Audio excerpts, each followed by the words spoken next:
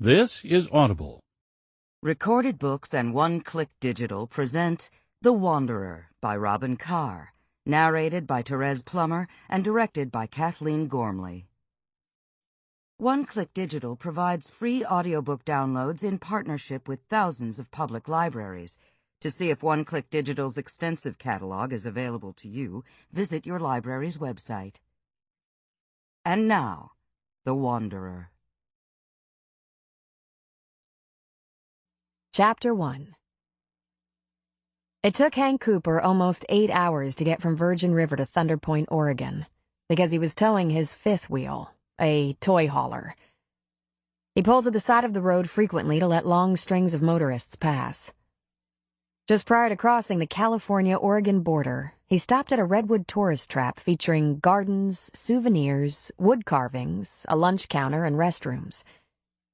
Skipping the garden tour, he bought a sandwich and drink and headed out of the monument-sized trees to the open road, which very soon revealed the rocky Oregon coast. Cooper stopped at the first outlook over the ocean and parked. His phone showed 5 bars, and he dialed up the Coos County Sheriff's Department. "Hello," he said to the receptionist. "My name is Hank Cooper, and I'm on my way to Thunder Point following a call from someone saying my friend Ben Bailey is dead. Apparently he left something for me, but that's not why I'm heading your way. The message I got was that Ben was killed, but there were no details. I want to talk to the sheriff. I need some answers." "Hold, please," she said. Well, that wasn't what he expected. He'd figured he'd leave a number and eat his lunch while he waited. "Deputy McCain," said the new voice on the line. "Hank Cooper here, Deputy," he said, and in spite of himself, he straightened and squared his shoulders. He'd always been resistant to authority, yet he also responded to it. "I was hoping to speak with the sheriff." "I'm the deputy sheriff. The county sheriff's office is in Coquille. This is a satellite office with a few deputies assigned. Thunder Point is small. There's a constable, but no other local law enforcement. The constable handles small disputes, evictions, that sort of thing. The county jail is in Coquille. How can I help you, Mr. Cooper?" "I'm a friend of Ben Bailey, and I'm on my way into town to find out what happened to him." "Mr. Cooper, Ben Bailey's been deceased for more than a couple of weeks." "I gather that. I just found out. Some old guy, Raleigh, someone, found a phone number and called me. He was killed, Raleigh said. Dead and buried. I want to know what happened to him. He was my friend." "I can give you the details in about 90 seconds. But Cooper wanted to look him in the eye when he heard the tale. "If you'll give me directions, I'll come to the sheriff's department." "Well, that's not necessary. I can meet you at the bar," the deputy said. "What bar?" "Ben's. I guess you weren't a close friend. We go back 15 years, but this is my first trip up here. We were supposed to meet with a third buddy from the Army in Virgin River for some hunting. Ben always said he had a bait shop. I'd say he sold a lot more wild turkey than bait. You know where Ben's place is?" "Only sort of," Cooper said. "Take 101 to Gibbons Road, head west. After about 4 miles, look for a homemade sign that says cheap drinks. Turn left onto Bailey Pass. It curves down the hill. You'll run right into Bailey's. When do you think you'll get there?" "I just crossed into Oregon from California," he said. "I'm pulling a fifth wheel. Couple of hours? More like 3. I'll meet you there if nothing interferes. Is this your cell number?" "It is," he said. "You'll have good reception on the coast. I'll give you a call if I'm held up." "Thanks, Deputy... what was it?" "McCain. See you later, Mr. Cooper." Cooper signed off, slipped the phone into his jacket pocket, and got out of the truck. He put his lunch on the hood and leaned against the truck, looking out at the northern Pacific Ocean. He'd been all over the world, but this was his first trip to the Oregon coast. The beach was rocky, and there were boulders 2 stories high sticking out of the water. An orange and white helicopter flew low over the water. A Coast Guard HH-65 Dolphin. Search and rescue. For a moment, he had a longing to be back in a chopper. Once he got this business about Ben straightened out, he might get to the chore of looking for a flying job.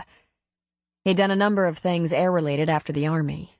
The most recent was flying out of the Corpus Christi port to offshore oil rigs. But after a spill in the Gulf, he was ready for a change. His head turned as he followed the Coast Guard chopper across the water.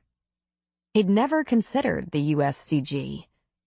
He was used to avoiding offshore storms, not flying right into them to pluck someone out of a wild sea. He took a couple of swallows of his drink and a big bite of his sandwich, vaguely aware of a number of vehicles pulling into the Outlook parking area. People were getting out of their cars and trucks and moving to the edge of the viewing area with binoculars and cameras. Personally, Coop didn't really think these mountainous boulders covered with bird shit were worthy of a picture, even with the orange chopper flying over them, hovering over them. The waves crashed against the big rocks with deadly power, and the wind was really kicking up. He knew only too well how dicey hovering in wind conditions like that could be. And so close to the rocks. If anything went wrong, that helicopter might not be able to recover in time to avoid the boulders or crashing surf. Could get ugly. Then a man in a harness emerged from the helicopter, dangling on a cable. That's when Cooper saw what the other motorists had seen before him. He put down his sandwich and dove into the truck, grabbing for the binoculars in the central compartment. He honed in on a boulder, a good 40 or 50 feet tall, and what had been specks he now recognized as two human beings. One was on top of the rock, squatting to keep from being blown over in the wind. The other was clinging to the face of the rock. Rock climbers?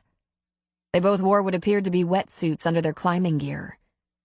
Thanks to the binoculars, he could see a small boat bouncing in the surf, moving away from the rock. There was a stray rope anchored to the rock and flapping in the breeze. The man who squatted on top of the boulder had issues with not only the crosswind, but the helicopter's rotor wash. And if the pilot couldn't keep his aircraft stable, the EMT or rescue swimmer who dangled from the cable would slam into the rock. "Easy, easy, easy," he muttered to himself, wishing the crew could hear him. The emergency medical tech grabbed onto the wall of the rock beside the stranded climber, stabilized himself with an anchor in the stone, and held there for a minute. Then the climber hoisted himself off the wall of the rock and onto the EMT, piggybacked to the front of the harnessed rescuer. Both of them were pulled immediately up to the copter via the cable and quickly yanked within. "Yeah," he whispered. "Good job." He'd like to know the weight of that pilot's balls. That was some fancy flying. Reaching the climber was the hard part. Rescuing the guy up top was going to be less risky for all involved. The chopper backed away from the rock slightly, while victim number one was presumably stabilized. Then, slowly edging near the rock once more, hovering there, a rescue basket was deployed. The climber on top waited until the basket was right there before he stood, grabbed it, and fell inside. As he was being pulled up, motorists around Cooper cheered. Before the climber was pulled all the way into the chopper, the boat below crashed against the mountainous boulder and broke into pieces. It left nothing but debris on the water. These guys must have tried to anchor the boat to a rock on a side that wasn't battered by big waves, so they could climb up, then back down. But once the boat was lost, so were they. Who had called the Coast Guard? Probably one of them, from a cell phone. Likely the one on top of the rock who wasn't hanging on for dear life. Everyone safely inside, the helicopter rose, banked, and shot away out to sea. And that, ladies and gentlemen, concludes our matinee for today. Join us again tomorrow for another show, Coop thought. As the other motorists slowly departed, he finished his sandwich, then got back into his truck and headed north. It was a good thing Cooper's GPS was up to date, because Gibbons Road was unmarked. It was 3 hours later that Coop found himself on a very narrow 2-lane road that went switchback style down a steep hill. At a turnoff, there was only a sign that read cheap drinks and an arrow pointing left. Very classy, he found himself thinking. Ben had never been known as what Cooper's Southern grandmother had called high cotton. From that turnoff, however, he could see the lay of Thunder Point, and it was beautiful. A very wide inlet or bay, shaped like a U, was settled deeply into a high rocky coastline. He could see Ben's place, a single building with a wide deck and stairs leading down to a dock and the beach. Beyond Ben's place, stretching out toward the ocean, was a completely uninhabited promontory. He sat there a moment, thinking about Ben's patrons taking advantage of those cheap drinks and then trying to get back up to 101. This road should be named Suicide Trail. On the opposite side of the beach was another promontory that reached out toward the ocean. This one featuring houses all the way to the point. Cooper could only imagine the drop-dead gorgeous view. There was a marina on that promontory and the town itself. Thunder Point was built straight up the hill from the marina in a series of steps. He could see the streets from where he was parked. Between Ben's place and the town was only the wide expanse of beach. Looking down, he could see a woman in a red hooded jacket and a big dog walking along the beach. She repeatedly threw a stick. The dog kept returning it.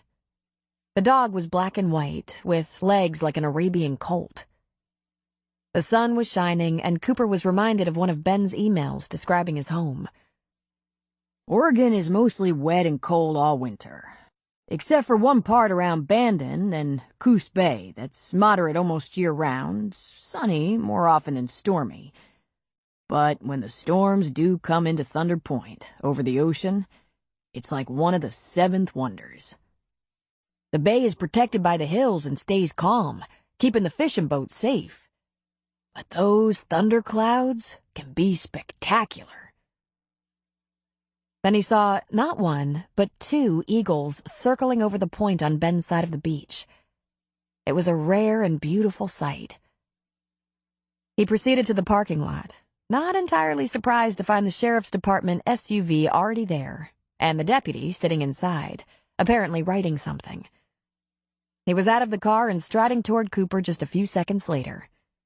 Cooper sized him up. Deputy McCain was a young man, probably mid-30s. He was tall, sandy-haired, blue-eyed, broad-shouldered, about what you'd expect. Cooper extended a hand. Deputy? Mr. Cooper, I'm sorry for your loss.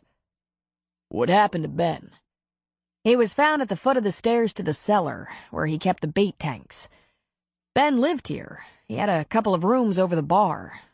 The doors weren't locked, but I don't think Ben ever locked up. There were no obvious signs of foul play, but the case was turned over to the coroner. Nothing was missing, not even the cash. The coroner ruled it an accident. But the guy who called me said he'd been killed, Cooper said. I think Raleigh was upset. He was kind of insistent that Ben couldn't have fallen. But Ben had had a couple of drinks. Not nearly the legal limit, but he could have tripped. Hell, I've been known to trip on no alcohol at all. Raleigh found him. Ben kept the money in a cash drawer in a cooler, and the money was still in its hiding place. The one strange thing is, the deputy said, scratching the back of his neck, time of death was put at 2 a.m. Ben was in his boxers, and Raleigh insisted there's no reason he'd get out of bed on the 2nd floor and head for the cellar in the middle of the night. Raleigh might be right. Except this could have been the night Ben heard a noise and was headed for the beach. Just in case you're wondering, there's no surveillance video. In fact, the only place in town that actually has a surveillance camera is the bank. Ben has had 1 or 2 characters in his place over the years, but never any real trouble. You don't think it's possible someone who knew the place decided to rob it after midnight? When Ben was vulnerable? Most of Ben's customers were regulars, or heard about the place from regulars. Weekend bikers, sports fishermen, that sort. Ben didn't do a huge business, but he did all right. On bait and wild turkey? The deputy actually chuckled. Bait, deli, small bar, laundromat, cheap souvenirs, and fuel. I'd say of all those things, the bar and deli probably did the lion's share of the business. Coop looked around the deputy's frame. Fuel? Down on the dock, for boats. Ben used to let some of his customers or neighbors moor alongside the dock. Sometimes the wait at the marina got a little long, and Ben didn't mind if people helped themselves. Since he died and the place has been locked up, the boats have found other docks, probably the marina. Oh, he also had a tow truck that's parked in town, but he didn't advertise about it. That's it. There was no next of kin, Mr. Cooper. Who is this Raleigh? The guy who called me? The deputy scrubbed off his hat and scratched his head. You say you were good friends? For 15 years. I knew he was raised by his dad, that they had a bar and bait shop here on the coast. We met in the Army. He was a helicopter mechanic, and everyone called him Gentle Ben. He was the sweetest man who ever lived, all 6'6" of him. I can't imagine him standing up to a robber. Not only would he hand over the money, he'd invite the guy to dinner. Well, there you go. You might not have the more recent facts, but you knew him all right. That's the thing that makes everyone lean toward accident. That and the lack of evidence to the contrary. No one would have to hurt Ben for a handout. You don't know about Raleigh? Cooper just shook his head. Raleigh Good is around 60, a vet with some challenging PTSD issues. He lives down the coast, where he takes care of his elderly father. Sort of. He's not real good around people. Ben gave him work. He helped out here, cleaned, stocked, ran errands, that sort of thing. He could serve customers if no one expected conversation. People around here were used to him. I think he might have been homeless when Ben met him, but his father has lived around here a long time. Interesting guy. Not that I can say I know him. Raleigh found Ben. Are you sure Raleigh didn't push him down the stairs? Raleigh's a skinny little guy. The coroner didn't find any evidence to suggest Ben had been pushed. And Raleigh, he was dependent on Ben. When Ben died, there wasn't anyone for us to contact. But don't worry, the town gave Ben a decent send-off. He was well-liked. There are better bars around here to hang out in, but people liked Ben. Yeah, I liked him too, Cooper said, looking down. There must have been a will or something. Raleigh wasn't the most articulate guy on the phone, but he said Ben left something for me. Could be old pictures from our Army days or something. Who do you suppose I should see about that? I'll make a few calls, check into that for you. Appreciate it. And maybe you could suggest a place to hook up the fifth wheel? There are several decent spots along the coast for tourists. Coos Bay is a nice area. You planning to hang around? Cooper gave a shrug. Maybe a few days. Just long enough to talk to some of the folks who knew Ben, pick up whatever he left for me, pay my respects. I just want people to know he had good friends. We didn't get together a lot, and it sounds like I didn't get a lot of inside information from Ben, but we were always in touch. And since I came all this way, I want to hear about him, about how people got on with him, you know? I think I understand. This place is locked up. No one would care if you sat here for a while you look around at other possibilities.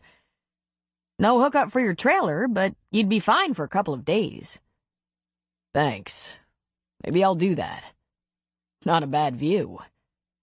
The deputy put out his hand. I gotta run. You have my number. Thank you, Deputy McCain. Roger McCain, but hardly anyone remembers that. Folks tend to call me Mac. Nice meeting you, Mac. Thanks for helping out with this. Sarah Dupre walked with Hamlet, her Great Dane, down the main street in Thunder Point to the diner. She looped his leash around the lamppost and went inside, pulling off her gloves. This was one of the things she loved about this little town. There was always somewhere to stop and chat for a few minutes. She wasn't well known around here, had only lived here a few months, but considering the way she was treated by her new friends, it was as if she'd been here quite a while. If she wasn't working, she liked to take Ham down to the beach and stop off at the diner on her way home. Apparently, she wasn't the only one. There was always a large bowl of water for dogs by the lamppost. Twin benches on either side of the diner's front door frequently seated one or two old guys, passing time. Gina James was behind the counter of the diner. Gina took care of almost everything at the diner except the cooking. There was another waitress at night and a couple of part-time girls, but it was a pretty small shop. Gina's mother, Carrie, was sitting on a stool at the counter. Her friend, Lou McCain, seated beside her. Carrie owned the deli across the street. Lou was a school teacher who helped out with her nephew Mac's kids when she wasn't teaching. Two of said kids were in a booth, eating fries and drinking colas, an after-school treat. Sarah said, "Hey!" and all three women said, "Hey!" right back. "Something to drink? Eat?" Gina asked her. "Could I have a water, please? How is everyone?" "What can I say? It's Friday," Lou said. "I won't be seeing the little darlings till Monday morning." Sarah laughed at her. "You're going to heaven for it." "If I died and went to hell, they'd have me teaching junior high," Carrie said. "And if I go to hell, I'll be making pies and cakes," Lou said. "You have a day off?" Gina asked Sarah. "For Landon's football game, I'm sitting alert Saturday and Sunday. That's the price I pay for it." "But no one gives you any trouble about it, do they?" "Nah, they like weekends off as much as anyone, and I'll gladly fly weekends if I don't have to miss Landon's games. It's not as though I have any other social life." Carrie leaned her elbow on the counter.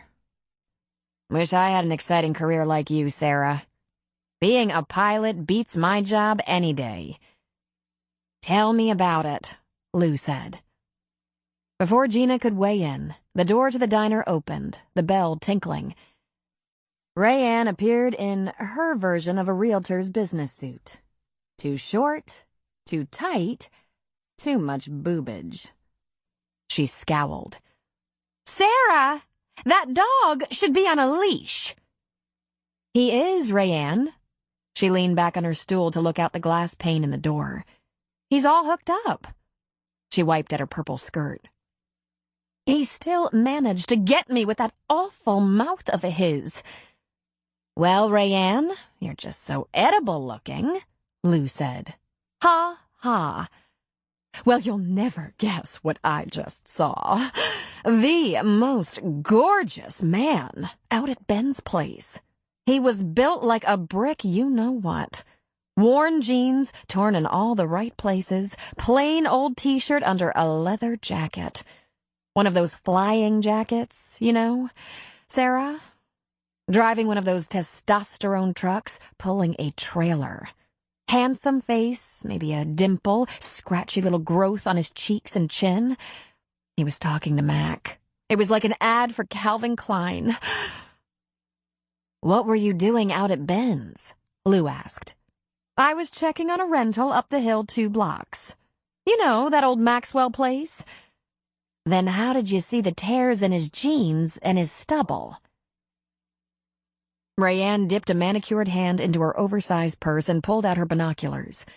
She smiled conspiratorially and gave her head a toss. Her short blonde hair didn't move. "Clever," Lou said.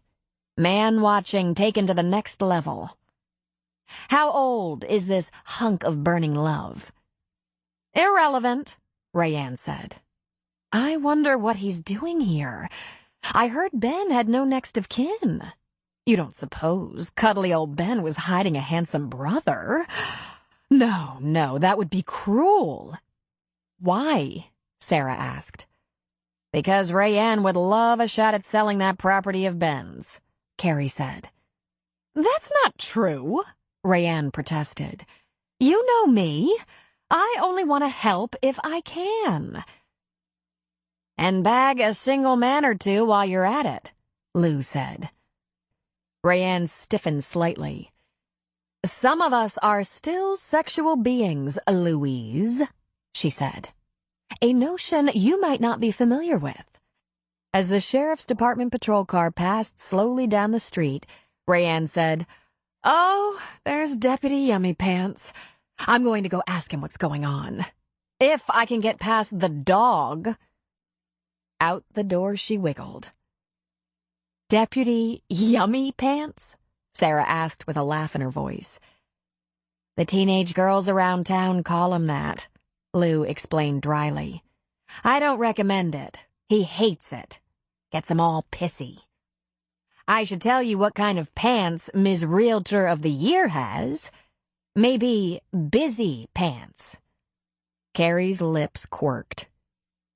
"She suggested you don't quite get the whole sexual pull, Louise." Lou had a sarcastic twist to her lips when she said, "If she turns up dead, can I count on you girls for an alibi?" Then she turned and called to her niece and nephew. "Hey kids, let's make tracks." To her friends, she said, "I'm going to beat Yummy Pants home. Betcha I get more out of him than Busy Pants does." Sarah hung her red slicker on a peg in the mudroom just in time to see her younger brother, Landon, coming toward the back door of their house with his duffel full of football gear. "Hey," she said. "I didn't expect to see you." "I came home to get a couple of things and grab a sandwich," he said. He bent to pet the dog. He didn't have to bend far. Ham was tall. "Gotta get going." Wait a sec," she said. "What?" he asked, still petting the dog. "For Pete's sake, can you look at me?" she asked. When he straightened, heavy duffel over one shoulder, she gasped. There was a bruise on his cheekbone. "Practice," he said. "It's nothing."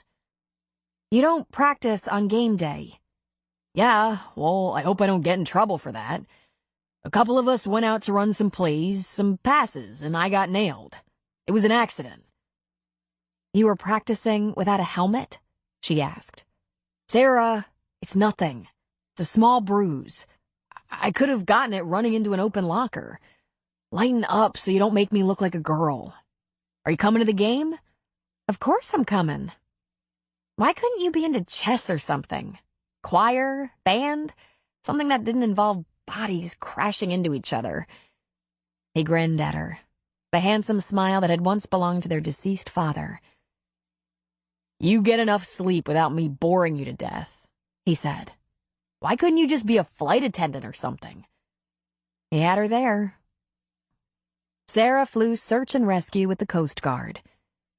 There were those occasions that were risky, edgy, and admittedly, that was part of what she loved best about it. "I trust you'll be wearing your helmet tonight?" "Funny. It should be a good game. Raiders are a good match. They're a good team." "Does it hurt?" she asked, touching her own cheek. "Nah, it's really nothing, Sarah. See you later." She suppressed the urge to beg him to be careful. It was just the two of them. She was his guardian and family. She sometimes wanted to simply enfold him in her arms and keep him safe. Yet watching him play was thrilling. He was a great athlete, already 6 feet tall and muscled at 16. She'd heard he was the best quarterback they'd seen in a long time here in Thunder Point. For the millionth time, she hoped bringing him here had been a good decision. He'd been happy in the North Bend High School last year. He'd barely found his footing, his friends, when she'd moved them here. But she couldn't bear to stay in the same town as her ex, in the home they had shared. It was bad enough that they still worked together. She'd moved them so often. She reached out as if to hug him, then retracted her arms. He didn't want mush, not now that he was a man. So she held back. "All right," he said patiently. "Get it over with." She wrapped her arms around him, and he gave her a one-armed hug back. Then he grinned at her again. He had absolutely no idea how handsome he was, which made him even more attractive. "Play your little heart out, bud," she said, "and do not get hurt." Don't worry, I'm fast. "You going out after the game?" she asked. I don't know. Depends on how tired I am. Sarah looked at him. "When I was your age, I was never too tired to go out. If you go out, getting home by midnight would be nice. No later than 1 for sure. Are we on the same page here?" He laughed at her. Same page, boss.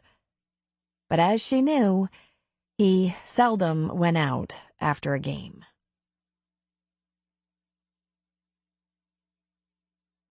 Chapter 2. Roger McCain headed home for the day. He lived in a large house he couldn't quite afford, with 3 kids and his Aunt Lou. He was 36, and his oldest, Eve, was 16. Ryan was 12, and Dee Dee was 10. When he got home, his first stop was the gun safe in the garage. He locked up his guns before going into the house. Though his kids had been both lectured and trained, guns didn't enter his house. It was about 5:30 when he walked into the kitchen from the garage. Lou stood at the sink rinsing dishes. Lou was not Aunt B to his Andy of Mayberry. She was 60, but didn't look a day of it. She wore fitted jeans, a white silky blouse, leather vest, and boots on her young, trim body. Her curly, shoulder-length hair was auburn with some gold highlights, and her nails were manicured in bright colors. She complained of crow's feet and what she called a waddle under her chin, but he didn't know what she was talking about. Lou called herself his old maid aunt. She'd never married or had children of her own, but in truth, she was young, energetic, and feisty. Exactly what he needed, even if it did drive him crazy at times. Without even turning around, she said, "There are tacos. The kids have eaten. Eve is going to take the van to the game tonight. She's meeting a couple of her friends. That leaves you and me and the kids to go together. In less than an hour." Friday night, high school football. Eve was a cheerleader, a gorgeous young cheerleader who resembled her mother and caused him to quake in fear every time he looked at her. Did it occur to you to ask me if I was all right with that? Eve taking the van? She turned from the sink. "It did," she said, giving him a sharp nod. "It always occurs to me. But you say no and argue, and then give in so you can pace and grumble. She's 16 and a good girl. She's earned it." He nodded, but he hated it. His ex-wife, CJ, short for Cecilia Jane, had been a cheerleader. He'd been a football player back in Coquille. CJ had gotten pregnant at 16. By 19, he'd been a brand new husband with a baby on the way. CJ left when Dee Dee was 9 months old. That's when they'd moved in with Lou. CJ had been so young when she left, only 23. Mac wasn't sure why he'd felt so old, as he'd been only 26. But he'd been pretty busy trying to support his family on 2 jobs. He was a rookie deputy, working nights, and by day he worked security on an armored car. His dirty little secret was that sometimes he didn't mind the 2 jobs. But CJ, left alone too much, scrimping to get by and buried in small children, complained a lot. There wasn't enough money. The house was small, old and falling apart. The kids were out of control. There was no fun in her life, and very little attention from her husband, whom she accused of showing up only long enough to throw food down his throat and take off for the next job. She needed more money, but hated that he was always working. And then one day, CJ snapped. She packed a big suitcase, put the kids at the neighbor's house, and waited for him to get home from his day job. "I can't take it anymore," she told him. "I'm sick of getting puked on, sick of the diapers and noise, sick of this dump we live in, tired of not being able to get out of the grocery store with 10 cents left in my purse. I've had enough. I'm leaving." For the past 9 years, he'd asked himself why he'd been stunned. Her complaints hadn't changed. They'd just been accompanied by a suitcase. Leaving? He had stuttered. "The kids are next door," she said. "I'm taking my clothes and $200. His entire body had vibrated with fear, dread, pain. CJ, you can't do this to me. Yeah? Well, you did it to me first. I was 16, Mac. 16 and pregnant. But you were happy. And you wanted Ryan. You argued for Ryan. Dee Dee was an accident, but you... And you thought that I had a clue at 16 or 22? Listen, I was only 19. So we were too young. You think I don't know that? You can't just leave your children. I have no way to support them, and I can't take this anymore. CJ, how am I supposed to work and take care of the kids? He remembered the sound of a horn honking. She zipped her bag. I don't know, but you'll figure it out. Call your aunt. She always hated me anyway.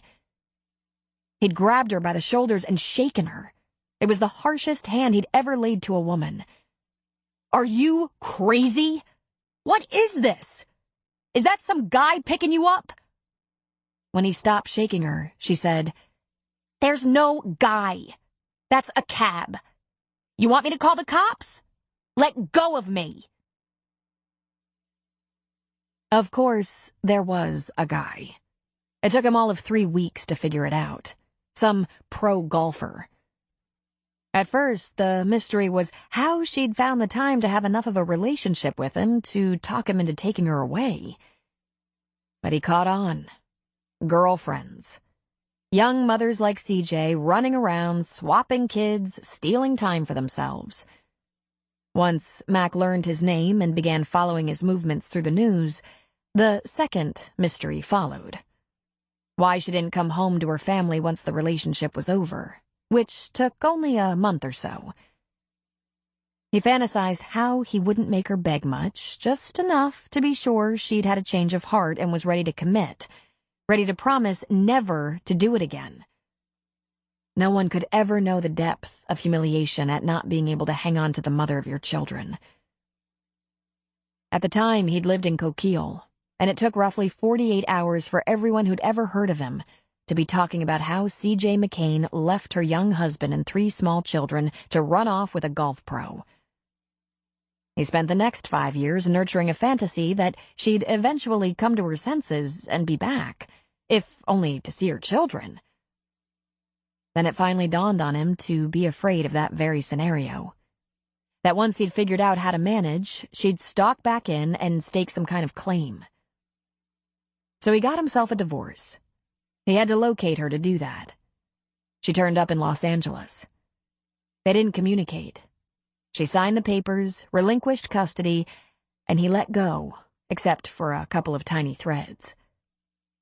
He hated her for what she'd done to their children, and he was terrified of ever getting involved with a woman again. It was with the divorce that they moved to the outskirts of Thunder Point, about 30 minutes east to Coquille, the sheriff's office. Even if Mac had to go back to the central office, he could commute. It was here, in a down economy, that he managed to find a larger home, one big enough for his family. 3 kids, Aunt Lou, and 2 labs. Since Mac had lost his parents young and had lived with Lou during junior high and high school, you'd think she'd be as terrified as he was that Eve would slip and fall into some horny football player's lap and end up with the mess of a life her mother had. They'd never talked about it. It had never been voiced. But they both knew what was eating Mac. He wanted Eve to be 27, settled and safe. Real fast. And just then, his daughter dashed through the kitchen, wearing her barely there cheerleading uniform. Short pleated skirt, V-neck sweater, leather jacket, long, beautiful legs, and a head full of thick, dark hair she wore down most of the time. She had the biggest blue eyes. Her smile was positively hypnotizing. He'd barely paid off the orthodontist's bill, just in time to start on the next 2 mouths. Blue eyes ran in their genes, but not perfect teeth. If not for the dental benefits offered by the sheriff's department, his kids would have teeth growing out of their ears. "I'll wave to you at the game, Daddy," she said, rising on her toes to kiss his cheek. "We're going out after," she said. "Midnight, Eve," he reminded her. As if she couldn't get into trouble before midnight. It wasn't that. It was just that it was all he could take. He needed his kids home and tucked in so he could relax. "How often have I been late?" "A few times," he said. "Well, not very late," she reminded him. Then she beamed. "I think we're gonna kick some Raider tail tonight." And he grinned at her. She was his doll. He'd die for her. It was that simple. When she was out the door, Lou was shaking her head.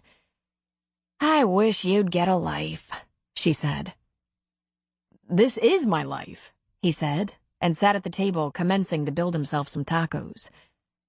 "You need a little more going on. Like a woman." "Why? You have somewhere to go?" "I just might," she challenged. "Well, knock yourself out," he said. "I can manage." She laughed at him. "I'd love to see that," she said. She pulled a cold cola out of the fridge for him and sat at the table with him. "Tell me about the crime in Thunder Point, Mac. I haven't heard anything interesting all day." "Well now," he said, sprinkling cheese on top of 4 large tacos. "No interesting crime, but an old friend of Ben Bailey's came to town, wanting to know what happened to him. He's sitting in his 5th wheel out at the bar. Says he's gonna hang around a few days." Rayanne mentioned something about that. She's not one to miss a new man in town. Lou clucked and shook her head. "Still can't believe Ben's gone." "No one can believe it," Mac said. Then he dove into his first taco. Cooper moved his trailer around to the far side of Ben's bar on the parking tarmac, pretty much out of sight of the road to 101. The small parking lot could only accommodate 20 or 30 cars, but he discovered a road toward the front of the structure that led to the beach. More of a downhill driveway, really. The road to the beach looked much kinder than that trip up Bailey Pass and Gibbons to the highway. He roamed around the locked-up property, peeking in windows. The newest and nicest part of the whole structure was an impressive deck, complete with tables and chairs surrounding the 2 sides of the building with a view. But a look through the windows revealed what he considered a dump. There was a long bar lined with stools, liquor bottles on the shelf, but only a half-dozen small tables. Life preservers, nets, shells, and other seaside paraphernalia hung from the walls. A few turning racks of postcards and souvenirs sat about. The place looked like it hadn't been improved in years. He could see the dust and grime from the window. This came as no surprise. Ben had been kind and generous to a fault, good with engines and just about anything mechanical, but he wasn't exactly enterprising. He could be a little on the lazy side, unless he had an engine maintenance job to do. And he hadn't been too good with money. He spent what he had. When Cooper first met him, he was living a cash existence, just like his father had. He sure hadn't been classy. Cheap drinks. Just a kind-hearted, good old boy. Cooper unloaded the Wave Runner, his all-terrain vehicle, the Rhino, and his motorcycle. There was a large metal shed at the end of the parking lot, up against the hill, but it was padlocked. He stored his toys under a tarp, locked up in chains, so they couldn't be stolen without a blowtorch and trailer. He wandered down to the beach to the dock. There was a fueling tank perched on the end and a paved boat launch. He wondered if Ben had a boat in the shed, which was as big as a garage. The sun was lowering, and it was getting damn cold on the water, unlike the southern climate he'd come from. He encountered a few people out walking or jogging and gave a nod. He was glad he carried a Glock in his back waistband, under his jacket. After all, he was alone out here. No one knew him. And he still had reservations about Ben falling down the stairs. Big man like Ben, you'd think he'd have survived even a steep fall with only some bruises. Worst case, a broken bone. With night beginning to fall, he headed back to the toy hauler. He'd have time to explore Thunder Point tomorrow. He figured he'd relax, get a good night's sleep, and get to know the men and women who'd been Ben's friends in the morning. But at around 11, he heard the noise of people talking. He put on his jacket, gun tucked in his waistband, and went outside. He brought the binoculars from the truck, wandered around the deck. The waterfront had come alive. He saw kids on the beach, partying around a couple of campfires. From the shouts and squeals, they were teenagers. A set of headlights from clear on the other side of the beach near the town brought it all together. Ben's place was probably most often accessed from the beach side, especially at night. Sure enough, the headlights he saw pulled right up on the sand, next to a row of all-terrain vehicles. Rhinos, quads, dune buggies. Yep, this was a beach bar, complete with laundromat, bait, and gas for boats. It all made sense now. In winter and bad weather, Ben likely had moderate sales, but in summers, he probably did a brisk business. Folks from Thunder Point, on the other side of the beach, stopping for a soda or morning coffee when they were out walking their dogs. People from town driving over in beach buggies to have a drink on the deck at sunset. Sport fishermen or sailors could start or end their days here. Cooper was a little bit sorry he wasn't going to be around to watch the summer storms roll in over the Pacific, or the whales migrating in spring and fall. Whales wouldn't be in the bay, but he was willing to bet the view was great from either the far edge of the cliff or the point on the opposite side of the bay. This would have appealed to Ben for a million reasons. It was his father's, and he'd spent years here. The view was fantastic, and no one liked to put his feet up and relax more than Ben Bailey. There was some loud popping and shrieking on the beach, and he automatically reached for that Glock. But it was followed by laughter. Firecrackers. Then there was some chanting. Go, Cougars, go! Go, Cougars, go! Go, go, get 'em! Get 'em, go, get 'em! Go! Cheers. That's what was going on. It was October. Football and teenagers. This was what coastal kids did after a game and probably all summer long. Coop had spent many of his early years on the Gulf, but by the time he was a teenager, his parents had moved inland, away from the water, to Albuquerque, New Mexico. Cooper and his friends often went out to the remote desert, away from the prying eyes of adults, where they could build a fire, drink a few beers, make out with their girlfriends. What a perfect setup. There was a whole coastline all the way to Canada, but this little piece of it didn't have easy access. You either came at it by way of Ben's or from the town, on foot or armed with a beachmobile. There wouldn't be many strangers around. He went back to his camper and settled in. Door locked, gun handy. He let the TV drown out the noise from the kids until it faded away. In the morning, he brewed coffee and took a cup with him to the dock, then the beach. Although he had no investment in this place, he found himself hoping they'd cleaned up after themselves and hadn't left trash all over the beach. And what do you know? There were a couple of big green trash cans with lids up against the hill, full of bottles, cans, snack wrappers, spent firecrackers. The tide had taken out the remnants of a fire. Except for being raked, the beach was cleaned up. Who were these kids? The Stepford teenagers? He took a deep breath of foggy sea air and decided he'd shower and hit the town. He'd like to know a little more about this place. Cooper thought about taking the Rhino across the beach to the town, but instead he took the truck back up to 101, just to check out the distance. The freeway curved east, to the right, away from the town, and it was 5 miles before he saw a small sign for Thunder Point. Then it was a left turn and another 5 miles to access the town. He was about a mile, maybe 1.5 miles across the beach, or 10 miles on the road.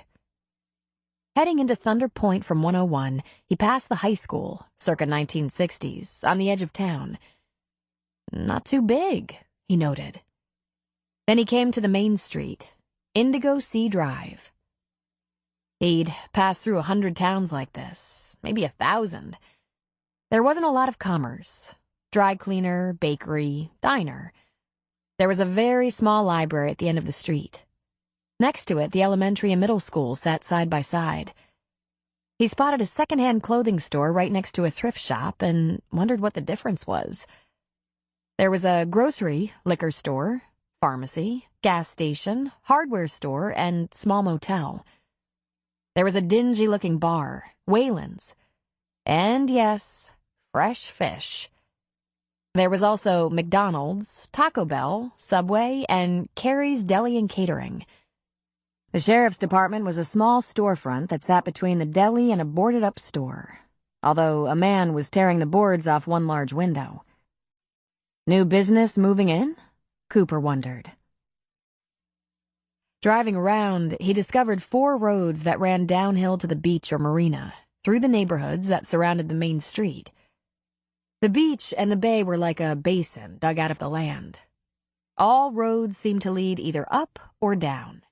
Down to the marina, up to the main street, down to the beach, up to Bailey's. It appeared the main street and marina were the life of the town. Most of the slips were empty. Fishing boats, out early in the morning, he assumed. He saw 2 boat launch ramps and a fueling station. There were a number of small fishing and pleasure boats still tied up and one big cabin cruiser. There was a restaurant, Cliffhangers, which also advertised a bar, at the far end of the marina, far enough up the hill to avoid high tides and flooding. He went back to the main street and drove west, out onto the point. There were houses out there as well. On the end of the promontory was a very large home with a gated driveway. Whoever owned that house got the best view imaginable, as the point was a high, rocky cliff. From Ben's deck, he'd noticed a small lighthouse somewhere below this mansion. It wasn't exactly a cute little town, but there were some nice touches, like big pots of flowers in front of some businesses, old-fashioned lampposts, benches here and there along wide sidewalks. He reasoned the best places to perch for local news would be one of the bars or the local diner. Cliffhangers wasn't open yet. Wayland's probably was, but he wasn't in the mood for a seedy bar. He went to the diner and sat at the counter. It was either designed to be retro or it was 50 years old. By the cracks in the linoleum floor, he guessed it was all about age. The waitress was there in a flash, with a coffee pot in her hand. Her blonde hair was in a ponytail, and she wore a black and white checkered blouse. Her name tag said Gina. "Good morning, Gina," he said. She filled his cup. "And good morning, strange man. Hungry?" "As a matter of fact, I am. What have you got for eggs?" Cooper asked. She put down the coffee pot and leaned both hands on the counter. With a wide smile, she said, "It's the darndest thing. We have eggs for eggs." He couldn't suppress a grin. "Mess up a couple for me. Toast, too, and you have sausage for sausage?" "Link or patty?" "Patty," he said. "Whole wheat or whole wheat?" "Why don't I live recklessly?" "Whole wheat." "Good choice. It's better for you. Now, drink that coffee slow so I don't have to keep coming back here." "Could I have some ice water?" He looked around. The small diner was empty of customers. "If it's not too much trouble." "It's extra," she said. She turned and slapped the ticket on the cook's counter. "I can afford it," he said. "But it might cut into your tip." She fixed up an ice water and placed it before him. "If it's going to cut into my tip, I won't charge you for it. You think I work here for the wages?" She gave the counter a wipe. "I know you're not just passing through. There's only 2 ways into this town, and both are inconvenient." "2 ways?" he asked, confident she was going to tell him about Gibbons to Bailey's, down the hill, or Indigo Sea Drive, right through the heart of town. "By land or by sea," she said. "We are en route to nowhere." I am, though. Passing through. Ben Bailey was a friend of mine, and I just heard—" She got a stricken look on her face. "Oh, I'm sorry. Man, we miss Ben around here." That's why I'm hanging around, to meet some of his friends. Ben and I met in the Army a long time ago. We stayed in touch, but I've never been up here before. Ben was such a nice guy. The last person I could imagine losing. Who were his closest friends? Cooper asked. "Oh, hell, no one and everyone," she said with a shrug. "Ben kind of watched over the whole town, but I don't know of any one or two people he was best friends with." The door opened and Mac came in. He wasn't in uniform this morning and looked just as comfortable in jeans, boots, plaid shirt, and jacket. "This is the guy you should probably ask," Gina said. "Hey, Mac." He pulled off his cap and sat next to Cooper at the counter. Ask me what? "This guy was a friend of Ben's?" We've met, Mac said, sticking out a hand. How's it going, Mr. Cooper? Cooper laughed. Every time you call me Mr. Cooper, I wonder if my father just entered the room. My name's actually Hank, short for Henry, but people call me Cooper. Is that a military thing? Last name? It started way before the Army. I'm a junior, Henry Davidson Cooper, Jr.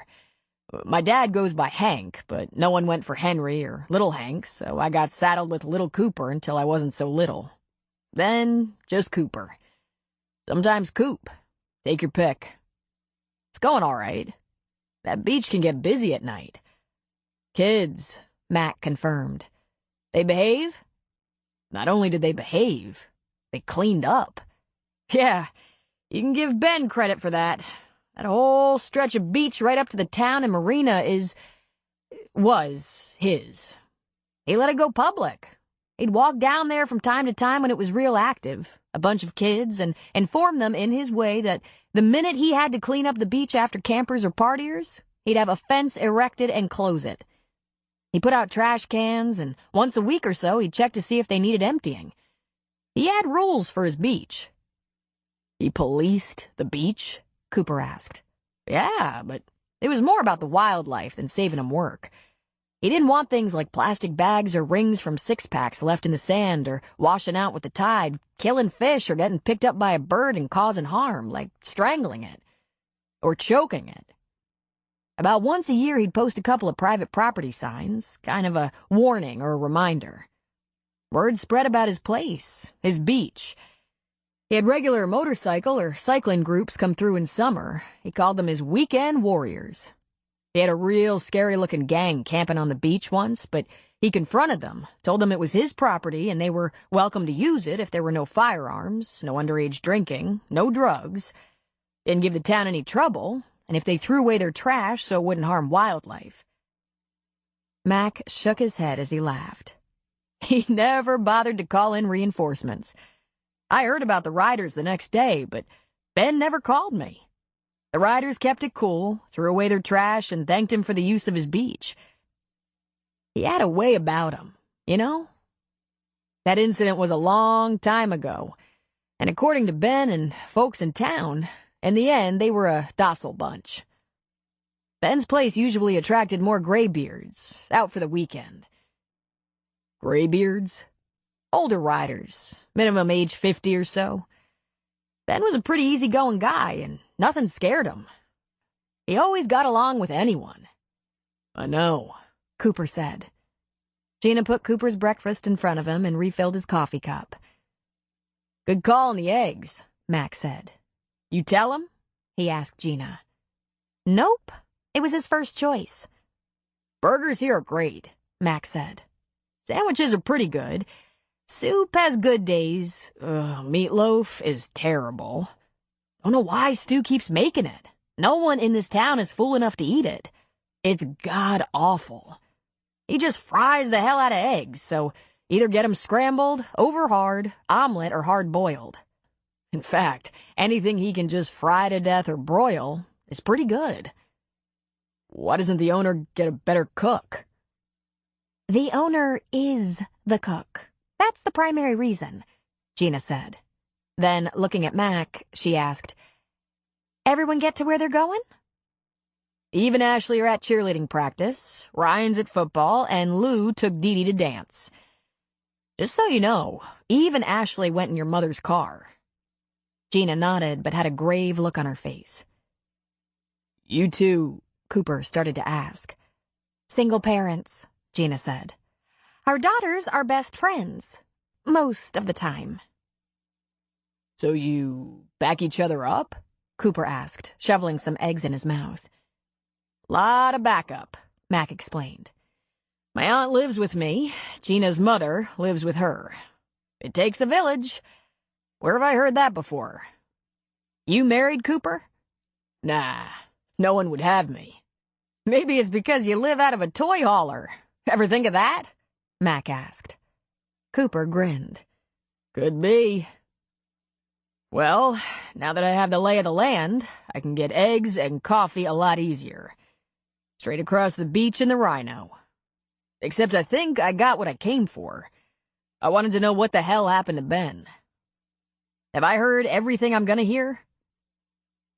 The coroner ruled on it, but I'm keeping my eyes open. It's not an open case, but this is my town and Ben was a good guy. If I hear anything suspicious, I'll be investigating myself, Mac said.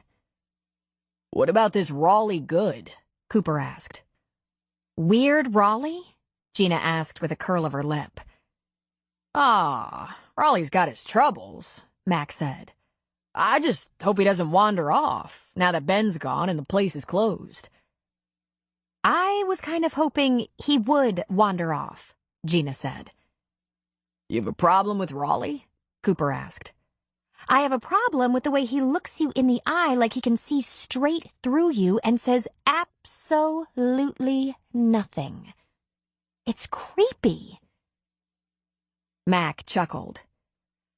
That's pretty much why Ben gave him a dish rag and a broom and some kitchen chores. They seem to understand each other. This place. Everyone works together, understands each other, cleans up after each other. A regular Stepford. We have as many idiots, assholes, and troublemakers as any town, but you know what the difference is between this town and any other town? Cooper leaned his head on his hand. I can't wait. What's the difference? Mac pushed his coffee cup toward Gina for a refill. I know who they are. Chapter 3. Cooper learned a few things about the town and Ben. Ben had helped Gina keep her old Jeep running, for one thing, and never charged her, except for parts. He'd bought ads for the backs of kids' soccer and Little League team jerseys. Bailey's Bait Shop. He had a bird sanctuary on his land that stretched all the way out to the high rocky cliffs above the ocean. In addition to the eagles, there were seabirds who lived off the water but returned inland to nest, mate, and lay eggs. Cooper remembered Ben emailing him something about that, more than once. Ben apparently hadn't done particularly social things, like volunteer as an assistant coach for kids' teams, but he attended town gatherings and meetings and ate out at the diner and cliffhangers. He contributed a lot, not the least of which was the beach. This was the Ben that Cooper had known. Not shy or antisocial, but satisfied with his own company. He hadn't had a long career in the Army, just a few years. As Coop's helicopter mechanic at Fort Rucker, he was meticulous and verged on extraordinary. But he had issues with rules. Probably one of the reasons Cooper took to him. Bailey, where's your hat? In my pocket, sir. Why isn't it on your head? Because I can't get my head in my pocket, sir. He learned the marina was small in comparison to others in the region. The crabbers and fishermen who docked there lived in the town, but took most of their catch to larger harbors, although they kept some of it to sell to locals or to cliffhangers. Some of the commercial fishermen had been in business for generations. The marina also held sport and pleasure boats, mostly used by Thunder Point's residents. The bay was a safe, quiet place, protected by the promontories from hostile weather.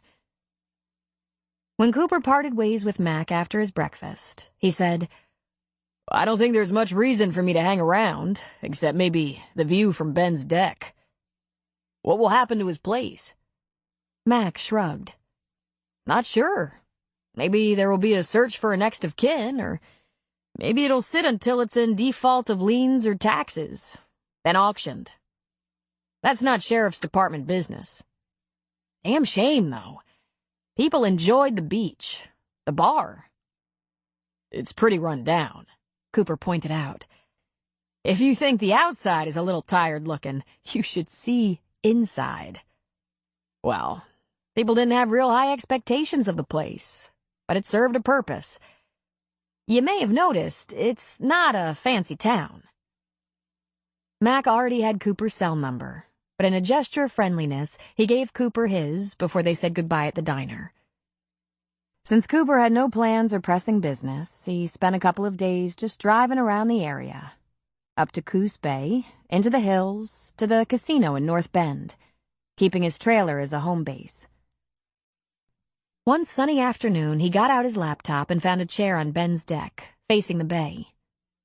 In just a few days, he'd come to the conclusion the damp, foggy morning was typical of the Oregon coast. Sunshine usually arrived mid-morning, at the latest, but it was cold enough this October afternoon to require a jacket. Before he opened his laptop and logged on, he saw her again. The woman and her dog. She threw the stick and waited for the large black and white dog to bring it back. The dog had the longest legs. He was half as tall as the woman. It was the same woman. Red slicker with the hood up, black knee-high rubber boots, hands plunged into her pockets while she waited for the dog. She was walking toward his end of the beach, but before she was close enough for him to get a glimpse of her face, she turned and headed back toward the town. He logged on, checking his email, looking up from time to time to watch the progress of the woman and dog. She was too far away for him to be taken by her looks, but he was intrigued nonetheless. There was something about her that was so lonely. They probably had that in common. Cooper had no trouble getting to know people or making friends, yet he rarely did. He was a loner. He knew that about himself. It didn't take much to turn a man solitary. Being the new guy too often, being controversial now and then, a couple of unsuccessful attempts at a lasting relationship with a woman. He sent a note to Luke Reardon. They'd been a scrappy pair of combat-ready helicopter pilots 15 years ago, and Ben had been their mechanic. Not too surprisingly, Ben had been the most stable of the threesome. So Cooper filled Luke in on the details of Ben's death. Cooper described the property, the beach, the town, and the fact that Ben's place might end up just being auctioned. Then he emailed his father and his oldest sister, Rochelle, to tell them where he was, although his cell was working just fine and they could reach him if there was any family business. His parents and 3 married sisters lived in or near Albuquerque. When he could, he made short visits to New Mexico, but he didn't spend a lot of time there. Cooper was close to his family, but their relationship was complicated. There was a part of him that felt he'd failed them by never settling down, marrying, having a family and a stable career. And there was a part of him that thought they'd had unreasonable expectations and tried to push him in directions he wasn't capable of going. He heard an engine from the highway far above. He shut down and closed his laptop. Leaving it on the chair, he walked around the deck and witnessed an old pickup come down the road from 101. Even before he saw the driver, he knew this must be Raleigh. The truck was ancient enough to be a classic, but the engine ran smooth. That had to be Ben's work. The tires were new and shiny, cleaned and buffed to new car life. Then the guy parked and got out. Yes, had to be Raleigh. He was a skinny, balding, grizzled man in his 60s, looking pretty worn out, and he wore an American flag shirt with his old jeans. He had a scarf or rag bandana tied around his head and a gray ponytail, circa the 60s. He walked right up to Cooper. Cooper stuck out his hand. "Raleigh?" he asked. The man's expression didn't even change. Rather than shaking Cooper's hand, he put a thick envelope in his grasp. Then he turned to go back to his truck. "Hey," Cooper said. "what's this?" But Raleigh kept walking, and Cooper kept watching him. When Raleigh got back to his truck, he didn't get in. He leaned against the passenger side, crossed his legs leisurely, arms folded over his chest. He gave a nod and waited. Cooper opened the envelope and pulled out a thick document, folded in thirds. When he unfolded it, he found a will that had been drawn up by Lawrence Carnegie, attorney at law.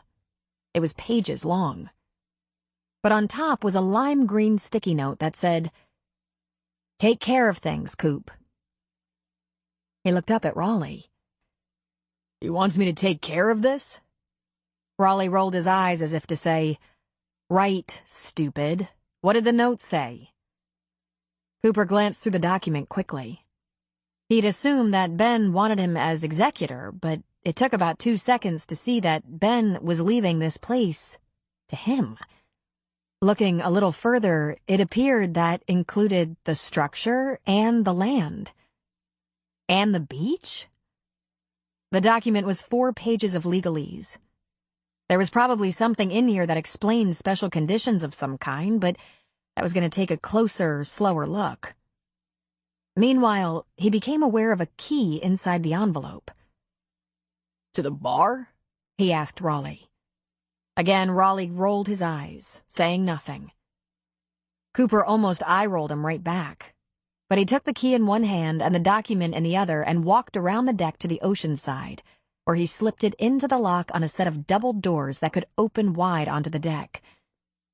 The seal on the doors was good, probably to protect against heavy storms or tsunamis. He pulled open the door and was immediately assaulted by the foulest smell he'd ever encountered. Hadn't they said Ben had been buried? Because this smell was worse than a rotting body. It took about 3 steps into the bar/bait shop to realize they had septic issues, combined with what smelled like rotting fish and maybe garbage. The electricity had been turned off. He yelled, "Raleigh!" The response he got was the sound of a truck departing. An hour later, Cooper placed a call to Mac's cell phone. It was late afternoon now, and the sun was shining, which didn't cheer Cooper. It not only helped cook the smells in the bar/bait shop, but also brought people out to the beach, walking dogs, nosing around, or jogging. It was too chilly for swimming or picnicking. At the sight of someone opening doors and windows at Ben's place, a few brave souls came close, curious.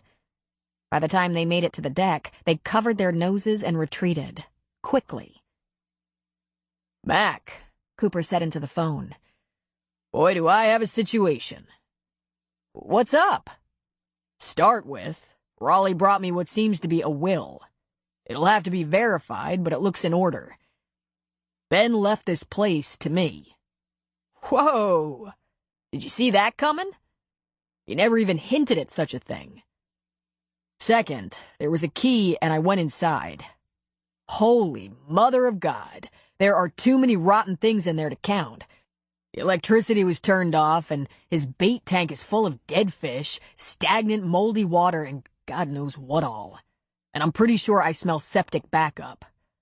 I have the doors and windows open, but the place is impenetrable. Do you know anyone? Like maybe a crime scene cleanup crew or something?" "There's a flood and environmental cleanup company up in North Bend. Also a hazardous chemical cleanup crew up there." Cooper couldn't stop a cough. "Oh, yeah. Definitely some hazardous chemicals in there. Got a number?" "Let me call him," Mac said. "I'll book the first available slot for an estimate. You planning on cleaning it up?" "It's not how I plan my week, but someone has to do it. I wouldn't count on Raleigh. He handed me the will and a key and took off like a bat out of hell. Mac laughed. Come out here and take a deep breath, and then laugh, sucker, Cooper said. We might need a wrecking crew if the smell can't be conquered. I think I will come out. I mean, I'm curious. Let me make a couple of calls on the way. To keep from inhaling poisonous gases, Cooper took up residence on the dock. Even there, he could smell it. He wasn't entirely surprised when he caught sight of the sheriff's department SUV coming at him. Not from the road, but right across the beach. Mac pulled up to the dock and got out. He was wearing his uniform. You working? Cooper asked. I'm pretty much always working, but I don't drive the company car unless I'm in uniform. It's for official business only. We have rules. He looked up the steps to the bar and wrinkled his nose. Whew, boy. Tell me about it. I never took Ben for a prankster. Here, I'm leaving you all my worldly goods, but you might have to torch it all. You think the will is legit? Mac asked. Cooper pulled a thick document folded into thirds out of his back pocket and handed it to Mac. You know Lawrence Carnegie? Yup.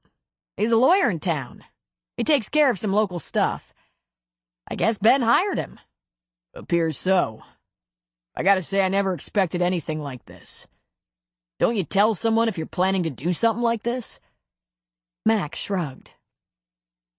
I have a will, and I haven't told anyone the details. Mainly because I don't want my kids thinking if they kill me in my sleep, they'll get a car or something. My Aunt Lou, who's in charge anyway, is the executor. And hell, I don't even have anything worth leaving. Do you have a will? Nothing fancy, he said. I have savings. It'll be divided between my nieces and nephews if there's anything left when I go. I was thinking it could help with college. And no, I never told anyone.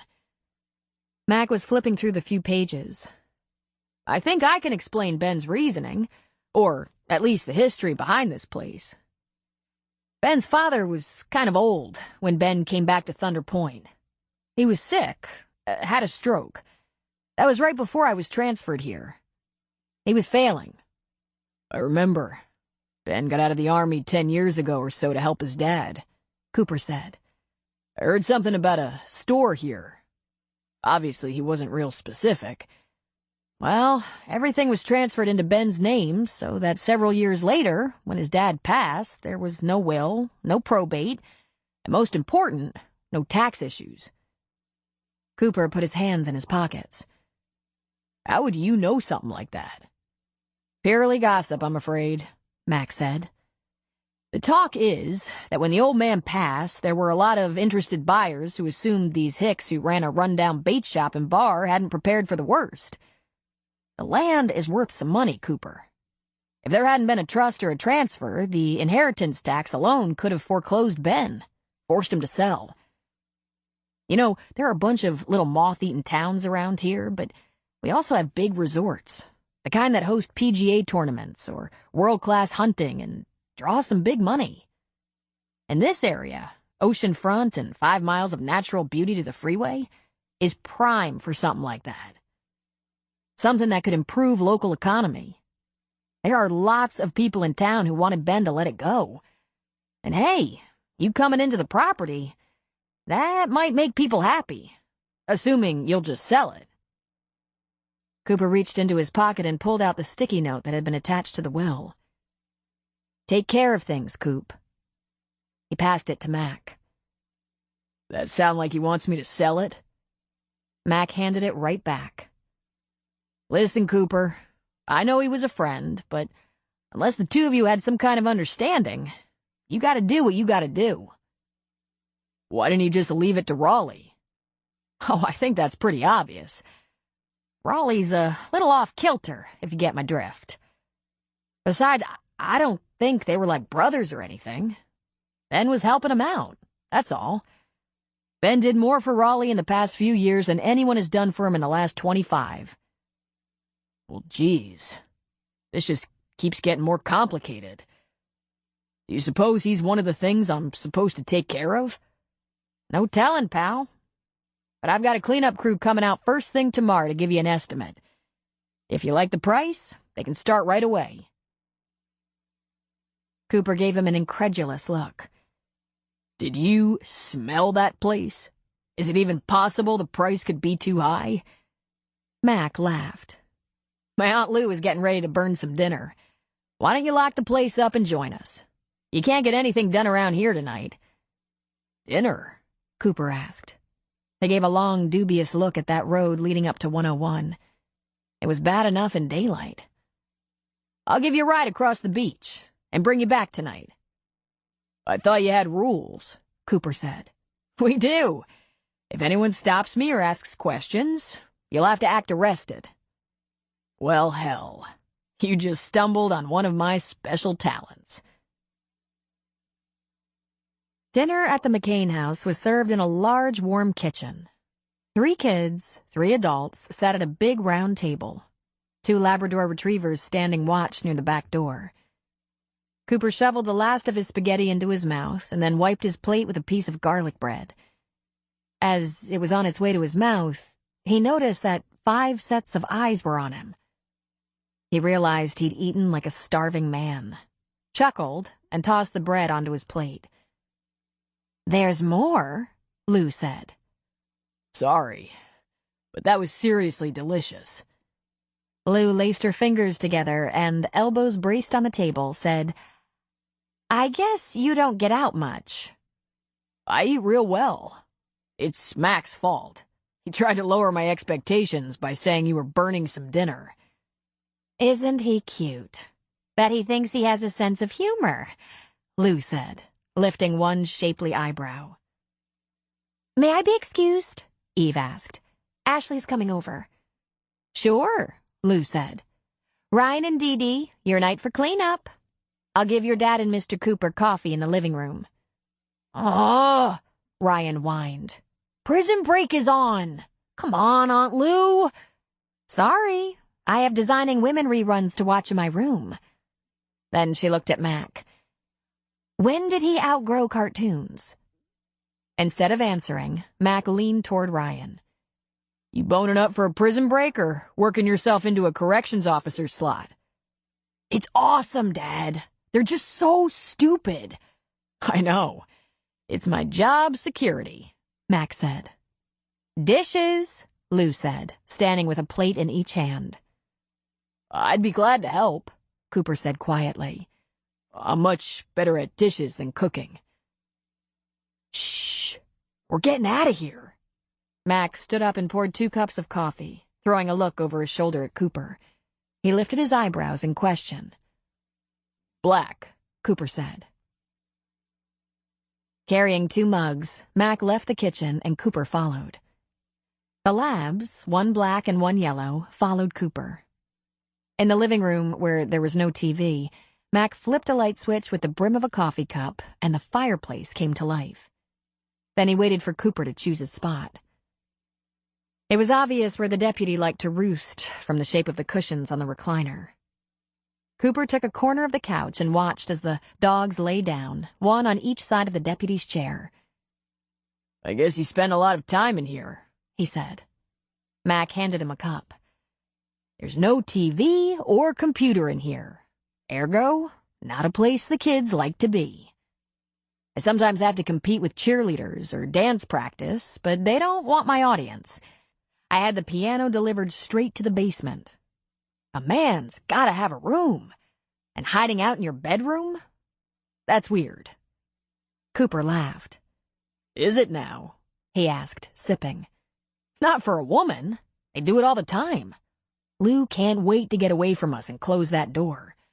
But every time I go out on some strange call, disturbance, or domestic or hinky sexual assault, the suspect is hiding out in his bedroom. Don't ask me why. It's just weird." "That's kind of perverted," Cooper said with a laugh. "Tell me about it." "A few years ago, some lunatic got in a big brawl with his mother and sister, then shot at a deputy. He was totally unbalanced, just over 18 years old and living with his parents, hiding in his bedroom where he had 15 assault rifles." "Living with his parents? And assault rifles?" I know. Tell me how they thought it was okay that this kid with a screw loose had a bunch of really powerful guns.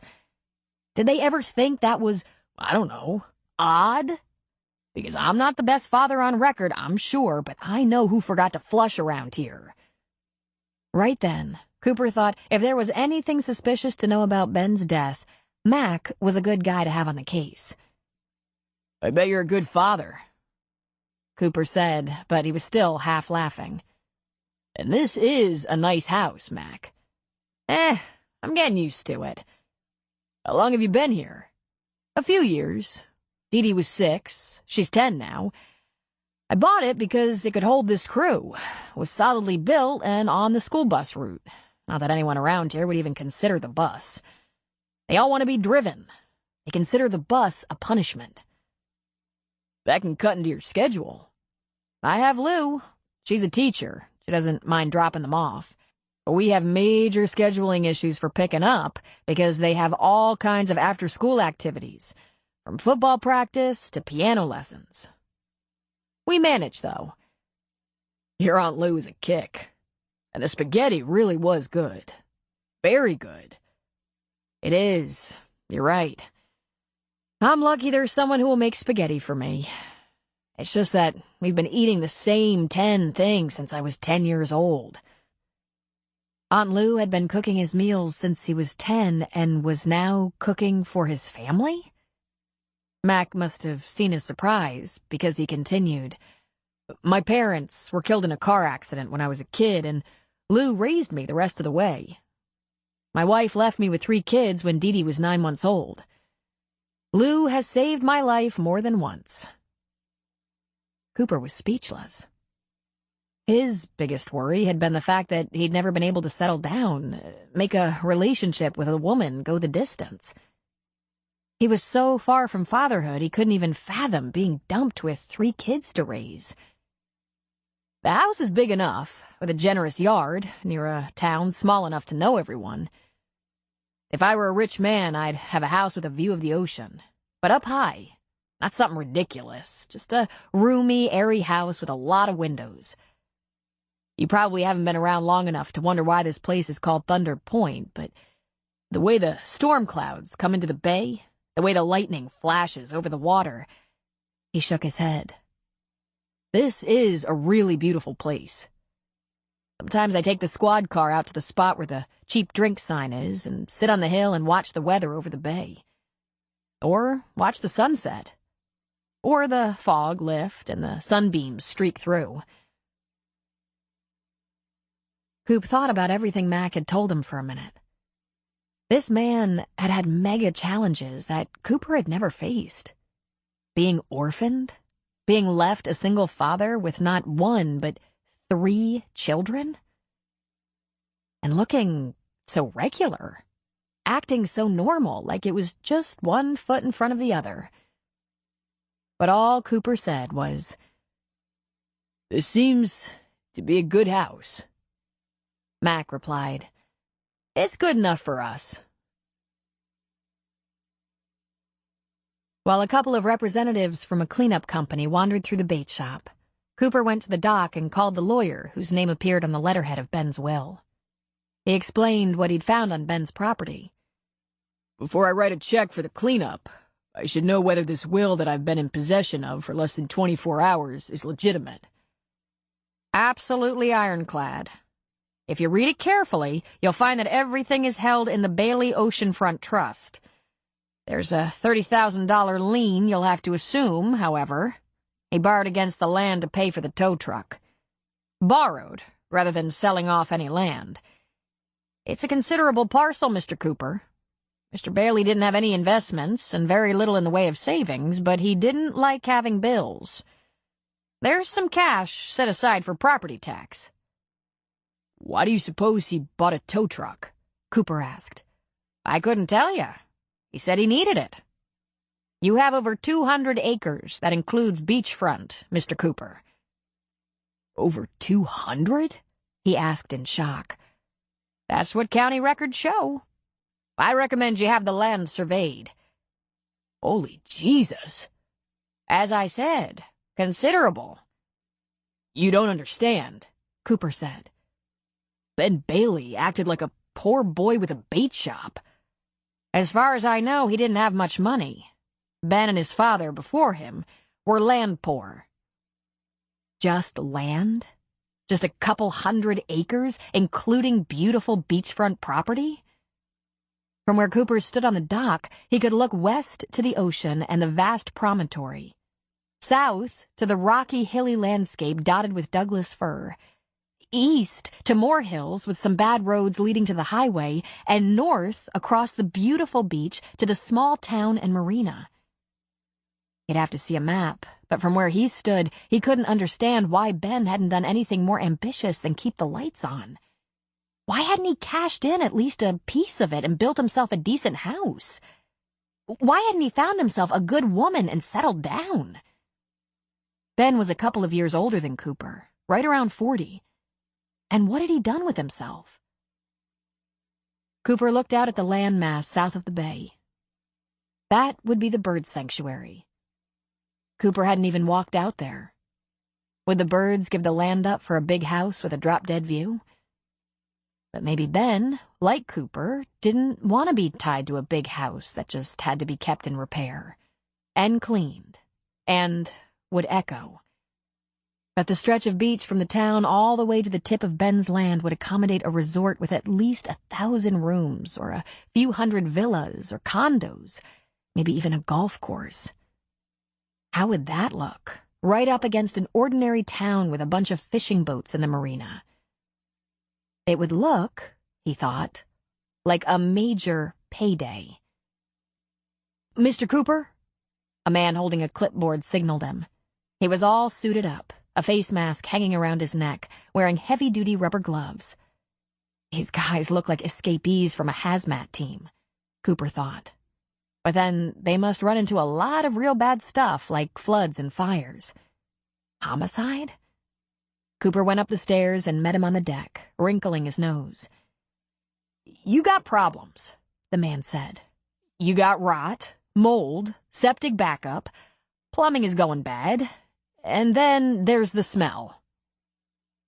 "Sounds terrible." "No termites," he said with a lame smile. "What do you recommend?" "We can't turn over a good property to you unless we pretty much gut it. It needs a new septic system, plumbing repairs, and we can't get at that mold without tearing out some walls and flooring. The good news is you have some water-damaged, rotting wood that would have to go anyway, so you killed 2 birds with 1 stone. You let us tear out the old wood to get to the mold, and we'll only charge you once." "I don't plan to keep it. So now what do you recommend?" he asked. "You could raise it," he said. "Sell the lot it's on. But if you're thinking about selling the structure, you'd have to do some serious work. Massive remodel. And I can't guarantee you'd get your money's worth. See how it sits right in the middle of this land? The people who own the rest of this beach and land, they'd be the ones to ask. Maybe they'd buy your lot just to get you out of here so they can put up a hotel and strip mall. You should ask." He looked around, stretching his neck. Not exactly a prime location for that, though. This place is kind of out of the way. Cooper was silent a moment. "You got an estimate to gut it?" The man ripped off the top sheet and passed it to him. $5,890. That doesn't include plumbing, septic system, or removal of damaged rotting wood. That would be another several thousand. Then you're left with a frame, pretty much. "Roughly 6,000. Just to tear it apart." "That's a real nice estimate. And that bar? As bars go, it's terrible. It's a good 50 years old, and it's not an antique. It's just old and cheap and rotting." "Is anything on this place all right?" Cooper asked. The guy gave a nod. "Good deck. It's newer than the structure, and as far as we can tell, the foundation is solid, but I wouldn't guarantee it. You have a really bad roof. If you get it in your head to renovate, I'd recommend a new roof. We don't do renovation, but I'd bet you're looking at over $100,000 there." hey, do you know what people would pay for your view?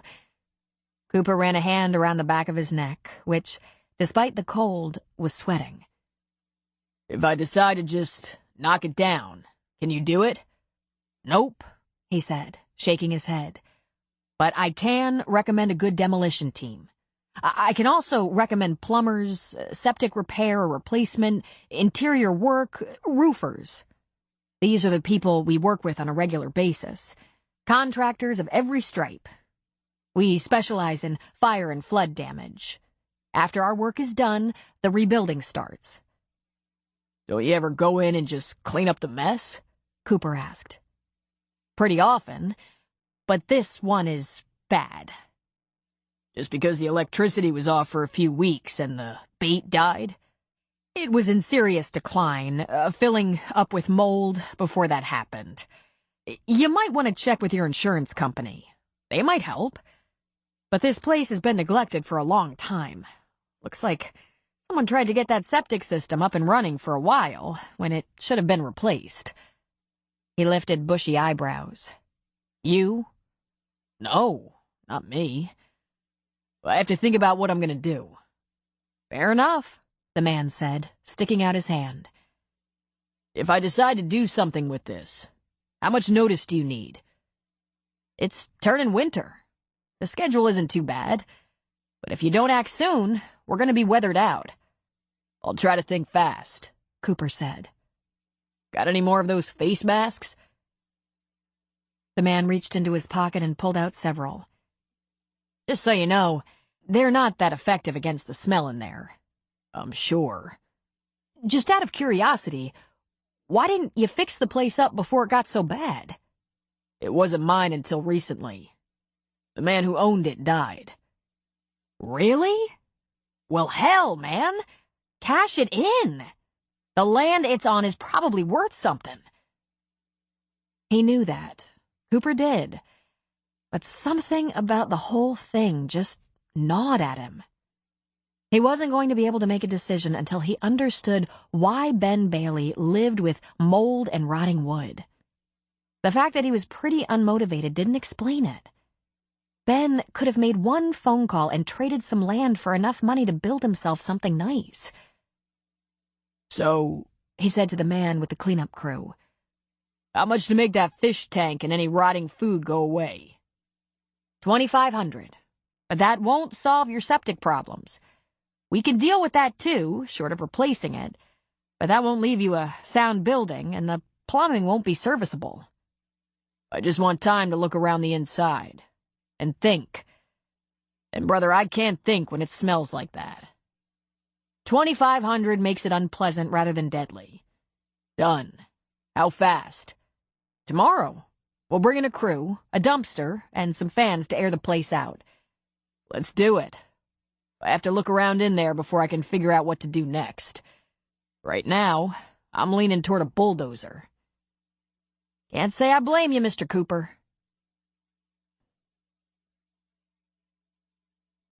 Chapter 4. Raleigh lived in a little inland town called Elmore. Matt gave Cooper directions to his place. Besides a gas station, post office, elementary school, and Dairy Queen, Elmore wasn't much of a town. The larger town of Bandon wasn't far away and possibly served the small population's needs. The house was a small old brick structure with a porch. That classic pickup was parked on the side, identifying the place as belonging to Raleigh. The yard was well kept, and the grass still green, though the trees and shrubs were showing signs of fall, with either color or brown.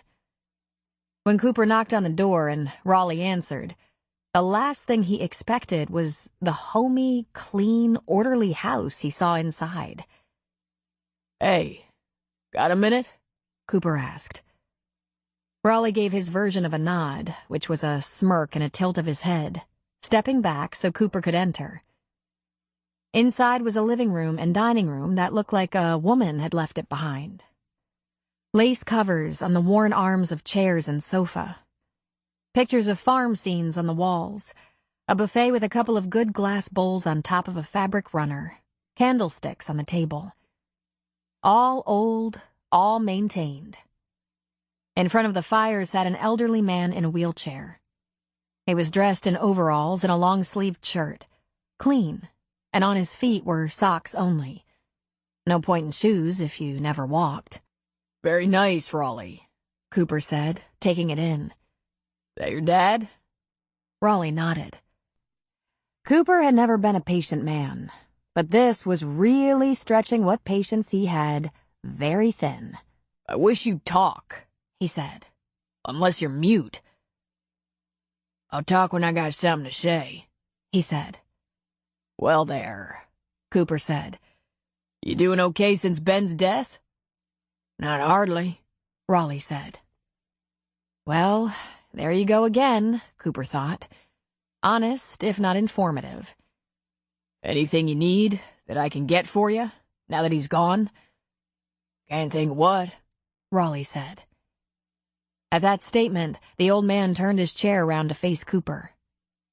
He didn't exactly hold his head up, and Cooper could see that he was very likely a stroke victim. He turned the chair with his left arm, the right kinked in protectively at his side, and the right side of his face, mouth, and eye sagged. You looking for work? Cooper asked. Hadn't been. Why? You gonna open up Ben's place? No, but I'm cleaning it up and clearing it out. It's got troubles. Rot and mold and dead fish. Tomorrow a crew is coming out to clean out and remove the fish tanks, rotten food, trash. Police locked it up and wouldn't let me in, Raleigh said by way of explanation. I know. And the electric company turned off the power, Cooper said. The result is a stink and mess. But once they get the place so I can breathe in there, I have to go through his things. You know, pitch, give away, sell, whatever. There might be some things in there you want. If you help out, I can pay you what Ben paid you. Raleigh grinned and showed off a stunning set of dentures. He paid me a ton. Give me a break. Ben didn't have shit.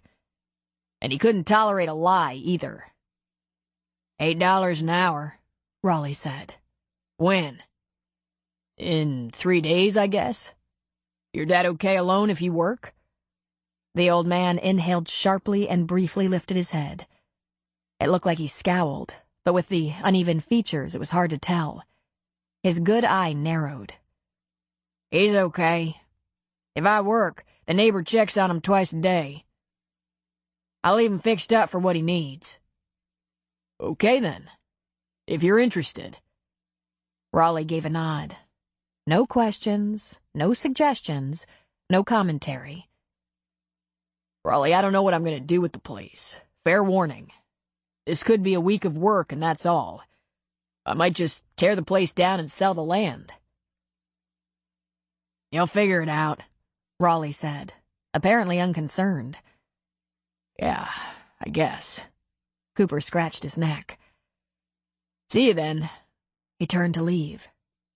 Hold on, Raleigh said. He went into the kitchen, which was just through the dining room arch, then came back with a package. Cookies, wrapped in saran. No plate, no Ziploc bag. Can't be much around that toy hauler for snacks. They're sugar-free, on account of Dad. Right, Cooper said, accepting them. Thanks. That's real nice. Raleigh just shrugged. Cooper left with yet another mystery about Ben. Raleigh lived in a house that was well cared for, yet Ben's place was mostly a wreck. How did that add up? Did Raleigh take care of himself, but do a sad job for Ben? Once in his truck, Cooper tried a cookie. Not bad for sugar-free. Soft and tasty. He just shook his head. 3 days later, the smell wasn't too bad, and Cooper could get inside Ben's place without choking. He had the electricity turned on. It not only offered functional lighting in the shop, but he ran an extension to the trailer to save on his generator. Just having a crew there to take out garbage and install fans brought attention to the place, and When the weather was decent, people who were out on the beach felt a need to wander closer, to find Cooper on the deck or the dock. Usually they would stop to say hello or hang out for a while, to ask what was going on. A kayaker rowed up to the dock, got out and asked what was going to happen to the place now. I don't exactly know, he said honestly. I guess I'm responsible for it, but I'm not interested in running a business. Neither was Ben, the guy said, laughing. But people around Thunder Point liked the place, even if we didn't want to go inside too much. What did you like it for? Cooper asked. Gossip and drinks, mainly. And Ben used to pick up his deli food every couple of days from Carrie, when he couldn't talk her into delivering. She'd do that if her daughter was free to mind the deli. That's good stuff, Carrie stuff. And Ben never even marked it up. He had egg sandwich kind of things for the morning, sandwiches and pizza for later, desserts and stuff. It was good. It was all wrapped. He didn't cook it. Know what I mean?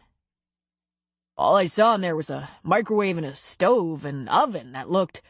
He didn't want to say ancient, but although the kitchen was spotless, the appliances didn't look very reliable. The bar, though small, was neat and well stocked. The glasses, though dusty, looked as if they'd been washed, not that he'd trust them. A man and woman with a dog saw him on the dock and said, "You're the new guy, right?" "I guess I am. I'm Charlie, and this here's Donna, the wife. So when you gonna open up?" "Don't know that I will," Cooper said. "For now I'm just cleaning the place up. I'm not much of a cook. Ben didn't really cook. He warmed." "Did Ben live on egg sandwiches and deli stuff?" Cooper asked. "I don't know," Charlie said. "He was good with drinks. All drinks. Coffee, cappuccino, wine, beer, and liquor. If the day was nice, I'd end up here with a bunch of guys from town for a drink or two. Sport fishermen came here for a few before taking their boats over to the marina." "What about Cliffhangers or Whalen's?" "Cliffhangers is expensive, and Whalen's is a shithole. But they have HD TV. The owner's trying to make it a sports bar. If you open up, get a TV." "Gotcha," Cooper said. Cooper and Raleigh went through Ben's living quarters, which were, to his surprise, tidy. He suspected Raleigh had taken care of that, too. Ben had been in possession of a minimal wardrobe. "You want the clothes?" he asked Raleigh. "Too big for me," he said. "I could use some old shirts and sweats for Dad. The rest could go to the VA." "Sure," Cooper said. "I'll take 'em home and wash 'em up first, then drop 'em off at the VA." "That's above and beyond," Cooper said. "They deserve that, at least." Cooper was impressed. He was beginning to suspect that Raleigh was a good and generous man, under his grump and grumble. Ben had an old TV and stereo, a boombox, apparently he hadn't graduated to the iPod yet, and bookcase that held many books about Oregon wildlife, mostly birds. He found Ben's laptop, their primary means of communication the past 10 years. And therein he found out a few things about Ben that he might have known if he'd been paying attention. Ben was an involved ornithologist. He might not hold any kind of degree, but the history on his computer showed almost daily visits to websites and blogs about birds, further explaining the preserve on his land. Cooper had walked through the preserve all the way to the high cliff edge, towering over the Pacific a few days earlier. The growth was thick, but he'd found what appeared to be a seldom-traveled path through the spruce, Douglas fir, and shrubs. The bright colors of fall battled with the dark green of fir trees. Among the ground cover, he saw withered plants he was willing to bet sprang into bloom with the spring and summer warmth. He'd spotted the remnants of many old nests, perhaps abandoned for the winter. There were some shells and some dead eggs, not to mention a few low-flying seabirds threatened by his presence. One lone eagle circled overhead for a little while. There was one tree in which perched a few birds that looked like small cranes. Ben had saved a lot of online documents about bird preserves, about rare and endangered birds. There were pictures on his computer, pictures he'd taken himself. He was an avid bird watcher. And there were large, high-powered binoculars hanging from nails all over the place. He also found that Ben had saved many emails from Cooper and from Luke Reardon, but very few from other people. It spurred a memory of an email Cooper had gotten from Ben, in which he casually said, "Since my father passed a couple of years ago," Cooper had thought, a couple of years ago? He hadn't notified his friends of his father's death? And then Cooper asked himself, who would he write about something like that? While Cooper liked a lot of people, he could count his good friends on one hand. But Cooper had sisters, brothers-in-law, nieces and nephews who were always in touch. At least, he was connected. It was going to take him a long time to get through all of Ben's saved emails, but over time he'd manage. There could be information in there about his intention for the property. There could even be some stray clue about what led to his death, if he had some issue with an enemy no one really knew about. He doubted it, but it was worth checking. The weather was good that afternoon. Raleigh had gone home with a lot of laundry to do, and Cooper relaxed on the deck with the laptop. He counted 9 kids on the beach, 2 wearing wetsuits with paddleboards and oars out on the still bay, 4 batting a volleyball around, though they didn't have a net set up, 3 girls parked on the sand talking. There were 3 ATVs lined up behind them, although he hadn't seen them arrive. Cooper was just enjoying his view, and the kids seemed to be having good, clean fun. There was a little monkey business. A guy grabbed a girl, stole a kiss, got punched, which made him laugh hysterically, and then chase her, catch her, get a more receptive welcome the second time. The 2 guys with the boards went almost to the mouth of the bay, where the Pacific waves were high and challenging. Inside the bay was smooth as silk, dark as ink. Wetsuits, very intelligent. The air was cold and the ocean much colder. But they were obviously pros. They barely got their feet wet. In the summer, Cooper bet there was a lot of snorkeling, maybe diving, maybe running surfboards out beyond the bay. He shot a note off to his sister Rochelle and told her this was a pretty cool place, in fact. He had no idea what to do with it, though. Dry camping in the fifth wheel wasn't exactly convenient. He had to find a trailer park, dump the lav, and reload potable water every few days. But he could at least run off the bar's power and not his battery. He hadn't told anyone in his family the extent to which he was tied to all this. He didn't want any advice. His family, especially his sisters, was very good at telling him what he should do. He saw the dog again, but not with the girl this time. A young man or boy was with him, throwing a ball for the dog as he walked. Husband? He wondered. Then he saw the guy trying to give the kids on the beach a wide berth, walking all the way down to the surf to get by them without contact. The guys, 6 of them, 2 in wetsuits, made a line across his path. The dog walker went the other way, headed inland for the hill, calling the dog to follow. The teenage boys reversed their position, blocking him again. The dog, half as big as a human, cowered behind his master. Cooper, who had been in way too much trouble for fighting when he was younger, could see the fight brewing. He knew what was coming, and it was 6 on 1. Then the guy who must be the ringleader shoved the loner. The loner stood taller, his shoulders widened a little, ready.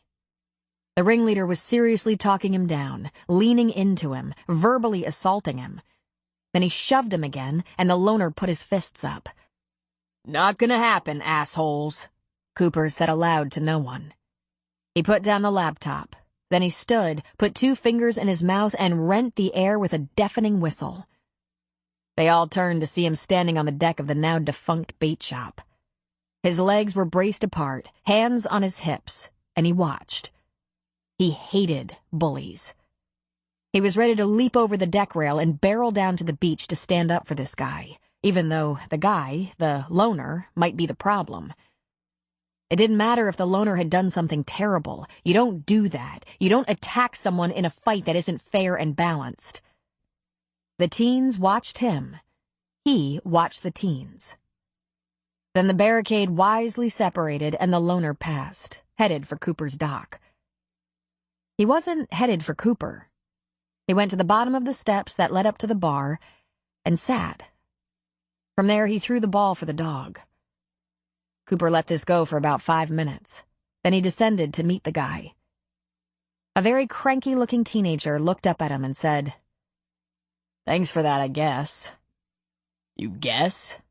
Would you rather I just watch them beat you up?" "They probably wouldn't have." He looked back down to accept the Great Dane's ball and throw it again. "Probably wouldn't have?" Cooper asked. The kid shrugged. "Have a little disagreement with your friends?" The kid looked up and laughed. "Dude, they are not my friends." "Who are they then?" "Teammates, and that's all." Cooper took another 2 steps down and sat on a step even with the kid. "You throw the last game or something?" The kid gave him a very impatient look. He held on to the ball, all slimy with dog spit. The dog sat and panted happily, full of expectation. "You wouldn't understand," the kid said, finally throwing the ball. "Want to try me?" The kid shot him an angry look, all defensive, hurt, full of impotent rage, and Cooper thought, "Holy shit, that's me. About 20 years ago or so. I'm the new kid," he said. "Just moved here, just in time for football, which was my fatal mistake. I wasn't supposed to get on the team, much less make touchdowns. The asshole on the beach, he's a senior. Team captain. He was counting on 3 things this year: being all-conference, being homecoming king, and getting laid by every cheerleader in Coos County." Cooper had a strange reaction to that. First of all, being the new kid felt all too familiar to him. Getting in fights, though long ago, was fiercely memorable. Homecoming king. Not Cooper. And cheerleaders? When he was in high school, he hadn't been lucky enough to even date one, let alone anything more. He thought about Mac's daughter, whom he'd met when he'd had dinner with the McCains a few nights ago. Eve was a lovely, virginal, delightful 16-year-old cheerleader who no one should be allowed to touch. Just to be ornery, he asked, "How many of those things are you gonna rack up?" The kid looked at him incredulously. "Seriously? Like I could ever get all conference or get a date? Come on." "The kid who shoved you, who is he?" A bitter laugh. "Jag Morrison, Crown Prince of Thunder Point. And yes, that's short for Jaguar, if you can believe anyone would name their kid that." "Shoo," Cooper said, shaking his head. "Yeah." Cooper let that settle a little bit. Obviously, there was some very bad blood there. It could be about anything. About this kid being a better ball player, about a girl, about anything.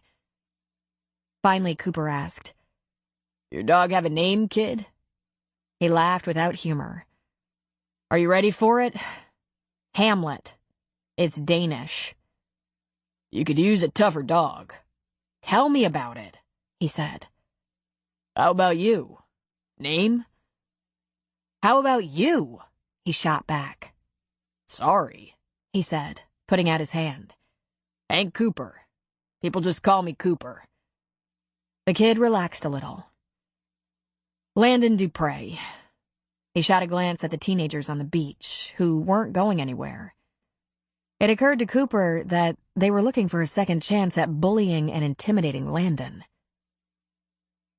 "Nice to meet you, Landon. So, what do your parents have to say about this new kid issue you've got going on?" "I don't have parents." "Ah, so who do you report to?" "Report to?" he mimicked with a mean laugh. "Give me a break." "Look, I'm trying to figure out in the nicest possible way if your parents back you up, if you're a street urchin, in foster care, or just plain contrary." "I live with my sister." he said. His voice dropped, as did his chin. It was either a measure of respect or misery. Ah, the girl in the red slicker. Landon looked up at him.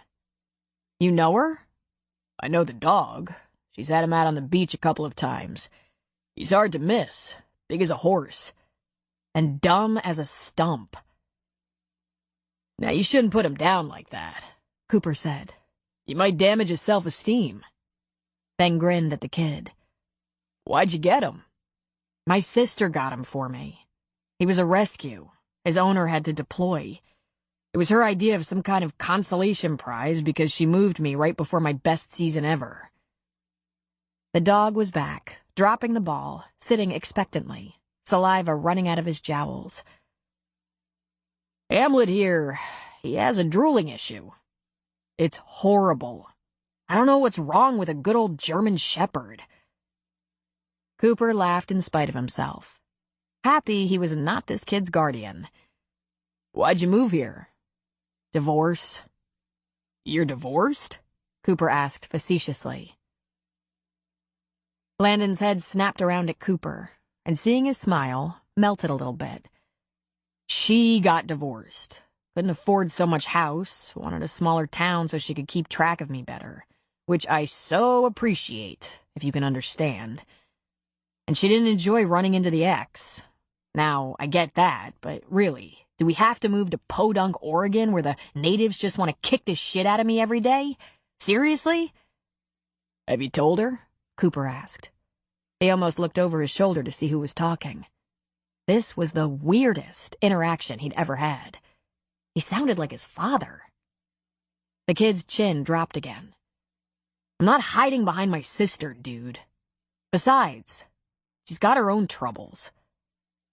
Cooper, who had big sisters, absolutely got that. But all he said was, Is this dude thing almost over? Calling everyone dude? I never caught on to that. Well, dude, you might want to catch up. Or you might, he said. So, anyone back you up? I mean, anyone? Teachers, ministers, corrections officers? Funny, you're a real comedian. I am, huh? But I'm serious. Everyone needs a wingman. I got in fights when I was your age. I don't know what it was about me. Want a second opinion? He said. Cooper laughed at his sarcasm. Okay, never mind. I think I'm catching on.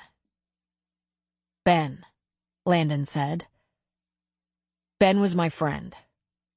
Stunned, Cooper was silent. Then he put a hand on Landon's shoulder. He was my friend, too. I'm sorry, man. Yeah, well, whatever happened, it shouldn't have. He gathered strays, Cooper thought.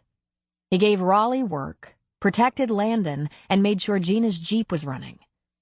Who knew how many others he helped?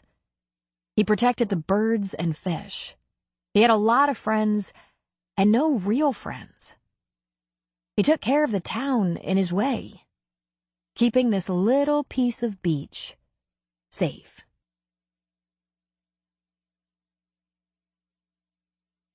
Chapter 5.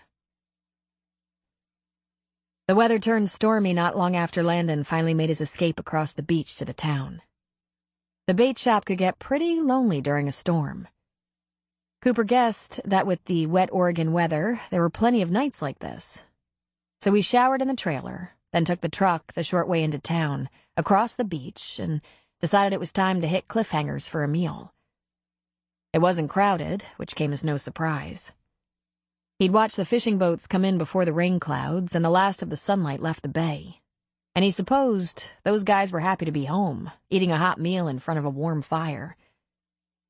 There was a large hearth in the restaurant that could be seen in the bar, and it made him think of Jack's place in Virgin River. A lot could be done to that old bait shop of Ben's to make it a cozier hangout. Like a fireplace for starters, he thought. Then he told himself to stop it. No matter what some piece of paper said, he really had no stake in it. He was only going through the motions for Ben's sake. For some reason, his old friend trusted him. He hadn't expected to see a familiar face in the restaurant, so he was pleasantly surprised when he realized Mac was sitting at the bar, nursing a beer and talking to the bartender. He wasn't dressed for duty tonight. Cooper approached and said, "Hey, deputy."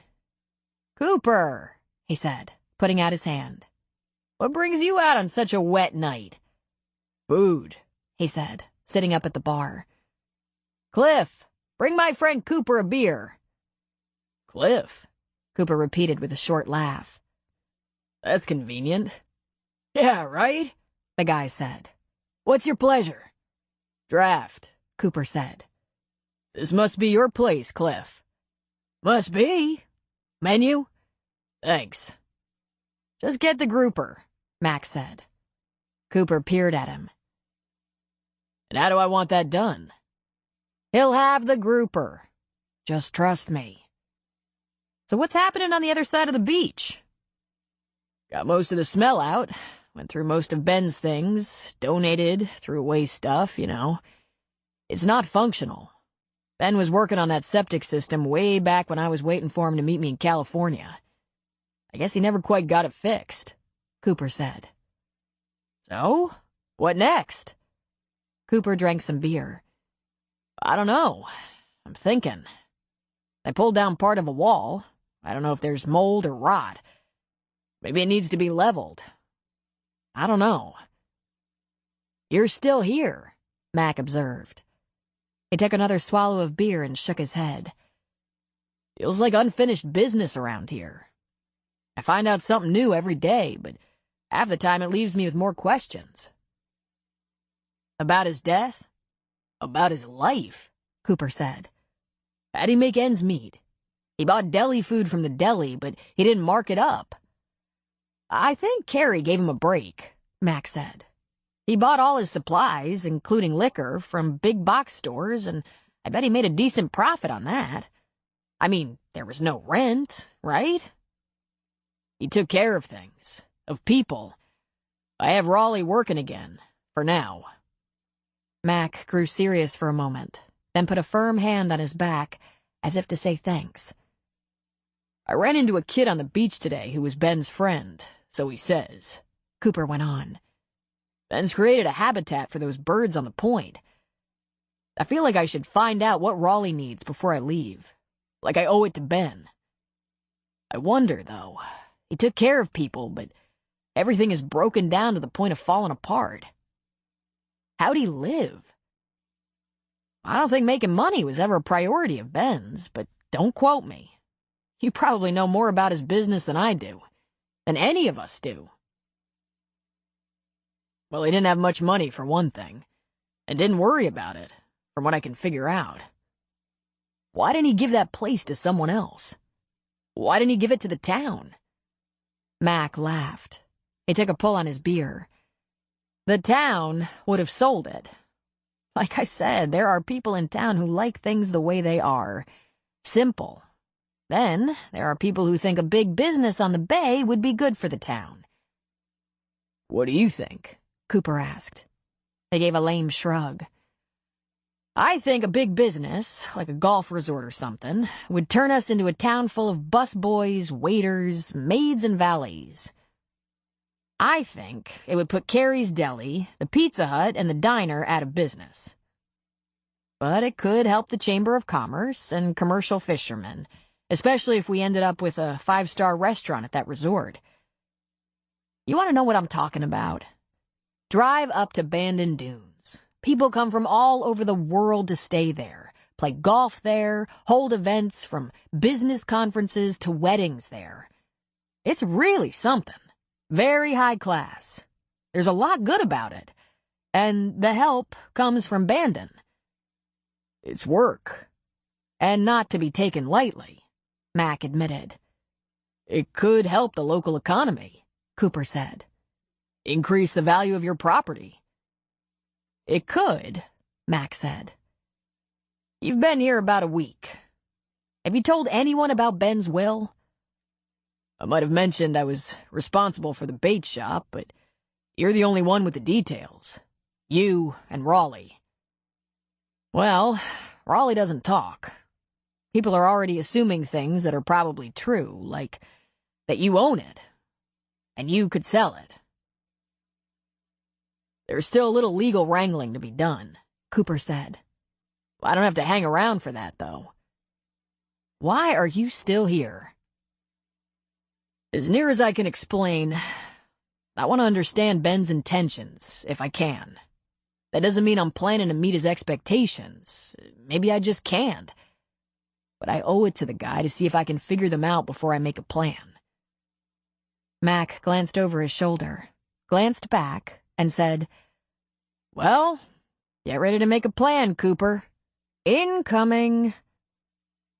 Almost before he finished his sentence, a woman appeared. She was at least 55, but trying to look 35. Her suit was some kind of satiny red material, low cut to reveal her cleavage. The miniskirt exposed legs that were short. Her pumps were high. Very high. Hair bleached blonde, of course, nails long and red. She wasn't dressed for church. In fact, she'd look pretty at home with a pole to swing around. "Well, Mac, how are you?" she said, leaning toward the deputy for a cheek press and kiss. "And who is your friend?" Rayanne, meet Cooper. Cooper, this is Rayanne. Cooper was a friend of Ben's. Her face crumpled on cue. "Oh, Cooper, I'm so sorry for your loss. Ben will be greatly missed." "Thank you. Pleased to meet you," he said. But he knew beyond a doubt that Ben didn't have a relationship with this woman. In contrast, he'd understood Ben's relationship with Raleigh almost immediately. There were a few minutes of chat, Rayanne asking after Lou and the kids, wondering if any progress had been made on that traffic light in town. Did Mac hear anything about a domestic situation involving Charlie and Donna? To which Mac replied, "No. Was there a situation?" Without answering, she turned to Cooper. "I heard a friend of Ben's was in town. How is everything out at his place?" "A wreck," Cooper said. "I'm exploring ways to deal with it." "Well, if you need any help, feel free to call." A business card appeared. She was a realtor. Apparently, the woman knew sleight of hand. That card must have been in her hand the whole time, yet had remained invisible until her strike. Cooper looked at it briefly, looked back at Rayanne, smiled, and said, "Thank you." "I know every good contractor in the area, no matter what you need. Paint, flooring, structure damage, anything." She knew everything. "Mold removal?" he asked. "Yes," she said, beaming. She tapped the hand that held the card. "Just give me a call. That's my cell. Anytime." "Appreciated," he said. The grouper arrived. "There's your dinner," she said. "I'm sure I'll be seeing you around town. Take care, and let me know if there's anything you need, Hank. Always more than happy to help a friend." Mac and Cooper turned to their identical dinners. Cooper took a bite. "This is good," he said. "Told ya," Mac returned. "So, she knows everything. She probably knows my social security number. You introduced me as Cooper, but she called me Hank.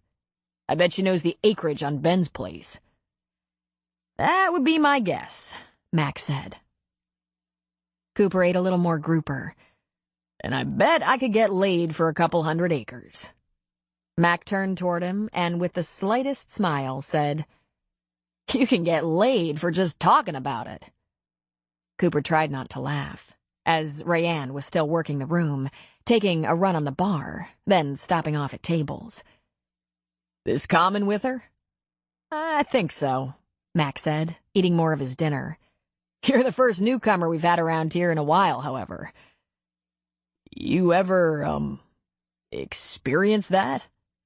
The attention or the payoff?" Mac asked. "Well, since we're sharing confidences. Cooper, I work in this town. My kids go to school here. My aunt's a teacher here. Lou's known Rayanne a long time. In a word, no. I have truly dense areas in my brain, but not that dense. Really, she's not my style. I never did have a mother fixation. I never had a mother who looked like that, Cooper said. They ate in silence, and by the time Cooper pushed away his plate, Rayanne had left the restaurant. So, Mac, did the family desert you tonight? He asked. Mac sat back. Not exactly. It's Lou's bunco night with some good friends from Coquille, and she'll be out late. I picked up a pizza for the kids and ran for my life. He wiped his mouth with his napkin. I stood at the door, threw it in, and said I'd be home in 2 hours. They jumped on it like starving hounds. 2 whole hours? Cooper asked with a laugh. I have to check homework. If I don't check homework, Lou's on me like a cheap suit. Checking homework? That can't be so bad. You checked homework lately, pal? Whose homework do you think I'd check? Well, that's not the point, Cooper. The point is it's torture. If I were in school now, I wouldn't have graduated 6th grade. In short, I'd rather give up a nut. But that's the price of fatherhood. Lou stood in front of the bathroom mirror in only her panties, gently lifting her breasts. Then she took a side view and sighed. Although they were small, she felt they drooped to an unflattering degree. They used to be perky. She let them go. Then, with her fingers gently pulling at her cheeks, back toward her ears, she wondered for the millionth time if she could look 10 years younger with a facelift. Lou, come back, Joe called from the bedroom. I'm not greedy, she thought. Just 10 years. She sighed again and went back to the bedroom. Joe Metcalf was 50, and besides being handsome, he was in terrific shape. George Clooney shape. He was strong as an ox, wide-shouldered, flat-bellied, with long legs, big, wonderful hands, and beautiful teeth. As she approached the bed, he turned off the TV and opened his arms. What were you doing in there? He asked, his lips going immediately to her neck. We call it freshening up, she said, tilting her head back to give him more of her neck. I bet you were brooding. Now why would you say that? She asked, pulling back. Because it's something you tend to do. I think all our problems would be solved if you brought me out of the closet. Why are you keeping me a secret, Lou? Why am I still bunco night? She hesitated. It was so complicated. Mostly, it was his age. 10 years younger. Even though his hair would be gray if he grew it out, with that shaved head, he could pass for 45. I don't want the kids to feel vulnerable, to feel like my attention could be sliding away from them. It won't, Lou. We'll spend whatever time together is reasonable for you. I have kids, too. Yours are on their own. Thank God, he said with a sigh. He rolled onto his back, but he kept an arm around her. Joe was the divorced father of a son and daughter, 25 and 23, respectively. They still have way too many needs, however. A wallet drain. They'll be married with children before you know it, Lou said. And so will mine. And I'll feel like a great-grandmother. Oh, my God. She dropped her head onto his naked shoulder. He laughed at her, and his hand found her ass. Best-looking great-grandmother in the state, maybe the country. She lifted her head, messy red gold curls flopping around. When you're 70, I'll be 80. 80! Christ, like you're screwing a 19-year-old. I hope I live to 70. I can't wait to see what you bring to 80. Lou and Joe had met through an online dating service. They made a date for coffee, and he looked, well, mature. When she asked, "How old are you?" he answered, How old do you want me to be? She had answered, 59, and he said, Consider it done. It was weeks before she learned the truth. She thought he just looked damn good for his age, which men had an annoying tendency to do. It had been programmed that way by the world. Men became distinguished, while women faded and aged. He'd been divorced for 10 years, had tried dating from time to time, but nothing really clicked. And he wanted to meet someone he had things in common with, who would join him for movies, dinner, social things. Oh, he liked to eat, went to movies seldom, but... Okay, the truth.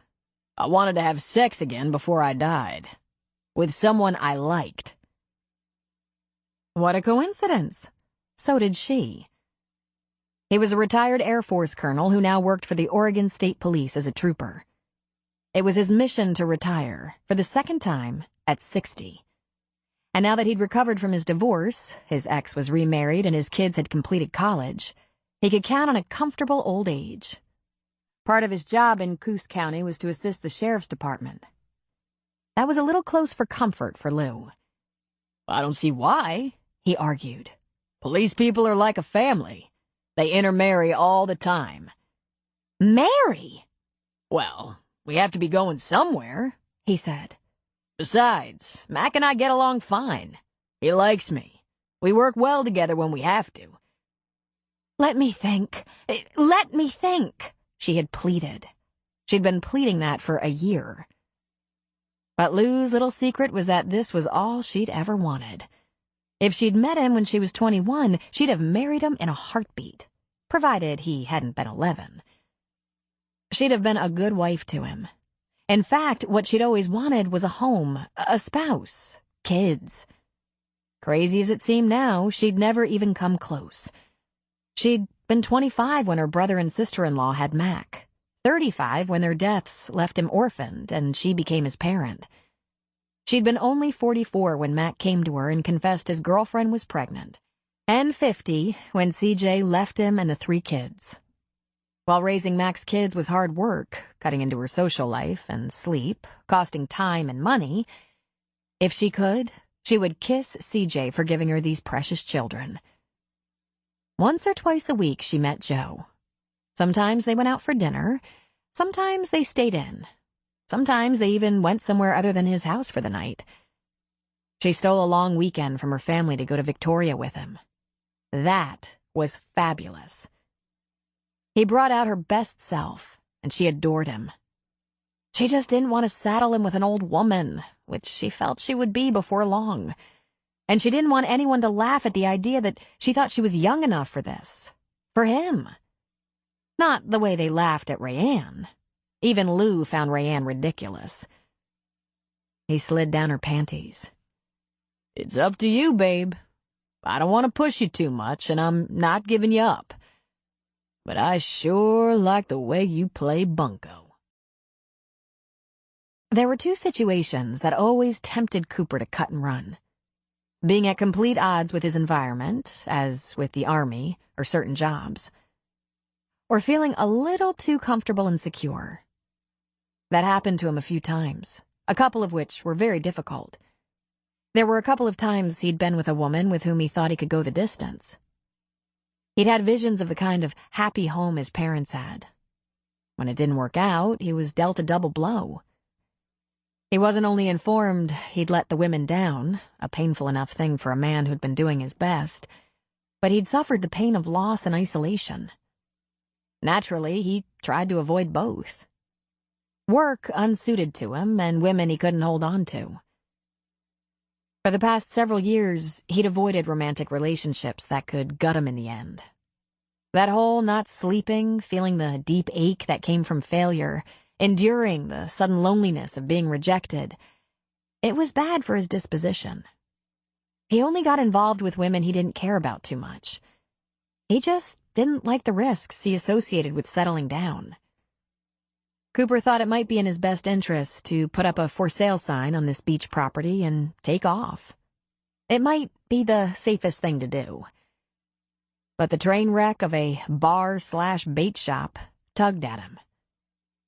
He wasn't sure what that was about. He had no real stake in it. It was a gift, a piece of luck. It was nice to be back on the water, even though the bait shop was a pimple on the otherwise beautiful landscape. It was a disaster. Fixing it looked about as easy as scaling Everest. He didn't know where to start, or whether to start. Cooper couldn't remember ever having such difficulty making a decision. He generally made his decisions too fast, without really thinking things through. Enlisting in the army, taking a job, or quitting a job. Then there'd been 2 engagements, 5 years apart, that were probably doomed from the start, even if he hadn't seen it. He surprised himself this time. The Cooper he thought he was would have either sold or leveled that dying old shack by now. He felt an odd sense of peace, and it scared him to death. A couple days later, Cooper found himself watching a quiet sunset with an empty beach. The fishing boats had docked. Cooper headed for town, the long way. He thought he'd like either a burger at the diner or pizza. But as he approached the high school, he saw the football field was all lit up, the parking lot overflowing. He could hear cheers and the thumping of high school band music, even with the windows up. He turned into the school, drove around to the back, and then hunted for a space, but ended up on the back overflow dirt lot. There were buses representing the Carver High Badgers, and as he walked toward the field, he could see that both the home and visiting bleachers were full. My God, the whole town was there. He paid his $5, but the bleachers were so crammed he just hung around the end, standing. There was an announcer on the loudspeaker. He saw Eve on the sidelines and wondered which of the cheerleaders belonged to Gina. He watched a few plays. The score was 10-7 in favor of the Badgers nearing the half. He picked up from people that Thunder Point never beat Carver High, at least not in too many years to remember. And then, with the clock ticking down to the half, there was a fumble, a recovery, and Dupre has the ball and runs it. Going, and we have touchdown! 60 yards and touchdown for the Cougars. The team, the cheerleaders, and the fans were all roaring. A few of the Cougars rushed the quarterback and high-fived, hugged, and slapped him on the back. The score went to 10-13, Cougars. They kicked and got the point just before the half, when both teams jogged off the field and were replaced by the band. There was a rush on the concession stand, and even though by now Cooper was starving, he saw the line was long and dense. He'd be better off taking his chances on Cliff's or the Pizza Hut. Kid's a natural athlete, said a passerby on his way to the concession stand. We haven't seen anything like him since I've lived here, said another. Maybe things weren't as terrible for the kid as he believed. The team and the crowd seemed to approve of his game. Despite the growls of hunger Cooper was suffering, he wasn't going anywhere.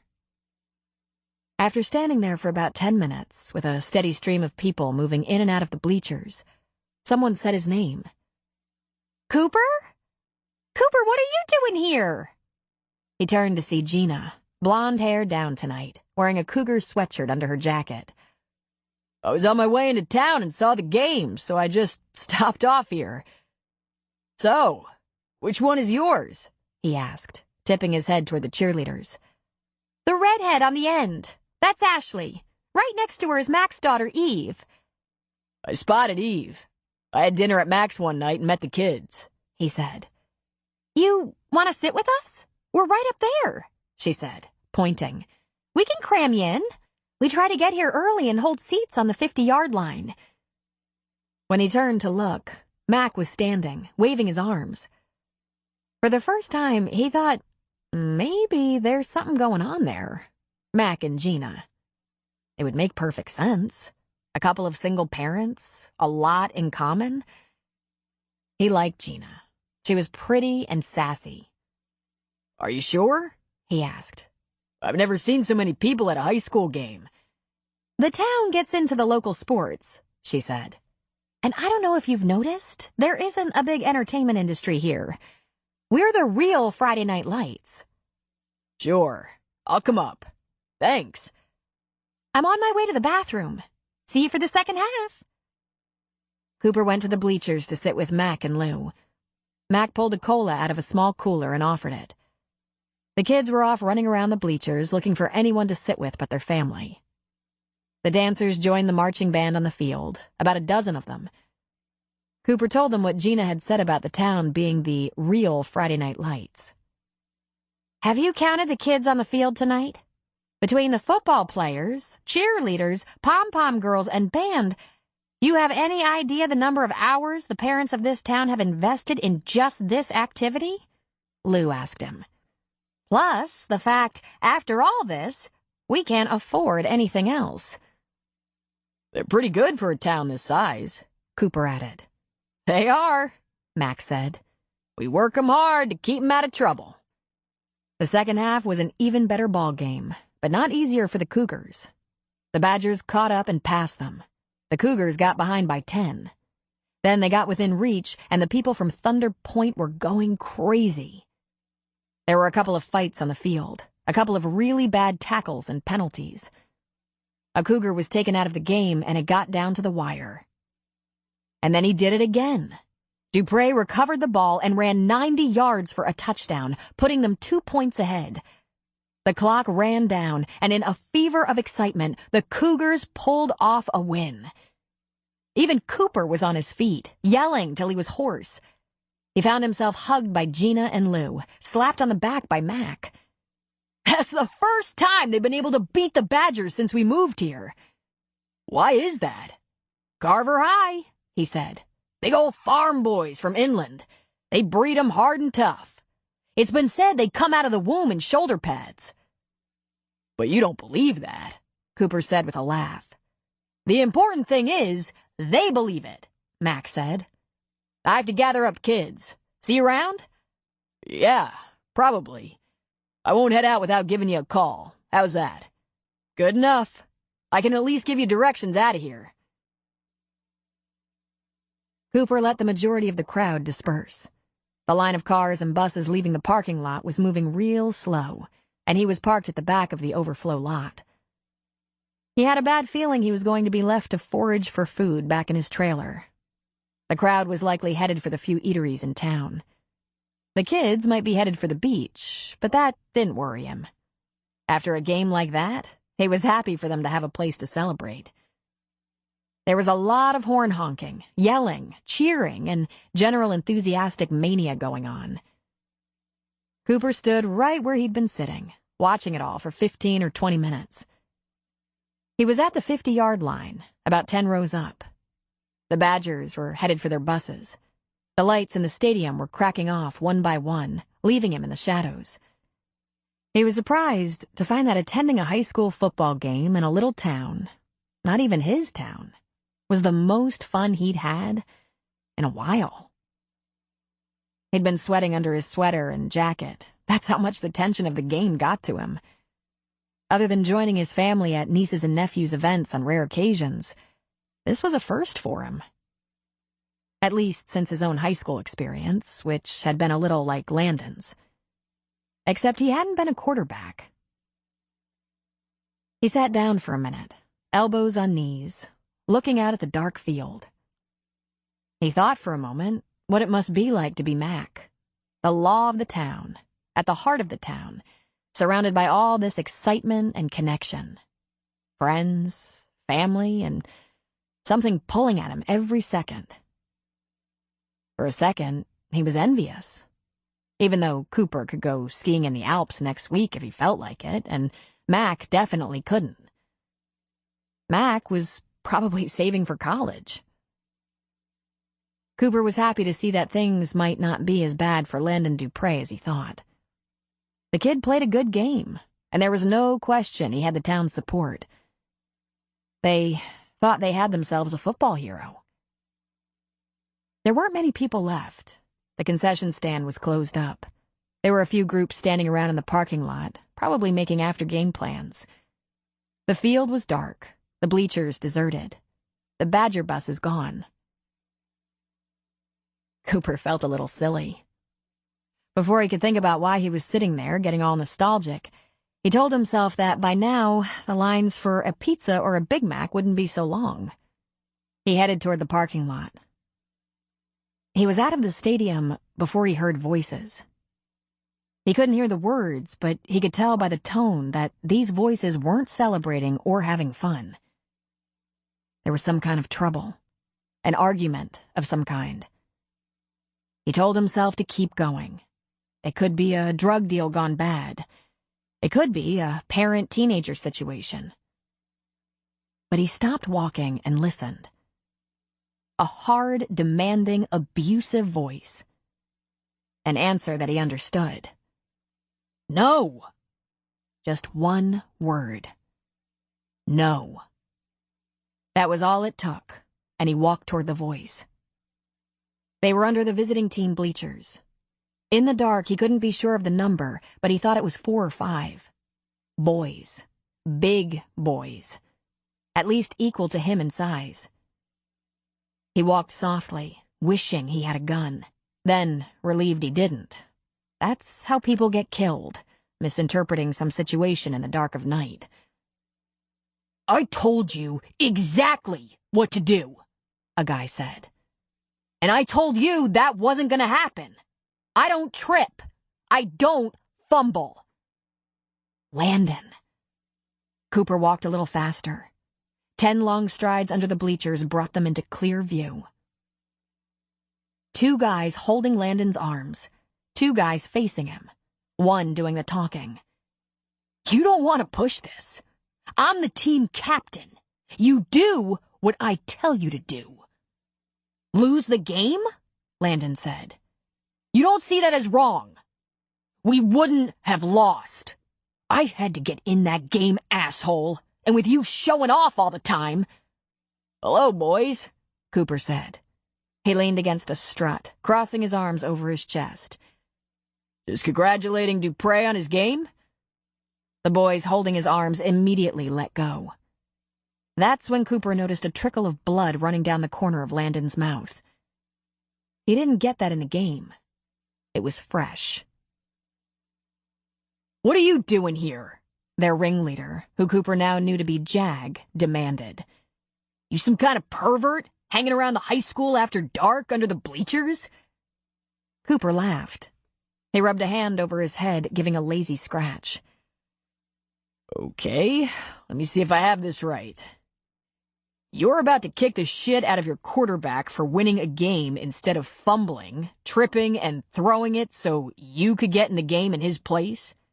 And you wonder if I'm a pervert? Son, I'm going to save you a lot of trouble. Dupre, let's go. I'm hungry. Who is this dickhead? The kid asked. Cooper had to be a little impressed. He did ask it with a great deal of authority. One of the boys who'd been holding Landon leaned toward Jag and said, He owns the beach now. Jag was shocked for a minute, but then he laughed. Well then, excuse me, Your Eminence. You actually own that shithole on the beach? Well, hell, I guess you must be pretty important. Cooper frowned. Dupre, he said. Let's go. We have business, Jag said. Not anymore. You're all done here. Jag stepped forward and got right up in Cooper's grill. He jabbed a finger into Cooper's chest and said, We're talking to Dupre. And you are excused, he said, giving a singular jab with each of his last 3 words. Cooper looked down at the finger, then up at Jag's face. Then he leisurely grabbed that offensive finger in one hand and bent it back until the kid yelped and went down on one knee. Jag tried to wiggle out, but it was useless. With the other hand, Cooper grabbed a handful of the kneeling kid's hair. He looked over his head at Jag's posse. You're gonna want to get him out of here, he said. You really don't want to get into it with me. I hate bullies. Hate fighting. But if I have to fight, I know every dirty trick. He released Jag with enough of a shove that he fell backward. Then he met Landon's eyes. Let's go, he said again, in a controlled voice. Now.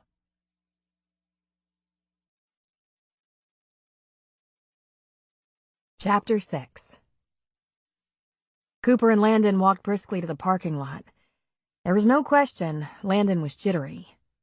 Stop looking over your shoulder, Cooper said. I'll hear them if they're coming. What if you don't? I will. Where's your car? Behind the school, in the student lot. And I suppose they have cars there too? Yeah. There's my truck, he said, pointing. I'm gonna drive you to your car, then I'll follow you out of here. I'll follow you home if you want me to, but I'd rather go somewhere we can get food. I'm not kidding.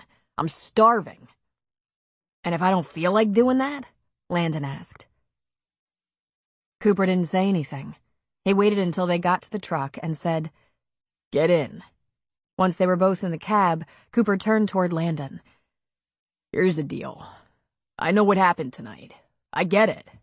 The kid's an ass, a bully without a conscience, and he seems to have a posse. I've been there, believe me. We're gonna have a talk about your options, either over food or in your living room. My sister is there, he said. I don't need her all into this. She will seriously make it worse, even worse than you have. He lifted eyebrows. Did she go to the game? She was there, but she takes her own car in case I have someplace to go. I never do, but in case. Cooper started the truck. Call her. Tell her you're going out for a burger, and you won't be late. Can't we do this some other time? He said. Like when the whole town isn't packed into the joints? Just let me out at my truck, and I'll... Call her. Drive to Cliffhangers, and I'll follow you. I doubt the whole booster club will be hanging out there, and we both know where most of the team will be. On the beach. Landon sighed, giving in. Turn left into the parking lot. That's my truck, the green Mazda. I'll call my sister from the truck. Make it a quick call, will you? I'm sure those boys are pissed off and trying to decide what to do to you next. They started to get out of the truck and then looked back at Cooper. What if you are some kind of pervert? I just saved your life. Now I'm gonna feed you and give you a few pointers. Don't make me regret it. That's what perverts do, Landon said. Cooper leaned toward him. Perverts don't let you drive yourself. You're making me tired. After we talk about assholes like Jag, we'll talk about perverts. Now go. Mac drove his Aunt Lou and the younger kids home after the game. Once he got them all inside, he said, I'm gonna take a run through town, make sure all is quiet. It won't be quiet after a win like that, Lou said as she reached into the refrigerator for a Diet Cola. Don't go sitting out on the hill spying on the beach. I don't do that, he said to her back. Yes, you do, she said, leaving the kitchen. He stood there in indecision for a moment. Then he reached into the refrigerator, grabbed 2 beers, and left the house. The night was clear and cold, and there were a million stars. He only drove about 10 blocks, to a neighborhood perched on the hill right above the main street. He parked and walked up the steps to the porch and knocked, hanging on to the beers in one hand. Gina answered in her plaid winter jammies and heavy socks. What are you doing here? He gave a shrug. I'm in search of adult company, and I've had enough of Lou. I'm sick of her bossing me around. What did she say? She said, don't go sit on the hill and spy on the beach. He held a beer toward her. Come on out. She grabbed her jacket off the hook inside the door and slipped into it, turned off the porch light, and then accepted the beer. What were you going to do? She asked. Sit on the hill and spy on the beach, he said. She laughed at him. I guess you think no one notices you there. She sat on the top step and twisted the cap off the beer. Just what do you think is going to happen out there? He sat beside her. He twisted off his own cap. I'll know it when I see it, he said, taking a pull on the beer. My relationship with Lou, it's getting to me. We're like an old married couple. Well, at least you recruited her, Gina said. And why wouldn't you be like that? You've been together longer than most people our age have been married. Don't be stupid. Don't complain. You'd be lost without her. I'd be lost without her, he agreed. Maybe that's what annoys me. It's unnatural. Don't cry to me. I live with my mother. Here's something I've been wanting to ask you, he said. Are you going to work at the diner for the rest of your life? Probably. Why? Aren't you almost done with your degree? Almost. I even have some credits toward a master's. I'm a real speed demon. A short 17 years to my high school diploma and almost a degree. Shouldn't you be looking for something better? Where you don't have to wipe up after people? Seriously? She asked. Are you seriously asking me that? Hey, I have no degree at all. Know almost about it. Okay, first of all, Stu takes very good care of me. I make more money at the diner than I'd make a lot of other places. I've become indispensable to him, so he has to keep me happy. And I can do everything I need to do. Go to school part-time, take care of Ashley and keep up with all her activities, help my mom in the deli, get the days off I need as long as everything else is covered. Second, my degree will be in social work. I'd have to work for the county. The pay is miserable. But there's benefits, he said. I have benefits. Maybe not the best benefits, but... Retirement? He asked. A little, she said. Not that I expect to retire. What are you getting at? I don't know, he said, slumping a little bit. None of my business, really, but sometimes I think you work too hard. You're right about that, she said. But I have a good gig going, Mac. One kid with a granny backup, a decent, if not extraordinary education, some benefits, a boss who lets me take any time I need. She took a drink of her beer. This was a good idea, a beer. Thanks. I could use better advice, though, she added. He chuckled. I'll remember that. See that you do. It's really beautiful tonight. You don't notice things like that when you're in the middle of a wild and crazy football game. Have you met the new doctor yet? She shook her head. Have you? Briefly. He stopped in to say hello before he started ripping the boards off the windows next door. His wife is dead, he's got a couple of little kids, and he brought a babysitter with him. Very pretty. She sighed. That's an au pair, Mac. She's from Mexico. In exchange for room and board and education and, with luck, citizenship, she's a full-time nanny. And she's about 12. No. Okay, she's 19. And I hear the doctor is a hottie. Where'd you hear that? He asked. She peered at him in the dark and lifted one brow. Where do you think? Rayanne? He asked. She's keeping pretty close tabs on him. Mac grinned. I think you stay at the diner because you have access to all the gossip there. She grinned back. Just like at the cop shop. True, he said. He was quiet for a long moment. Another year, and our girls will graduate. Go to college.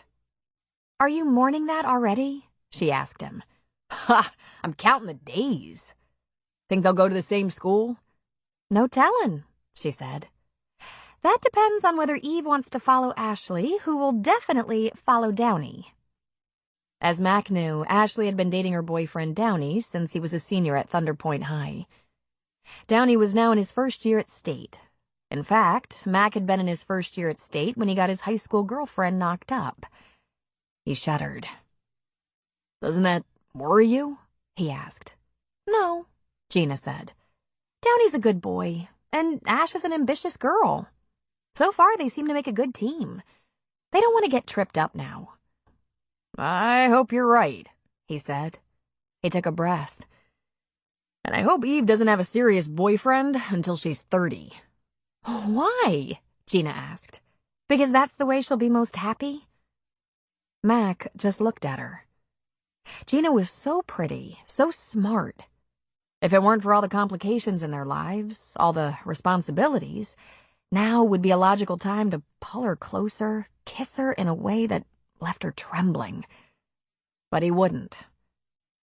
That's the thing, he said.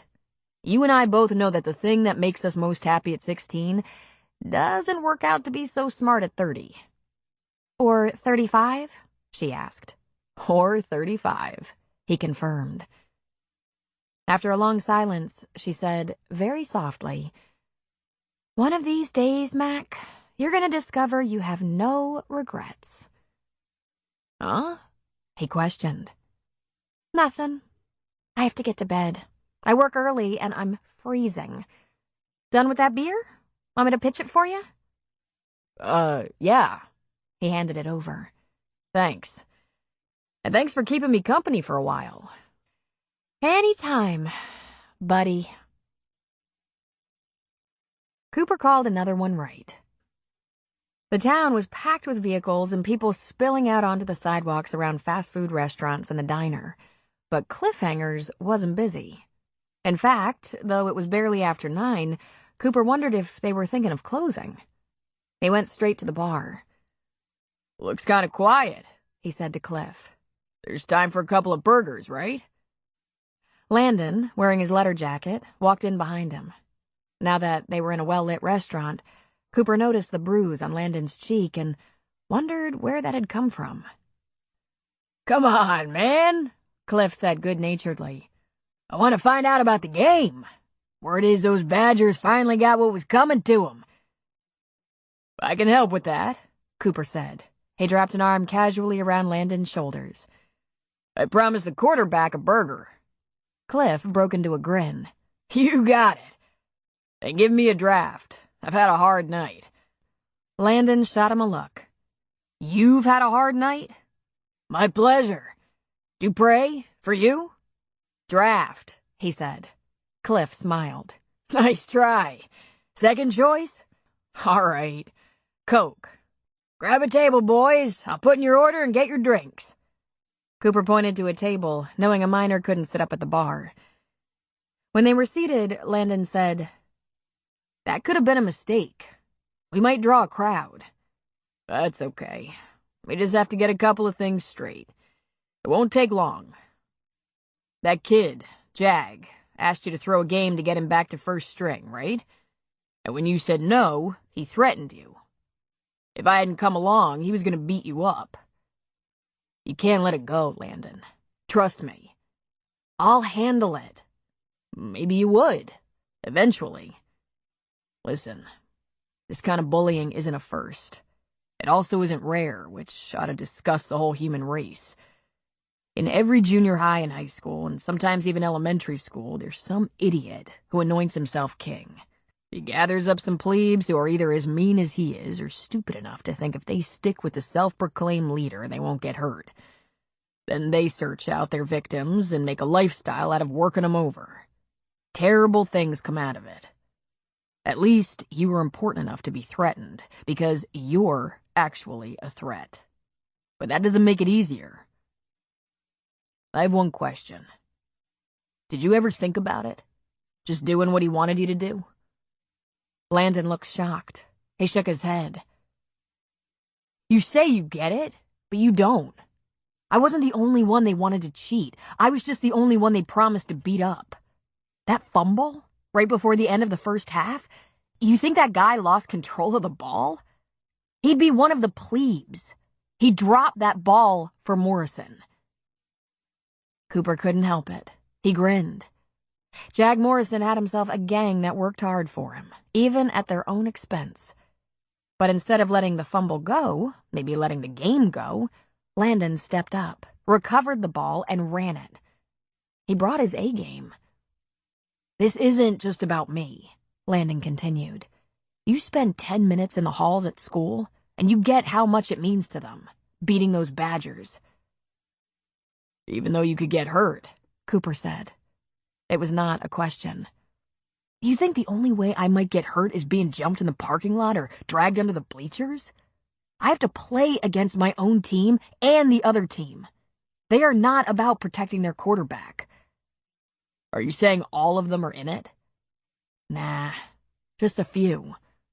But sometimes the right few. At least I know which ones they are. Cooper nodded at Landon's face. And the bruise? Landon ducked briefly. I walked into a door. Cooper was quiet for a moment. Then he said, Right. The drinks came and Cooper was thinking, damn, kid has no idea what kind of athletic skill that takes. Trying to score with a good defense and with your own team working against you? Where the hell was the coach? Cliff put down the drinks and pulled up a chair. Your burgers are coming, so while we wait, why don't you tell me about the game? Cooper watched as Landon gave Cliff a play-by-play. His own nieces and nephews weren't yet teenagers, though they were certainly getting there too quickly. Besides his friends' kids, whom he knew very casually, this might be his first experience with a young man of 16. And it was most definitely his first experience with a kid like Landon. Landon played it straight, excusing the fumbles, lack of defense and missed passes, and dismissing his own plays, which were nothing short of heroic. He was fast as lightning and could jump over fallen opponents. He said things like, "That was a lucky break," and "I bet that doesn't happen twice." He never suggested members of his own team worked against him, or even that what he'd managed to take in talent. Their food arrived and Cliff stuck around. They lingered over burgers and football talk for more than an hour, and Cooper was glad to see Landon getting the attention he deserved, praise he didn't get much of from his team. When they were in the parking lot, Landon said, "You had tips?" Cooper just laughed. Not on playing football, that's for sure. You've got that down. It's getting late. Late? How old are you? Landon asked with a hint of humor. Right now, I feel really old. You'll probably have that dog out for a walk this weekend. And I'll probably be around that old shack on the beach. Gina and Mac had been good friends since the time their daughters had hooked up as best friends when they were 12. The first time he showed up at Gina's house to check out her surroundings before letting Eve spend the night with her new best friend, Gina had fallen for him. She never let on, of course. They had a couple of teenage girls to watch over. But they always ended up sitting together at town events, school functions, that sort of thing. There was the occasional beer on her front porch, or even at Cliff's, but the best was the morning coffee at the diner when it wasn't busy. She could set her watch by him. At around 10 o'clock, barring pressing police work, he'd come into the diner. 6 days a week. Fishermen were out at dawn or before. The lunch crowd didn't show up until 11:30. Between breakfast and lunch was when they'd catch up on gossip, scheduling, and kids' activities. Mac and Gina, Aunt Lou and Carrie backed each other up when it came to carpooling and chaperoning. Between all of them, plus teachers and coaches, they ran herd on these girls and Mac's other two younger kids. They weren't going to let Eve and Ashley fall victim to the kind of mistakes their mothers had made. Their rapport was good. Gina could feel the sexual tension building in the light touch of hands, the smile or laugh, the conversation about things in their lives that had nothing to do with their daughters. After about a year of relying on each other, trading news and confidences, there'd been a kiss, a breathless embrace. They pushed apart desperately, but reluctantly.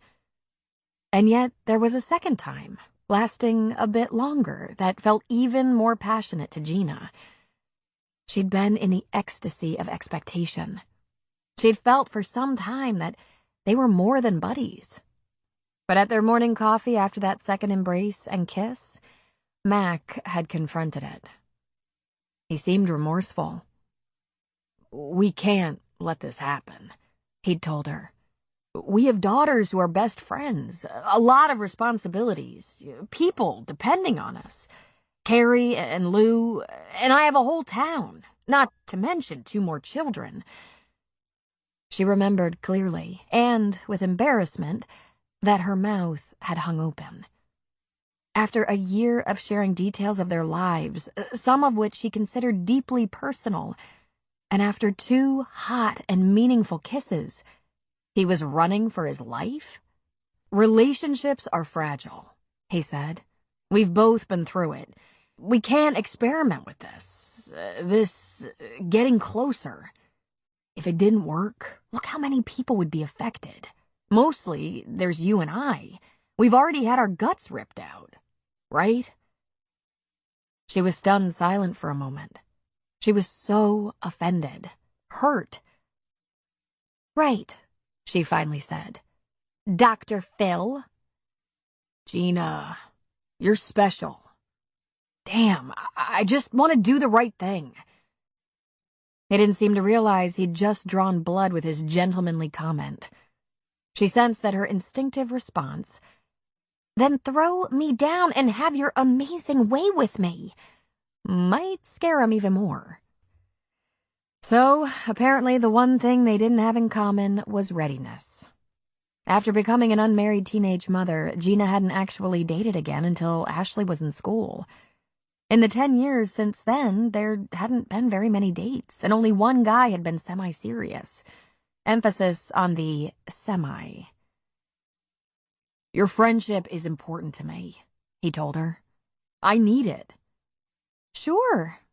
Your friendship is important to me, too, she'd said. But I didn't kiss you. I kissed you back. And I wanted to. So understand something, Mac. If you ever do anything like that again, you better mean it. And you better not turn and run.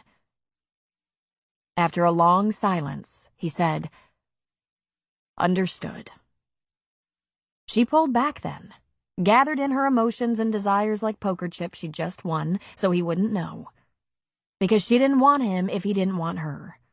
She hadn't needed Dr. Phil to tell her relationships were risks. That was the point, wasn't it? She wasn't 15 anymore. She no longer risked her heart without weighing all the facts. She knew him well enough and knew enough about him to realize he'd be worth it. But she wouldn't have him unless he also thought that of her. So, for years, they'd continued as friends, had mid-morning coffee together, sat together at games and watched their daughters cheer, worked as a team at too many pancake breakfasts and school carnivals to count, and remained best friends and confidants without any pesky kissing, or fondling, or anything. But she still felt that lilt in her chest when he walked in the door. She tried to tamp it down, but her blue eyes glowed. He sat down at the counter, diner empty, and she filled his cup with a smile. I don't think this town is going to get over last night's game anytime soon, he said. I know I won't. I'm hoarse. I could hardly sleep. I'm still vibrating under the skin. Thanks for bringing over a beer last night. That was nice of you. Eve didn't get in until 12:45. After the biggest game of the year? Of 5 years? What an impossible child. I think you should ground her for life. Or just execute her. Max smiled that lazy, one-sided smile. I didn't say a word. But you were waiting up, she said with a lift of her light brown eyebrows over twinkling eyes. Well, that's a given. She knew that he'd want to be sure Eve came home in shape, not traumatized, compromised, inebriated, using, holding, etc. The cop in him gave him the experience to make very good judgments, but it was the father in him who cared about the child. A couple of times he'd asked Gina for advice, because teenage girls don't have to be in crisis to come home a mess. A failed date, a falling out with a girlfriend, a disappointment. Any number of dramas could look like trouble. Sometimes it took a woman, a mother, to be able to separate the real trouble from its look-alike. She found herself honored that he'd talked to her about those things, even though he had Aunt Lou at home. When Gina was a pregnant teenager, and later, as the single mother of a little one, she'd have traded so much for any father figure for her baby. Now, with Ashley a teenager, she was proud of the parent she'd become. But she'd still give the moon for her daughter to have a father like Mac. Ashley was in by midnight, but that's because she brought her boyfriend with her. I tried to stay awake and listen to what was going on in the living room, but I didn't last long. That's getting really serious, isn't it? Mac asked. Ashley and Downey? Uh-huh. You talked to her about that? He asked. I talked to both of them, she said. I can't control their emotions, but I can damn sure give them the facts and have a discussion about the consequences. I hope we don't end up doing some damage in the other direction, he said, lifting his cup. We could end up with 2 lonely old maids on our hands. I want our girls to have full lives. I just don't want them too full too soon. Gina poured herself a cup of coffee. You mean end up as 2 lonely old maids like us? I'd pay any amount of money for a few hours of loneliness, he said. We'll get a break soon, she said. A day or 2 between football, hockey, and basketball. We should go see a movie, he said. We haven't done that in a while. This was not an overture. They'd gone to a few movies over the past few years. Despite the fact that neither of them ever saw other people, nothing romantic happened between them. Maybe, she said. Not a bloody one. What's the point, then? He joked. We have to see something we can't experience in real life. Maybe a sci-fi, then, or horror movie. Not some chick thing all about true love. Trust me, Mac, I don't experience that in real life. Silence hung out there, and she thought, don't you dare do this again, unless you mean it. Fine, he said. Once we get through football, you can pick the movie. Chapter 7. Cooper found himself disappointed that he hadn't seen Landon all weekend. He did see the dog and the girl with the red slicker. She apparently walked that dog, rain or shine. That would be Sarah, Landon's sister. She didn't come near the bait shop or dock, but the dog did. At the base of the steps that led to the beach, Ham ran right up to Cooper and dropped the ball at his feet. He gave it a mighty throw in the direction of the girl, and that was the end of it. From that point on, the dog and girl headed back toward the town. He still hadn't had a good look at her face, her hood pulled up and all. He had to wonder how this whole thing came to be. Here they were, Sarah and Landon, so far in the fringes of the community, both always alone. He'd catch up with Landon eventually. After what he'd seen, what he knew, Cooper wouldn't be missing a ball game from now on. On Monday, the sun came out. The day was unseasonably warm on the beach, and Cooper was sitting on the deck with his phone and laptop, trying to learn more about his friend. Ben, and perhaps his father before him, had an odd way of running their business. If they discovered a need, they tried to fill it. If someone needed a place to wash their clothes, voila, a laundromat appeared, even if it served only a few people. A few breakdowns on the freeway? Buy a $90,000 tow truck. Ben wasn't the only one with a patchwork business. Cooper had seen the same thing in many of the small towns he'd passed through lately. Tires/lube/laundromat/Chinese food/dry cleaning. It was a survival instinct.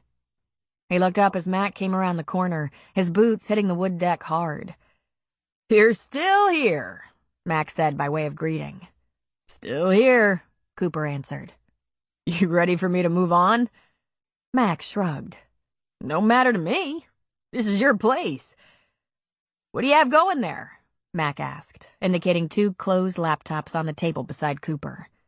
"Dueling computers?" "I found Ben's laptop. It's got a bunch of websites and message boards bookmarked on it, plus a lot of emails he saved, dating back about 5 years. I don't really expect to find anything, but I'll read through them." "Or?" Mac asked. "I don't know. It's not like Ben kept a journal, but there might be something important in there. Maybe I'll figure out what he expected from me. Maybe he wrote an email to someone about trouble he had around here or something. You don't have to limit yourself to saved emails, you know," Mac said. You can look through old and deleted emails and websites. I'll get to that eventually, Cooper said. You'll let me know if you find anything, right? Mac said. Absolutely. Raleigh and I went through his things, found Ben's old truck and a Razor, his off-road all-terrain vehicle, in that shed. I gave Raleigh the truck. He didn't say thank you, just took the keys. But the truck's still sitting there. I guess he doesn't have a way to move it without asking someone to help, and God forbid he ask me. That Raleigh, he didn't say 10 words while we worked. But he's an interesting guy. Clothes he couldn't use that he wanted to give to the vets, he washed them before he bagged them up to give away. I think he's the only reason that place didn't fall down years ago. Now the shack is empty, kind of clean, but full of mold we can't see. Uninhabitable. You comfortable in that thing? Mac asked, indicating the toy hauler. Cooper laughed. I'll tell you what's a pain. Dry camping. I can't go a whole week before I have to muster that camper up the hill and down the freeway to an RV park where I can dump and fill the tank with water. I'm cooking and cleaning dishes with bottled water, and I only shower with water from the tank, although I'm sure it's safe. But at least the electricity is turned on so I can run an extension to the shack. Mac laughed. Is that all you got for your time? Electricity? I'm sure as hell not trusting the plumbing. But I have a plan. I have a bunch of contractors coming out this week to give me estimates on repairs and reconstruction. I think maybe I'll get the shack in shape and sell it. I'll just sell the structure and the parcel it's on, though. I'm gonna hang on to the beach and the point until I have a better idea of what to do. Mac was clearly surprised.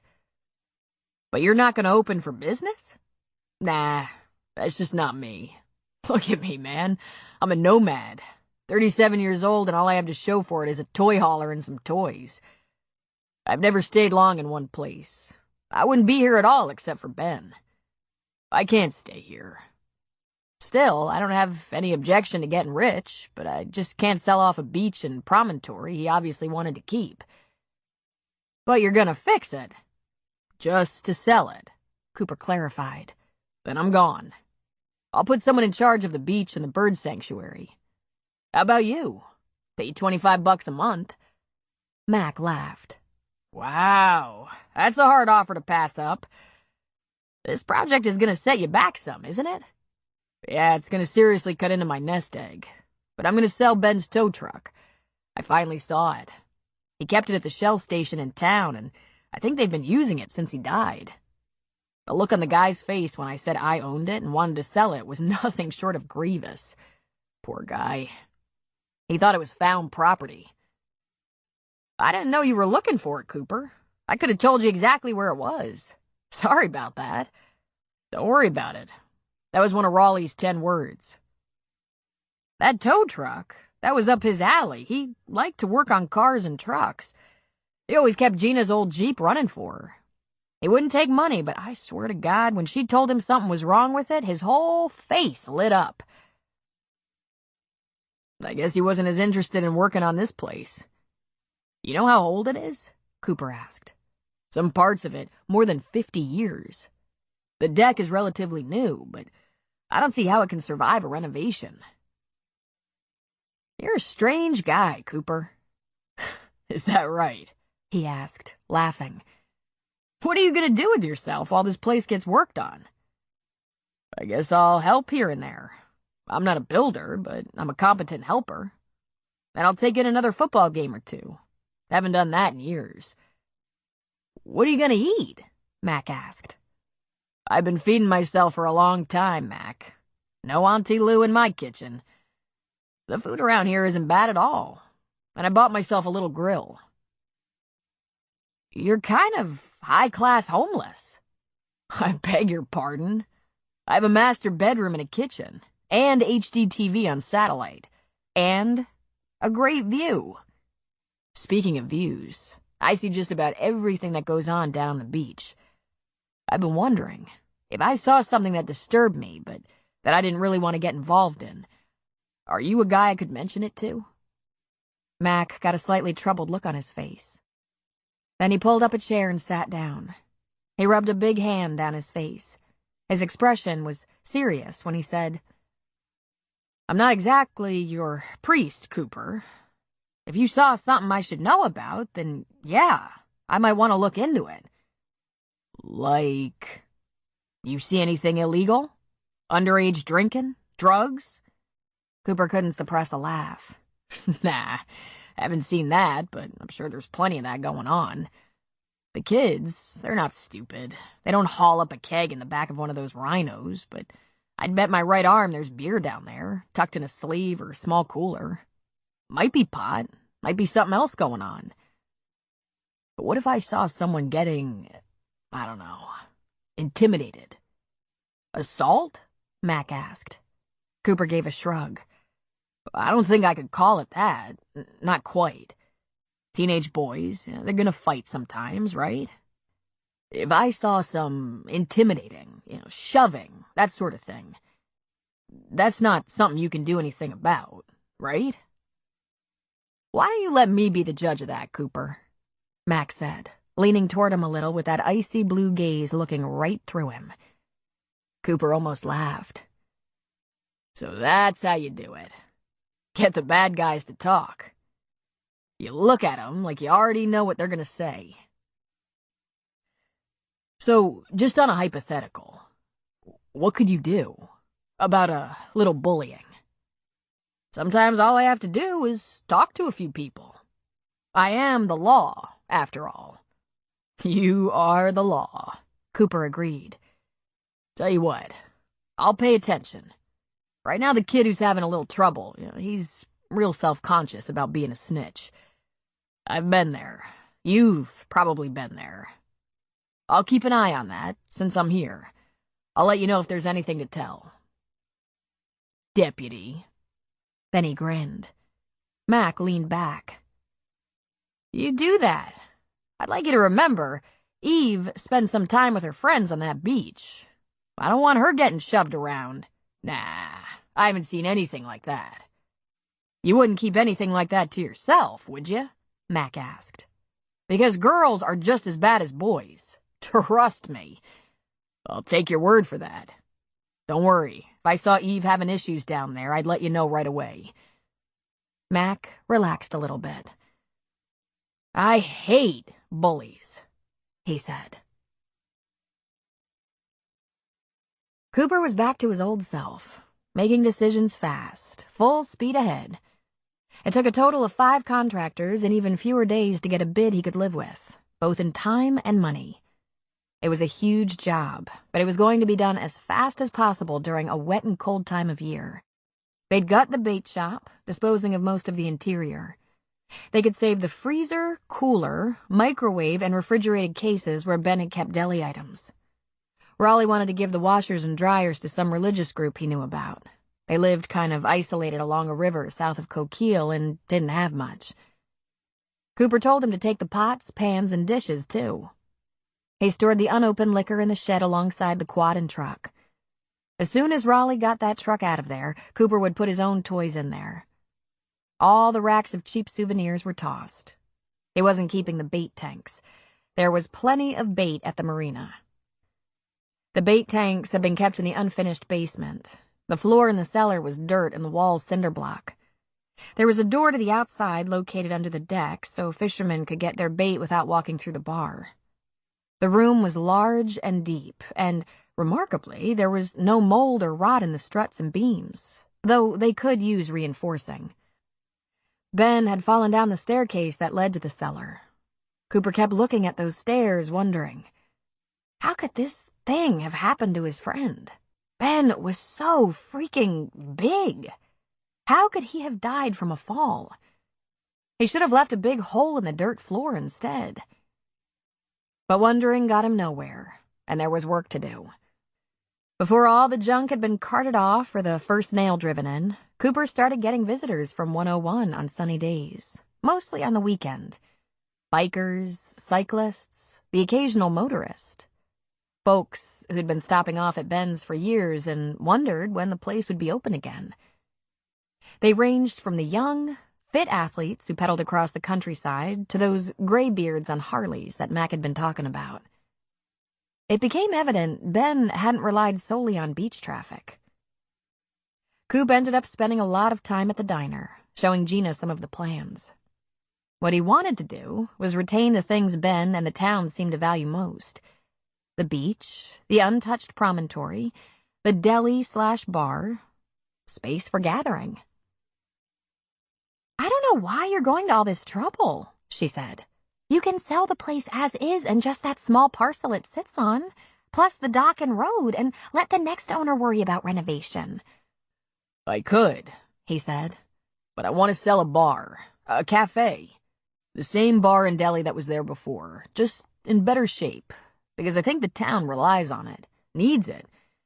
It's the only thing on the beach, and Ben wanted the beach open for whatever reason. If I tear it down and sell that piece of land, who knows what you'll end up with in that spot. Could be a car wash or drive-in theater." "But why do you care, Cooper?" "I'm not sure," he said. "Because my friends seem to want it that way. Because people use Ben's place all the time, even when it's cold. Let's face it, if I let the whole thing go, it'll change everything about this place." "Some people would consider that a good thing," she said. "Not me, though. The fact is, even though we aren't a rich town, we have a very low unemployment rate. A lot of people work away from Thunder Point, some as far as North Bend, but they work. This place doesn't have tea rooms and souvenir shops, and the closest malls are in Bandon and Coquille. And we're out here on the ocean by ourselves. I like it that way. But there are lots of people who think we could do with more revenue for things like schools, libraries, parks, that sort of thing. And of course, there's the real estate. It would be worth so much more. There are people around here who are more than ready to make their killing, and they need a resort to do it." "Why?" "There's no incentive to build fancy houses or condos in a dumpy little town." "What about the North Promontory?" he asked. "The point opposite Ben's Refuge on the other side of the bay. There must be land still available out there." "There is, but the waterfront is owned by Cliff. He knows a big resort would put cliffhangers out of business, and his whole family has been in fishing for years. He wouldn't do as well if the marina was full of pleasure boats and all Ben's land was full of resort. The land surrounding the beach, all condos and villas." "Wow," Cooper said. "There's a lot more to this town than I thought." "And you think the kids could go build a bonfire on that beach after a ball game when Hyatt or Marriott owns it? There will be a security gate to get in." Then she grinned. "Since you're still here, you going to the game?" "I wouldn't miss it," he said. "Well, this one's in Coquille, an away game." "You going?" he asked. "Yeah, we have to go. Our girls are cheering. And it's kind of what we do." We. He didn't miss that. "You and Mac?" "And Lou, the younger kids, sometimes my mother." He just smiled. "Sounds romantic," he said. "Cooper, it's not romantic. We do stuff with the kids. We have since Eve and Ashley became friends. It works out." "What if your kids weren't friends?" he found himself asking. She leaned on the counter. "Well, gee, then I might ask him to the Sadie Hawkins dance, I guess. But that hasn't come up." She refilled his cup. "Homecoming is in less than 2 weeks. There's a dance. I'll sign you up to chaperone." "Very funny." "Oh, you thought I was being funny? It's the Saturday night after the Friday night game. Dress nice." "Get real, Gina." "I'm as real as it gets. Need directions at tomorrow night's game?" "Yes, thanks." Landon decided he was going to have a man-to-man talk with Cooper. He'd been avoiding him, which wasn't too hard to do. His sister had been around a lot, and when she wasn't, he'd had football practice and then a shit pot full of homework. But at Friday night's game in Coquille, Cooper had been there, spending most of his time hanging around the sidelines. One time when Landon looked up, he'd been talking to Eve's dad, the local law. He'd been pointing at Landon and a couple of the other players. The deputy had been grim-faced and nodding. and that dog wouldn't hunt. Landon? He pulled one more book out of his locker and turned to find himself eye to eye with the most beautiful girl at Thunder High, Eve McCain. She was smiling at him, and he returned the smile so fast, so lame. He felt like an instant loser. He felt like some idiot who just won the lottery. He crumpled in the face of the sexiest girl on the planet. He recovered his cool. "Hey," he said.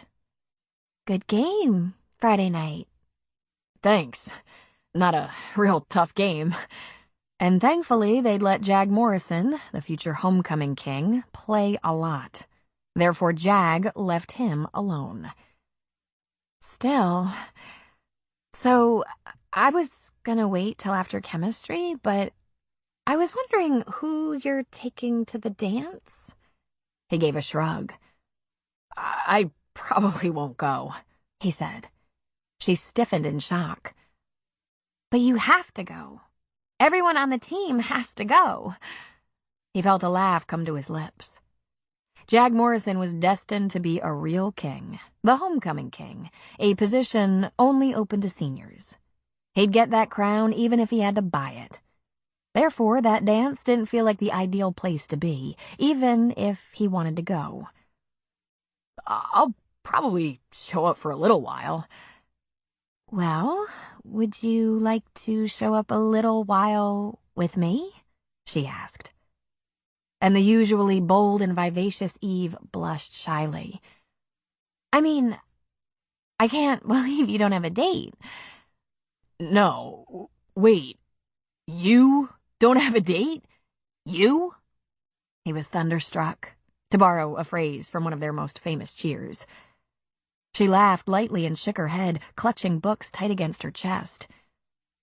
It's pretty hard to ask, too, so try not to hurt my feelings too bad. I can't believe you'd even... Oh, jeez, he said, scratching his head. "Me?" Why not? She shot back. I thought we were friends. Absolutely. Of course. Yes, we're friends. Of course we are. So? He thought for a moment before he said, "You're sure?" Oh, I'm sure. Can you drive, or should I? I can drive. Yeah, sure. Maybe I can borrow my sister's ride. I just have that little truck. It's okay, but... Landon, the truck is fine for me. Whatever you want. Wow, he said. Just wow. I really can't believe no one asked you. Oh, I was asked, just not by the right person. She started to back away. Bell's gonna ring. He snagged a piece of her sleeve. Yeah? Who asked? She grinned. Want to know your competition, huh? Well, he's not. I can't stand him. I'd never go out with him. Yeah? Landon asked, grinning hugely. Who's that? Morrison. Jag Morrison. He's just a stupid ass. I gotta go. See you later, like after practice or something. And she whirled around and was gone. Landon turned back to his locker, closed it, and let his head fall against the cold steel.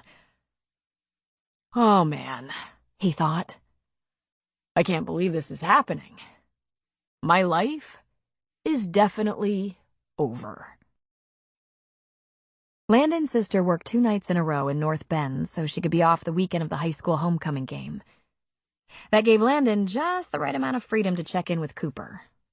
It was a misty, moonless night, but he jogged ham across the beach, confident there wouldn't be people out there.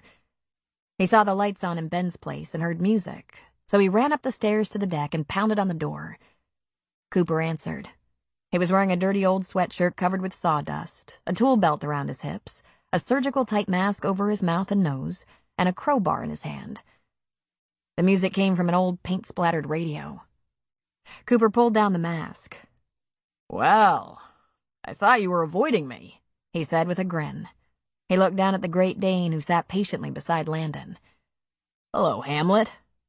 Kinda calm tonight, aren't you? I ran him across the beach. Landon almost forgot his mission.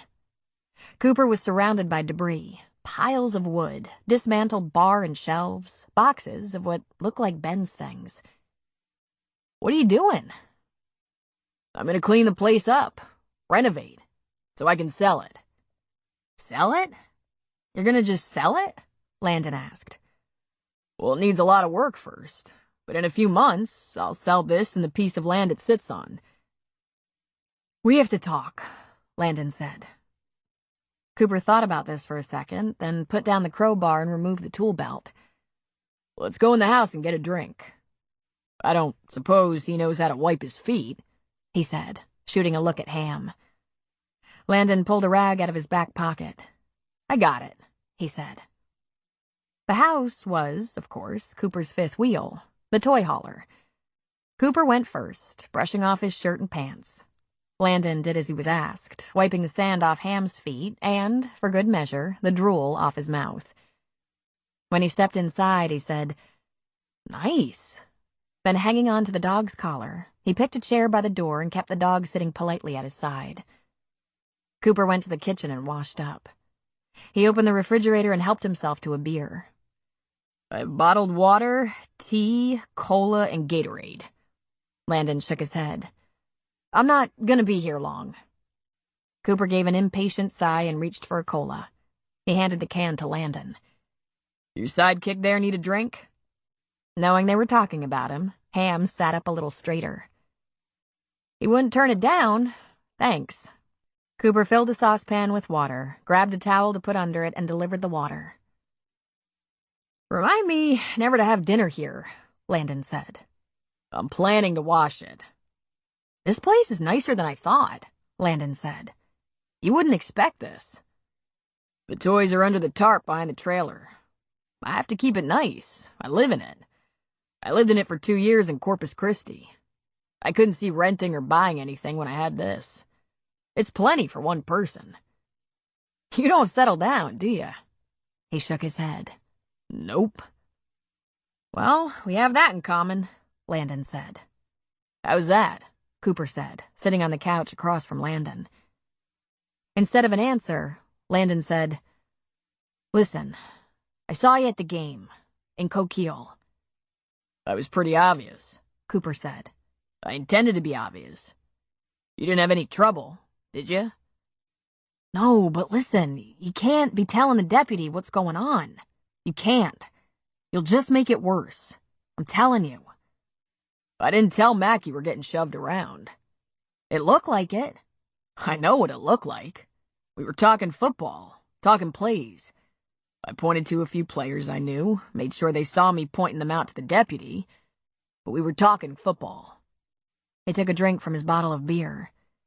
They can't beat you up if I tell on them, Landon. I was there, remember? I can talk about what I heard and saw, and that doesn't make you a snitch. Landon scooted forward on his chair. You think they're gonna see it that way? They may be stupid, Landon, but I do believe they know that if they beat you up, they're gonna answer to me. And one of my only friends here is Mac, who seems to know what he's doing. You should tell him, but if you won't, I'll just look like the bad guy for a while. How's that? You shouldn't get into this, Cooper. You don't have to do this. Cooper gave a shrug. Listen, I was the new guy a lot when I was your age. I wasn't the star football player, but I always had trouble fitting in.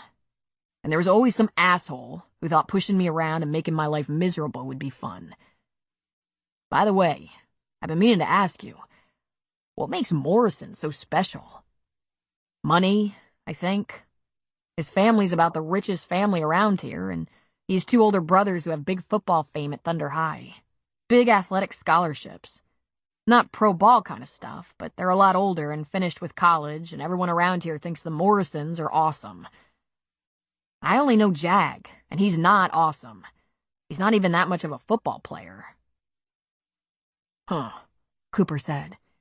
They live in that big house out on the point, right? Where did they get the money? Hell if I know, Landon said. The brothers have trophies in the trophy case, and people talk about them like they're legend. That's all I know. The coach and Mr. Morrison are old friends. How convenient. And my situation is just going to get more interesting because Jag asked Eve McCain to the homecoming dance and she said no. Cooper's eyebrows shot up. So then she asked me. And I should have said no, but I couldn't. I said yes. You couldn't? Man, I should have said no, just to keep her as far from this Morrison thing as possible, but I didn't know till after that he'd asked her first. And my God, she's so hot. And nice. So nice. And funny, too. Plus, she said it was hard to ask me, and also said to please not hurt her feelings too much. He shook his head. I couldn't tell her no, man. It would have killed us both. Whoa. Yeah. Morrison might just have more to be pissed about. Okay, now we do have an issue. Because I gave Mac my word that if I saw anything going on that put his daughter in a bad place, I would definitely tell him. Landon sat tall. And have you? Seen that? Come on, Landon. Let's be straight here. You're worried about it. You as much as said so. He shook his head. I don't think Morrison would ever do anything to Eve. But he'd get even with me if he could. Cooper relaxed, propping an ankle over his knee. He took a long, leisurely drink of his beer. Then he said, Good thing I go to games. And even though I was mad at her for it, it's a good thing Gina conned me into helping her and Max chaperone the dance. Landon hit his head with the heel of his hand. Ah, man. My feeling exactly, Cooper said. So, if you have any trouble, speak up. You can't say anything, Cooper, he said pleadingly. I probably won't have to. But you should. You should at least tell the coach, and if necessary, tell Mac. You're going out with Eve. It's your job to keep her safe. Right. Tell Mr. Morrison's good friend, the coach. Look, you know what I think. Just think about what's the right thing to do. For Eve, if not for yourself. Okay? Now let's change the subject. I haven't seen you in over a week, except at the game. Where have you been? My sister's been around a lot. She's working tonight, so me and Ham, we're on our own. I know you moved here because you got a divorce, but you said you're like me. You don't settle down. Why's that? My sister's job. She's reassigned every couple of years, sometimes even more often. Our folks died right after she started with the Coast Guard. At first, she was going to leave me with our Aunt Frances, who was the aunt from hell, by the way.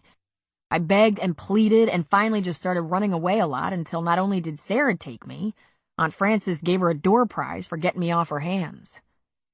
Not so close to Aunt Frances, huh? I hate her. She hates me.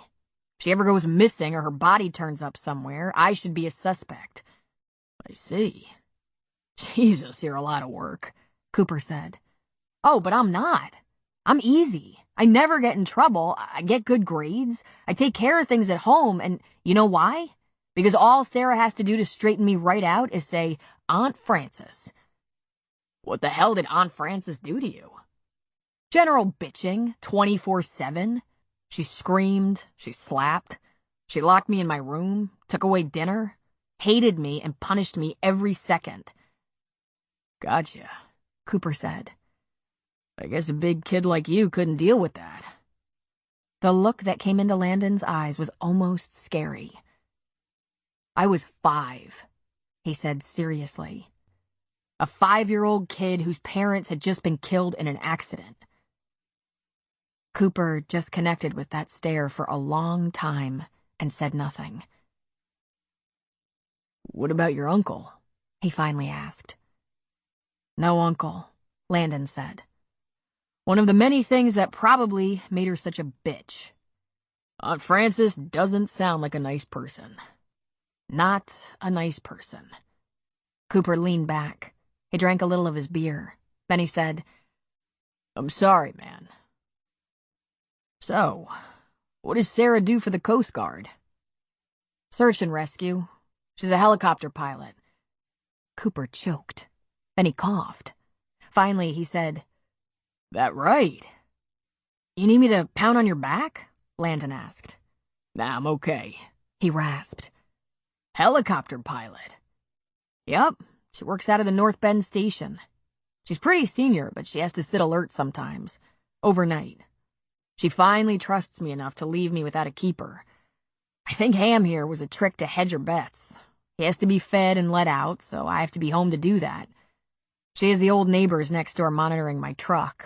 They don't have anything better to do but look out the window and watch when I come home from school, leave for school, that kind of thing. And she calls me. A lot." On cue, Landon's cell phone rang. He answered.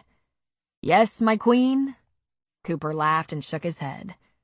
"I took Ham out for a run and stopped at Ben's place. The guy who owns it now was working on it, so we checked it out, had a Coke.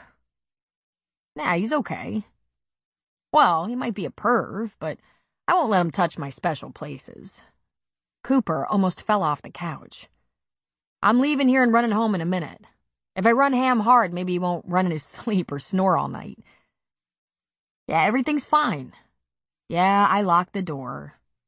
Yeah, I ate that leftover hamburger kill me shit you made the other night. Yeah, I got my homework done. Yeah, Jesus, Sarah. Let me talk to you at home, all right? I'll call and check in when I get there." Landon stood up. "I have to go. Sarah and her husband used to keep separate schedules, so I always had one of them around, but since the divorce, she's been a little neurotic." "I completely understand," Cooper said. Landon laughed. "No, you don't. But that's okay. I'm doing the best I can with her. She'll lighten up. Eventually." "You want me to call you? Make sure you got home okay?" Cooper asked. Landon shot him a look. "Bite me," he said, opening the door. "Hold on," Cooper said, calling him back. He went to the kitchen counter and grabbed his cell phone. "Program my number into your phone." "Why?" "So you can call me if you need me," Cooper said. When Landon just stared at him and made no move to get his phone out of his pocket, Cooper went on. "Look, I'm gonna be here a while and don't have any ties. I don't even have a dog. I'm usually around. No job and only a couple of friends. I'm the best person for you to call if you have some kind of, I don't know, problem. Like if I'm getting beat up under the bleachers? Or if you run out of gas, or the dog eats a bunch of fishing hooks and lures and wants to die and needs the vet and your sister's out rescuing other people. Or the old couple next door get in the crossfire when the mob is trying to take you out. Or, yeah, okay, he said, bringing out the phone. What is it?" Cooper fed him the numbers. Landon plugged them in and put the phone away. "I want yours," Cooper said. "Why?" Cooper took a breath. "In case I need help. In case I'm gagging on the mold in that shack of Ben's. In case—" "All right, Jesus!" Landon reeled off the numbers. "There, we're all hooked up. But don't be calling me. I have enough people watching me." Cooper chuckled as he watched Landon and Hamlet jog down the steps to the beach. Then he sat down to drink his beer and grew more serious. A picture came to mind, unbidden. A little 5-year-old kid, the family he knew snatched away from him. Being slapped. A kid that age and size being starved as punishment? He should have been allowed anything. He should have been allowed to eat marshmallows for dinner if that got him through. And a 5-year-old runaway? He was damn lucky to be alive. Aunt Frances was going to have to work very hard to stay out of hell. And yet this kid, look at him now. Just the kind of kid the deputy should want to take his daughter to the dance. Athletic, humble, intelligent, humorous, responsible. Who got the credit for that? Was Landon just an old soul, or did the sister do something special? Cooper had been hanging around because he was curious about Ben's life, Ben's town. Now he realized he had another reason. Landon shouldn't be let down again.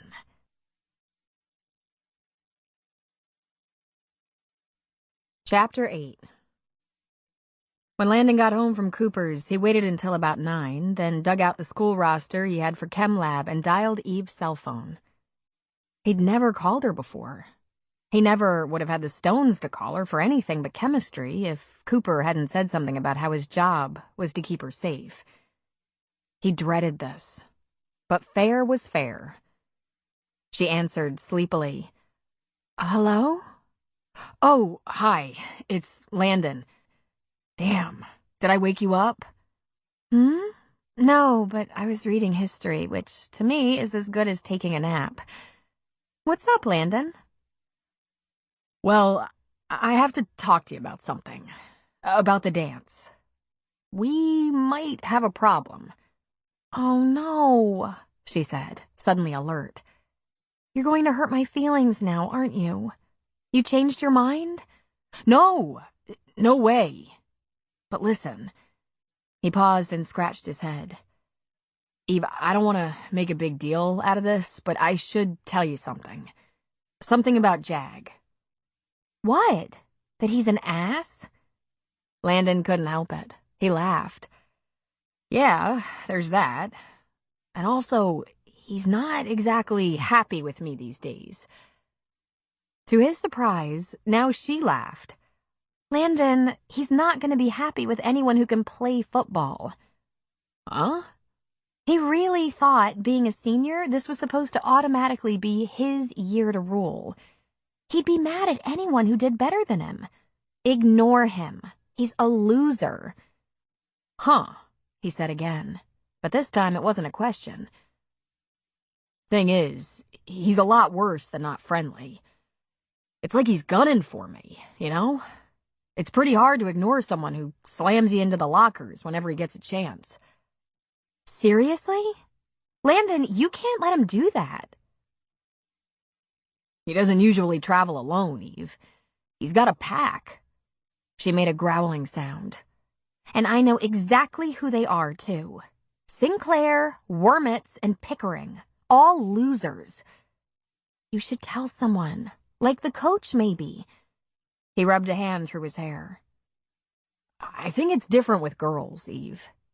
You know what it makes a guy look like if he can't handle it? I don't want to tell anyone. I want to handle it. He flies under the radar. He always manages to catch me at least semi-alone.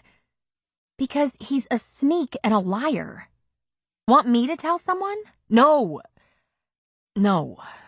Listen, I only wanted to tell you because you and me at the dance, it's gonna look to Jag like he lost one more thing to me. And I don't want anything bad to happen to you. I don't want him to even call you a name. You might want to rethink this idea of us going together. Oh, I will. In fact, I just gave it a big rethink. Ashley asked me to double with her and her boyfriend, and I thought no. I didn't want to throw you into the deep end with people you barely know. But now, maybe yes is a better idea. You haven't been here long enough to get to know Ash's boyfriend. He graduated last year. Crawford Downey. He just goes by Downey. He was silent for a moment. Thunder Point was proud of its football stars. Their pictures and trophies were displayed in the school's hallways. Isn't he at state? Yep, but he's crazy about Ash and doesn't like her to miss all the important high school things, and he sure doesn't want her going with anyone else. Anyway, he's all conference alumni. He'll be back for the game. He's a very nice guy, and he's also a big guy. Very big. Whoa. So, if it's not a problem for you, we'll double. Not for me, she said. Jag wouldn't dare give me trouble. I'm not new here anymore. I have plenty of friends, plus there's my dad. He's not gonna bother me. And he better not give you any more trouble. Oh, he's such a creep. Whoa, Landon said again. But listen, if you could somehow manage not to spread around that I was crying about getting picked on. Landon, I wouldn't do that. It's just that it's kind of humiliating to have your girlfriend running interference. When the words were out of his mouth, he cringed and hit himself in the forehead with the heel of his hand. He ground his teeth and listened to the long silence. Am I your girlfriend? She asked softly. Well, that position is definitely still open. She laughed at him. Where do I apply? You can apply right now if you're any good at chemistry. It's really kicking my ass. You're better than I am. Didn't you get an A on the last test? I have to get A's or my sister will finish the ass-kicking job. We should hook up your sister and my dad. He needs a woman in his life to get him out of mine and Aunt Lou's. We're getting kind of tired of his hypervigilance. Landon kicked off his shoes and lay down on the couch with his phone to his ear. Ham settled in on the floor beside him. Is that a fact? He asked. Be patient. Sarah got a divorce less than a year ago. She wants all men killed. All except me. I still get a pass. They talked like that for an hour. About their families, about school, about moving to a new town and settling in. Landon hadn't done much of this kind of late-night long talking on the phone to a girl. He'd never been shy, but he'd always been a little uncertain around girls. He just couldn't believe they liked him. Athletically, he was confident. Academically, not so much. But he was willing to put all his muscle into schoolwork. He had to. The only way he was going to go to college was on scholarship. But girls? There, his confidence failed him. Eve McCain was easily the prettiest, smartest, best girl in school. They were in 3 classes together, and he'd been watching her since school started, admiring everything about her. But even though they'd talked, he hadn't approached her. He was friendly, he was helpful, but he'd been through too much lately and couldn't handle rejection. He hadn't had a date yet in his life, unless you counted gang dates for pizza or parties after games. And that was at his old school in North Bend, where he'd also been the new kid. He'd been invited to join the crowd at the Thunder Point Beach, but given Morrison would be there, he'd made excuses and never went. So after a rocky few months, this felt brand new. And very sexy. School let out early on Friday for the homecoming festivities, but not before a student assembly for the coronation. Since attendance wasn't required, the kids who didn't want to be involved in school activities skipped out. Landon considered leaving, but in the end, he was curious. He tucked himself into the back of the auditorium and watched. There was a lot of pomp. The cheerleaders performed, minus the one cheerleader who was a homecoming queen candidate. The principal spoke. The football coach revved them up. Then the band played while the candidates walked down the auditorium aisles to the stage. They were all dressed up in formal gowns and nice suits. On the stage, they met, touched hands, gave a brief bow to the assemblage, separated, and stood in a line of 4 girls and 4 boys. They would all ride in the parade later. After that, the football players would race into the locker room and dress for the game tonight. Finally, the results of the vote were announced. Stacy Kramer and Justin Moore were crowned by last year's royalty. Justin Moore? Not Jag? There was a part of him that thought, karma's a bitch, man. But another part of him knew that Jag Morrison would be in an even worse mood tonight. He'd been pretty cocky about this whole king business. It was customary to crown the football captain, unless he was an ass who not too many people liked. Justin was a tight end and good at his job. He didn't hang with Jag. Straight after the coronation was the parade set up. Each class had made a float. It wasn't the Rose Bowl parade, but as floats went, they weren't too bad. Since only seniors could be nominated for homecoming king and queen, their class always got the float that bore the thrones. Justin and Stacy took their places, ready for the parade to begin. The juniors had a papier-mâché cougar on their float. The sophomores celebrated the harvest with a football player in its midst. And the freshmen paid tribute to the fishing industry with the bow of a boat and a papier-mâché marlin, even though you'd never catch a marlin this far north of the Pacific coast. The band led the floats down Thunder Point's main street, and they made 2 loops on the track around the football field. When the parade reached the track, Justin Moore jumped off the seniors' float to go dress out for the game. There was a lot of noise, laughter, and trash talk in the locker room, and Landon acknowledged that maybe, just maybe, Jag Morrison wasn't king of the school, just the prints of a very small click. That was somehow a little less intimidating.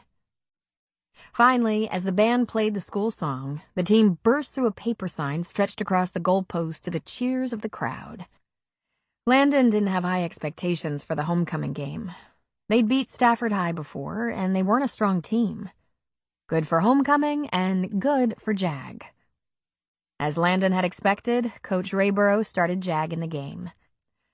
Landon didn't mind staying on the sidelines, watching the game and other things. He caught sight of Cooper standing at the end of the bleachers for a while in the beginning. Then he disappeared. He recognized Crawford Downey from his picture in the school's trophy case. Downey was knocking fists with old friends, talking with the coach as if he was assisting. But the game went downhill. Jag fumbled. He threw 2 incomplete passes, and then he threw an interception, and Stafford scored. The coach brought him in, talked to him, knocked him on the helmet, sent him back. Fumble. Fumble. Stafford recovered the ball and ran it. Not too far, but they were clearly headed for another touchdown. Thunder's defense rallied, got the ball, and Jag threw another incomplete pass. The score was 7-0, Stafford. Coach wouldn't want to get to halftime behind. Dupre! He was being brought in. Landon jogged over to the coach, got his instructions, and went onto the field. He recovered the ball from Stafford. He went into the huddle, called the play, received the ball. He backed away from Stafford's offense and made a perfect pass that landed them within running distance of a touchdown. When he next got the ball, he passed to a wide receiver and Thunder scored. The crowd went wild. Even though he hadn't run the ball, they chanted his name along with the wide receivers. But the attention wasn't as much fun as executing the play, making it happen, getting a win. Landon just plain loved the game. He could feel the pressure and excitement of that down to his toes. By the half, they had Stafford by 3 points.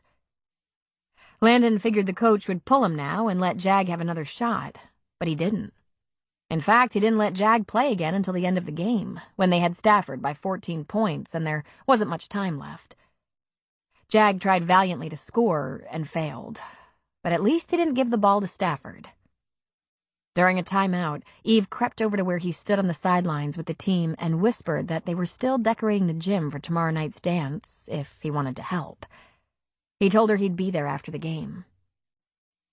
When the game ended, Thunder High had a big win and were rewarded by screaming, thumping, yelling noises from the stands.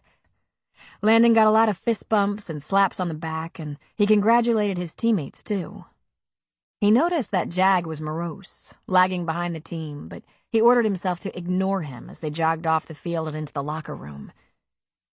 He'd barely gotten his shoes off when the coach called him to his office. He stepped into the small room with a glass window to the lockers to find Downey leaning one hip against Coach's desk. Here he is, Downey. Meet Landon Dupre. Landon, this is Crawford Downey. He took us all the way to the state playoffs last year. Downey put out his hand. We had a good team. Nice to meet you, Dupre. Good job out there. Hey, thanks, Landon said, taking his hand. I'm sorry I never got to see you play. Maybe you'll end up at state and we'll play together. How did you end up at state? Landon asked. Scholarship. State wasn't the only option, though, Downey said. They talked a little bit about Oregon State's record, about the fact that Landon was hoping for some help with college tuition, about double dating for the dance. Downey continued. Anyway, we have lots of time to talk about college life this weekend. I got sucked into decorating tonight because that's where Ashley's gonna be. Then I'll see you there. I was recruited by Eve. They shook hands again. By the time Landon got back to the locker room, most of the team was either dressing or exiting the showers. In the coach's office, he could see Downey. He looked completely at home, still leaning on the desk, laughing with his old coach, while Coach Rayborough leaned back in his chair. Landon stripped down, wrapped a towel around his waist, and headed for the showers. From his office, the coach could see the locker area. The coach's office was a no-female zone while guys were dressing. The shower area and the latrines were out of sight. The last three guys, toweling off and laughing, exited the shower just as Landon was going in. Great game, Dupre. Show us the thunder, Dupre. He just smiled and went about his business. He was planning to make it fast. Eve was in his very near future. He was lathered up, his hair loaded with suds, when he heard his name. Dupre. He pried open one eye and peered at Jag Morrison, leaning in the doorway to the showers. He was fully dressed in pleated pants, thin-soled brown shoes, and a navy sweater. The sleeves were shoved up on his forearms to show off his gold watch. His hands were in his pants pockets, one leg crossed over the other. He was a damn GQ ad. What? Landon asked. Little busy here. He let the spray hit him, rinsing off much of the dripping soap. No one likes a wise guy, Dupre. Don't think you can come here and just take over. I told you, this is my turf. Landon wiped a hand down his face. Where's your posse, Morrison? You don't usually come at me alone.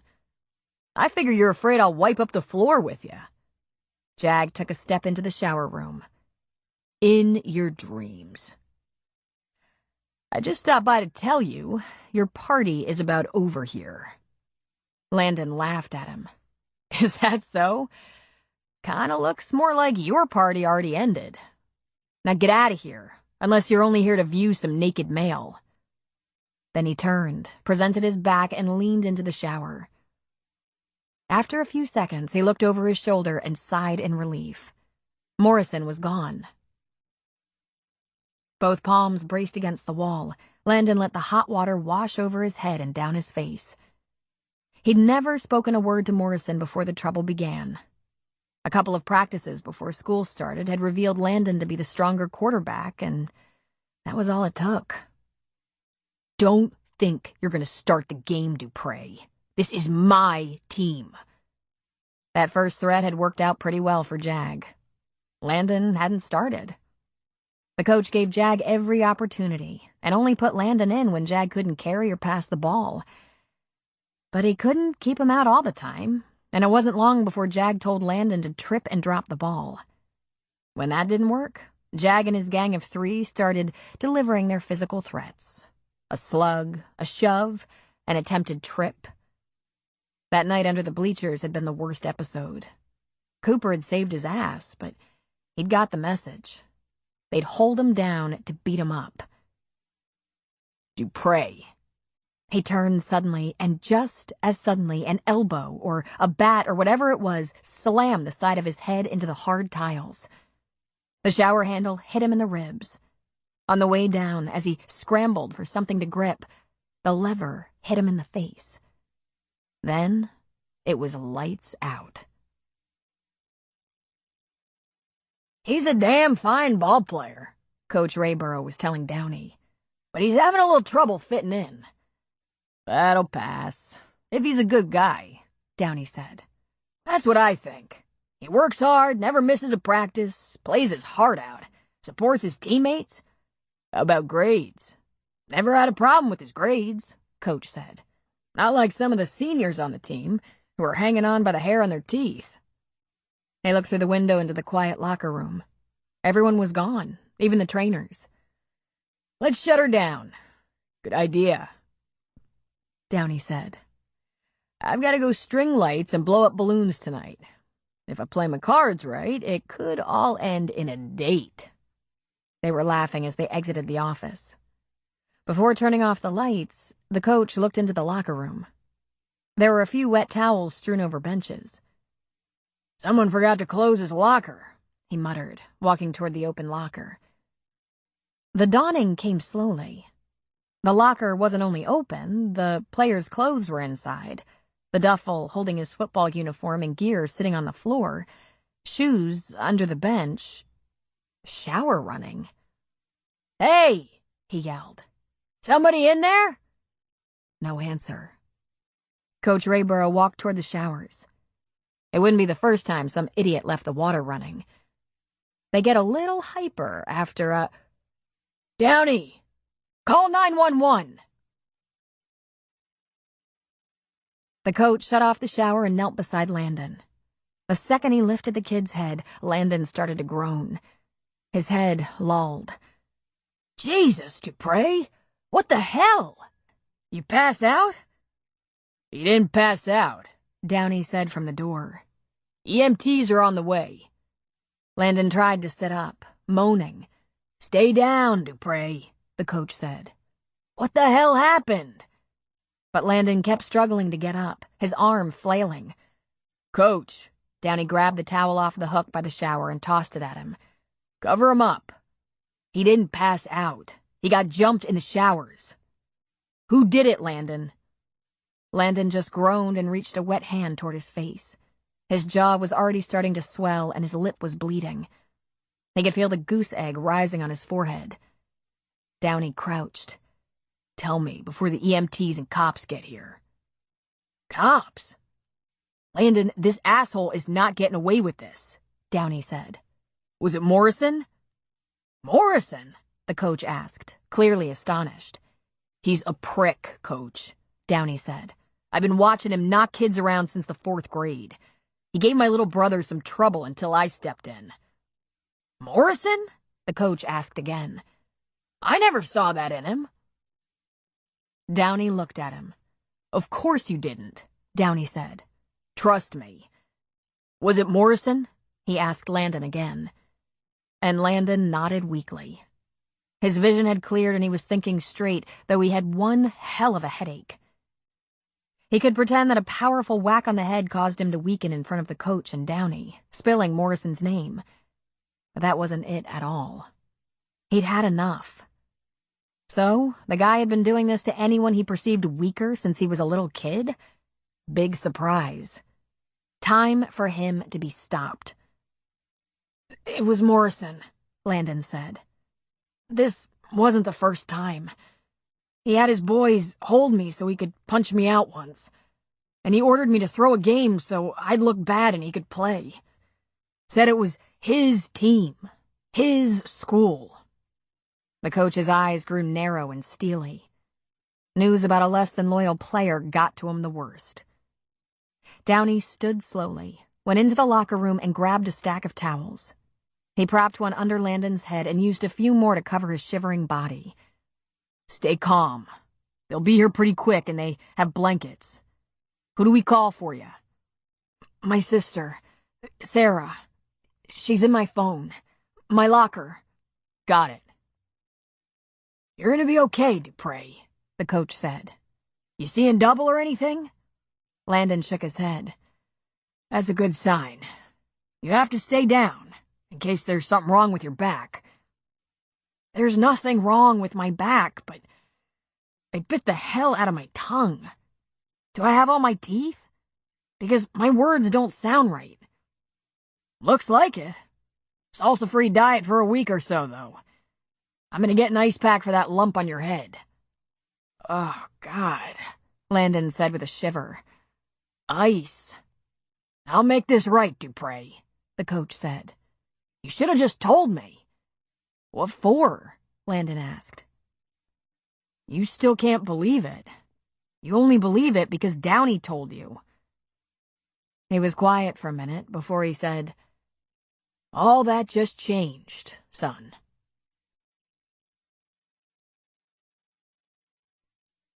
Chapter 9. When the call came that a deputy was needed at the school, Mac was already there, not working, waiting for Lou and his kids. Lou was helping a couple of teachers chaperone the students decorating in the gym, and his 2 younger kids refused to go home until they saw what Eve and her friends were doing. So there he was, standing around in the gym, talking to a couple of parents, when he caught the call on his phone. The deputy on duty was needed to respond to an assault in the men's locker room. In the locker room? Assault? By the time Mac handed the kids over to Lou and walked across the gym floor to the locker room, the EMTs were headed through the locker room's back door from the parking lot with their bags. Steve Pritkus, the deputy on duty, was right behind them. He met them right outside the showers. It didn't take the medical techs long to ensure Landon was stable and get him on a gurney. Even though he'd already moved his spine, they insisted on a backboard, which they promised would go away as soon as x-rays were taken and a doctor had a look. While they trussed him up and covered him, the deputies had a chat with Coach Rayborough and Crawford Downey. Their stories matched up. By the time Landon was ready to transport, Mac and Deputy Pritkus had a chance to ask him a few questions. Then the EMTs took him out through the locker room's back door, which led to the parking lot. It was through that door that the team ran to the field. Just as the ambulance was ready to get underway, Sarah Dupre showed up. After the EMTs reassured her that her brother would be all right, she followed the ambulance to the hospital in Bandon. There were no lights or sirens, just a nice, safe transport. But Mac had a picture of the kid's swollen, bleeding face on his cell phone, and Landon Dupre's assurance that he'd be pressing charges. I think we start in the gym, where a lot of the kids are, Mac said.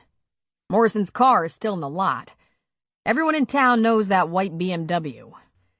You got it, boss, Pritkus said. They'd already asked the coach and Downey not to discuss the situation with parents or students. They went back into the gym through the school. A small crowd had gathered around the door to the locker room, surrounding Downey and the coach. Jag Morrison kept his distance and appeared to be putting the moves on a girl. She was sitting on the bleachers while he stood in front of her, one long leg lifted up, foot on the bleacher next to her. He had a hand in a pocket while another one was gesturing as he talked, smiled, laughed, apparently not interested in the hubbub around the locker room. It twisted in Mac's gut. He'd never warmed to this kid, but it always surprised him when he ran into a suspect so confident, so nonchalant. Could he have really just smashed in a guy's face, left him lying naked on the shower room floor, and gone about the business of trying to get himself a date? Dad? Dad, Eve said, tugging at his sleeve. Is Landon okay? Did he get hurt in the game? Did he fall in the shower? Dad! He looked down at her, his brow wrinkled. He's gonna be fine, honey. I have things to do right now. What happened? Where is he? I want to go see him. They took him to Bandon, but he's fine. His sister went with him. They don't need a lot of kids swarming the hospital. I'm sure he'll be checked over and released. Dad, Landon's my date for the dance. I want to see him. If Aunt Lou takes me, can I go? Please? Tell Lou I'm passing the baton to her. And tell her I need her to keep an eye on Ryan and Dee Dee a bit longer, too. I have some work to do now. Her eyes shot down the bleachers to Jag, then up to her father's face. She gasped. Oh, God. Jag hurt him, didn't he? Landon said Jag was always on him, shoving him, slamming him up against the lockers. Mac held her attention with his gaze. Eve, I want you to go back to Lou and the kids. I'm going to take Mr. Morrison for a ride, and I don't want you to talk about this with anyone yet. There's a legal process that has to happen. She bit her lip, then nodded gravely. Can I go see Landon? You tell Lou it's all up to her. I'm going to be tied up for a while. Jag Morrison, Mac said. I'd like you to come with Deputy Pritkus and me, please. What? He said, pulling his foot off the bleachers and straightening. We're going to walk outside to the patrol car, Mac said. He laughed. I don't think so, he said, shaking his head. What do you want? We're going to walk outside, where Deputy Pritkus is going to read you your rights and charge you with a crime. You can come along, or we can put on the cuffs and escort you that way. If I were you, I'd vote for nice and polite. Crime? What the fuck? Crime? Assault, Pritkus said. He pulled his cuffs off the back of his belt. Whoa, whoa, Morrison said. Hold on. I wouldn't assault anyone. You're crazy. I'm not going anywhere. That's good, because I kind of like the idea of you in handcuffs, Mac said. There's a young man on his way to the hospital in an ambulance, thanks to you. He lost consciousness for a while, but not his memory. No way, he said, holding up his palms, backing away. This is someone just trying to get me into trouble. Are there witnesses? Cuffs it is, Mac said. With one deputy on each side, they wrestled his arms behind his back and into the cuffs. By the time it was accomplished, he was on his knees. The focus of the students had shifted away from the locker room door to Jag's arrest. Mac and Pritkus hoisted him up, dragged him outside. Right before putting him into the back of the deputy's cruiser, he was read his rights. I want my parents. I want my mother, Morrison yelled as they shoved him in the back seat. They let him sit there, yelling and rocking the car, while Mac used his cell to call another deputy. He didn't want to leave the town uncovered while Pritkus drove Morrison over to the jail in Coquille. And Mac wanted to make sure he was processed. We could probably get away with taking him to the Thunder Point office, Mac said. He's going to be released to his parents' custody anyway. But I just watched a kid get put in an ambulance. I want Morrison to at least see the inside of a jail. With any luck, there are some scary sons of bitches in the jail tonight. I vote for Coquille, Pritkus said. Try Charlie Adams. He's probably looking for a little call-out overtime. He never says no. You read my mind, Pritkus. Meanwhile, I'm gonna go visit the Morrisons. When Coach Rayborough called Sarah Dupre, she jumped in her car, racing to the high school to find EMTs pulling a gurney toward an ambulance that was parked behind the school. For a search and rescue pilot who'd seen more than her fair share of injuries, sometimes the worst kind, her cool was long gone, even before she laid eyes on Landon. This was her little brother, her only family. She rushed to him, asking the EMTs if he was going to be all right. They said they thought so, but the verdict rested with the doctor. He'd briefly lost consciousness, but he was now alert and his pupils were equal. Landon, who did this to you? The deputy's on it, Sarah. I told him. Some punk ball player who's probably just jealous. Should I ride in the ambulance with you? She directed her gaze at one of the EMTs. If you follow us to Bandon, you'll have your car to take him home after he's treated and released, the young man said. She drove behind the ambulance, taking small comfort in the fact that they weren't running lights and siren. Then, once they cleared town, the ambulance lit up. They didn't drive real fast, but they rolled code. Sarah knew what was happening. They were lit up so other motorists would be aware that they were loaded. She knew Landon hadn't had a heart attack or brain seizure. All the same, her chest constricted, and she gripped her steering wheel with all her might. She followed closer than was allowed by law, and she didn't care. She was just plain scared to death. Feelings of helplessness weren't alien to Sarah. Her parents died when she was 23 and in helicopter flight school. Landon had been 5. Aunt Frances had taken him in, and Sarah visited him on the weekends. She was able to get away from training. But it was torture. Frances pronounced him bad and undisciplined, while the tales of cruelty Landon reported chilled her to the bone. Then he started running away. He didn't get far, but still. She had to ask for a leave from training, hire a lawyer, get custody of her brother, even though she had no idea how she'd take care of him, and serve in the Coast Guard. Her commander worked with her, put her in the next training class after she'd had time to figure out how to be a single mother. It could have been compassionate. It could have been the USCG worried about some discrimination complaint. She preferred to go with compassionate. But damn, life was crazy in those days. She was trying to get through helicopter training, which was so much harder than fixed wing, grieve her parents, try to get her little brother through his grief and fear, all at the same time.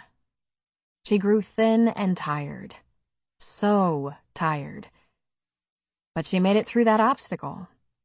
Then on to Kodiak, Alaska, flying rescues out of the Bering Sea, which turned her into a damn fine pilot, because the challenge was steep.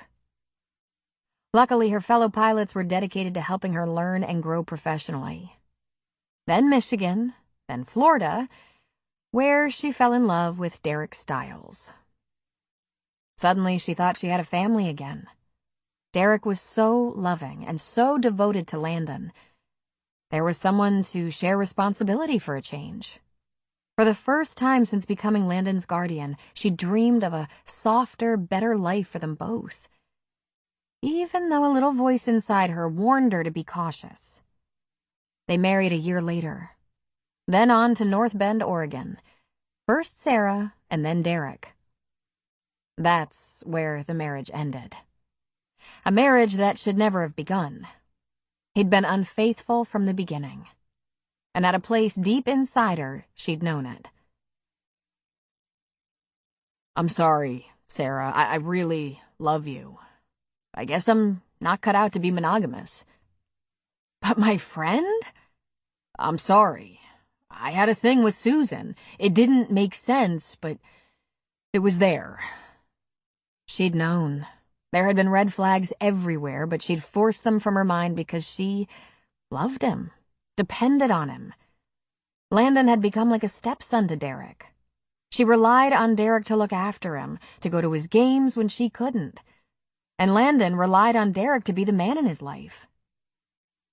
But she had to end it, because Derek was never going to belong to her, to them. Just like any mother, she had to try to deal with the fact that Derek had let Landon down as well. But ironically, it was Landon who said, "You don't have to stay with him, Sarah. Not for me, that's for sure." Her career and her brother were all she had, and for their sake, Sarah pulled herself together. She and Derek decided they could be civilized.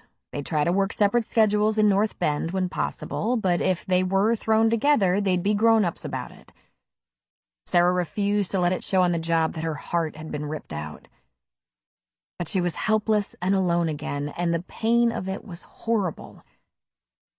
So she looked into finding the best community, the friendliest, with the most proactive football coach for Landon, and they moved to Thunder Point. She thought she'd brought them both to a kinder, safer, more manageable place. But now she felt that helplessness again.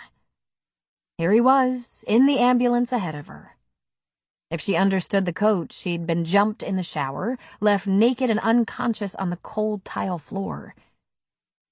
She was intercepted in the ER by an admissions nurse. "A physician's assistant is examining your son."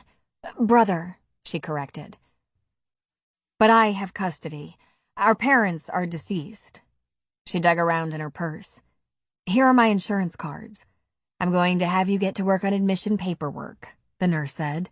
"Since he came in on a backboard, I think he'll be lined up for x-rays right away, so spinal injury can be ruled out. That takes a while. Then you can see him." "Sure," she said. Her hand shook as she accepted the clipboard and pen. She sat down, rather than standing there at the counter, so the nurse wouldn't see her tremble. They kept Landon in x-ray a long time. She longed to step outside and call someone, but there was no one. In moving to Thunder Point in early August, she'd isolated herself. Oh, there was Gina, but they were just casual friends, and she didn't have her number. There were football and PTA parents, but none of them were people she'd call with tears in her voice. For that matter, she wasn't sure who Landon's friends were. She saw his teammates high-five and fist-bump him, but there hadn't been any friends at the house, and he didn't go out much. Finally, she was allowed in the ER exam room. There she found Landon sitting up, free of the backboard, talking on the phone while holding the ice pack to the other side of his face. "Yeah, I told the deputy, and I said I'd press charges, so that's done." Then he laughed and said, "Oh, I don't know if that's good or not. It might have just bought me more trouble. Hey, my sister's here to take me home, so I gotta go. Just wanted you to know it's all good. I'm fine." He clicked off and looked at Sarah. "Who was that?" she asked. "Who do you check in with after you've been beat up?" she thought to herself. "That guy I told you about, Cooper, the one who has Ben's place now." "Oh? And how old is this Cooper person?" "I don't know," he said with a shrug. "Old." Then he grinned and winced. "A little older than you, I think. He's friends with the deputy. He took me out for a hamburger after the Carver game." "You didn't tell me that," she said. She'd gone to that game. She'd been available if he wanted a hamburger. "Just where did you meet this Cooper?" On the beach, Sarah. I was running ham and he was at the bait shop. I stopped to ask him what was going on there. And now you're calling him? He's friends with the deputy, Landon stressed. I didn't want him to hear about this and go looking for me to see if I'm all right. Jesus. It just sounds very suspicious, she said. Yeah? Well, Cooper didn't jump me in the shower and bash my face in. He pulled the ice pack away from his purple cheek and black eye, and she closed her eyes and just shuddered. A senior by the name of Jag Morrison did this, and he's been threatening me since school started. He was the star quarterback. You should use the term loosely. He can't throw a pass to save his life, but he was the best they had. He doesn't like having a junior from out of town slip into his position. How long has this been going on? She asked, scowling. I've met the Morrisons. I sat with them at a game once. Since about the third or fourth practice. I've been holding them off. Why didn't you tell me? Geez, Sarah. 20 reasons. How about we start with I don't want my sister talking to the principal or the guy's parents. I don't want to hide behind your skirt. And you've been going through your own shit lately. Since we got rid of Derek, you haven't been exactly strong. You haven't been strong. There. It's been said. I didn't want to put one more thing on you, especially if I could handle it. She pulled the ice pack away from his face. How about next time you tell me and save your face? She said quietly. Yeah, right. It's too late to save my face now. And I even have a date for the dance. I guess she won't want to go now. A date? Who? Eve McCain, the deputy's daughter. She asked me. Then he grinned and said, Ow. He pressed the ice back against the right side of his face. She shook her head and tried not to laugh. We have communication issues, she pointed out. You have communication issues, he said. You're going through the divorce blues, and hey, I get that. I'm kind of going through them too. Not only did I have to change schools, but that prick didn't even ask for joint custody or visitation. How do you think that makes me feel? A soft smile came across her face. I let you swear too much, she said, secretly admitting it gave her enormous pleasure to hear him call Derek a prick. Most of the time she felt just inches from losing it. Landon's anger sat very well with her. Maybe they should take one evening a week to sit around cursing him, saying every mean and evil thing they could think of. The bastard. Breaking their hearts like that. Don't look now, Sarah, but I think it's too late. At least I know when not to say those things. We have to talk more, Landon, she said. Sarah, you're the one who hasn't been talking. When you get more over Derek, we'll talk more. Look, it's okay. You'll get over him. Only a real mean fucker would start dating before the marriage even gets started. So cut yourself some slack. Her eyes welled with tears she wouldn't let fall. She'd been forced to be strong on so many levels. Her family history, her job, taking custody of a young boy. And all with so few tools at her disposal. When something hit her, like Derek's cheating, she withdrew into herself. Not good. Not good at all. Well, the doctor said, pulling aside the drape and coming into the exam area. We're not seeing any reason to admit you, but I want you and your sister to be on the lookout for symptoms of concussion. The nurse will give you a list of instructions. I know the PA asked, but I'd like to hear the answer. Did you get hit in the game? He shook his head. I'm too fast for him. I guess I need to get a little faster in the shower. Then he tried his handsome grin again, and again he said, Ow. The doctor chuckled. I can sit up with him tonight if that's necessary. I don't know if that's required, Mrs.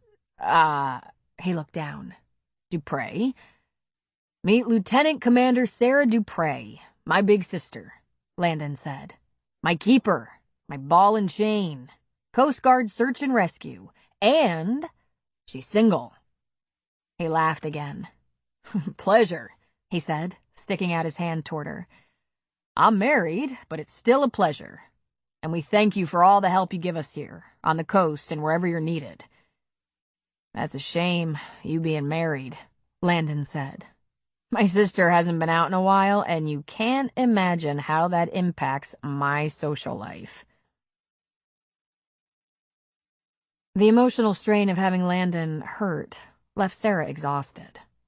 She was afraid she might sleep too soundly to check on him during the night and considered setting the alarm on her cell phone just to be sure she woke up at least every hour. That turned out to be completely unnecessary. She spent the night on the couch, where she barely dozed.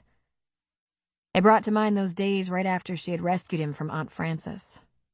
He didn't talk about his experience, but he was so shaken she slept with him every night, holding him close and safe.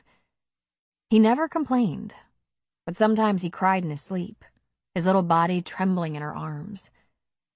Now he was almost a man, and she was running out of ways to keep him safe. She crept into his room at regular intervals, nearly tripping over Ham, although she couldn't imagine what good it did. How do you hold off a concussion? But his face, beautiful even with bruises and swelling from having taken a beating, fed her soul. He was so childlike in sleep, a little boy in a man's body, at peace and trusting. Her. Trusting her.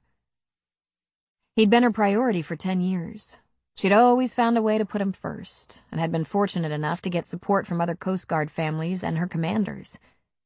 But lately, it wasn't so much the divorce as it was Derek who had kept her completely off balance. She'd failed Landon. He'd been thrown into a new school, put on a new team, bullied and picked on without her being even slightly aware. Struck up a friendship with some middle-aged man she knew nothing about.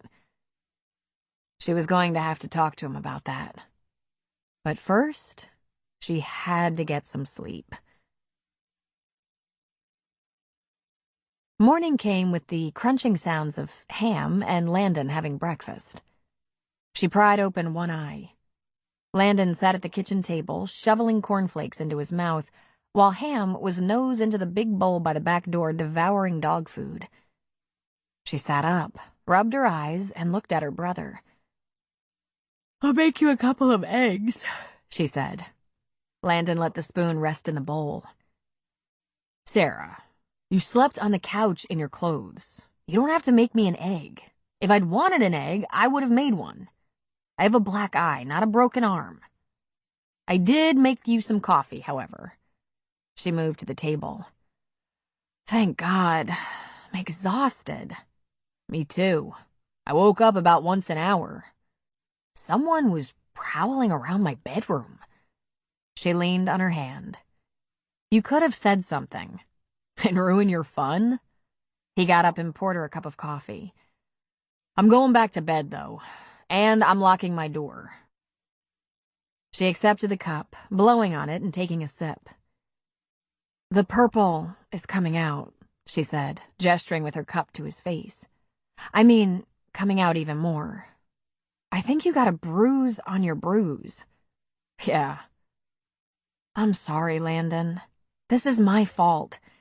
I wasn't paying attention. I had no idea you were fighting this problem.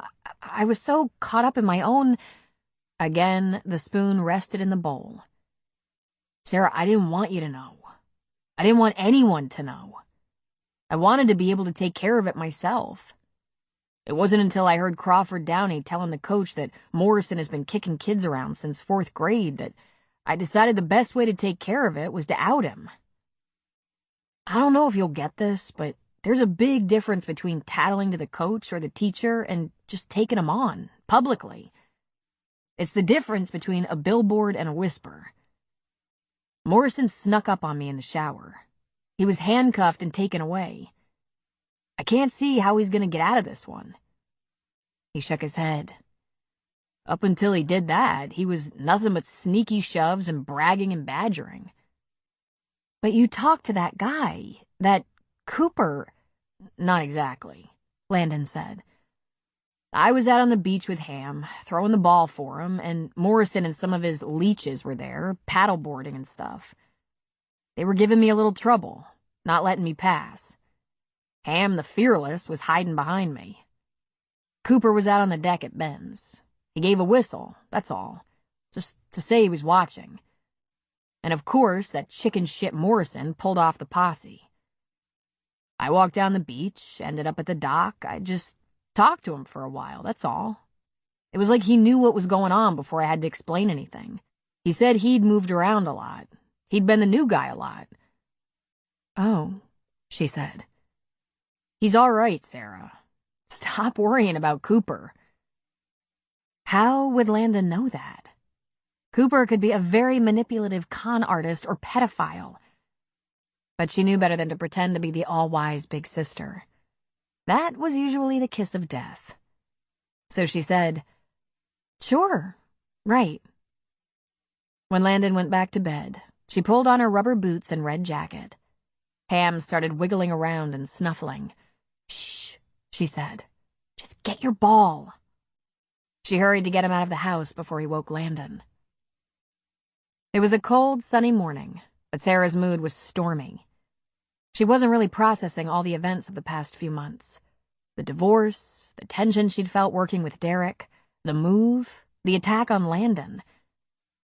Crisis was somehow easier to manage than that old impotence of not being in control, not being able to resolve things. She jogged across the beach, throwing the ball for Hamlet. She didn't really have a plan until she'd run all the way up the beach stairs to the bait shop, Ham on her heels, and went around the building to the trailer. She knew she might be acting a little irrationally, but she banged on the door. And she banged on the door again, harder. She could hear him inside, walking.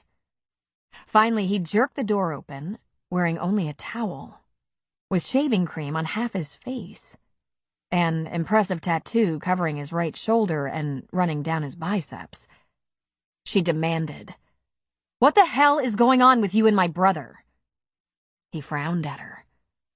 "And this must be Sarah," he said calmly.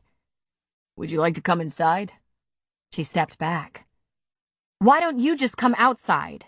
she asked, knowing it was a ridiculous request. "I'm much better at conversation with my pants on," he said. "Stand by."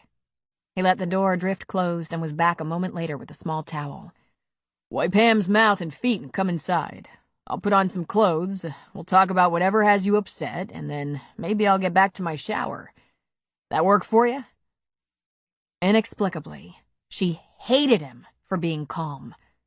She felt more out of control than ever, yet more determined to be the stronger one. She snatched the towel out of his hand and said, "Get your pants." Cooper gave Sarah Dupre a brief salute. He walked past his galley kitchen and up 3 steps to his bathroom and bedroom. He closed the door. He leaned on the bathroom counter, looked in the mirror at his half-shaved face, and whispered, "Holy crap. Hot damn." He checked. His tongue was not hanging out, but his eyes were a little hot. She was a freaking knockout. Her hair was short, thick, and dark, and framed her face in a sexy, provocative way. Her eyes were so big, so chocolate, surrounded by thick black lashes. Her lips, oh my God, those lips! Ruby, full, heart-shaped lips that just begged to be... Stop, he told himself.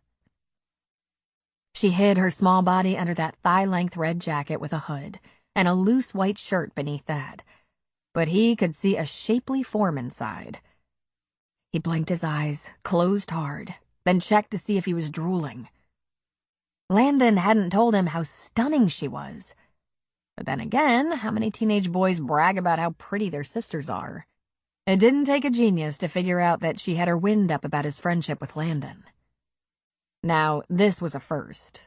He'd faced off with protective fathers over daughters, and even had a very uncomfortable run-in with an ex-husband. There had been an occasion or two when a woman couldn't decide between Cooper and another guy. But this? A beautiful woman who almost brought him to his knees, angry and upset over his friendship with her little brother? Whoa. He had an urge to call his older sister Rochelle and ask her what was happening here. She was no expert, but she was never short on advice. He pulled on jeans and a white undershirt. He found her sitting in the same chair Landon had last occupied. She sprang to her feet. "Sit down," he said gently. Then he went to the kitchen, filled the saucepan for ham, grabbed another towel to put under it because the dog was a sloppy and ferocious drinker, and set him up. "We have our routine," he said casually. How many times have you had this routine? She wanted to know. "Once." While Ham was lapping, Cooper took the couch. "Now, what has you so angry?" he asked. I'm not angry. I just want to know what this relationship with my brother is about. I have questions. "All right," he said, leaning forward on the couch, elbows on his knees, hands clasped together. "I saw Landon get into a little altercation on the beach. Nothing big or scary. Some kid was giving him crap and shoved him. I talked to him after that. Found out he was getting bullied. Ostracized by some of his teammates. You know why, right?" She just shook her head. "He's a better ball player than the senior, the team captain. I went to a game a week or so ago, just by accident. I was looking for food, but the whole town was at the high school, at the game, so I went. I ran into a few people I knew. The McCains and their friends. It was amazing. Landon's damn good. When I was leaving, I overheard a scuffle and found that same kid from the beach and some of his friends ganging up on Landon. He didn't get hurt or anything, but I did have a talk with him and suggested he tell you or the coach or the deputy. That bully thing, it's just all wrong. You never know where that's going to stop." In the locker room shower? She asked, lifting one brow. He ran a hand over his head. "Yeah, I should have done something. It's a hard call. 16-year-old boys, they have their pride. It's not like Landon's getting knocked around because he's the little guy or the nerdy guy. He said he could handle it, and I thought he probably could. He's a big guy, Landon. Tough. But I apologize. I should have gone over his head." She looked around the trailer. But why are you here? She asked. What are you doing here, interceding for my brother? Do you work? What do you do? He gave her a second to catch her breath. What did she think? That he was some perv trolling for young men out of a trailer? "I'm between jobs." Is that so? She asked with an accusatory tone. "It is so," he said. "Ben and I were friends. We were going to meet in the mountains, go hunting. He died suddenly. Instead of looking for work, I came up here to find out what happened to him." He fell down the stairs. Mysterious circumstances, she informed him. And the idea of Landon hanging around here after that? I don't love that idea. "I guess I don't blame you. If it's any comfort, Deputy McCain and I have a pretty tight watch on the place. But nothing more mysterious than my friend tripping has materialized. I think, Sarah, it was probably just a sad accident." Yet you're still here, living in a trailer. He laughed at her suddenly.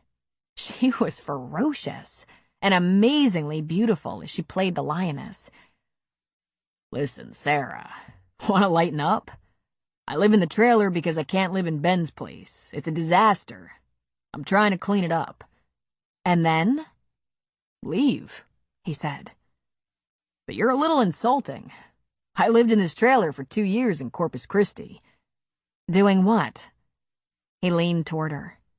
"Flying helicopter transport to offshore oil rigs in the Gulf for an oil company.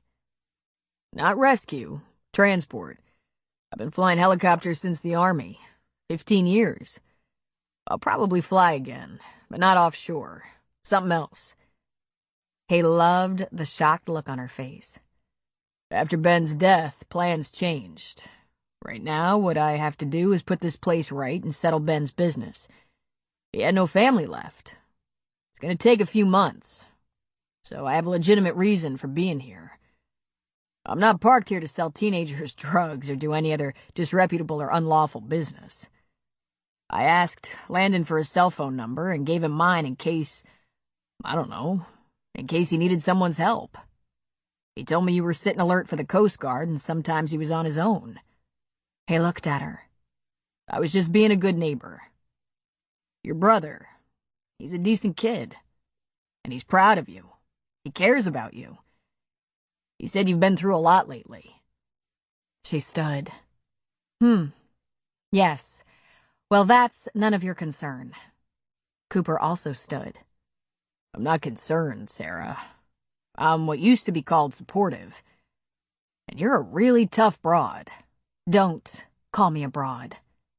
Give me a reason. Look, Mr. Cooper. Hank Cooper. But hardly anyone calls me Hank. Just Cooper. But she was apparently bent on some formality, probably as a way to keep a distance between them. Mr. Cooper, I'm responsible for Landon. Just me. It can be a challenge, given my job, but I just want to protect him. Cooper shook his head. You're gonna have a problem with that. Oh? And why is that? Because I think he wants to protect you. He's 16. Cooper gave a nod. A very smart, strong, and brave 16, with some real high standards. He must have a good role model.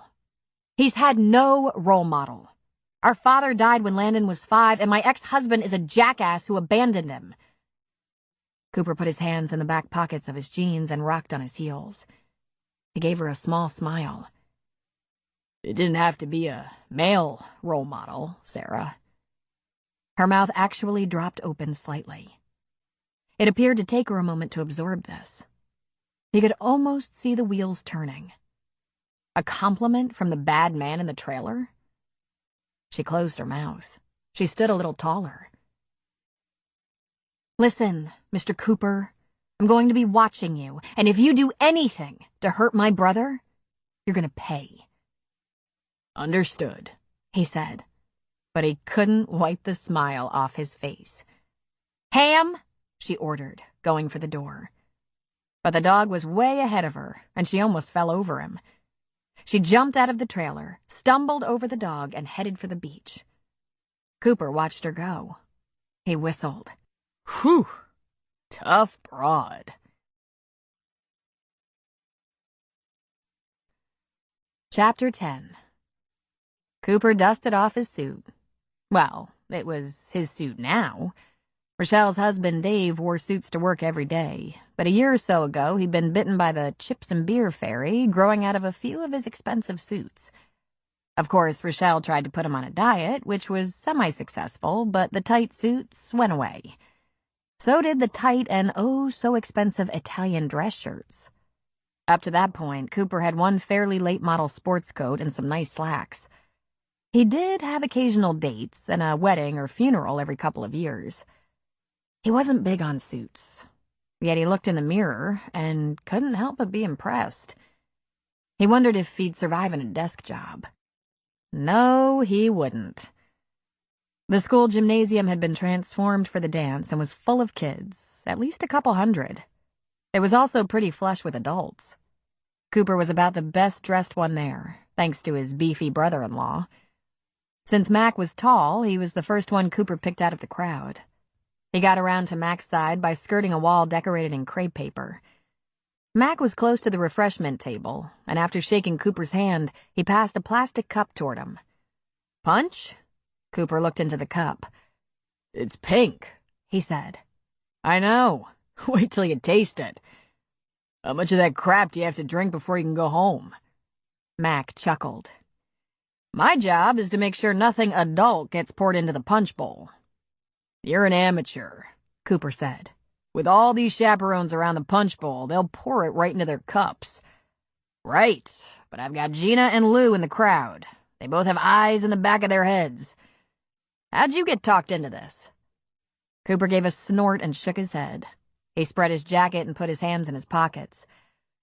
But now you've probably figured out Landon's the kid I was keeping an eye on. When Gina asked me, make that ordered me to join the chaperone crew, I thought maybe it wasn't a bad idea. It's not like I have a lot of social commitments around here, and I'm getting a little tired of mold. You should have told me about Landon, Mac said. You're right. I guess I should have. So by now there's probably no real reason for me to be here. Is he here? Landon? Mac gave a nod. Dancing with my daughter, as I watch. Try to go easy, Mac. You were 16 once. That's why I'm watching. Cooper laughed.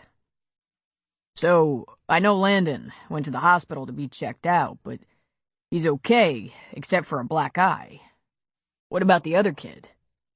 He went to jail. Seriously? Cooper asked, shocked. You act surprised. Landon was jumped from behind, but he saw his assailant and named him. He's filing charges, thank God. You know, I don't usually get a big kick out of arresting people, hooking them up and taking them to jail. But that one, he said, I kind of enjoyed that. Little bastard. Fighting is bad enough. Dirty fighting is just cheap and nasty. Morrison isn't here tonight, is he? Cooper asked. He's been suspended from school. There will be some straightening out to do before he shows up again. And it isn't official, but I think he's all done playing football. There are only 3 games left, but if I know the coach, he's finished, even when he gets back into school. Well, before you write this one off, be sure to ask Landon about Morrison's friends. He has a posse. Don't ask me why. Right after the Carver game, I just happened upon a little scuffle. 2 big boys were holding Landon so Morrison could hit him. Max scrubbed a hand down his face. Aw, man. I don't know their names, but I could pick them out. It would be better, though, if Landon just told you. Is there likely to be any trouble from them tonight? Doubtful, Max said. That Eve, she's her father's daughter, all right. Once she found out Morrison was giving Landon a hard time, she fixed them up with a double date. Ashley's boyfriend is an alumnus, very large, very well liked around here. I'll give Landon a call tomorrow, see if we can wrap this up. Any other little gems you were saving? Cooper missed some of the question. Out of the corner of his eye, he caught sight of a woman he recognized. Sarah was here.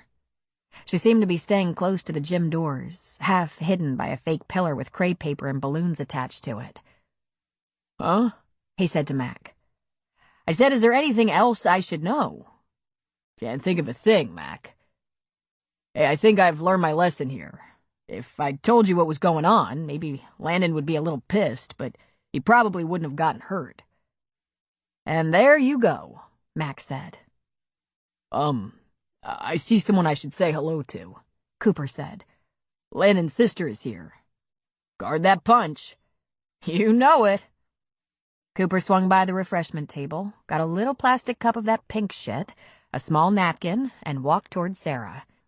She was peering around the fake pillar and had her back to him as he approached on her other side. And what a back it was. She was wearing a long-sleeved, form-fitting black sweater-type dress with some kind of animal skin belt and black high-heeled boots. Although Cooper would have no way of knowing, he suspected she didn't buy those boots in Thunder Point. Are you hiding? He asked. She jumped and whirled around, her hand pressed to her throat. She let her eyes close briefly. You scared me to death. Sorry, he said. You seem to be peeking out from around the decorations. Are you incognito tonight? I'm a little on the low-profile side. She took a breath. It's been a very long day. He offered her the cup. Punch? She looked at it and made a face. It's pink. And no little umbrella either. We have more in common than you'd think. Listen, about this morning, forget it, he said. He's your brother. He got hurt. You were worried. Well, thanks, but I wasn't exactly asking for forgiveness. His eyebrows shot up. Figured. It's just that I had no right to be so hostile. That came out of nowhere. It wasn't worry. When I don't have control of the situation, she said, rubbing her temples with her fingers. Okay, I apologize for being so mean, but not for being suspicious of you. Any mother or older sister or guardian would be. Anyway, let's start fresh. Look at you. You do not look like an ordinary helicopter pilot who's fixing up a rundown bait shop. That's a $4,000 suit. None of the helicopter pilots I know wear $4,000 suits. They don't even want to. Cooper grinned. And this is a $150 shirt. It's Italian. Clothes horse, huh? Or drug lord? He shook his head and laughed. My brother-in-law's an executive who got fat. My sister sent me 3 suits, a bunch of shirts, and some bad ties that cost a fortune. Gina told me to dress up. A short laugh escaped her, and her face was briefly transformed. She was beautiful to start with, her skin flawless, her cheeks flushed pink, and those dark coffee eyes so hot. Well, you clean up all right. Why, thank you, Sarah. So Mac tells me Landon is here, dancing with his daughter. The smile vanished, and she groaned, dropping her chin. I take it he's recovered? Cooper asked. He looks like hell. Black eye, split lip, bruised cheek, and a big old lump on his head. He shouldn't be out tonight. We did not have an amicable day. But does he feel okay? Cooper asked. He feels like the luckiest kid in the world because the ravishing Eve McCain wanted to go to the dance with him, even though his face looks like hamburger. But I wouldn't let him drive. I offered to drive him, and he said he'd throw himself in front of a train first. She is ravishing, Cooper said with humor. And she's nice. But most important, her daddy is the law around here. He put the guy who hit Landon in jail. That got her attention. Jail? Does Landon know that? I don't know. I'm sure the kid's parents got him out pretty quick, but he did go to jail. That makes me feel better. He's a snotty little dick. Again, with a smile, larger this time. Sarah had been hanging out with Coast Guard pilots for probably 10 years. Cooper was speaking her language. Salty.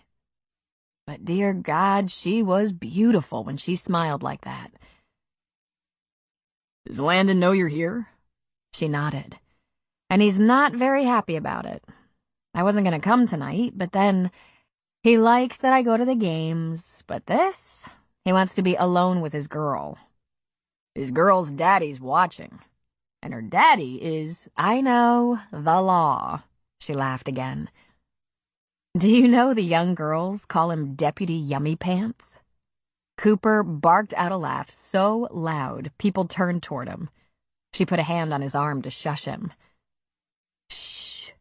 I hear he doesn't warm to it, she said. And he's a big boy with a gun. I'll be careful with that information. Cooper looked around.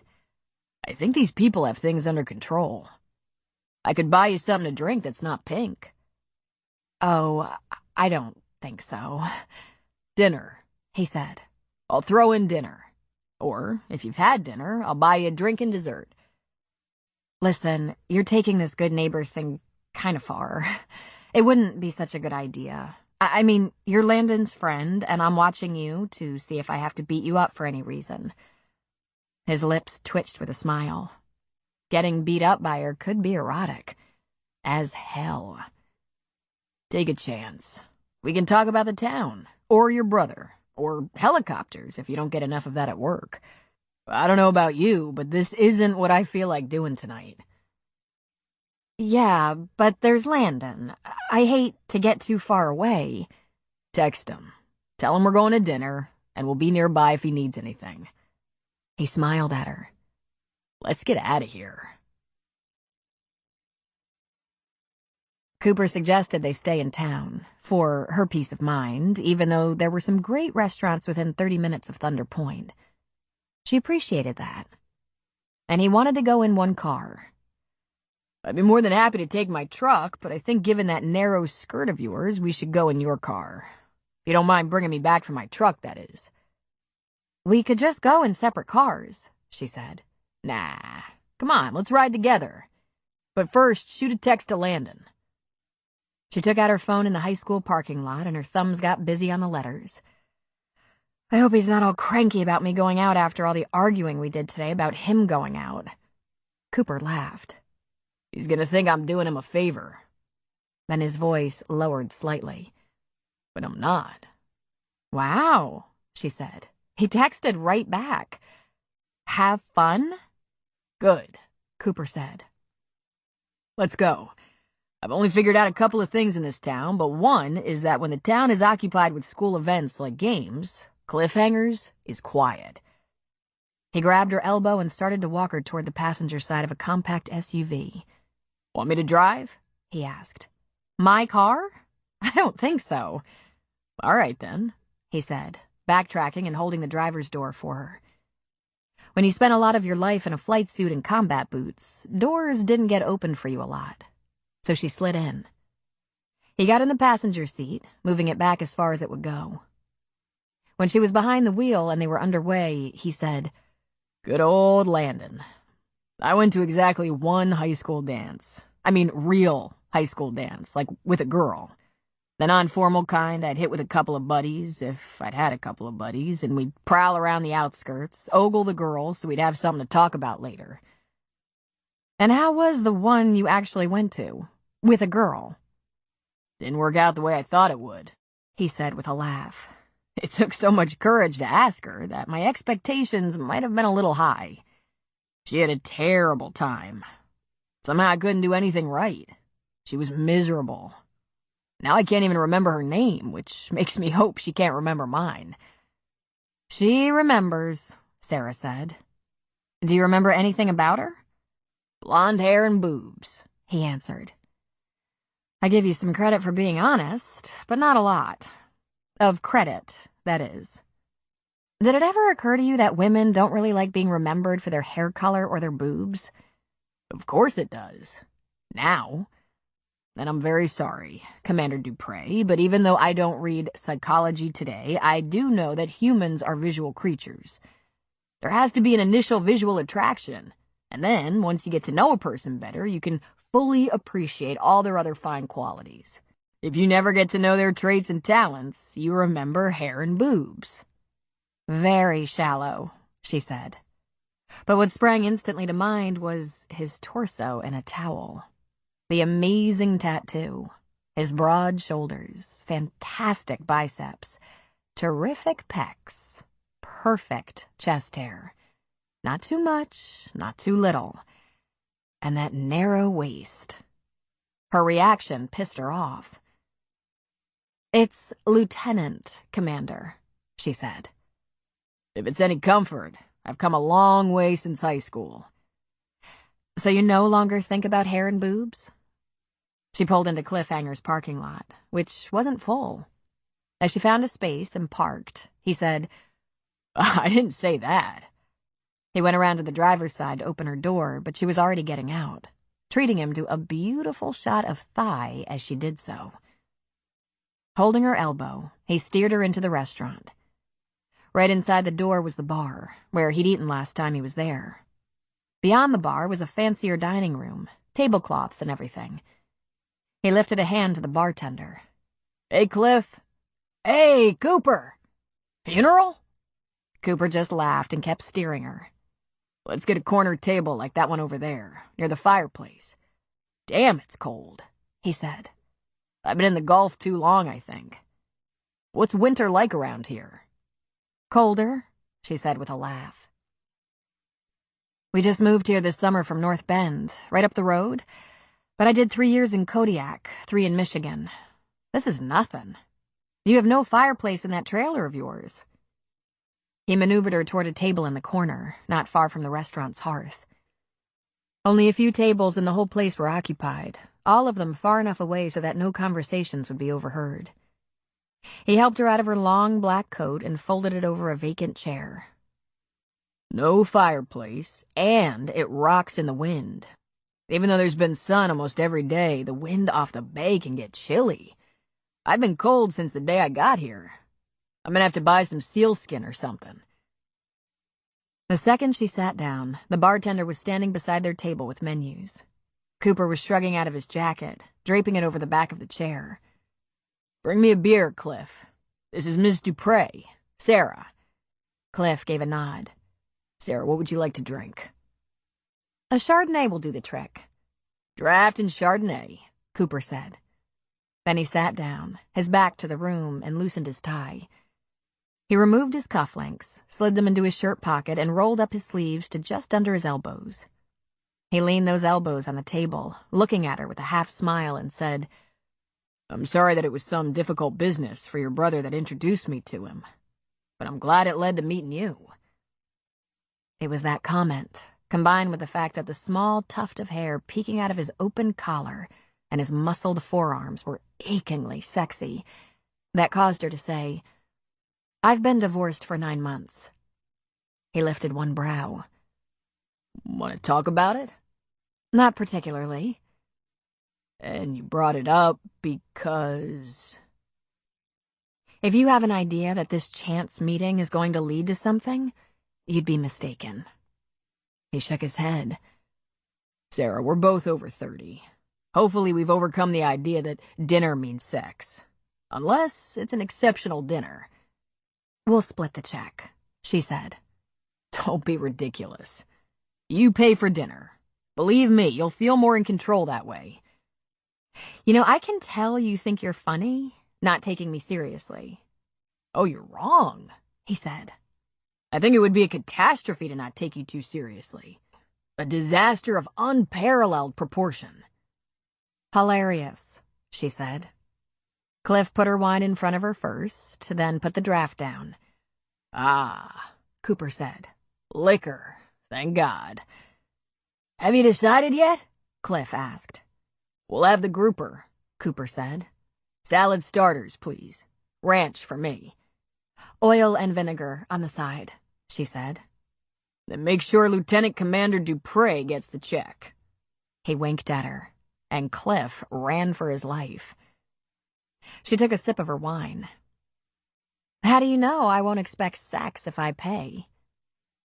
"Well, cheers," he said, lifting his draft. "Although I'd feel cheap and dirty the whole time. I can live with that." Much as it galled her, she laughed at him. "Ever married?" she asked. "Children?" "No and no. I think I probably saved some poor woman a world of misery," he said. "No doubt. So, how much did Landon tell you about me? About us?" "Not a lot. He said he's moved around with you in the Coast Guard. And I know about Aunt Frances." She looked down, then met his eyes and saw warmth and sympathy there.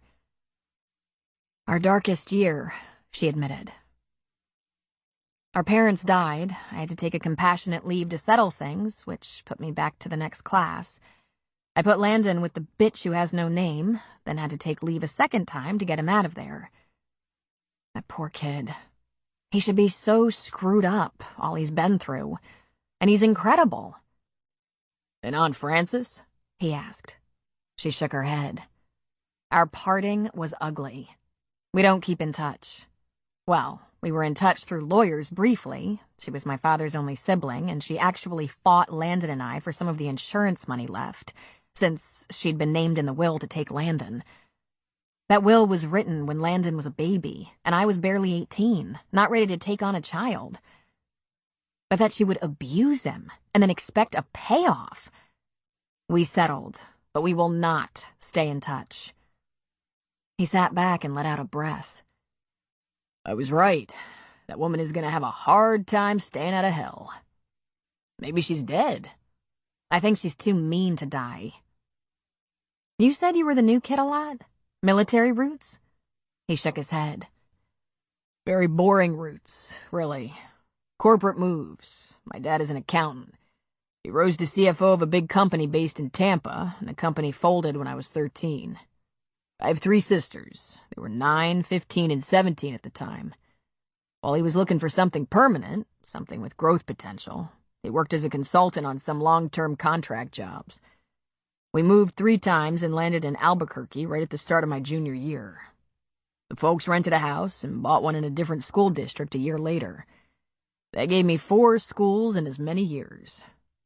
"And it was hard," she said. "It was terrible. I can look back and say I learned a few things, but here I am, almost 40, and I haven't stayed in one place for long since. Because it's just me, I pull up stakes the second I don't like the way the wind is blowing." "And how's the wind blowing in this place?" she asked. "It's a very strange wind," he said. "Not because of Thunder Point. It's not a bad place at all. For mysterious reasons known only to my deceased friend Ben, I am responsible for his property. It's a disaster. It's been kind of hard to decide how to handle it. While the cleanup is getting done, the contractor's architect is measuring, drawing up final plans, and there you have it. A few months from now, it'll be a new bait shop, without the bait. She made a confused face. That place really needs to be a bar and deli. Drinks and prepackaged food that doesn't have to be made on site. Low maintenance, so it can be managed by one person. We'll reinforce, finish off the cellar, remodel and rebuild the dock. Hopefully someone will be able to see the potential. He talked about lumber and studs and beams, but Sarah didn't hear. Across the room, a couple and their teenage son stood from a table, grabbed their coats, and were about to leave. It was Mr. and Mrs. Morrison, with Jag. When they saw her, they stopped midway across the dining room. Sarah hadn't noticed them before, but she knew them from the games. Mrs. Morrison was a beautiful, painfully thin woman of about 45 or so, with hair so blonde it was almost white. Mr. Morrison was shorter and older than his wife, and he wore a most miserable rug. There was a staring contest going on. Sarah slowly stood and was vaguely aware of Cooper looking over his shoulder. Then he, too, fell silent. Sarah and the Morrisons' gazes were locked on one another. Then Mrs. Morrison lifted her nose and began to walk away. "Have you nothing to say to me?" Sarah said because she couldn't help herself. "Nothing at all?" Mrs. Morrison's head snapped around, and she wore a sneer so angry that Sarah actually flinched. "And what would you have me say? That I'm very unhappy about the way you contrived this entire event with the sole purpose of some kind of revenge on my son?" "Huh?" she said, completely confused. "Revenge?" Landon fell in a slippery shower but saw a perfect opportunity to make Jag seem responsible. Obviously a jealous move, one that's caused a world of trouble. Jag, who stood a few feet behind his parents, actually smiled. "Effie, just let it go. Our lawyer can handle this." "Lawyer?" Cooper asked. Then a huff of unamused laughter escaped him.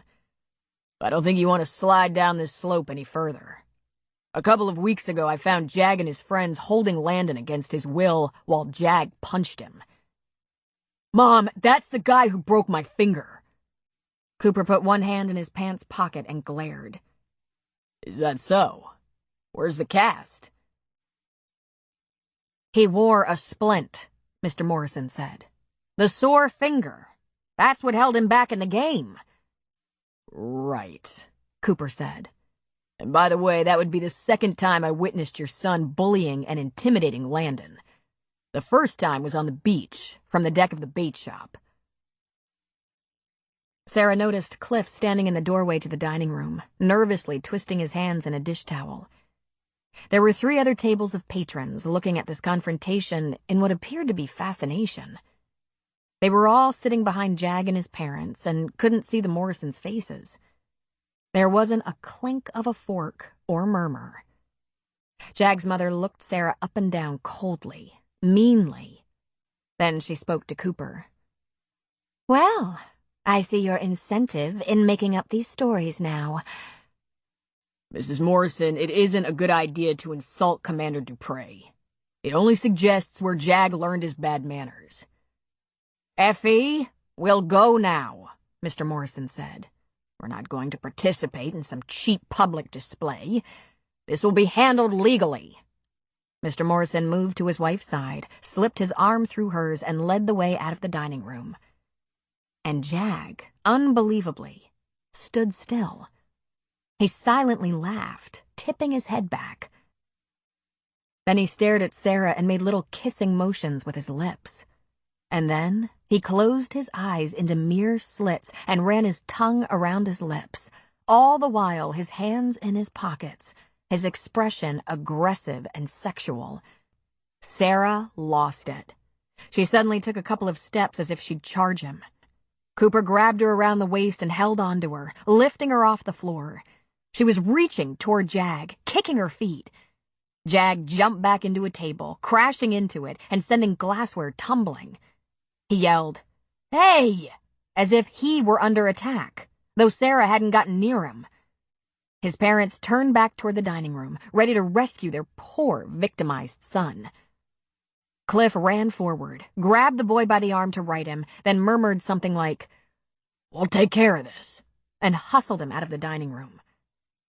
Cooper slowly put Sarah on her feet. He turned her around. He looked calm. She looked furious. "Sit down," he said softly. Sarah went back to her chair, but she was seething, trembling. She could feel eyes on her. She could feel the hot flush on her cheeks. She took a sip of her wine. Then she whispered, "Did you see?" "I saw," Cooper said with a black frown. "He set you up. He's a punk." She shook her head, still stunned. "Listen, Cooper, I've been in 1 or 2 seedy waterfront bars where you have to be careful, and I've never been treated like that." "I believe it. Even in ugly grunt bars, only the lowest, drunkest men pull that stuff. And he's 17? "I think I'd like to leave," she said. "No, Sarah. We're gonna stay. We're gonna sit here a while and talk quietly. I want you to have your wine. Try to eat your dinner." Cliff came to their table. "You folks okay?" he asked softly. "We're fine," Cooper said. "We're very excited about that grouper." "Good," he said, grinning. But Sarah's hand went to her stomach. When Cliff left, she said, "I'm not all that excited." He smiled at her. "Time to get a grip. If you're gonna live in a little town, you have to know who you can trust. You can trust the grouper." "You broke his finger?" she asked. "Nah. He got in my face, poked me in the chest, and told me to take off and leave Landon. I didn't feel like it. I made a point, that's all. His finger is fine. I wanted to mess up his face, lying little prick. He's lucky we walked away." She smiled at him. "Are you all right?" "You are buying dinner," he said. "My shins hurt." And her flush deepened. Chapter 11. Cooper wanted to keep Sarah at the restaurant for a reasonable length of time. For one thing, he wanted to be sure she was completely calmed down and thinking straight. He also intended to be sure they discussed some very important things. While they ate salads, he opened the conversation. Mr. and Mrs. Morrison clearly considered themselves privileged and above the rules. Jag took it even a step further. He was vindictive, cruel, and obviously spoiled, with a powerful family who would back him up even when all the facts pointed to his dishonesty and immorality. "Listen, Sarah, that kid, he's fearless and dark, dangerous. Obviously he comes by it honestly. His mother is just as creepy. First of all, if you ever see any of them, the Morrisons, I want you to cross the street to avoid them. Second, we're going to take this even more seriously and make sure Landon is safe. And third," he shook his head, "I don't know how I'm going to describe it, but I'm going to tell Mac about what just happened. It was very sick and twisted." They mentioned a lawyer. People say lawyer a lot more than they use lawyers. But they do need one. Their kid went to jail, will have to appear before a judge, and has been suspended from school. Landon doesn't need a lawyer. "Are you sure?" she asked. "Because it sounds like they really believe Landon would lie about this." "I think they do believe it, but that doesn't make it true," he said. "Where does a kid like that end up in life?" Sarah asked him. "Probably cell block 5, Cooper said. "And if so, he'll find out what it's like to be jumped from behind. Listen, the real important issue here is Landon. He wants to be a big manly guy, all 16-year-old boys do. He doesn't want to appear afraid. You're gonna have to find a way to convince him to take Morrison very seriously. She huffed. I can try. You might have better luck with that than me. If there's an opportunity, I will. And I'll talk to Mac. But I think you should do that too. Ask Mac what steps you and Landon should take to be safe. Hopefully the kid's just an ass. She shook her head. I'm trying to figure out how to explain that I could interpret him throwing me kisses and licking his lips as dangerous. It wasn't that, Sarah. It was the gleam in his eyes. If he'd done that to my girl in front of me 10 years ago, I might have taken him out. As for Mac, I don't think he'll even question you when it comes to your feelings about Morrison. After all, his daughter is involved, if only on the edge of this situation. She was looking at him steadily, earnestly. I never thought I'd be relying on a complete stranger for help with this. Cooper was considering many possible responses when Cliff brought the grouper. Here we go, Cliff said. Most popular dish in the house. And listen, folks, I'm sorry about what happened earlier. I didn't see what he did to get a rise out of you, but I didn't have to. I've dealt with that kid and his mother before. His dad, Puck Morrison, isn't such a bad guy unless you're doing business with him. Then he can get a little fierce. But I never knew him to turn on anyone. Puck? Cooper asked. From old hockey days. Then he laughed. Real old. Puck's got about 30 years on his wife.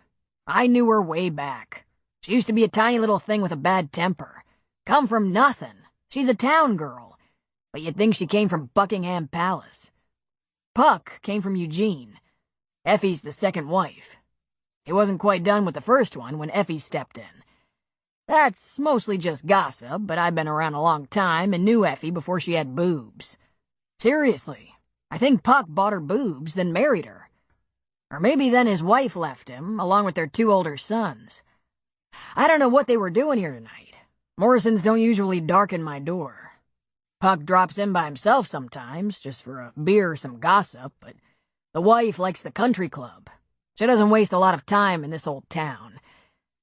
He just talked on and on while Cooper and Sarah listened.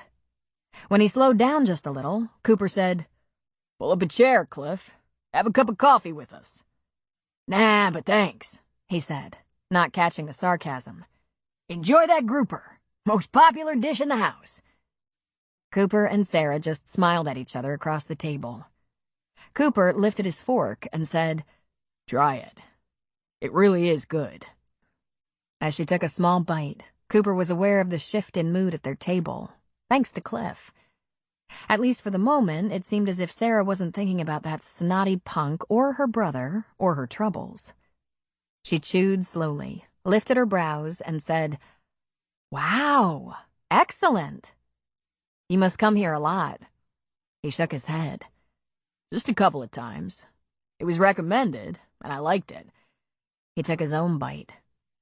So I told you I was in 4 schools in 4 years. I had no idea I'd end up in the Army, in helicopters. I enlisted because I figured everyone in the Army was from somewhere else, and it was probably the only place I wouldn't be the new guy. But what about you? You move around a lot as a kid? She shook her head. Born and raised in Boca Raton, Florida, she grew up surfing, sailing, swimming, diving, playing volleyball, softball, and soccer. The conversation was slow and easy, punctuated by his questions and their bites of grouper, rice, and asparagus. She loved the sea, thus the Coast Guard. She'd thought she'd like flying, then learned she loved flying helicopters. Until the death of her parents, she'd led a charmed life. She married another Coast Guard helicopter pilot, a man her age, but junior in rank by a few years, and she described it as a foolish mistake. There were red flags. I questioned his fidelity before the wedding, but he somehow convinced me I was imagining things, that he could never be interested in another woman. It turned out I married a man who thought being faithful was optional. Once caught, he calmly explained he wasn't cut out for marriage, for monogamy. Cooper was stunned. Of all the stupid and insensitive things he'd done, that hadn't been one of them. If he became attracted to another woman, enough to want to take her to bed, he saw that as a signal whatever relationship he was in wasn't working. Duh. He wasn't naive. Men cheated all the time, and some rationalized that any woman who wiggled past them was fair game. "Why do you look so dumbfounded?" Sarah asked him. He closed his mouth. Sorry, I'm not 15. I know it happens all the time, but before the marriage? Why do you want to get married? I have a better question. It wasn't the first time. The Coast Guard is like a small town, especially after about 6 years. So why didn't anybody tell me?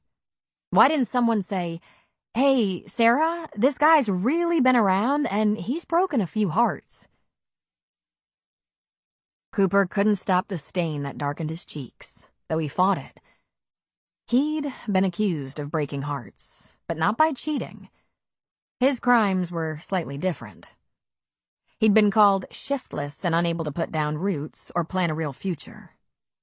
He couldn't seem to get attached. He'd been twice engaged, once because he'd been with a good woman and thought it was time, and once because his girlfriend of the moment, also a good woman, asked, and he couldn't think of a reason to say no. Both times he'd been informed he had commitment issues. He was told he was emotionally unavailable, whatever that meant. One said he had problems with intimacy, but he thought his only problem was not enough intimacy. And then he was informed that sex wasn't intimacy. Really? He was too much of a loner, couldn't connect, didn't understand women. Probably true, as far as he knew. And although the breaking up had hurt him enough to try avoiding women, he realized he was probably better off than with either of them. And there had been a whole lot of short-term women. Some very short-term. Right now, as he looked across the table at Sarah, who was so hot, he asked himself, why? Shouldn't he have found a long-term mate by now? Did he have a missing chromosome? "You look completely embarrassed," she pointed out to him. He cleared his throat. I've been told I'm a bad bet, that I'm afraid of commitment, intimacy, etc.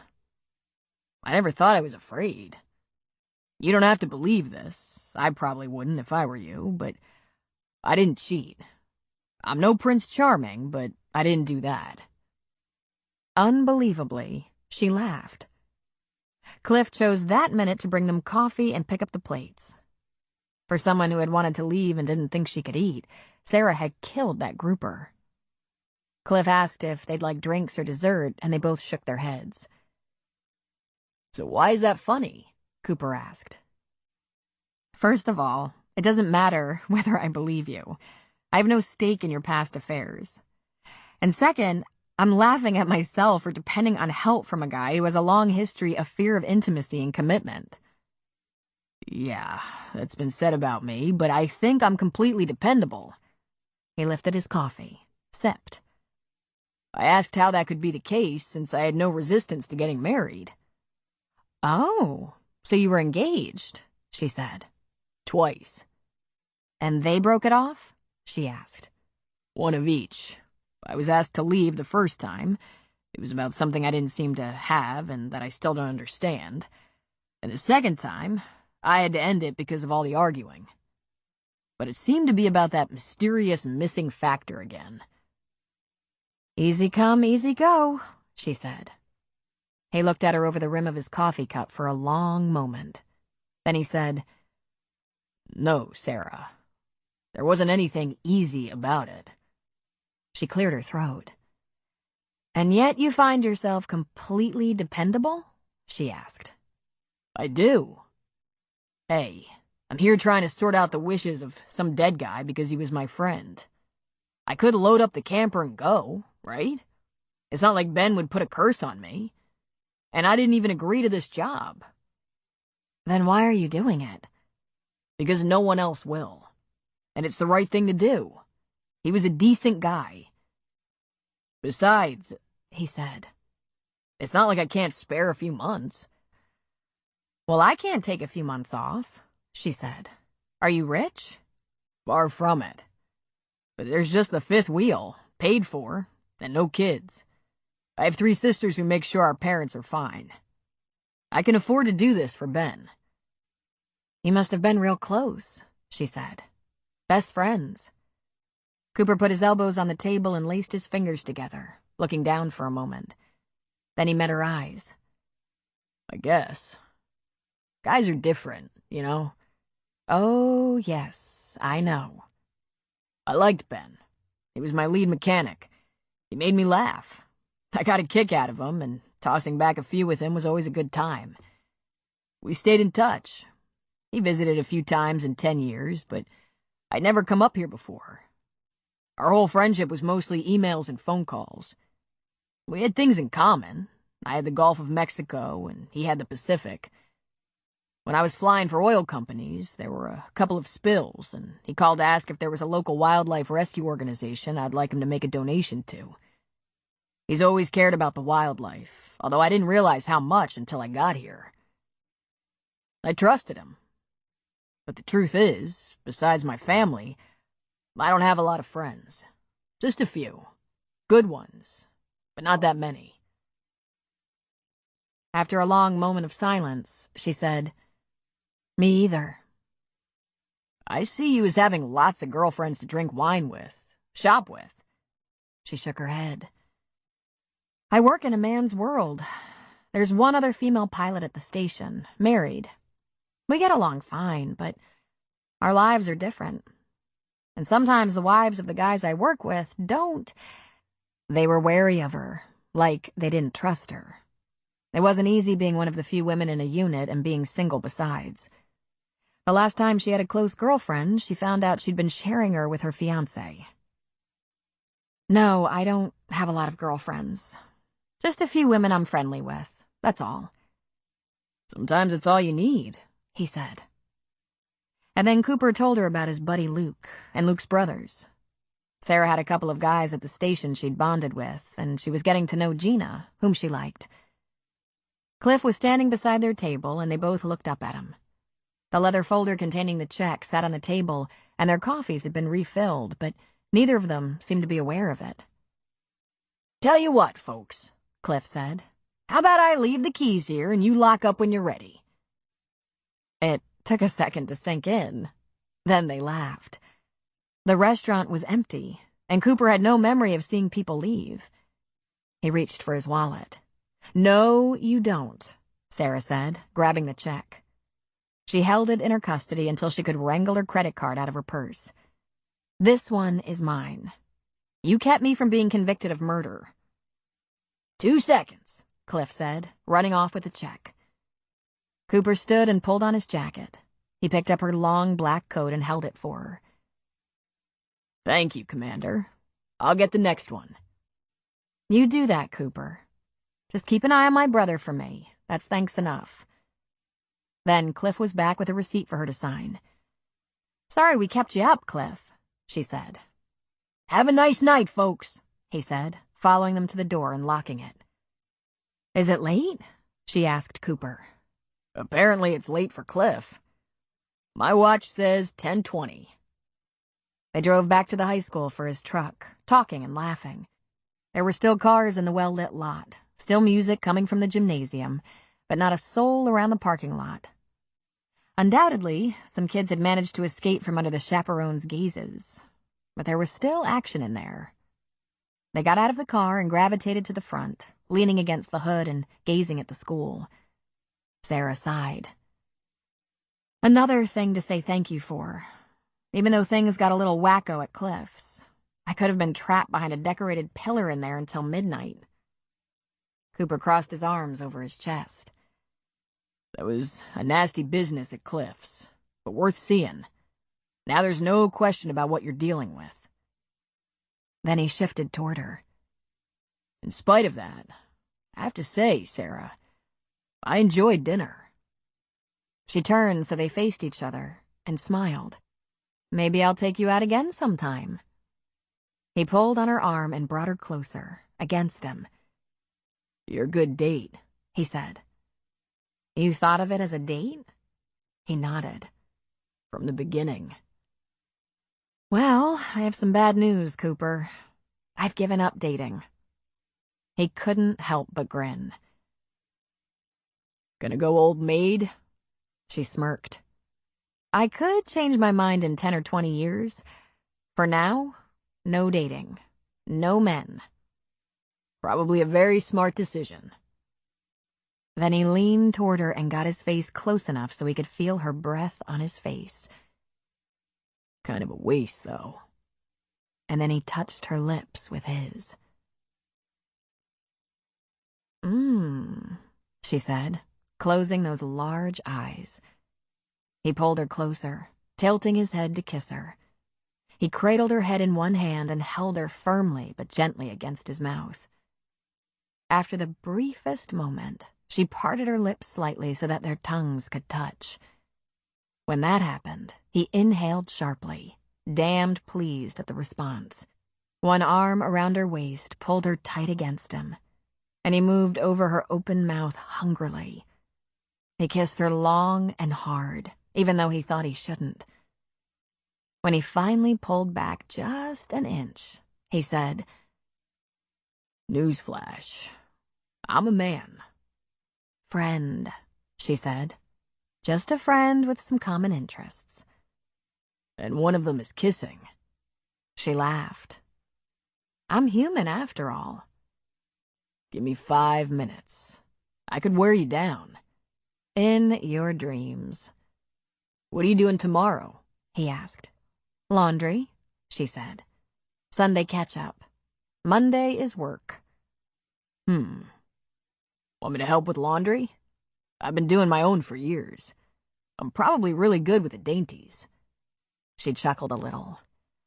No thanks. He kissed her again, a little harder, deeper. He let his tongue loose to play. Her arms slid up to his shoulders and she held on, joining a little tongue dancing. Everything he tasted said yes. He pulled back. Probably smart not to get involved with someone like me, he said. Not to worry, champ. I'm not gonna get involved with anyone. Good. I tend to piss women off. And then she pulled him back to her mouth and went after him with steam and power of her own and almost brought him to his knees. How'd she manage to taste like honey and smell like flowers after dinner at Cliff's? He pulled her hard against him and devoured her, unsure whether he was relieved or disappointed that she wouldn't feel his erection through that long, heavy coat she wore. And then her hands were against his chest, gently pushing him away. Not shoving, just a little push so he'd back off. She smiled into his eyes. So far, the way you don't get involved is made to order, he told her.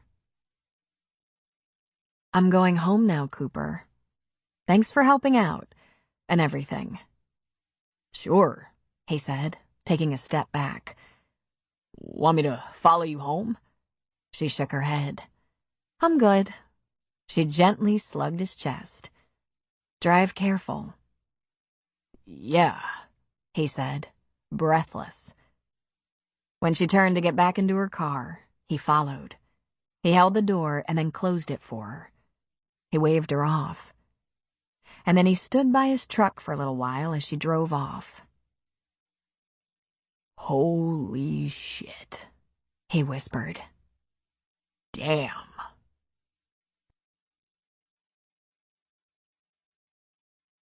Landon and Eve left the homecoming dance with Downey and Ashley at about 9:30. They got a pizza in town and took it to Landon's house because no one was home, thanks to Cooper. What a pal. They snarfed down pizza and Cokes, laughing over stories everyone had to share. The second the pizza was gone, Downey grabbed his girl, lifted her up, and said, "Come here, my girlfriend, and drive me out of my mind some more." He carried her to the living room, where he chose the sofa for some rock star quality making out. After 5 minutes, he pulled her down the hall of the little house. Landon was stunned, his mouth hanging open. Is he doing what it looks like he's doing? Eve smiled. I prefer not to think about that too much. And, of course, anything my best friend said to me is confidential. Of course, yeah, he said. She grinned at him. You have to wonder, though, right? But he wouldn't do the nasty here in my bedroom when my sister could be walking in any time. Probably not, she said. He smiled at her, knowing it was crooked. Eve, I'm sorry you got stuck going to a big dance with a guy whose face is mashed in. She pushed back her kitchen chair and went to him, sitting on his lap. You're still handsome, even with your face mashed in. You got altogether too much attention from the girls, too. That's because of you, he said. They couldn't believe I was with you. Does your mouth hurt? She asked. He tilted his head and then slowly touched the place where his lip was split. Just a little, right here. She said, leaning forward and kissing him gently right beside it. Then she pressed her lips against his cheek, then the goose egg on his forehead, then his lips again. Then she smiled. I could heal up and be less interesting, he said. Think you'd go out with me again? I could, but you're gonna have to ask me next time. It's kind of cool having the prettiest girl at school ask me for a date, he said. I'd really like to take you out tomorrow, but maybe by next Saturday night my face won't look like I've been in a wreck. He put his arms around her waist. I want my lip healed, that's for sure. Oh, she teased. And why is that? You're not the only one who's a good kisser, you know. I'm not bad when it doesn't make me bleed. She laughed at him. When's your birthday? Maybe for your birthday. What a coincidence, Landon said. Next Saturday night is my birthday. She pulled away a bit, but put her arms around his neck. I think you're lying. You wouldn't lie to me, would you, Landon? And the Saturday night after that is my birthday, too, he said, leaning toward her, his lips ready. Go easy now, he whispered. And she gave him a light kiss on the side of his mouth. More, he whispered, and she was happy to comply, treating him to sweet, soft kisses for a few minutes. When you first moved here, Landon asked, was it easy? Did you fit right in? I fit right in with Ash, but we had some issues, like the girlfriends she already had for a long time were jealous of me because Ash liked me. It took a while before that passed. When my dad took this job and bought the house, I didn't want to come. I was in 7th grade and I gave him a hard time. He was more patient than he should have been, but Lou just about lost it. You don't want to mess with Aunt Lou. You moved a lot, right? Coast Guard. You're gonna move. That's how it is. But I loved Alaska. Even though I was just a little kid when we were in Kodiak, I hated to leave. I'd go back there in a second. I'll go wherever a football team will cover my tuition for college, but if I had my choice, I'd head back to Kodiak. I haven't been very many places, Eve said. We've been on some cool camping trips, but if we can't drive there, we can't go. He smiled his lopsided smile and touched her cheek. Nothing wrong with that, Eve. I like camping. So does Sarah. In summer, sometimes a bunch of us camp on the beach, she said. Really? All night? She nodded. And we try not to notice the deputy's SUV parked at the edge of the beach. He tightened his arms around her. Guess there's no zipping sleeping bags together. Don't worry, Landon. He probably nods off. At least that's what he does in his chair every night. So, there is a God. Gina looked around the colorful gymnasium, now almost empty of people. The teens who had driven their dates started to leave by 9 or so. The chaperones followed suit as the number of kids on the dance floor thinned out. Lou McCain was among the first to leave. She wanted to check on Ryan and Dee Dee. Quite a few kids, maybe 50, hung around the dance until the last dog died and they were herded out the door. Aside from the refreshments, there was very little cleanup. The kids who put up the decorations would be back to strip them down on Sunday afternoon. Mac stood near the back door of the gym, talking with one of the deputies, Charlie Adams. He rocked back on his heels and laughed. A good sign. Charlie must have stopped by to say the town was quiet with nothing much going on. God, but he was perfect. Perfect looking. As men go, Deputy Yummy Pants was an amazing specimen. But he was apparently a eunuch. Or gay. But either was impossible to grasp. In the 4 years they'd been good friends, there'd been those couple of times he'd kissed her with awesome, sincere passion. Then backed right off on the excuse of parenthood. She often wondered if he had some chickie buried somewhere out of sight. Some woman he saw regularly who scratched his itch so that around town he could appear completely unattached. Maybe she was a terrible kisser and he came to his senses? Men flirted with her regularly. She was behind the counter at the diner, after all.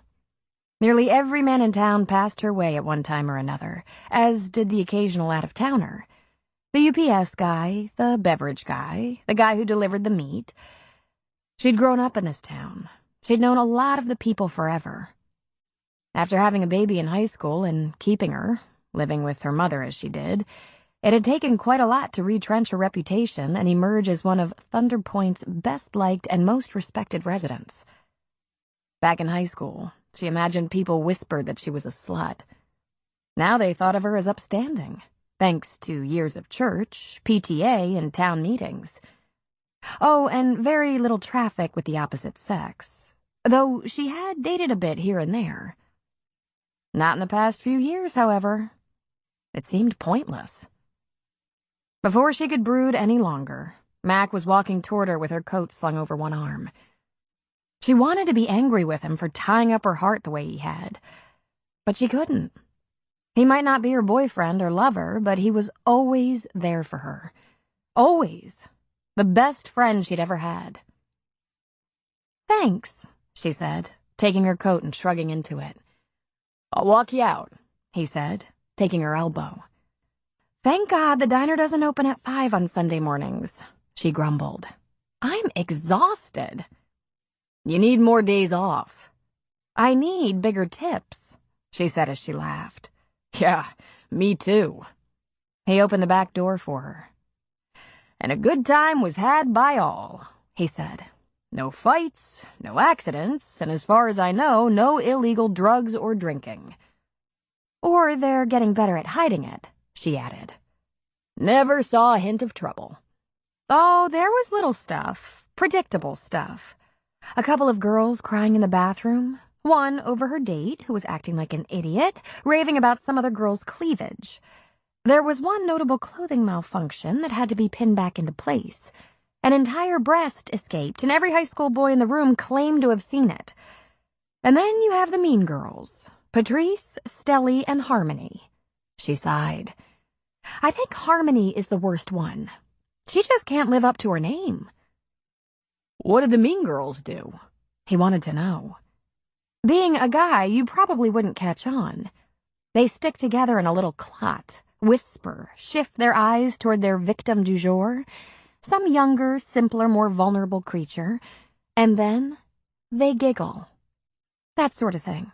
Lean toward each other on the dance floor, whisper and stare, laugh, spread rumors, like saying Lindsay got her dress at the Goodwill until Lindsay, who did get her dress at the Goodwill, ends up in the bathroom crying, begging to just go home." He looked a little shell-shocked. "That's horrible." "With all the things you see on the job, I'm surprised you're surprised. People can behave very badly, especially teenagers."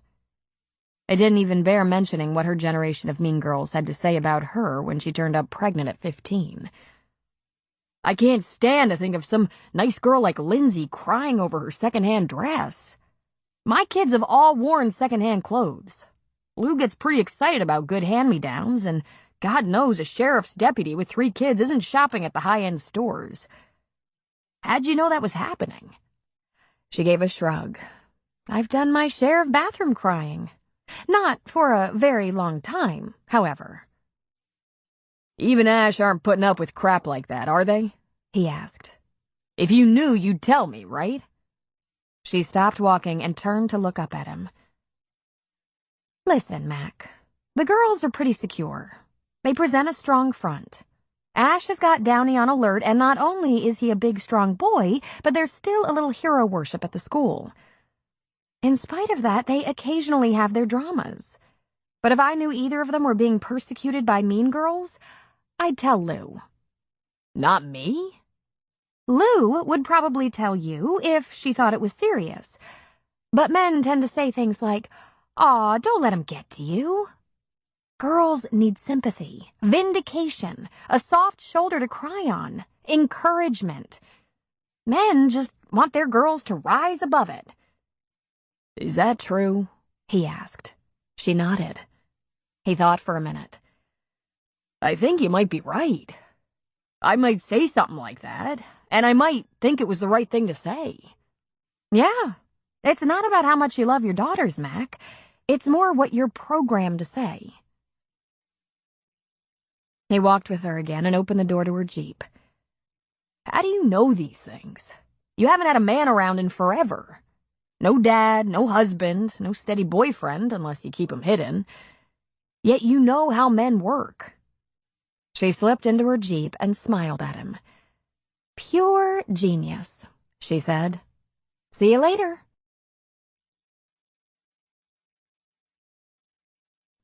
Chapter 12. The diner on Sunday mornings was a different kind of place than the rest of the week. It was a good place for families to stop on the way home from church or on the way to some outing. There were also weekend athletes and pleasure seekers, cyclists, or in warmer weather, sports fishermen, paddleboard enthusiasts, people taking their boats out for a nice day on the bay. Gina didn't work at the diner every Sunday, but she didn't mind when she did. She liked the mornings and only worked the dinner hour if she was filling in for someone. From her place behind the counter, she saw the new town doctor pull his van up to his storefront clinic across the street. He got out, this time with 2 children, a little girl and little boy. He had one on each hand, but rather than going inside the clinic, he walked across the street to the diner. Gina had only seen him from a distance, going in or out of that space, and she had never seen the children. They were so little, so young. She'd heard from Mac that he was a single father, but it was hard to imagine how he could put in doctor hours and parent full-time even with a babysitter. He held the door for them, first the little girl, then the little boy. She could tell from across the street that he was a nice-looking man, but up close he was better than that. He was gorgeous. And the children? Delicious. "Morning," she said from behind the counter. "Sit anywhere you like." How about right here, at the counter? "Be my guest." He lifted his daughter onto a stool first, then his son. The little girl had shiny hair pulled back with barrettes and wore a little green jumper over a long-sleeved t-shirt and white tights.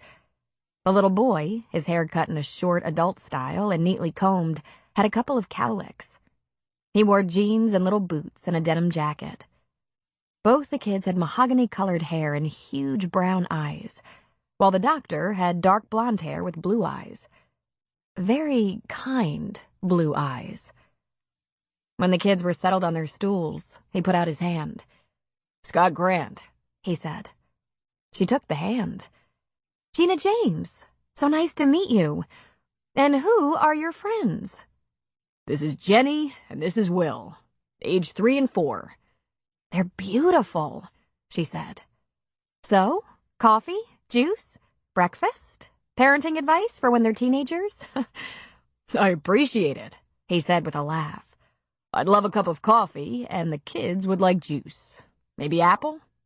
And if you have it, cereal for them." "And for you?" she asked, filling his cup.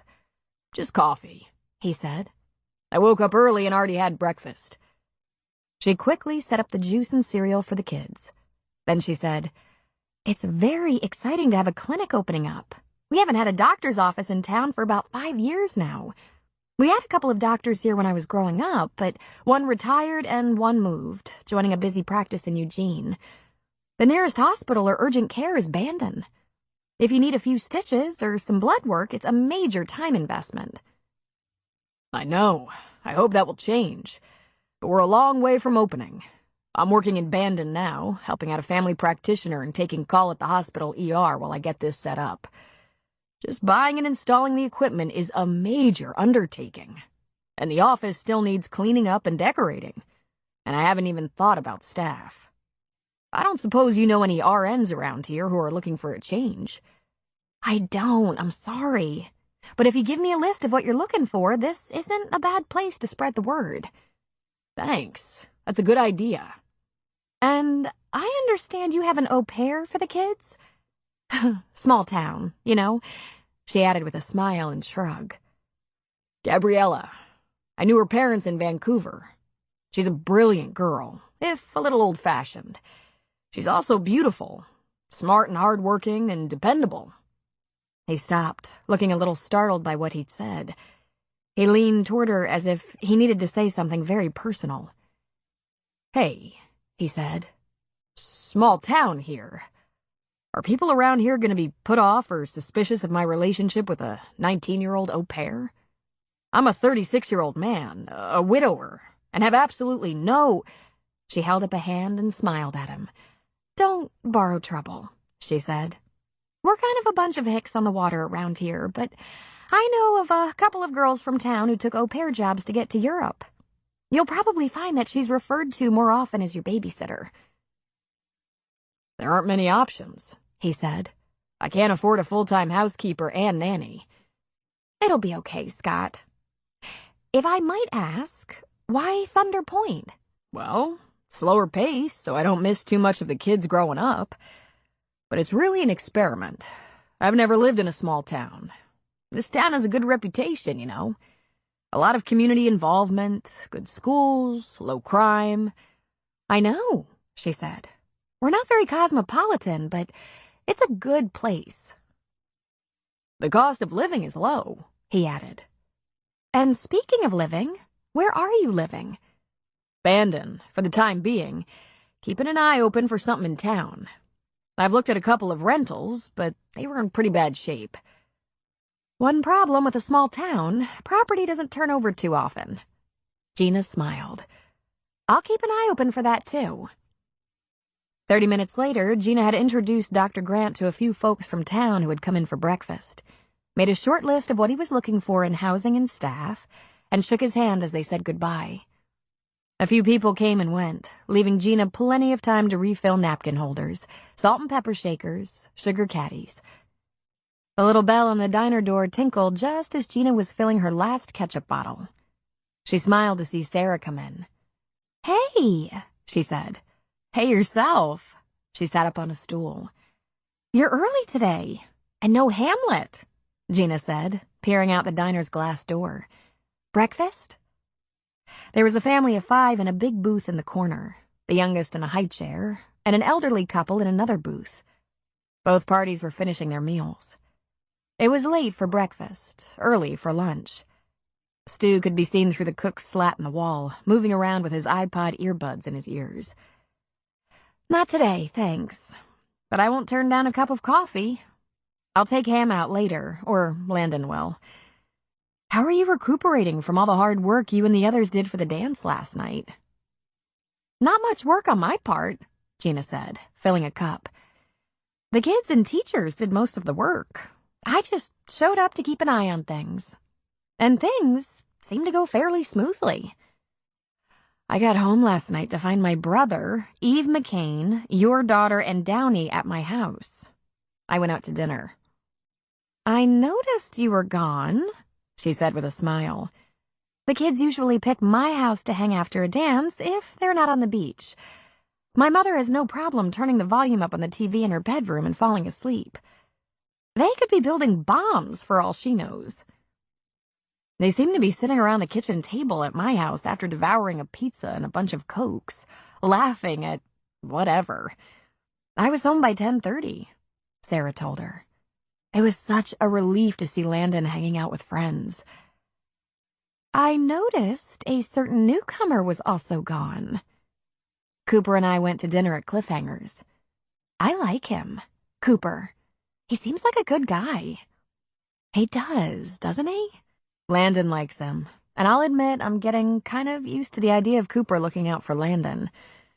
He's probably doing that because there's no man around the house. As long as Cooper doesn't sell him to the circus, that could be helpful. Have you raised him entirely alone? Gina asked. Almost. I took custody when he was 6, 10 years ago after our parents died. I lived with a guy for a year when Landon was 13, then was married to him for almost a year when we were separated. He was devoted to Landon until we broke up. She gave a shrug. For a couple of years there, I had someone to pitch in. And I was married for almost a year. Derek, my ex, liked to watch Landon play ball. I've been divorced 9 months now. Derek was the only guy I let in, and he was a big mistake. Apparently, I'm not real good at picking them. Gina smiled and poured herself a cup of coffee. Want help? I can spot a loser a mile away. Now, that is. I wasn't so good at it when I was a teenager. I had a doozy then. I was fortunate enough not to marry him. Through no brilliance of my own, I might add. I sobbed every miserable night, hoping he'd come back and beg me to marry him. But I was a kid, left with a kid. And now you have Mac, Sarah said. The family of 5 were leaving. Dad stopped at the counter to give Gina the check and some money, telling her to keep the change. No, Gina told Sarah with a laugh, shaking her head. Mac and I are friends. We have been since our daughters hooked up as best friends. As friends go, he's the best. I don't think he's dating anyone. He hasn't ever brought a woman around to games or town things, but there might be someone somewhere. Why? Are you interested? You get teased about him, Sarah said. People put you two together. People must have very vivid imaginations. If I had a guy, hopefully you'd at least see some hand-holding. Mac and I have gone to a movie or two, but usually he's dragging a kid or Lou along. We sit together at the games, but other than that, I thought you were a couple. Maybe discreet, but a couple. Gina shook her head. No, I guess a lot of people think that. I think they can't imagine a friend of the opposite sex. Nah, I love Mac, but he's a free agent. If you like him, go for it. You're not making this easy, Sarah said. Gina tilted her head and shot Sarah a nonplussed expression. I could gift wrap him for you, I guess. I don't trust men, Sarah said. I don't even trust many women, and I don't trust myself either. I thought my ex was a prince, the catch of a lifetime. He was Mr. Romance, so it never occurred to me he could be that attentive and affectionate with me if he... She cleared her throat. It turned out he had a lot of romantic energy and a very short attention span. Ew, hate those. It would take a lot to tempt me now. I have zero interest in being dumped by a man again. Now, some people would say you should get back on that horse, Gina said with a laugh. And did you? After you had Ashley? The elderly couple slowly made their way to the counter. Gina took their ticket, their money, rang them up with a smile, told them to have a nice Sunday. Then she returned to Sarah. It took me a while. Ashley was my life, and I was all about protecting her from my potential mistakes. I have a lot of that going on, Sarah admitted. When Derek left, he left Landon, too. And he left Landon with a sister who was an emotional cripple. I have to be careful. He's a big kid, very mature for his age, but he's still just a kid. I know. They think they know everything, but they're just kids. And they're right at that age when the biggest mistakes seem to hit them. I'm living proof of that. I didn't go out on a date till Ashley was 5 years old. And then I was cautious. So careful my few dates lost interest in me, not the other way around. I think I always felt safest if I wasn't involved with a guy. Me too, Sarah said. Except I kissed Cooper. Surprise registered on Gina's face for a moment. Then she said, "I take it that didn't fit into your plans?" Sarah took a sip of coffee. "I've been asked out a couple of times since the divorce. I even had one guy from a Coast Guard station not too far away get all excited that I was divorced and asked me out a number of times before he finally got the message. I'm not dating. Not. Period. And I haven't been tempted to even rethink it. I figured when I was about 40 and Landon was all grown up and on his own, I might consider it. But not anytime soon." "I guess kissing isn't exactly dating," Gina said carefully. "It terrifies me to even think about a relationship with a man. It was like this with Derek. He was so attentive, and it took him 2 seconds to get close to Landon," Sarah said. "Even though Landon might not realize it, he's vulnerable. Besides, our lives work pretty well, the two of us. He's such a great kid. We take good care of each other. I'm not risking Landon's feelings by getting mixed up with some guy, especially some guy he likes." She shook her head. "Red flags everywhere. Everywhere.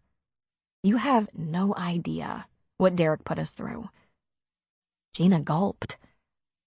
"I don't want to ask, but I brought it up. Derek cheated. I assumed that's what you meant by a lot of romantic energy." Sarah sipped her coffee again. "A good friend of mine," she said, and her cheeks brightened. "What a dog!" Sarah laughed suddenly. "It was a dog, as a matter of fact. That showed me his true colors. I called his cell, and I heard a dog barking in the background. It sounded just like the dog next door to my ex-friend Susan's house. That dog never shut up. He was there, and he lied. And I let him convince me I was insane, that he could never do such a thing." Gina took a moment to refill her coffee cup. "No wonder you don't trust women. How did you find out?" "She decided to unburden her guilty conscience," Sarah said. "I think she was angry with Derek. I think she was losing him, but not to me. He admitted they'd had a thing, a purely physical thing. And he was sorry, but he said he wasn't good at monogamy and hoped we could—" She cleared her throat. "Work with that." "My God," Gina said in a breath. She leaned toward Sarah. "This doesn't even happen on General Hospital. How did Landon take it?" "I tried to keep him from knowing, but he figured it out. I think he hates Derek. No, I know he hates Derek. And now I've gone and kissed Cooper, his friend." "Maybe it was an accident," Gina said. "He's pretty sweet and sexy after all." "So, there you have it. Cooper's all wrong. All wrong." She shook her head. "Not only is he male, which makes him dangerous, he is a rover, a nomad. He's planning to leave the minute that bait shop is fixed up. No, sir, I am not gonna fall for him. No way. Understandable. I have never wanted to be kissed more in my life. I wanted to rip his clothes off. I wanted to climb all over him. I didn't just let him kiss me. I nearly ate him alive. Right after I told him there was no way I was dating or getting involved with a man. He probably thinks I'm a lunatic." They stared at each other for a long, silent moment. Then Gina said, "Wow." "I think I have to move," Sarah said, dropping her head into her hand and running her fingers through her short hair. Gina felt a warm flush rise up her neck to her face. Sarah would have no way of knowing that Gina also had one of those ferocious big girl crushes, and no solution in sight. Gina hadn't confided in anyone, not even her mother, and she was very close to Carrie. She didn't dare. One slip would find Ashley talking to Eve about it, and then Lou would soon know, and Lou Lou couldn't be trusted to keep from saying something to Mac. And then, who knew? Mac might quit coming by for coffee, or stop sitting with her at games if he thought she was some maniac about to debauch him. "Oh, God, I've embarrassed you," Sarah said. "Oh, Gina, I'm sorry. It's just that it's been so long since I've had a woman to talk to about stuff like this. Oh, hell, it's been so long since I had stuff like this." Gina shook her head. "No, it's not that. Not at all. It's just that I've been in your shoes. Quite a while ago, really, but I do remember. That powerful crush. That feeling of complete helplessness. Helplessness. The thing I really can't deal with at all. You can't do what I do if you feel out of control and helpless. Man, if we hadn't been standing in a parking lot... Parking lot?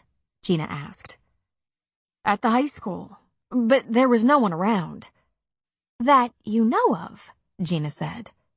There could have been teenagers in parked cars making out. Or whatever. Sarah groaned. She rubbed the bridge of her nose with a finger and thumb. Thank God Landon was already home. It's probably fine. There was probably no one to see. But maybe you should be prepared, in case, you know. What am I gonna do? Say. Smile. Like this, Gina said, demonstrating a mysterious smile. You're over 21. He's over 21. Kissing isn't illegal, and it doesn't necessarily lead to marriage. Sometimes it doesn't even lead to more kissing. It's not poor form to have a kiss goodnight after a dinner out. You really don't have to explain to anyone. You certainly don't have to apologize. Right, she said, giving a nod. Except this would be such a mistake. Remember, people aren't in your head, Sarah. They don't know the idea of a man scares you to death, or that you're determined not to set yourself up for disappointment again. No one knows but me, and I'm not telling. Then she grinned. We should go out sometime. I mean, really out, not just to cliffhangers. We should go to Bandon or Coquille or something. Someplace where we're not sharing secrets in front of the neighbors. Then she threw a look over her shoulder. Or the cook. Oh, my God. Do you think Stu? One thing about Stu, if he hears something interesting, he can't stay out of it. He'd be right out here giving you advice. This is his downtime before lunch. He's probably done cleaning his kitchen and in his office, pretending to do paperwork while he watches sports on his little TV. Paperwork that he'll just ask me to do later. I hope so. Don't be so embarrassed. If it had been Ray Ann in the parking lot, she'd have been bent over the hood of the car with her skirt around her waist in just seconds. No way. Way. Some people think the high school football team was named in her honor. The Cougars. They both laughed and Gina refilled their coffees. What am I gonna do about him? I really can't afford to move. You'll figure it out, Gina said, lifting her cup. One thing I do know, though, a couple of girls like us, we shouldn't have such pathetic love lives. It just isn't healthy. I've only tried having a love life a couple of times since college, and it hasn't gone well. After a moment of silence, Gina said, A good friend of yours? Yeah, I know. Does it get any worse than that? Holy Jesus, girlfriend! That's almost as bad as getting knocked up at 15. Cooper was sitting on a chair he'd dragged down to the dock because the building noise in the bar was too loud to think. The renovation had started and was in full swing, the progress already measurable. He was impressed they were working on Saturday. The contractor said, "Every day off is a day without pay."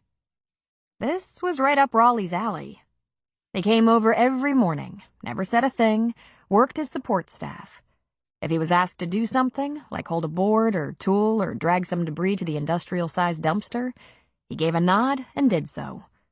He left when he was ready. Or maybe when he figured his father needed him at home. Cooper was doing his best to log his hours so he could pay him. Cooper's laptop was open and he was surfing the net when he saw her. Sarah, with Ham, racing through the surf at water's edge. It had been way too long. A week had passed like a year. Even now, her trek across the beach was too slow. He stopped looking at the laptop. A smile tugged at his lips. She had a way of walking that just knocked him out. A gentle sway, a purposeful yet unhurried stride. It wasn't erotic or flirtatious. It was all woman. A woman who knew what she wanted. And as she got near, she smiled at him. Ham made it to him first, and he took the soggy ball out of his drooling mouth and threw it. He wiped his hands on his pants. Within seconds, Hamlet was back for another throw. "Hey," she said. He closed the laptop. Where have you been? She put a foot up on the dock. "Mostly working." 24/7? He asked. "Did you need something, Cooper?" He needed another one of those crazy, deep, incredible kisses that made him go all flat-footed. I wanted to call you, ask you to dinner. My treat. I don't have your phone number. Instead of answering with an excited acceptance to both the date and her number, she asked, "What you doing there? Emails?" Looking at job postings. "Ah, you ready to go back to work?" Just looking. I'm curious about what's out there. I'll have to get a job eventually. "So, what's out there?" Lots of instructor positions, mostly civilian jobs with the Army.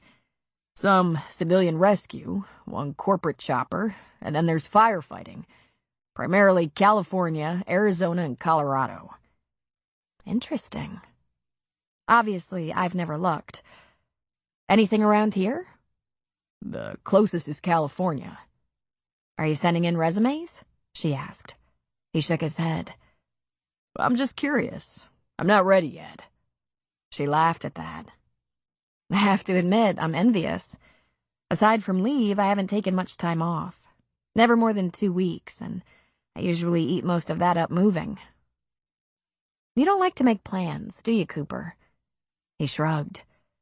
I make some. I need to see my family pretty soon. They're getting cranky. It's been almost a year.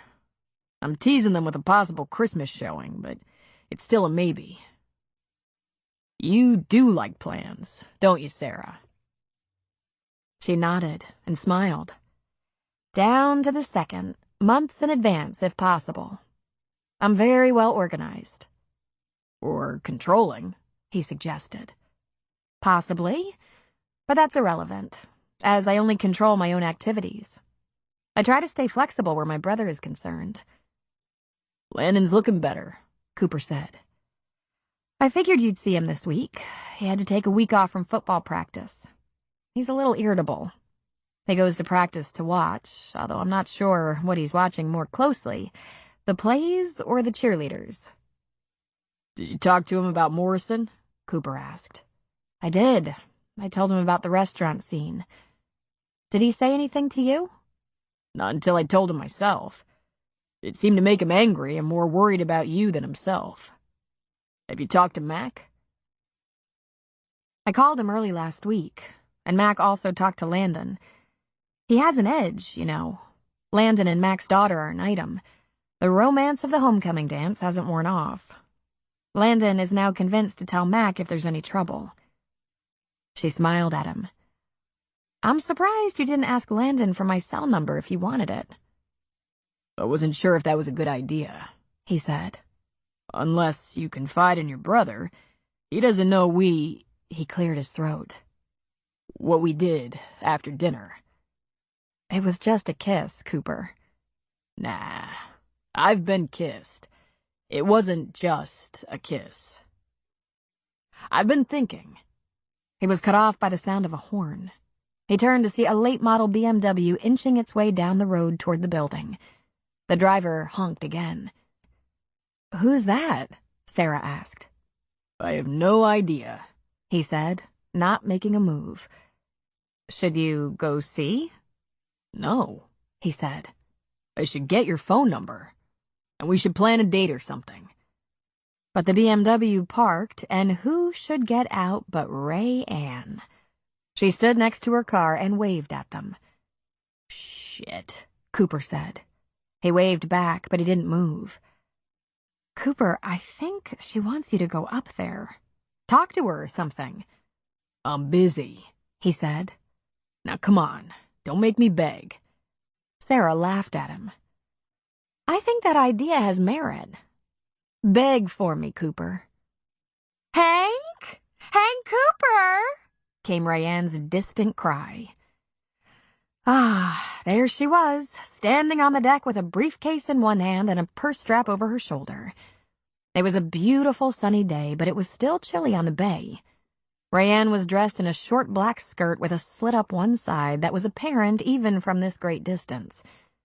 She also wore a short black jacket with something red under it, her cleavage straining to be free, and high-heeled boots. Her teased blonde hair didn't move in the wind. Cooper just waved again, not getting up. Cooper, Sarah said disapprovingly, but with humor in her voice. You are incredibly rude. I'm rude? Did I go to her house, stand up on her hill, and shout at her? I didn't invite her. She didn't call ahead. She's rude. I'm busy. Does she have your number? Sarah asked. Oh, you can count on it, although I didn't give it to her. I also never told her my given name, but she called me Hank the first time we met, even though Mac introduced me as Cooper. She wants something. Undoubtedly, Sarah said.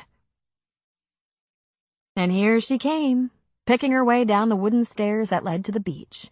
Not exactly the best path for high heels and a tight, short skirt. If she falls, you're going to have to marry her to keep from getting sued, Sarah said. I'm going to put a rail on those stairs. 2 rails, one on each side. Cooper groaned.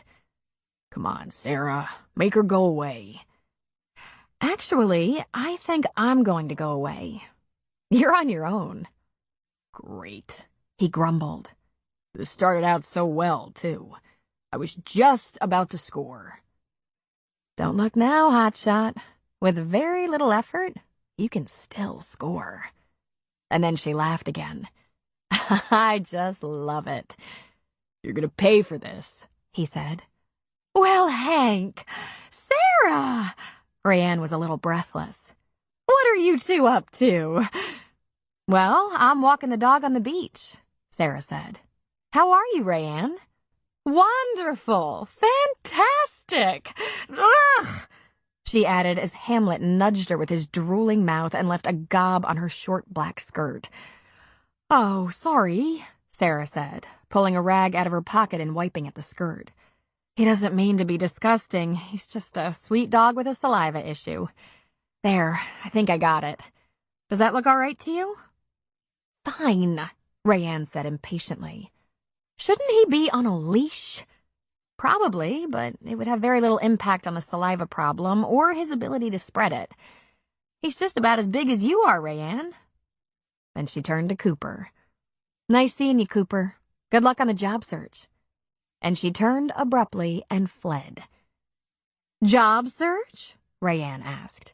What kind of job? Just poking around the internet to see if there's anything interesting out there. What brings you to the beach, Rayanne? Oh, I wanted to talk to you about something. About your property. Chapter 13. So Rayanne wanted to talk about his property? He didn't even stand up. What's on your mind? He asked, half his attention focused on Sarah jogging across the beach with her dog. He fully realized he wasn't being polite. His mother would twist his ear for this kind of behavior. Cooper wasn't typically like this around a lady, but first of all, Rayanne was no lady. Second, she wanted something, and at his expense. Third, she had foiled what he considered to be an important move with Sarah. "Why don't we go inside?" she suggested. "It's a little cold on the water." "I think it feels good out here. And there's too much construction going on in the shop for us to have a conversation there." He wasn't about to get behind closed doors with her. He was quite sure she wouldn't attack him, but he was in no mood for innuendo. "Why don't you just tell me what brings you to my humble dock?" With a heavy sigh, Rayanne continued, "The rumor is you're planning to sell this beautiful property. I'm hoping for two things. Number one, that you'll give me a chance to represent you. And two, that you'll let me bring you an interested party." He lifted both eyebrows. "You already have an interested buyer?" "Hank, there's been serious interest in this property for 20 years, she said. "This is primo beachfront, with a lot of attached land." "But it's all uphill," he exclaimed. "What can anyone do with a beach at the bottom of a hill?" "I guess you've never seen Newport Coast, California. Look it up on Google later. It's gorgeous, one of the best resort properties in the U.S., Ben and his father wouldn't consider selling even a portion of this land, and it could have made them wealthy." "I see," he said. "Who's the interested party?" She laughed. "Hank, this is business. I can't disclose that information without a contract to represent the sale."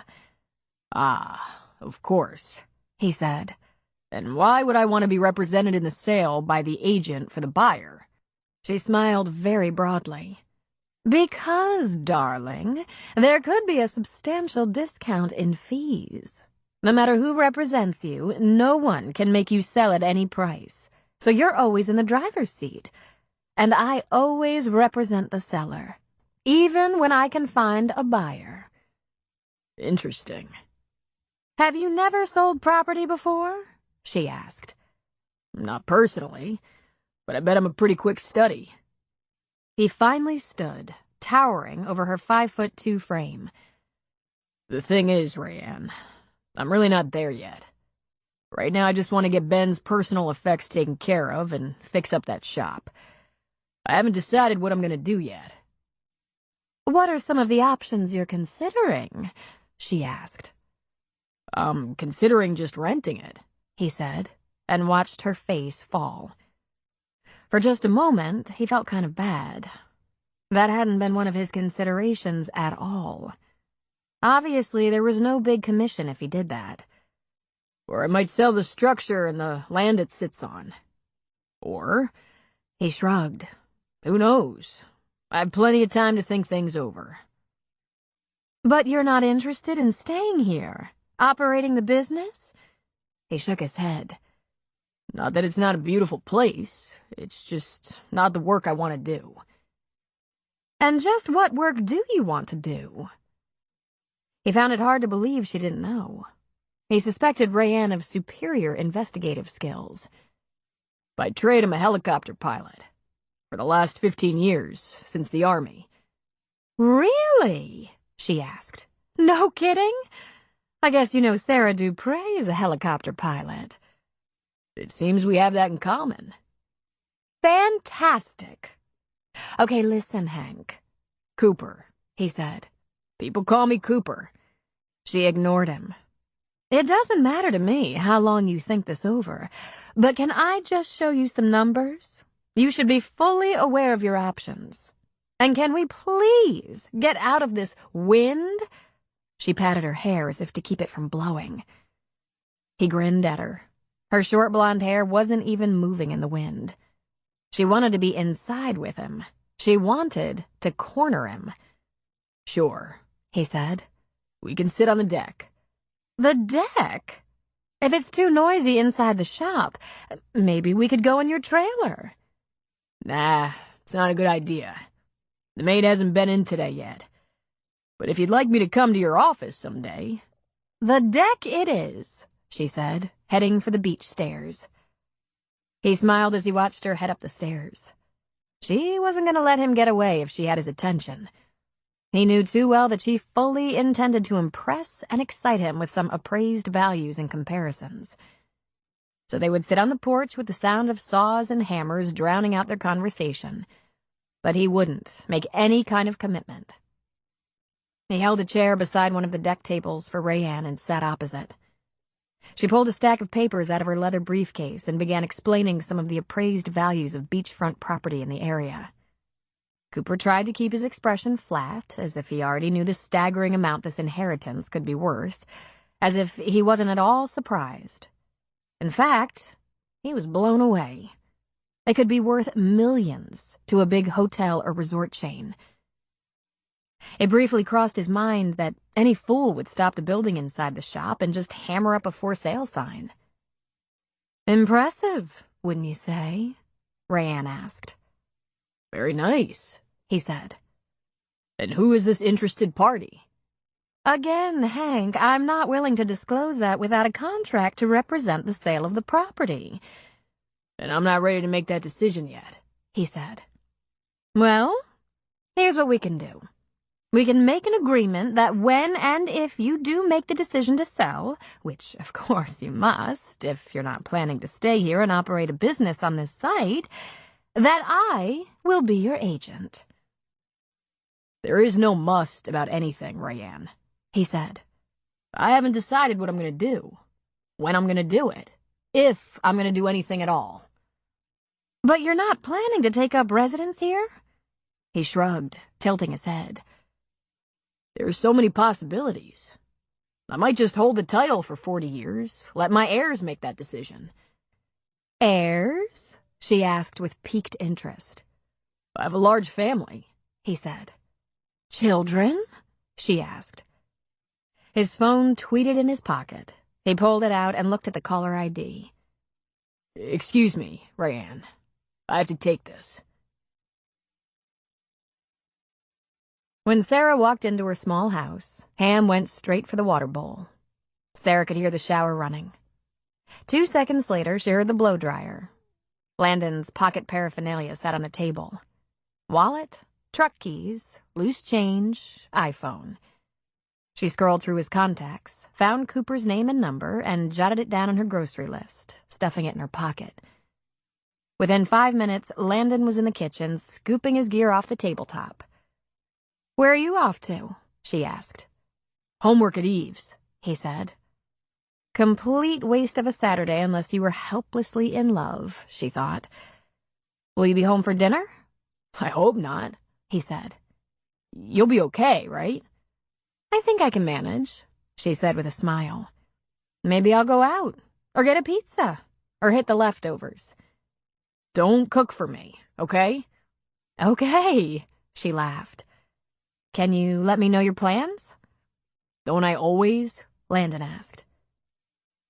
When he was gone, she pulled her list and her phone out of her pocket. She put in the numbers. When Cooper answered, she said, "Now you have my number. And obviously I have yours." He chuckled. "How'd you manage that?" "I peeked in Landon's phone directory.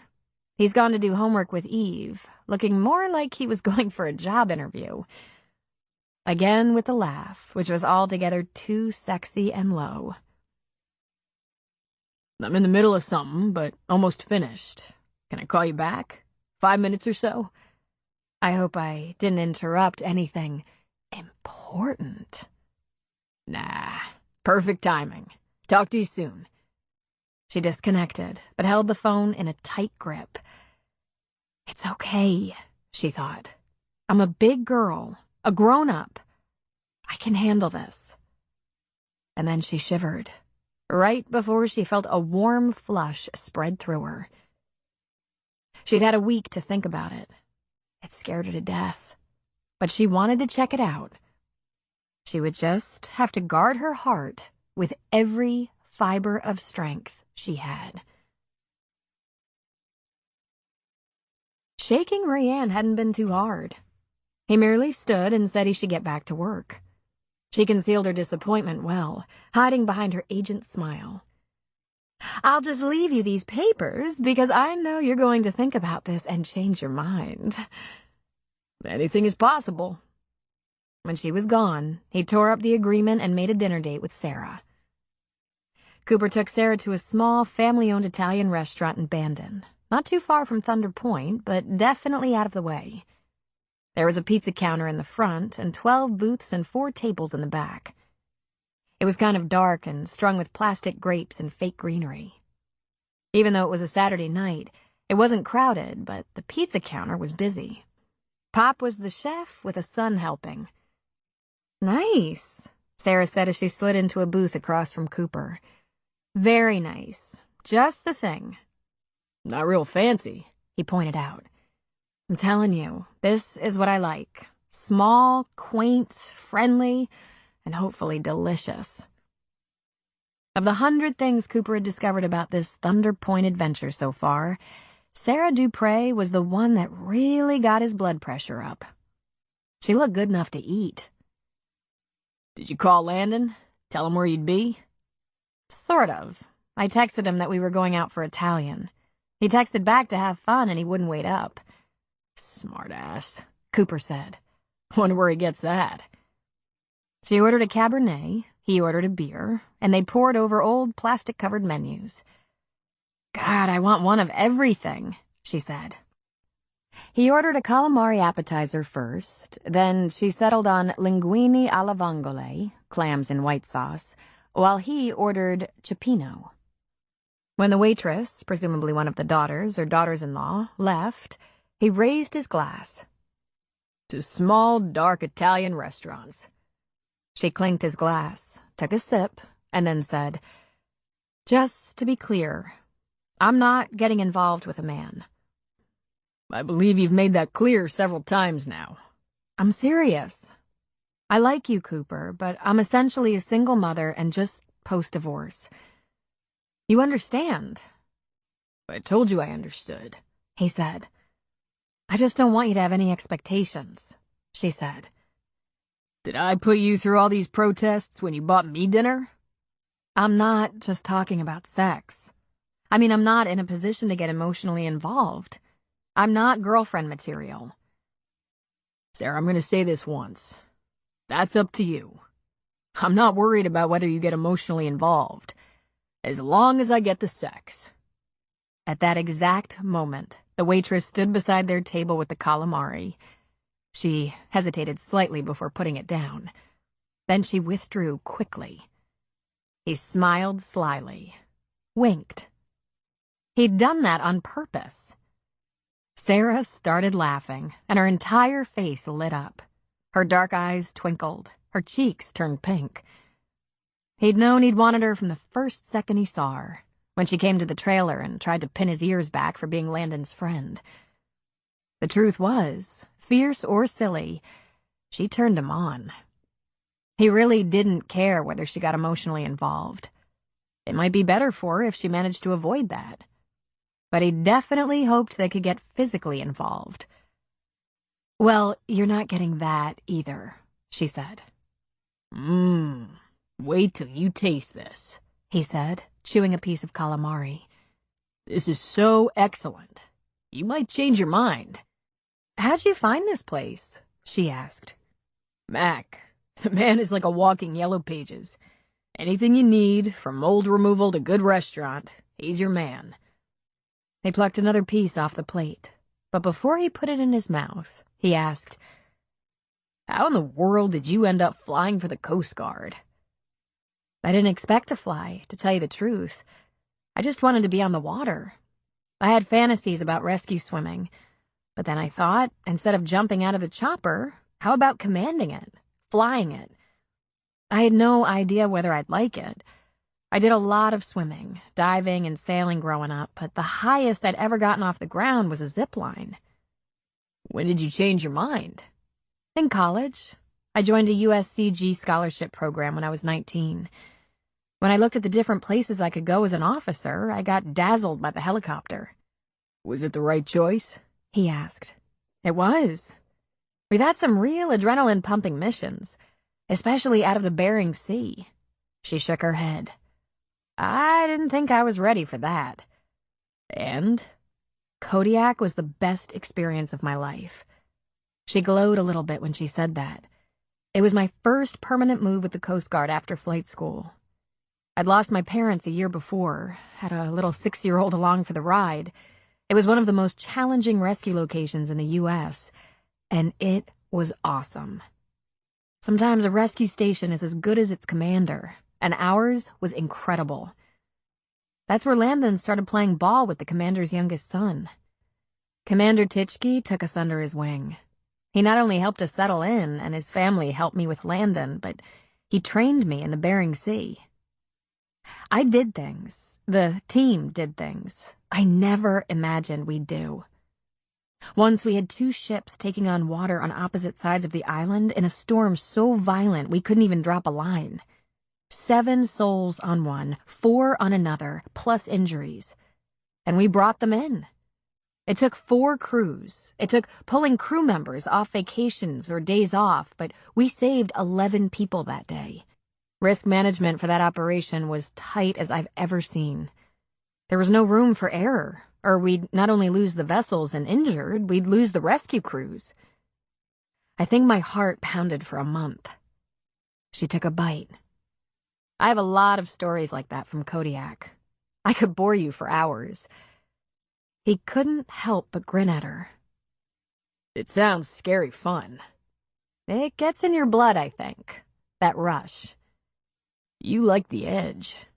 You're a wild woman. Nah, I never take unnecessary chances. Never. It's precise, and sometimes I can be a perfectionist, and... Sometimes? He asked with a laugh as their salads arrived. I let you eat calamari while I bored you with Coast Guard stories. It's your turn. Tell me about your flying, about Iraq and your civilian gigs. Even though Cooper had gone to Iraq in a Black Hawk right at the beginning of the war, somehow it just didn't seem as wildly exciting as what Sarah had done, was doing. But he told her about it. He was 6 years in the Army, then got out to pursue civilian flying. Since work was hard to find, he worked for civilian contractors hired by the U.S. in foreign countries. An expatriate, a mercenary. Eventually, he ended up working for oil companies. Was it good work? She asked, just as their main courses were delivered. I'd say so. And the money was good. It was easy work most of the time. Good people. And then there was a big oil spill. Major. National news for months. Billions of dollars of damage. It made the Valdez look like a dress rehearsal. A couple of the platforms I was flying to shut down. We pulled all the people off. I've never seen anything like it. Of course, I'd watched news reports of spills before, but there's nothing like actually seeing it. The company had to downsize, and I was more than willing to walk. I worked for 2 more companies after that, flying to offshore wells, but I couldn't stop seeing what might happen. It wasn't my business. I was flying. I didn't compromise safety. My boss, the chief pilot, didn't compromise safety. But, he shook his head, once you see what a major spill can do to a few towns on the coast and a big piece of ocean, it just gets to you, you know? She smiled patiently. The Coast Guard is the environment's friend, Cooper. You know that. I know. So I quit that last job and planned to take a few months off, meet Ben and another friend to hunt in the mountains. I was looking for a break long enough to decide where to go and what to do next. Then everything changed with Ben's death. I'll get another flying job, he said. But I think it'll have to be a different kind of flying job. When? I don't know. After Christmas, maybe? After the bar is looking good and I can sell it? I have to figure out how to deal with that. She grinned. Rayanne will help you unload it, I'm sure. How did you know? He asked, because he hadn't said anything about Rayanne's real estate ambitions. She gave him a slow smile. I'm just brilliant, that's all. What about you? He asked. How long will you be here? In about a year, I'll be looking at assignments. Landon will be a senior. If it goes the way we've planned, Landon will know where he wants to go to college by then. With any luck, he'll have an early acceptance. I can manage to sit tight until he graduates, and I'll try my best not to be too far away." She looked down at her pasta. "He'll need family close enough to visit while he's in college. It's different when it's just two of us."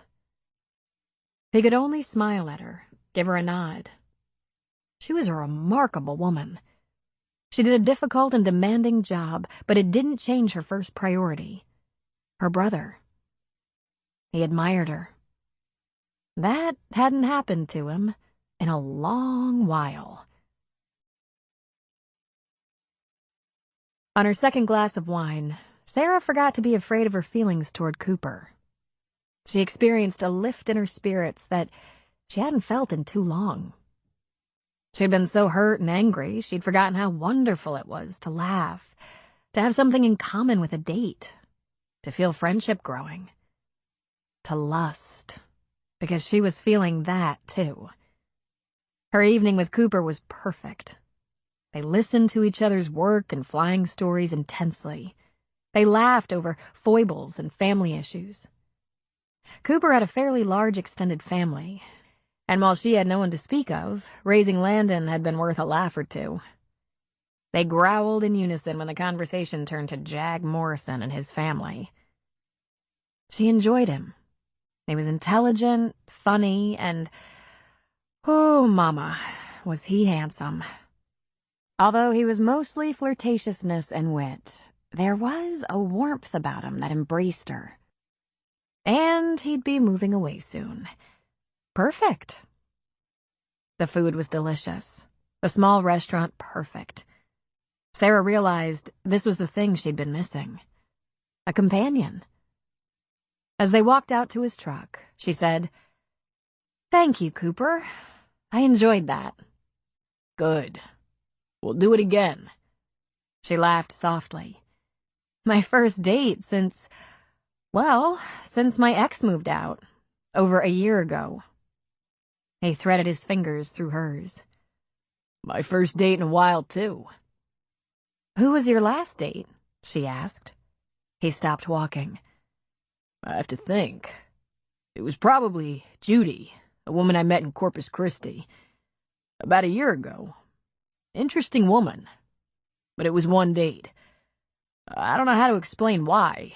It just didn't click." "Well," she said with a laugh, "I was pretty pissed at our first meeting. And I take this to mean you think we clicked? Or maybe you like angry women? Either that, or there aren't any other women in this town you'll take a chance on." "There are plenty of women around," he said. He touched her cheek with a gentle finger. "It's early." "What do you have in mind?" "Come back to my place for a while. It's not much, but it's comfortable. Your house is vulnerable. Could be teenagers there, taking advantage of the fact that you're out for the evening. I could make you a cup of coffee, or a drink." He shrugged. He grinned. "I'm flexible." Sarah thought, we both know what we want. He leaned down to put a soft kiss on her mouth. "Take a chance on me, Sarah. I can play by your rules." It had been so long since a man seemed to know her, know what she needed, wanted. She nodded. "I think a cup of coffee at your place would be all right."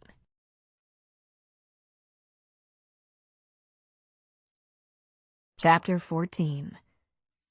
Cooper opened the door to his RV and let Sarah step inside first. He'd left a dim light on over the stove. It cast a gentle glow on the room, and when he closed the door, he slipped an arm around her and pulled her close. He placed a soft kiss on her lips.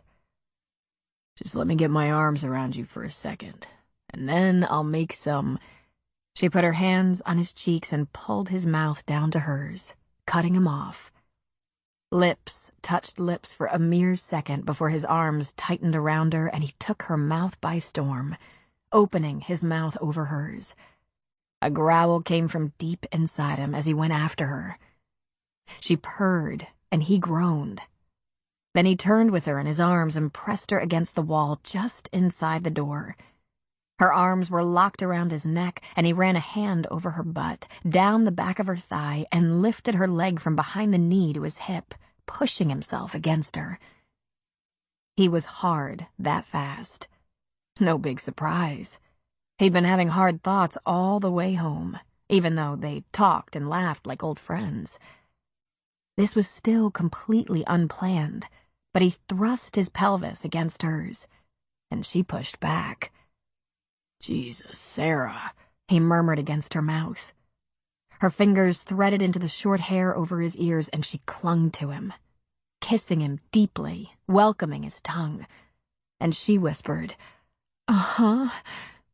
His hand found a breast, then slipped under her sweater and found more of a breast, though still covered by a lacy bra. He ran a finger around the lace, found her neck with his mouth, and kissed, sucked, ran a thumb over her erect nipple. God, he whispered. Jesus, God. She chuckled softly. Are you praying? Oh, God, yes, he whispered, grinding against her. Or begging. Maybe that's just begging. He made a study of her neck, ear, temple, and chin with his lips, with his tongue, going back to her mouth again and again, growing breathless and crazy.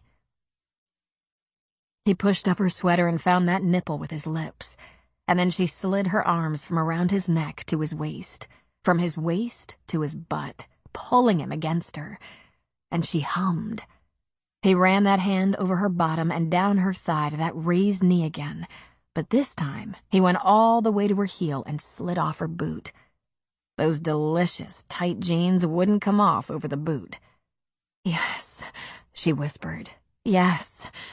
His fingers found the waist of her jeans, the snap, the zipper. He slid a hand inside, lower and lower, until he was feeling a soft tuft of hair, and then the damp softness of her. God, she was at least as turned on as he. Ready, so ready. That's all it took to have him praying again. But he said, This is crazy. Good crazy. So good. Crazy, she agreed, just as her hands found the snap of his jeans.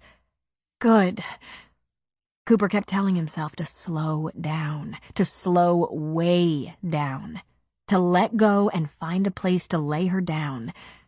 But he couldn't seem to get past the lust barrier, and neither could she. When she lowered his zipper, it got even more desperate and complicated. As she took him in her hand, his head almost exploded, and he muttered, "Condom, condom, condom." He had to let go of her briefly to get into his back pocket. He fumbled to find the condom, but once it was in his hand, she took it away from him. "Let me," she said. But she took her time with him, enjoying him for a while, stroking him, kissing him all the while. "Sarah," he begged. "Get on with it. Please." She suited him up, then slid her leg down from his hip. He gently, but a little desperately, lowered her jeans, pulling off one leg, then the other. He probed her with his fingers, then lifted her off the ground, her back against the wall. A million possible endearments ran through his head, but he said, "Help." She threaded her hand between their bodies, found him, helped him find his way inside. He was half out of his mind and long past thinking logically.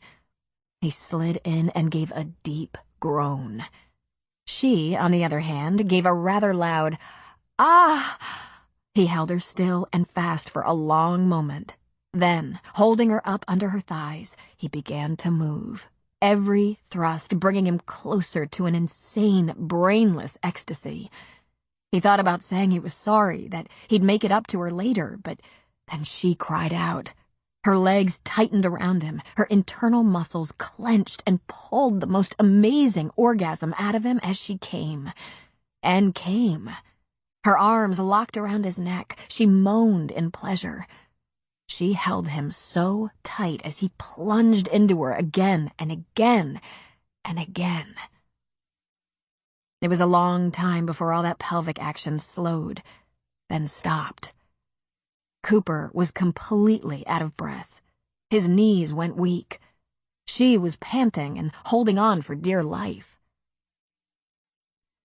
"Baby," he said in a desperate whisper. "Please, don't move." "I can't," she sighed. "Just don't move," he said again. "You could break off meaningful parts." She sighed again, nuzzling, kissing his cheek. "Honey, Sarah, I'm sorry, baby." "Sorry?" she asked weakly. "Jesus, I took you, against the wall, in 3 minutes, and you still have your jacket on."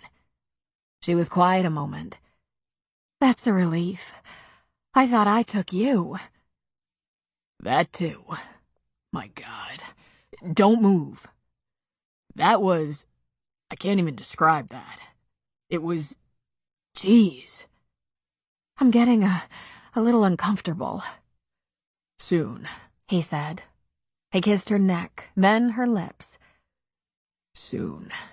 He kissed her again, with passion. "Ah, Sarah. I'm surprised I have legs. I've never..." "Never? You certainly acted like you knew what you were doing. Come on, Cooper, I have to get down now. Please." He pulled his head back just slightly to look down at them. Her jacket hung off one shoulder, her sweater pushed up over her breasts, and she was naked from the waist down. His sweater was askew, his shirt tails hanging out, and his pants drooped. He laughed. "We look like we just survived a hurricane." He lifted her up a bit, let her drop her legs to the ground, but he kept his hands on her bare butt. "No coffee tonight, baby. Bed. We have to go to bed." She couldn't help but laugh at him. "What if I don't want to go to bed?" "Then you'll be getting real familiar with this wall." He hoisted up his pants but didn't bother zipping. Then he bent down, grabbed her jeans in one hand, and scooped her up in his arms. He carried her up the 3 steps to his bedroom, putting her down on the bed. He helped her out of her jacket, removed his, and said, "Don't go anywhere. I'll be right back." And he left the room. The bathroom was very close to the bedroom, of course. Everything was close to everything. It was a trailer. While he was in the bathroom, she yelled, "I'm feeling a little exposed here." "Get under the covers," he yelled back. "I'm not sure I'm in the mood for that. What if I want coffee?" He walked back into the room, hands on his hips, jeans still unzipped. He loomed over her. He smiled at her. "You know what I realized about 30 seconds after opening the door tonight? You didn't want coffee." Then he pulled his sweater over his head. "Now what?" she asked. He reached for the hem of her sweater and pulled it off. "I want to hold you. And maybe try regular sex, if the spirit moves us." "What's that?" she asked, automatically unhooking her bra and tossing it. "You know," he said, getting rid of his boots and pants. "The plain old, regular but excellent kind, complete with foreplay, which we didn't get to before. No danger of back injury or broken bones, but very good just the same." He pulled the covers back and she twisted into them. He crawled in beside her and pulled her into his arms. "Although what we just did, I think that was one of the best things I've ever done. Or one of the best things that's ever been done to me. I don't think there's any way to top it." He pulled her closer, kissed her cheek, running his big, calloused hand over her soft skin. "I'm feeling a little unsure of myself," she said, snuggling closer to him. "I've never done this before." "What? Vanilla sex?" "Sex without any commitment at all. I mean, I've had plenty of sex, don't get me wrong. Okay, not plenty. Not that much, actually. But I always thought it was going somewhere. That there was love. Or something." "Well, don't write me off so fast," Cooper said. "Maybe in about an hour and a half you'll think you love me." "But I'm afraid of that. I don't ever want to be in love again." I can't get involved. You know that. For 100 reasons. I'm vulnerable. I just got divorced. I have major responsibilities. But I've never even considered something like this before. Sex with someone I like, but without any emotional investment. And, Cooper thought, that was the only kind he'd ever had. He was usually the one to say, I can't get involved. He'd had a lot of logical reasons, some like hers. He was being deployed or transferred, moving, just broke up with someone, you name it.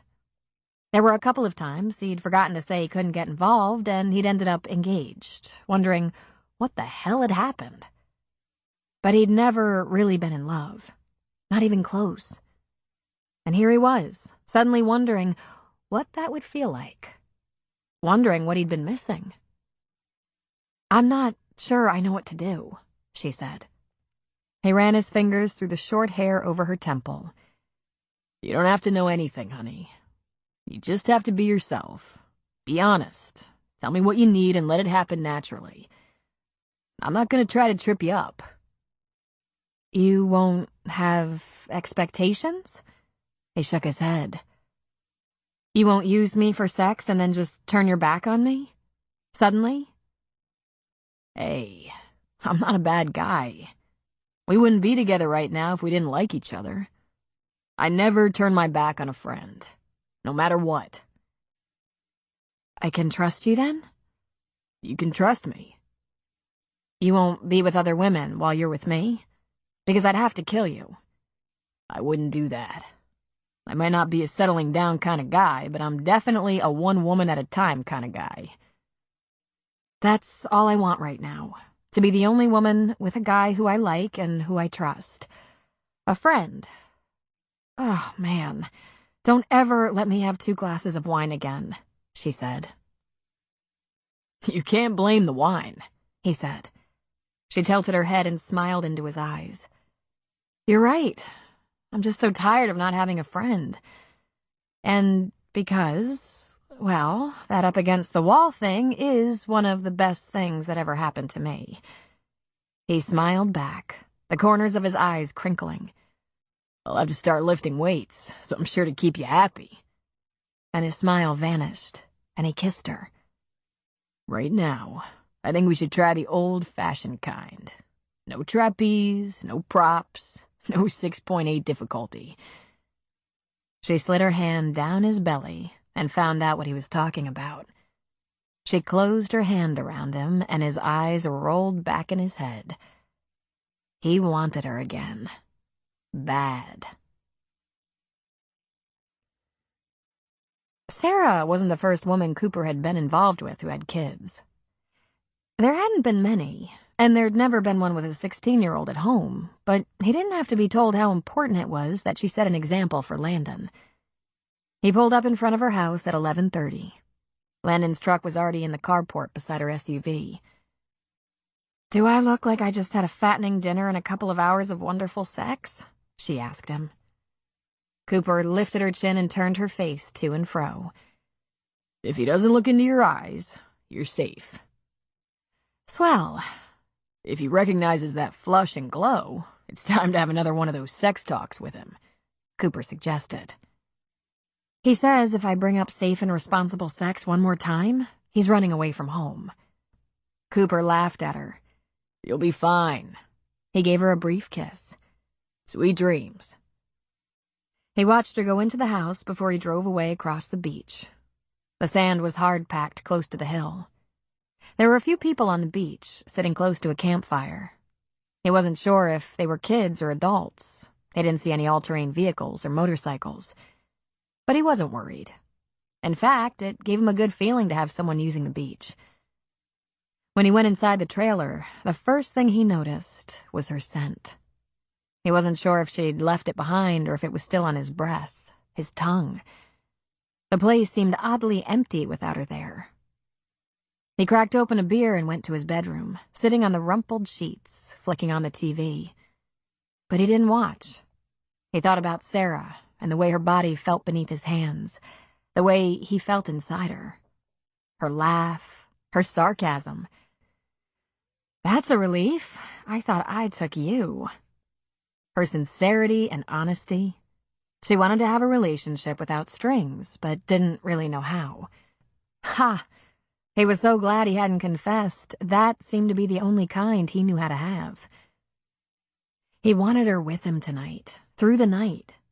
He'd wanted plenty of women. But there was something fresh about this time. It was new. It was deep. There wasn't anything confusing about it. It was honest. He could already feel her hooks in him. He was an expert at not caring deeply. Yet this time it wasn't working for him. He wanted her in every way. Physically, intellectually, emotionally. And she didn't want him back in that way. In fact, she needed his help in remaining unattached. Shit, he said aloud to no one. I'm screwed. The last football game for Thunder Point High School was a home game, and the night was mild and clear. The McCain contingent occupied their 50-yard line seats, but this time Sarah was included with Cooper, and Gina had convinced her mom to come. Carrie was a huge supporter of the team, and good friends with Lou, but running a deli and catering service required that she be up by 4 in the morning for baking and cooking, and it was rare that she stayed up past 8 in the evening. There was lots of laughter, chatter, and cheering. But Gina was aware almost instantly that the relationship between Sarah and Cooper had grown more serious. At first, it was just in the way he looked at her. It was as if the very sight of her made Cooper happy. While Sarah stared out at the field, watching her brother play, Cooper would throw a long glance her way, and his lips would curve in a secret smile while his eyes got a little dreamy. And before long, Gina saw him reach for her hand, hold it, give it a squeeze. It was with that simple action that Gina felt her throat close and her eyes cloud. They'd known each other for what? A few weeks? A couple of months? Of course, they were bonded over Landon's problems, but they weren't attracted to each other because of Sarah's brother. Gina wondered how deep, how intense the relationship was now. But of course she couldn't ask. In fact, learning this way at a raucous football game was a blessing. No one would notice that she was so envious she could have wept. By halftime, when Cooper and Mac wandered off to stretch their legs, leaving the women, she was composed again. Gina turned to Sarah and said, "When did that happen? You and Cooper?" Sarah shrugged. "A week, maybe 10 days ago." "I like him," Carrie said. "Good man, Cooper," Lou said. Gina leaned close to Sarah's ear and asked, "Next level?" Before Sarah could even think about answering, Carrie said, "Gina!" "Damn! She's got the ears of a bloodhound," Gina said. "Well, it's none of your business," Carrie said. "Besides, it's obvious." "It is?" Sarah and Gina said in unison. With a wave of her hand, Carrie said, "It's in the touch, the look. Just the energy. Go ahead and deny it, Sarah." To Gina's surprise, Sarah only laughed. "We're just friends," she said. "It's very comfortable, but not serious." "Ah, friends with benefits," Carrie said. "The modern way." "Not exactly," Sarah said. "We're dating, that's all. Cooper completely understands that a serious or even potentially serious relationship is out of the question for me. I've been divorced less than a year. My first priorities are Landon and my job, and believe me, I'm in no way ready to get involved in anything long-term. Too risky for me. My wounds are still a little fresh. And Cooper? Well, he makes no secret about the fact that he has a few things to do here, and then he'll be leaving. He's been doing the internet job search thing." "What about the beach?" Gina asked. "He hasn't decided. But he's a helicopter pilot, military first and then civilian.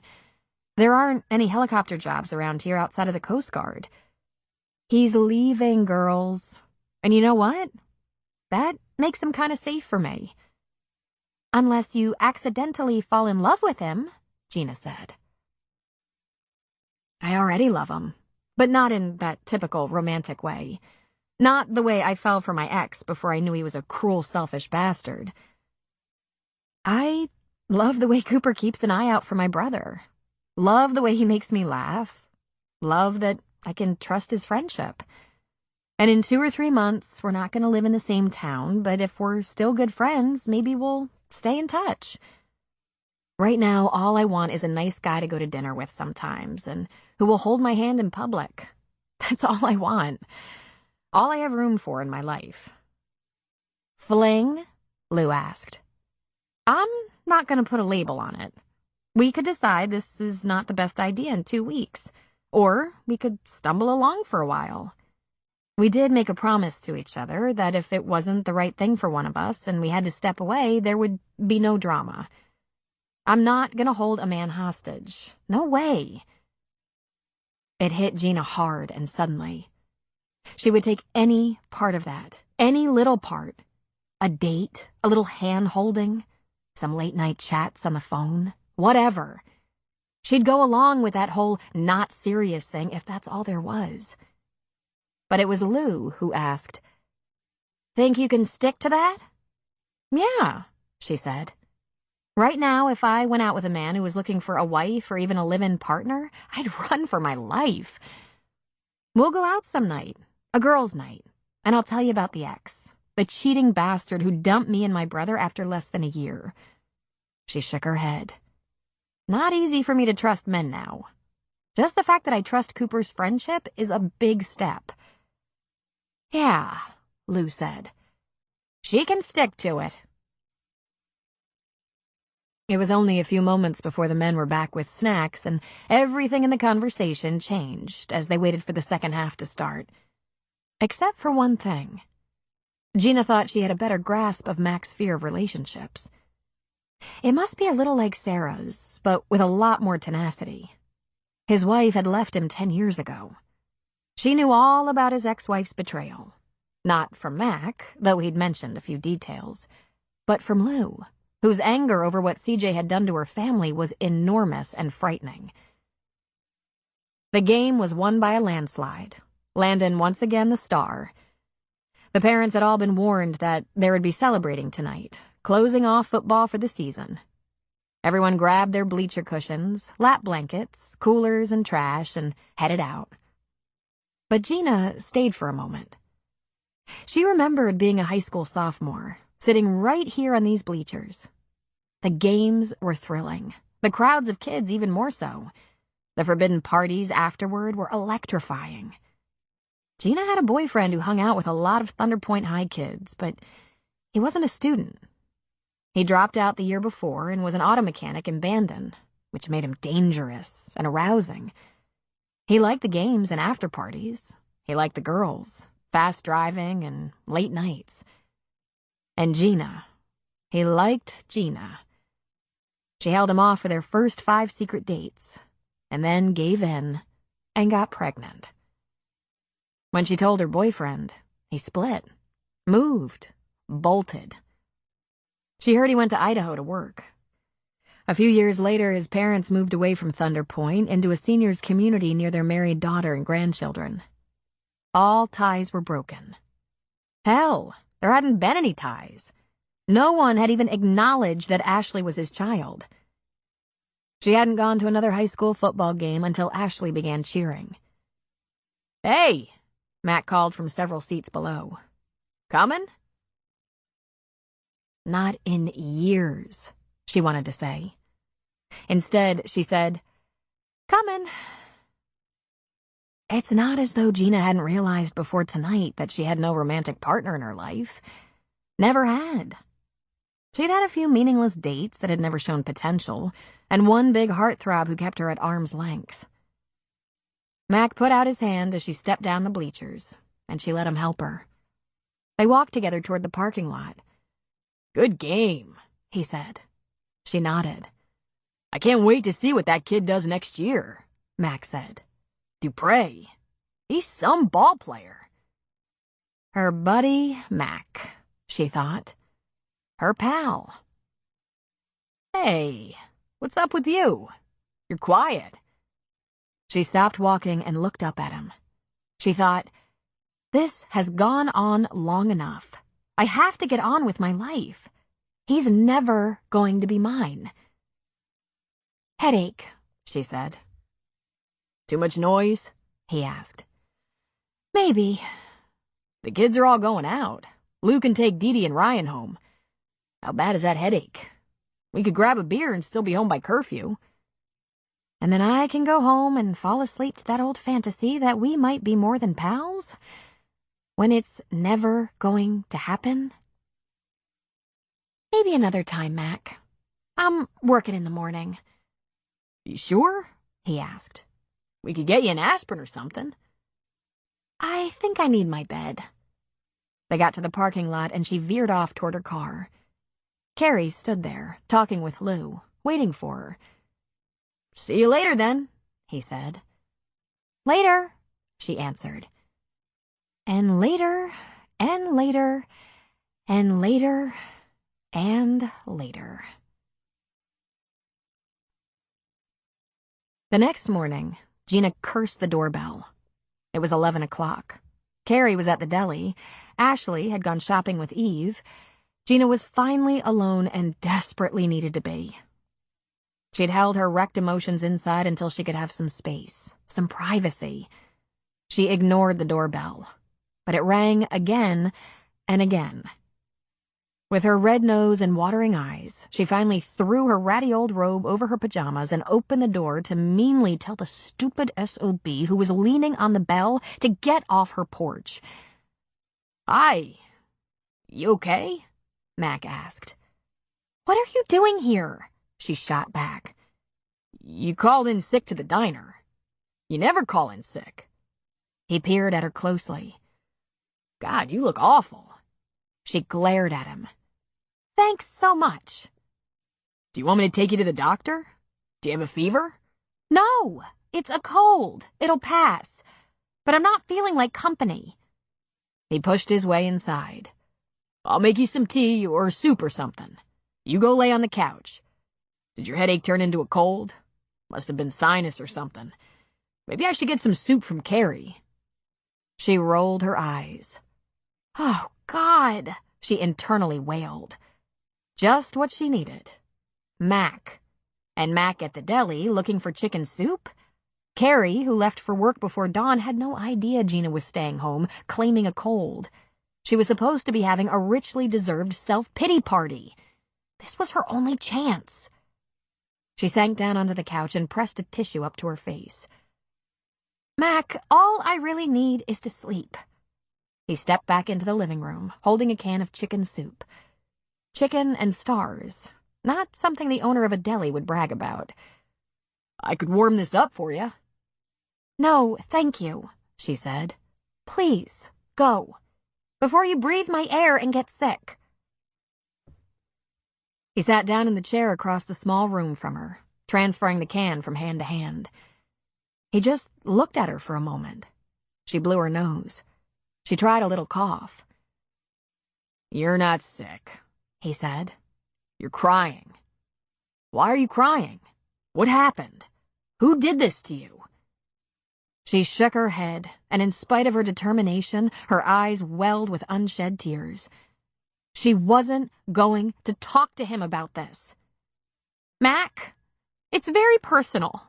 Please, don't push. But what is it? He asked again, leaning toward her, his elbows on his knees, gripping the soup can. Is Ashley in trouble? Is Carrie all right? Did someone hurt you?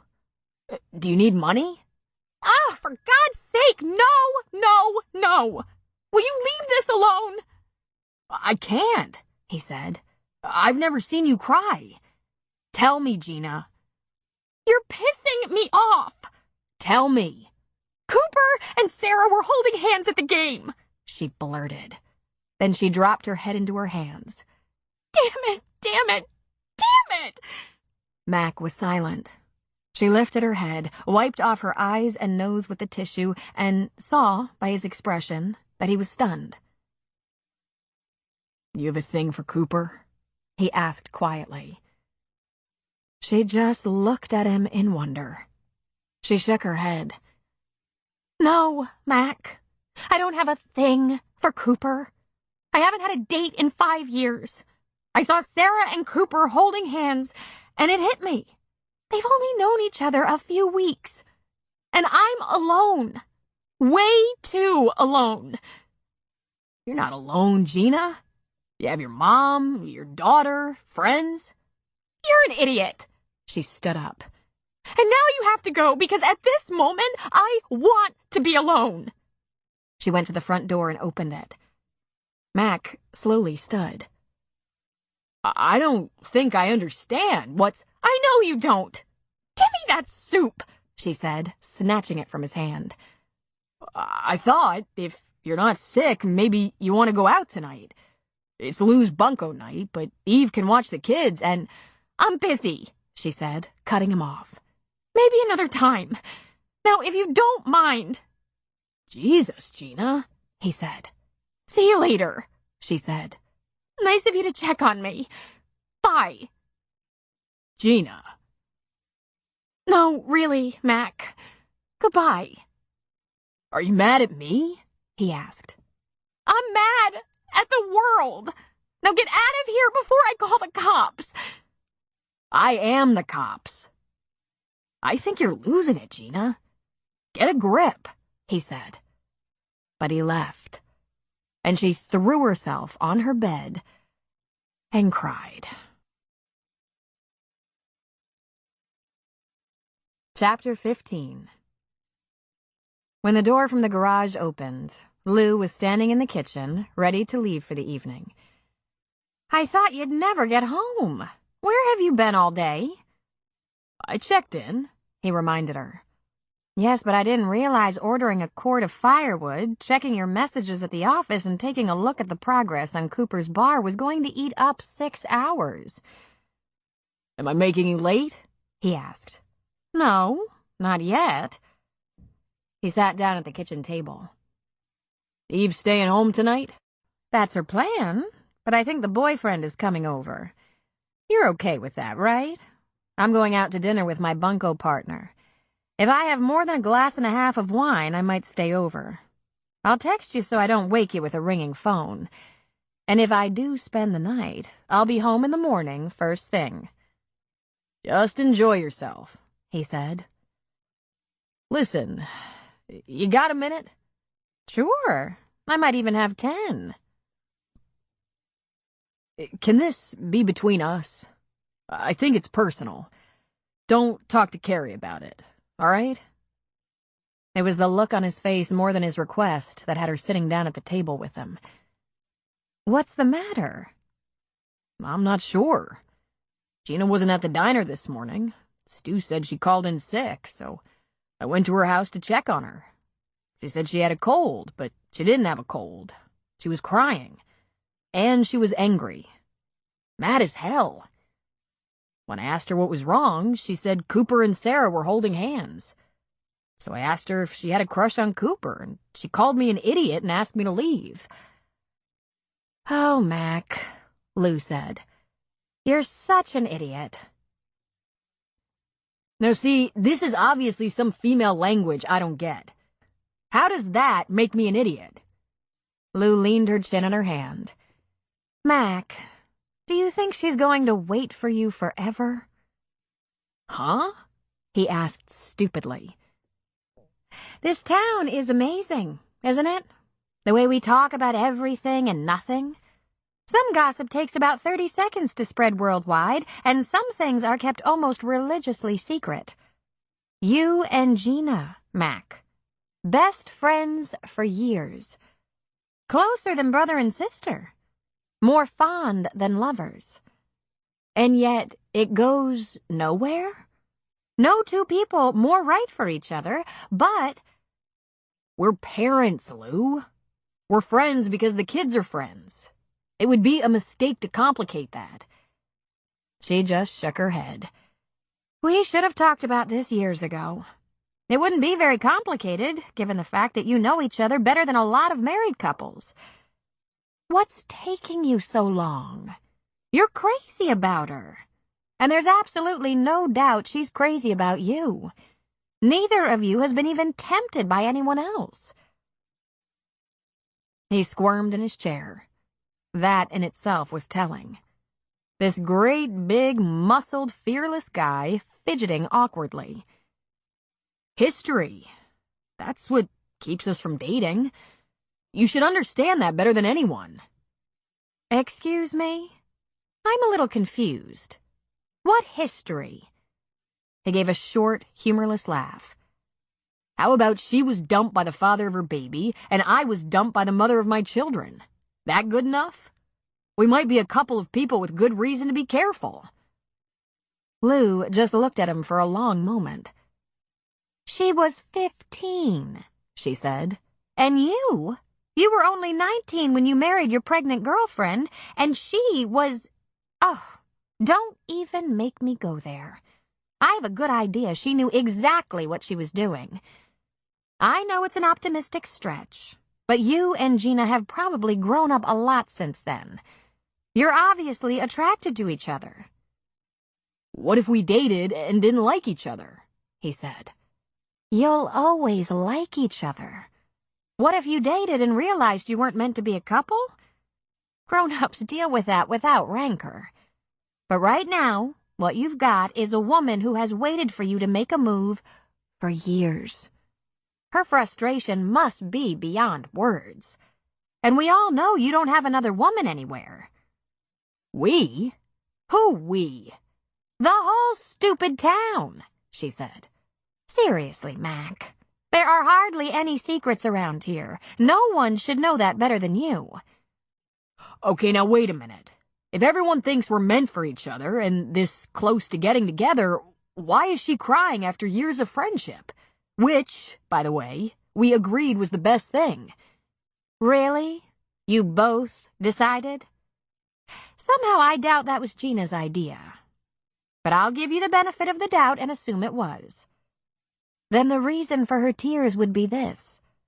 Sarah and Cooper hit town, meet in an extremely complicated way, are attracted to each other, and, without overthinking it, form some kind of relationship.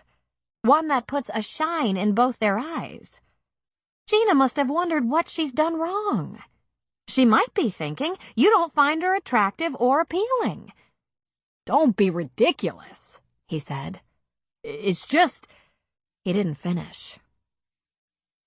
"It's just that you screwed up at the age of 19, no pun intended, and you still can't let yourself off the hook for it." It left me with quite a load. 3 kids and an opinionated aunt, he said, lifting an eyebrow. "Well, we've done pretty damn well with the spoils," she said. "We've kept it all under control for years. Our kids are doing very well. Here's what I think you should do, Deputy Yummy Pants. I think you should weigh how damn lucky you are that a woman as solid and beautiful and wonderful as Gina would even consider you. Most men don't get a chance like that in a lifetime. And it sounds like she's had just about enough." He just stared at her. I might need a beer, he finally said. He pushed back his chair, but she got up, got him a bottle of beer from the refrigerator, and sat back down. He twisted off the cap and took a drink.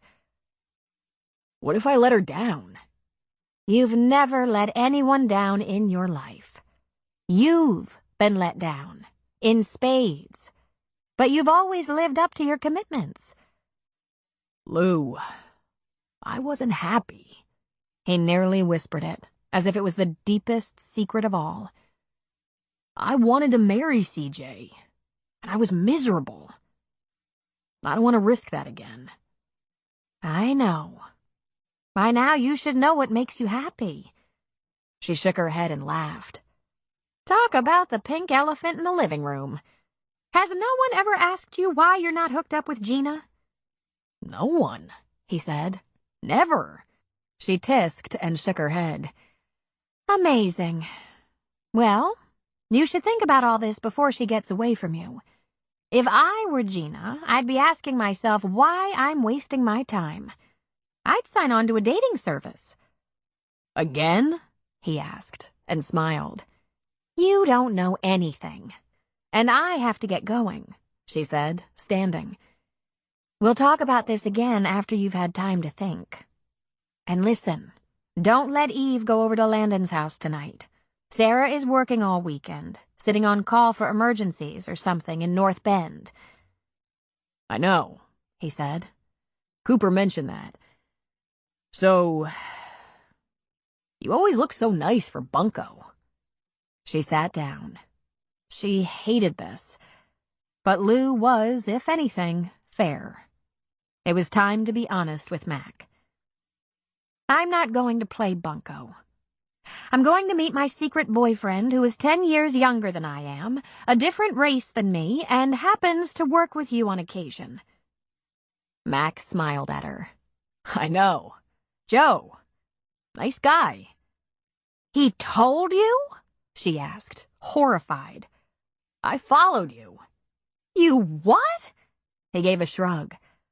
I couldn't remember ever hearing of these women you were playing Bunko with in Coquille, so I followed you.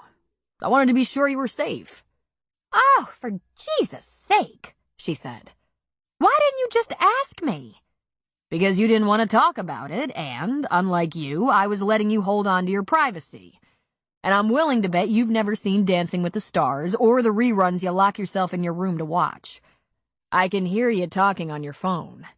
And giggling. She leaned toward him and leveled him with her mean aunt look. If you're such a damn smart detective, how is it you don't know you're in love with Gina? Let me tell you something. You probably already know. When CJ got pregnant, even though we were kids with hardly an income between us, I was the happiest kid alive. Want to know why? Because I was going to get to have sex without hiding in the back seat of a car every night for the rest of my life. That's what I thought love was. And it was a disaster. My life went to hell. I'm a tough guy. I can take it. But I can't stand the idea of putting Gina or the kids through something like that. Mac. What about you, Lou? You've dated before. Plenty. Why are you hiding this one? Is it because Joe's black? Of course not. I like him so much, but I want you and the kids to have no doubt that I'm planning to stick this out. See everyone grown up and on their own. And by the time I do that, I'll be 70. 70, Mac. Joe might change his mind. Mac smiled at her. I bet most of this town thinks two of the most self-assured people here are you and I. I'm afraid of going after a girl, and you're afraid some guy will dump you for getting older. Which, by the way, is gonna happen to him, too. Getting older, I mean. Not as fast, she said grimly. I've been thinking about a facelift. You're the best-looking 50-year-old in town. She smiled broadly. Thanks, Mac. Really, thanks. Since I'm 60. I know. Lou let herself into Joe's house and found him in the kitchen, chopping vegetables for a salad. She leaned in the doorway and just took him in. So tall and broad, his bald head shiny and latte-colored. He had the most wonderful eyebrows, black, arched, expressive. He looked up and smiled. Hello, beautiful. Good. We're staying in, she said. You cooked? I bought a roasted chicken from the grocery, and I'm making a salad. Glass of wine? A double, please. He knows, Joe. Mac knows. Well, I didn't tell him, although I wanted to. He grabbed the chilled white out of the refrigerator and a glass from the cupboard. Did you tell him? She shook her head. Apparently, he's known for months. He followed me to one of my bunco games. Joe laughed. That dog. He asked me if I'm hiding you because you're black. Seriously? People hardly give a biracial couple a second glance. Did you tell him you're hiding me because I sometimes work with him? She shook her head. I told him the truth. She took a sip of her wine. I told him it's because I love you, and I'm afraid by the time I'm done raising my kids, his kids, I'll be almost 70, and you'll finally come to your senses, when it's too late for me to get over you. His lips curled in a smile, and he came around the work island to face her. He put his hands on her slender waist. I should be annoyed by that, you know. That you keep expecting me to bail out on you because of something as trivial as age. But I'm not. Know why? Why? Because I don't mind convincing you that's idiotic. Bring that glass of wine to bed. They walked together toward the bedroom, holding hands. Lou said, I'm 60. Been single all my life. I've had a few serious crushes that I thought might turn into something, but here I am in love for the first time, at my age. Good. Stop complaining. Older people can get sick, you know. You could end up caring for some old woman. I pulled a speeding car over last night. A man was rushing his wife to the hospital. She'd been diagnosed with cancer, had been sick on and off for a few years, and was getting worse. She was having trouble breathing, had chest pains, and he thought it might be an embolism. He thought he was losing her. She was 32. Oh, the poor things. I lit it up and escorted them to the hospital. Let's let that age thing you're always worrying about go, Lou. Let's just have us some fun, now that Mac knows. All right? Fun. Right. She slid her hand up his chest to his shoulder. What are you doing for Thanksgiving in 2 weeks? Will you be with your kids this year? One is going skiing with friends, and the other is spending the holiday with her mother and stepfather. How'd you like to make your debut? He grinned at her. Sounds like a plan. Thanksgiving Day, the weather was clear. Wind moderate, temperature in the low 40s on the Pacific, lower in the mountains where it was snowing. Sarah was at work until 4 o'clock, at which time she would head out of North Bend for Thunder Point, and her boss would take over command. On holidays, they tried to divide the watch. Crews of pilots, maintenance, and EMTs would work the day shift, and the folks that had the day shift off would have their holiday meal early and come in later. The station was quiet. This was a busy place Monday through Friday, when so much support staff, from clerical to maintenance, populated the place. But on nights, weekends, and holidays, they operated with a slightly smaller workforce for emergencies. There were no training flights or inspections. Sarah wouldn't fly unless there was a rescue mission. She used her time catching up on officer efficiency reports, schedules for training flights, and inventory of her helicopters. The helicopters had been put through the pre-flight checklists, gassed, and were ready to go. She was at her desk, but kept looking at her watch, more than ready to call this workday over. Sarah. She looked up and saw her ex-husband standing in the doorway. You're early, she said, looking at her watch again. He wasn't due for an hour. I thought I'd offer you an early out for the holiday. Do you have plans? I do, she said, putting down her pen and leaning back in her chair. I'm having dinner with friends. And Landon? She lifted her brows. The same friends, she answered. I guess Thunder Point is working out, Derek asked. You seem happier. She just gave a nod, but she couldn't help thinking about how much happier than she'd been in so long. There were a couple of very dark years until now, from the time she'd been forced to acknowledge Derek's cheating, through the extended black process of freeing herself when all she'd really wanted was for him to love her more than anything, more than anyone. When she looked at him now, she could summon that pain and disappointment. Of course, if she tried, she could find that rage and humiliation again. But it was hard now. Landon was happy with Eve, hanging out with friends and the McCain family. And she had Cooper, who was safe. I've been thinking, Sarah, Derek said. Maybe over the holidays we could get together. You and me and Landon. Last year wasn't good, it was... She laughed at him before he could finish. Our divorce was final 3 days before Christmas. No, Derek, we're not going to spend holidays together. She didn't bother to tell him it had been the worst Christmas of her life, rivaled only by the Christmas right after her parents died. He stepped into the room. He straightened. I'd like to see Landon. He has the same cell phone number he's had for the past 2 years. But I'm going to go out on a limb here and say that he won't be interested. I thought maybe you'd tell him I might be calling. Might? Might? You seriously want me to tell Landon his long-lost brother-in-law might be calling him?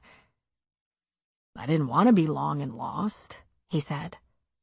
It just seemed kinder to Landon not to put him in the middle of our problems. Derek, no one put him there, and he was in the middle of it. You know that. When you were unfaithful to the marriage, you were unfaithful to him, too. We really need to have a conversation about... No, she said. Just no. Look, I think enough time has passed for us to have a conversation. Maybe mend some fences. We're not going to talk about this here. This is work. Will you have dinner with me? Meet me for a drink? He asked. Sometime between now and Christmas? Absolutely not, she said, standing. She briefly remembered how attractive and sexy she'd once found him. He'd been irresistible. If she'd known about his little problem with monogamy, she not only wouldn't have married him, she would never have gone on a date with him. We weren't right for each other. We ended it as well as we could. It's over. Landon is getting his confidence back and seems happy. Let's just try to be professional. Sarah, I heard through the grapevine that I'm getting orders. Is that your doing? My doing? She asked, stunned. Then she laughed. Derek, if I could work a deal like that, I'd have done it 1.5 years ago. Where are you going? Kodiak, he said, completely glum. Son of a bitch, she muttered. He didn't want to go. She knew he didn't like to be cold, to sleep in daylight, to be challenged too much. She'd give just about anything to be reassigned to Kodiak, to the Bering Sea. I think I'll be out of here in a few months or less. I want to be friends, to see Landon, to... She came around her desk. She was shaking her head. You're way too late, Derek. You'd have to unscrew a whole bunch of women to start with. And you never said goodbye to Landon. He's not feeling real brotherly toward you. In fact, he's pretty pissed, and not just because of what you did to me. You left him, too. Come on. You didn't exactly make me feel welcome. Oh, sorry, she said sarcastically. I'm not going to discuss this with you, especially not here. No dinner, no drink.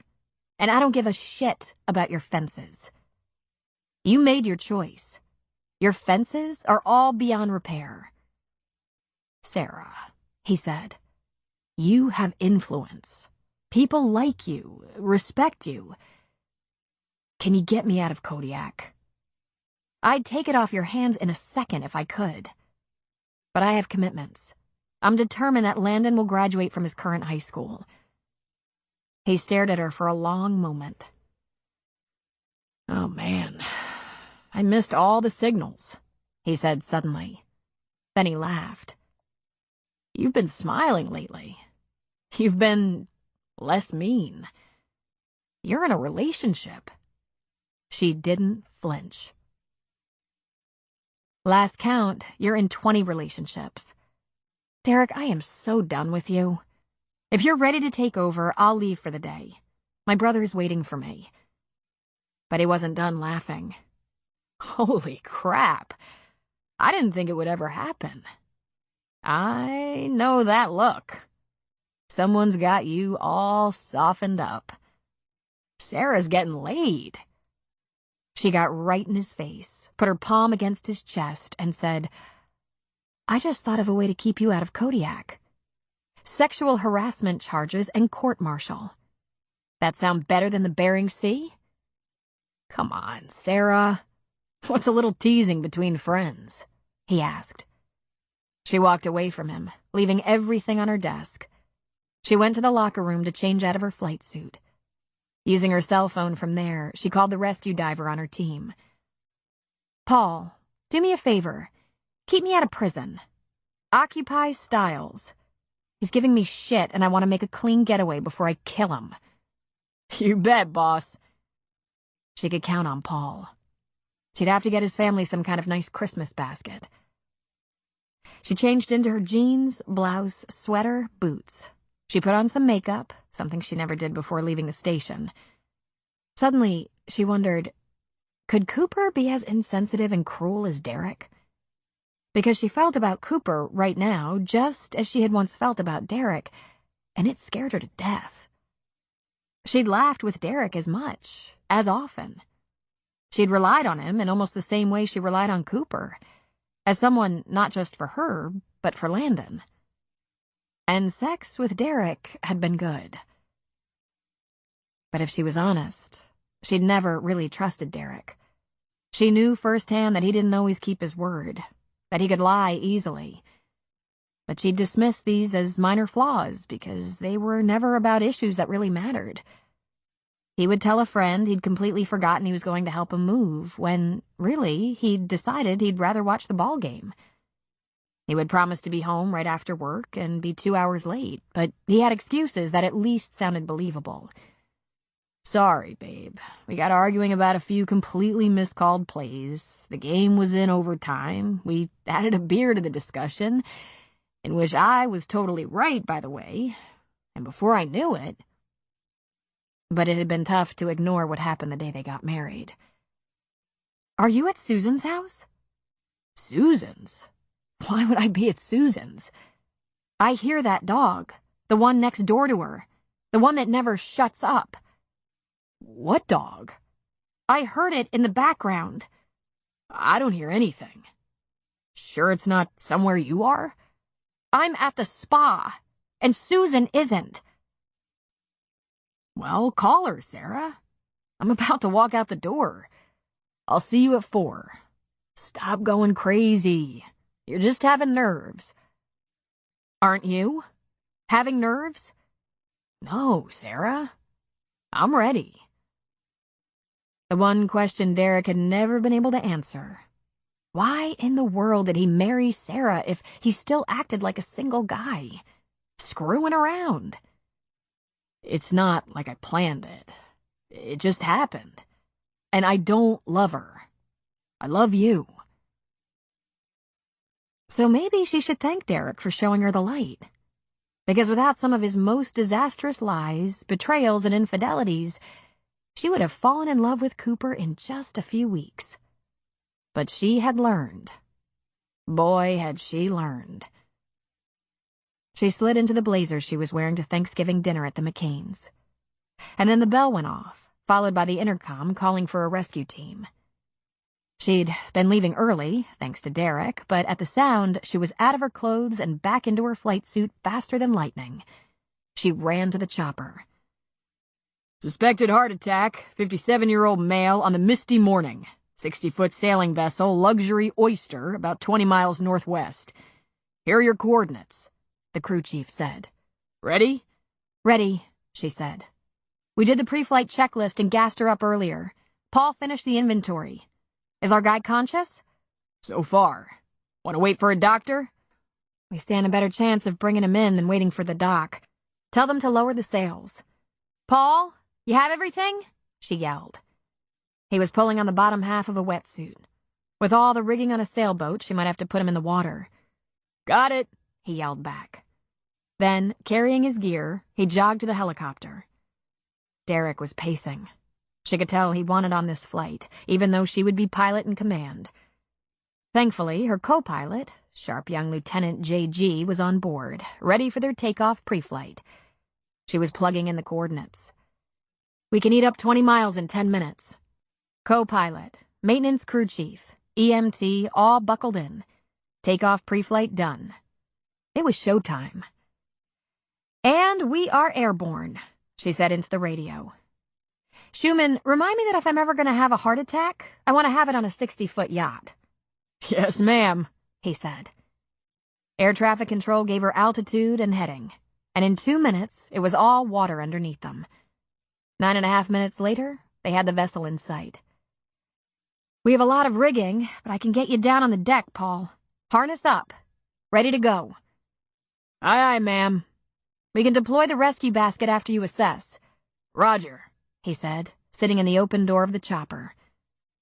With the crew chief managing the reel, Paul descended to the deck. He dropped the emergency bag before he released the harness. The passengers seemed to be gathered around the patient. It was maybe 4 minutes before Paul said into his radio, "We have a possible coronary. Patient's breathing on his own. Severe chest pain. Let's take him aboard, Commander. Have medical and transport standing by." The crew chief deployed the basket. Sarah maneuvered around the rigging, and in just a few minutes the patient was aboard and they were headed in. Her mind was on nothing but flying until she was landing. It was then that she saw Derek again, through the open hangar doors, loitering around the debrief area. She wondered why he took so much pleasure in screwing with her head. Was it because she outranked him? Because she had caught him in his lies and thrown him out? Why didn't he take the high road, realize he'd tortured her enough, and make himself invisible, or at least a little less obvious? The ambulance crew rushed forward with a stretcher, and she shut down the helicopter. "Debrief in 5, she said. "Then, if we're lucky, we're headed out for the rest of the day." There was paperwork to file after a rescue, a crew debrief. But Sarah took a moment to text Landon. "Had to fly. Rescue mission. Don't wait for me. Tell everyone to eat." He texted back. "Everyone okay?" "So far," she responded. Chapter 16.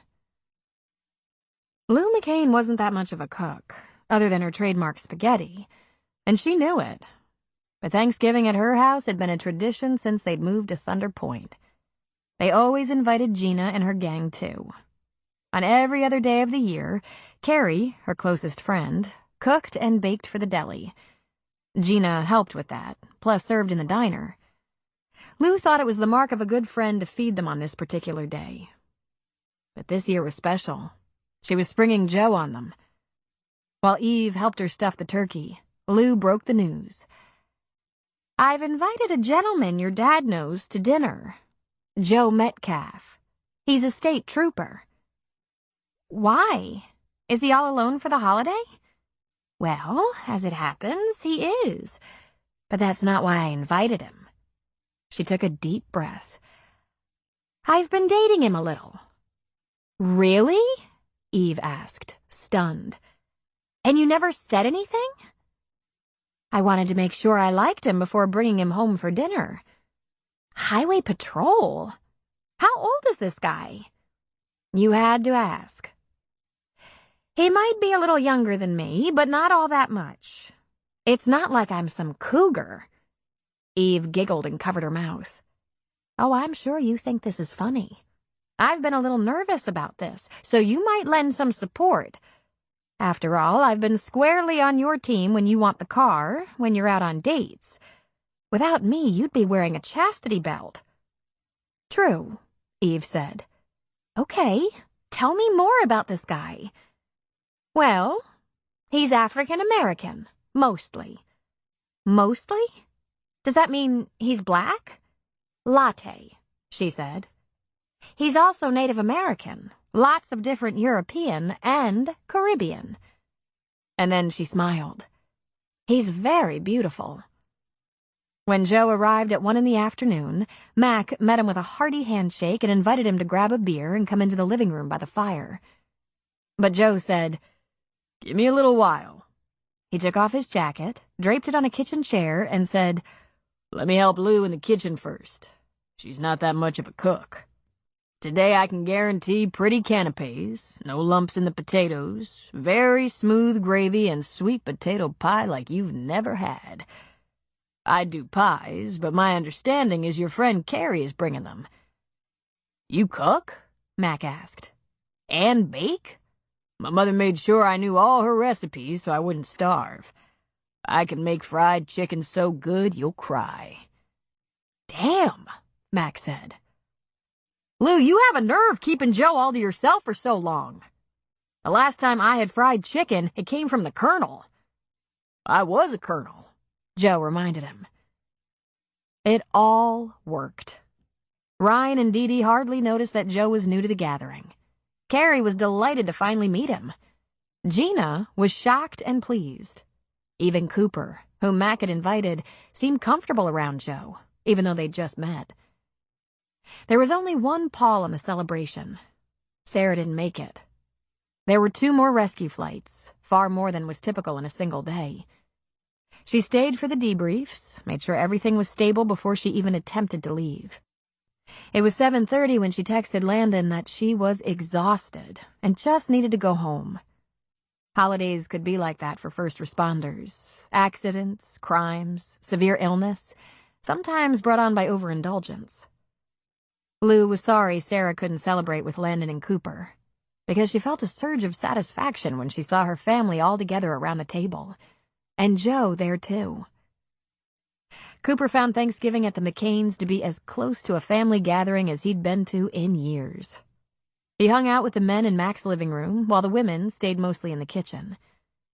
The kids were downstairs in the basement turned rumpus room until Ryan and Dee Dee came up, because they're kissing! Then it was on Joe and Cooper to keep Mac upstairs. Take it easy, Mac, Joe said. Kissing is good, if they still have their clothes on. He wished Sarah had been there, even if she was in the kitchen with the women. But he understood about work. He liked that everyone trusted Sarah enough that no one was worried about her. Landon was used to this and had a lot of respect for his sister's ability.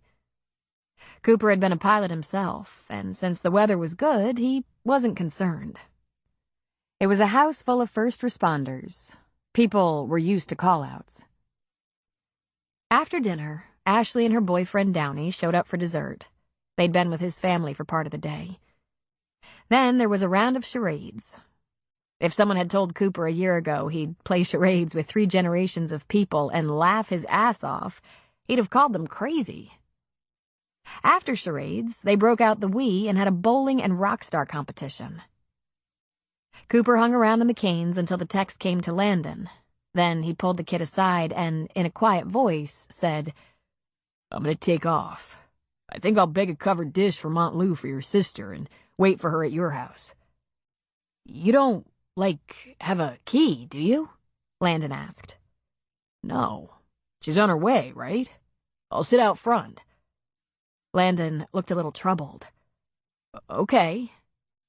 Lou was more than happy to fix up some leftovers for Sarah.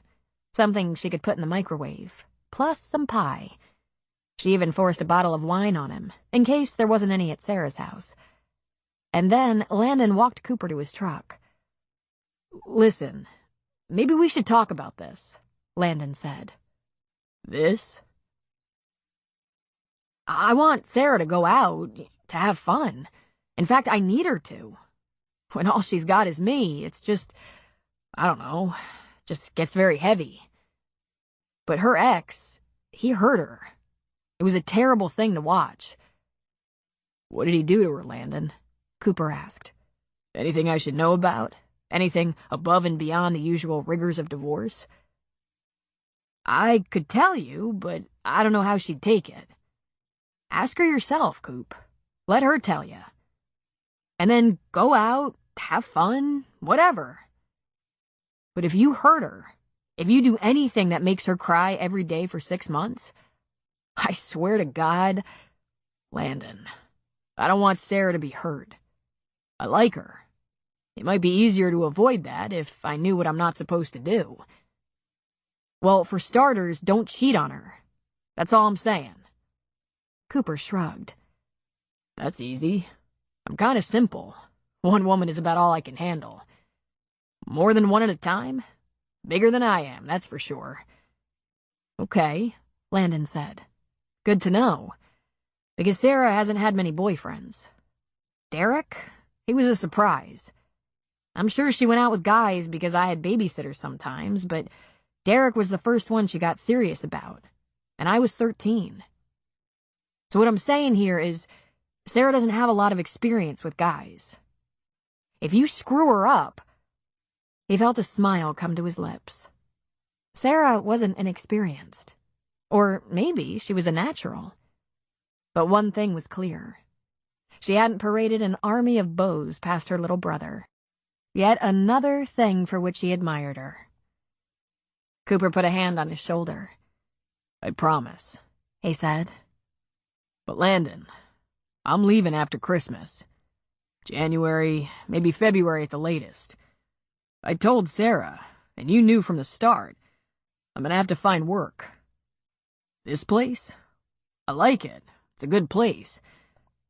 But I'm just passing through." "I know.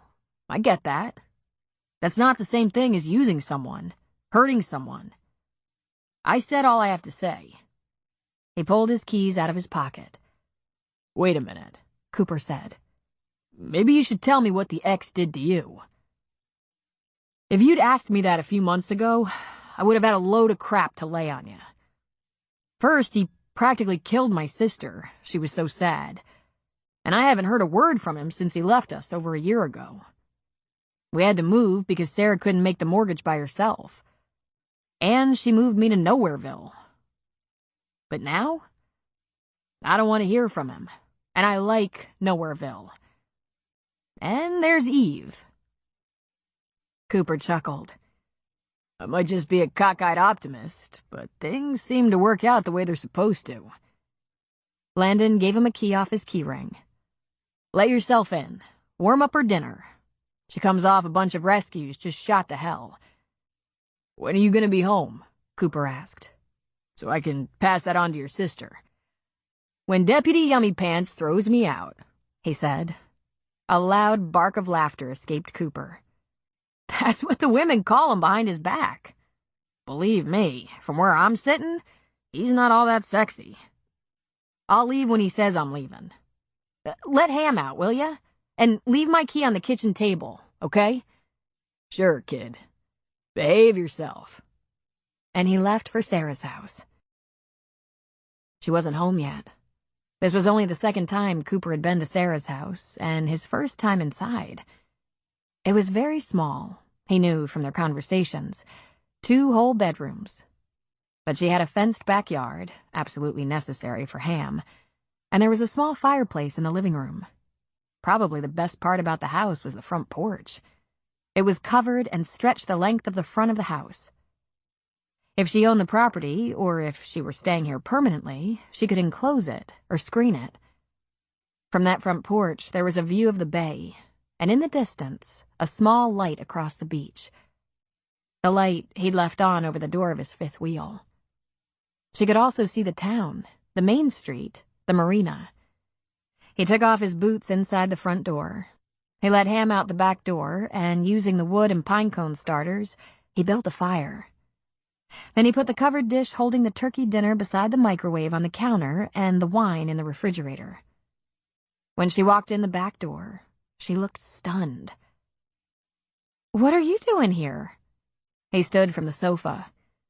"I brought you some leftovers and made you a fire. Landon gave me a key. I left it on the table. Listen, I don't have to stay. You must be worn out. Long day?" She shrugged out of her coat and tossed it over the back of a kitchen chair. 14 hours, the last 2 just mopping up the paperwork. 3 rescues in 1 day. Unprecedented. I was going to stop off for a bottle of wine, but since it's Thanksgiving evening, not much is open. "Got you covered, Commander," he said. "Aunt Lou wouldn't let me leave without one. I'll open it for you." "You're a good man to have around," she said, going to the sofa. She pulled off her boots. He must have found the corkscrew right away. She heard only one drawer slide open. When he started opening kitchen cupboards, she said, "Over the toaster oven, next to the refrigerator." A minute later, he brought her a glass of wine. "Maybe I should get going." "Only if you want to," she said. "I'm up to a little quiet company. I'm sorry I missed the dinner." "We played charades," he said, then surprised himself with a laugh. He sat beside her. "Landon had a father-son talk with me. This time, I was the son. He's pretty worried, Sarah.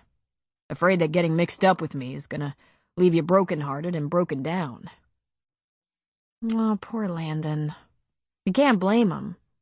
It was so hard on him, seeing me fall apart the way I did over the divorce. This doesn't have anything to do with you, Cooper. In fact, it's very nice to have a friend like you. And I've gotten closer to Gina, and let me tell you, it's been a while since I had a girlfriend.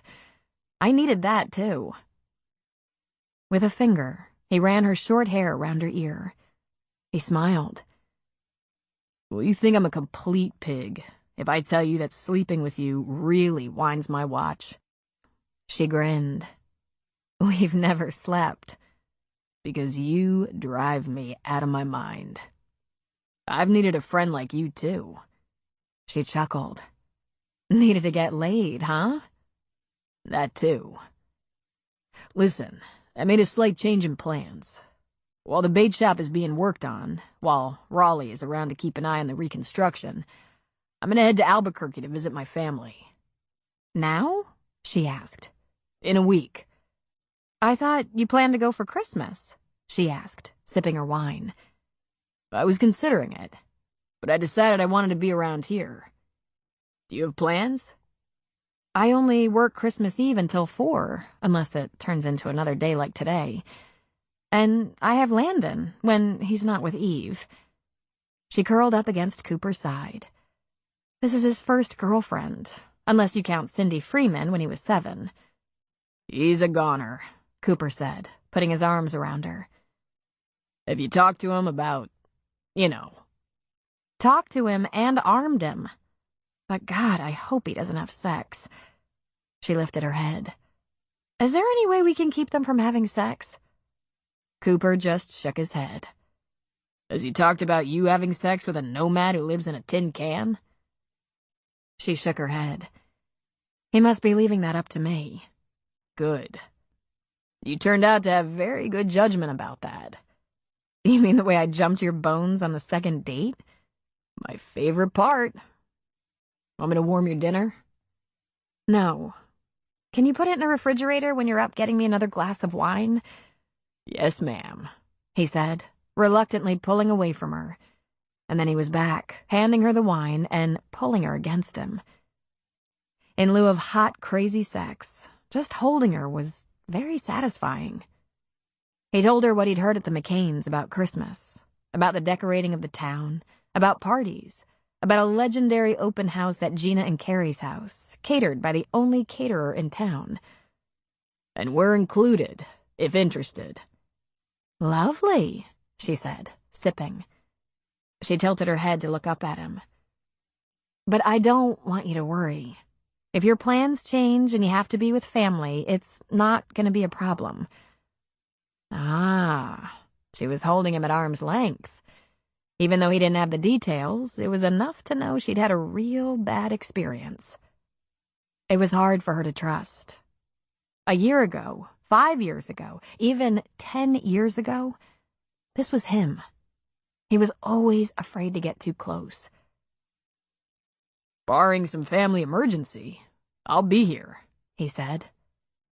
"Tell me about the rescues." So, while she cuddled up to him and sipped her wine, she told him about one possible coronary, a boat taking on water 40 miles offshore, a hiker who'd spent Thanksgiving Day in the woods at about 5,000 feet, lost and with hypothermia. And then her glass was nearly empty. "Will you put this on the coffee table, please?" He laughed at her. "Is it good having your very own valet?" "It is good," she said, resting her head against his chest. "And you double as a pillow very nicely, too." He pulled a throw off the end of the sofa and covered her and some of himself as well. "Want to make out?" he asked her. Can't. Landon could be coming in any time now. Plus, I don't know how to make out with you without taking my clothes off and making crazy, insane, insatiable love to you." He laughed, and it ended in a low growl and a kiss on her forehead. "Don't seek help for that, all right?" "All right," she said. "If I walk ham tomorrow, maybe you can get a nooner." "I'll take it," he whispered. And then he let his eyes close while he held her before he thought about it much longer. That she was the best thing he'd ever come across, and she was afraid to let him in. Her soft snore put him to sleep. He had no idea what time it was when he heard the back door and Ham's excitement. His feet were propped on the coffee table, and she was curled in a small ball against him with one leg thrown over his. He had both arms around her. He opened one eye to see Landon standing in front of them, his hands on his hips, a smile on his face. "Oh, you kids," Landon said with a smile. "I'm going to bed." Cooper gave a small nod and just pulled Sarah closer. His contentment was too rich for him to get up and leave. The diner had been closed on Thanksgiving Day. It opened bright and early the next morning, though the crowd was sparse. Quite a few people took a long weekend, and many left town to be with family in other towns or states. Gina had the diner's laptop open on the counter, paying a few bills for stew, when Scott Grant came in. This time, no small children. He was alone. "Good morning," she said, closing her laptop. He sat up at the counter right in front of her in Mac's seat. "Do you live here, Gina?" he asked with a smile. "You'd think so, right? I work a lot when I'm not in school. When I have classes, Stu adjusts my schedule as much as possible. I work the day shift, from early morning to mid-afternoon. I have 3 busy periods in here: early morning, early late morning, and lunch. I only work nights if someone's sick or needs time off. I hate nights. I'm a morning person." He smiled. "I must be too. I've never seen anyone but you behind the counter." "It's a small diner. Usually only one person at a time is needed, except on Friday and Saturday nights. Then Stu's wife, Belinda, and one of our teenagers work together, and it's like open warfare. I stay as far away as possible. How was your Thanksgiving?" "Surprisingly bearable. My mother and mother-in-law are in town, which is why I'm here." "Oh, really?" she asked, lifting a brow. "Gabriella is in Vancouver with her family for a few days, and the grandmothers are here with me. The house is small and getting a little close, if you get my drift." "If you don't mind me asking, why don't you live closer to your family?" she asked, while automatically pouring him a cup of coffee.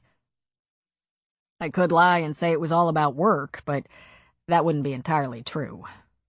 I did medical school and residency in California. Serena and I were happy there. Our mothers are widows, overbearing, controlling, and in competition with each other. I've been fantasizing a way back to California ever since. When the Vancouver hospital where I'd been working since before I lost Serena started downsizing, I started looking. I really need a fresh start. And space from the grandmothers. It's hard to get on with your life with your mother and mother-in-law breathing down your neck. "I see," she said. "So that's your only family?" "Oh, no," he said with a laugh. "I have a sister, 2 years older, who said, 'Thanks a whole hell of a lot,' when I told her we were moving. I guess I left her with our mother, who needs a lot of attention. Unfortunately for me, my mother is pretty focused on her poor widowed son and motherless grandchildren. But when she's not focused on me, she's very busy trying to get my sister married." He sipped his coffee. "They're leaving Monday. Can I stay with you until then?" She laughed at him. "So, I don't know your schedule, but is there a good time to, go out? Because I've been on 1 date since my wife died. That was in Vancouver, and she saw 2 little kids. Jenny wasn't potty trained yet, and she ran for her life." Gina was stunned. Her mouth fell open. "Me? she asked. Something wrong with you? You in a relationship or something? No. Did you know I'm the single, never married mother of a 16-year-old, and I live with my mother? I didn't know that. As a matter of fact. Level with me, Gina. Is she like my mother? Demanding, oversensitive, and generally controlling? Because really, been there, done that. No, she said with a laugh. My mother is awesome. She's Carrie, of Carrie's Deli and Catering. She's an angel come to earth, with an edge. She's real good people, but she doesn't suffer fools gladly. Oh, that's a relief. So that means what? I have to get you home early? Oh my gosh. Do you have any idea how long it's been since I've been on a date? Well, don't panic. I met my wife in high school. I know, ridiculous, right? So I've had one date, and I think I wasn't very good at it. And before you start to worry, I'm not looking for a mother for my poor motherless children or anything like that. I'd just like to go out with someone instead of with a bunch of hospital staff or 2 little kids or alone. I think I'm about due for some fun. And I want to learn more about your town and the people around here. I bet you can tell me a lot. Oh, yes, that I can do. I'm not working Sunday morning. Great. I have grandmothers to keep busy with babysitting and going crazy wondering who I might be going out with. It's childish, but it serves them right. Pick you up at 6? Fantastic. Now, you want some eggs or something? Sounds good. Eggs. Over easy. No, don't go there, she said. Omelet or scrambled or over hard. Stu is a sweet man, but not a gentle hand in the kitchen. Okay. Omelet. Is bacon okay? It's his specialty. Crispy. And wheat toast and some home fries? Excellent. Then I'm going over to the shop to work a little bit. Wanna write down your address for me? Is your house hard to find? It's 2 blocks from here, Scott. She slapped his order ticket on the cook's counter. You can see it from the front of the store. I'll write down the address. When he was finishing up his breakfast, he asked, So, what kind of classes? Social work. I think, after I do an internship, I'd like to be a counselor. That's way down the road for me, though. Right now, Ashley is my priority, getting her through college and on her own. Really? And could the citizens of Thunder Point use a counselor? Every last person here, she said, grinning.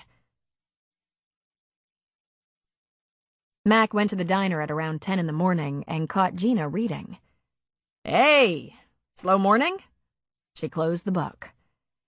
Day after Thanksgiving is always a little quiet. People have tons of leftovers to plow through. He sat at the counter and she poured him coffee. I had a nice time yesterday, Gina. It was a good day, wasn't it? I think everyone enjoyed it. And you're not mad at me anymore, he said. She took a steadying breath. I apologize. You were in the line of fire. I'm not angry with you, Mac. I was angry with myself and took it out on you.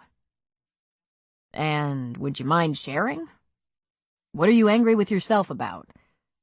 It's kind of hard to explain, but here goes.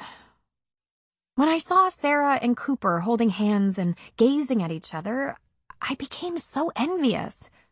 I haven't been on a date in years. I haven't had anyone hold my hand or gaze into my eyes like I'm special in so long. Maybe ever. I'm only 32. I've nearly raised a daughter, almost have a degree, and I don't have a life. And I'm bloody sick of not having a life. That's all it was. Just a woman mourning her abandoned womanhood. Mac thought, my timing is perfect. Outside of police work, his timing was seldom on. But for once, then I'm in the right place at the right time. Let's go out Saturday night. No kids, no aunt, no mother. Just you and me. Oh, she said uncomfortably. Listen, it's not like I don't appreciate the gesture, but I'm not looking for another friendly little buddy hookup. I'll hang out with you any time, Mac. Your friendship is very important to me. But I actually want a real date with the potential for a little hand-holding. Maybe even a kiss goodnight. Well, I have a date with Scott Grant for Saturday night. We're going out to dinner. Without kids. Scott Grant? He asked, though he knew exactly who he was. Dr. Grant? She returned. I know, he said irritably. You like him? Of course I like him, or I wouldn't go out with him, she said. He's very nice. I don't have any expectations, but he wants to take me out and... He might have warned me, Mac said. Her brows knit. Of what? That you needed to have a date. After all, we've been... Buddies, she said. Pals. No offense, Mac, but I don't need another pal. I wouldn't trade you for anything, but I really think I'm now mature enough for a boyfriend. It doesn't have to be happily ever after. I just want a shot at it. I'm not saying that will be Scott Grant, but what the hell? I'm going on a date. I've taken you out, he boomed. Not exactly, she corrected. We've gone out together, but you made yourself very clear. You can't have a relationship. You have children to raise. And I am ready for a relationship. Ah, fuck, he said, which he almost never said in front of a woman. Yeah, and that, she said. Gina, he barked, appalled. Well, forgive me for living. I just swore because I was late in asking you out behind medical man. Not because it was a game plan. Look, I'll take you out, hold your hand, look at you like you're special. Whoa, thanks so much. But I have plans, she said, lifting her chin. And I think 3 years was enough time to give you to get ready. I'm gonna move on. But gee, really, thanks so much for the offer. Come on, Gina, he said with a bit of a whine. You know what I mean. Breakfast, Mac? Or just coffee today? She asked. You're still mad at me. Jesus, I had no idea this was happening in your head. You should have told me. She leaned on the counter and looked into his eyes. Mac, my dear friend, here is something you should probably know about women without being told. We don't want to have to tell a man we need to be wanted. We'd really like that to come naturally. We'd like a man to pursue us because he wants us, not because he's out of options. Okay. So, omelet or scrambled? Are we done talking about this? All done. Chapter 17. As a matter of tradition, the Chamber of Commerce pulled out the Christmas decorations on the Saturday after Thanksgiving.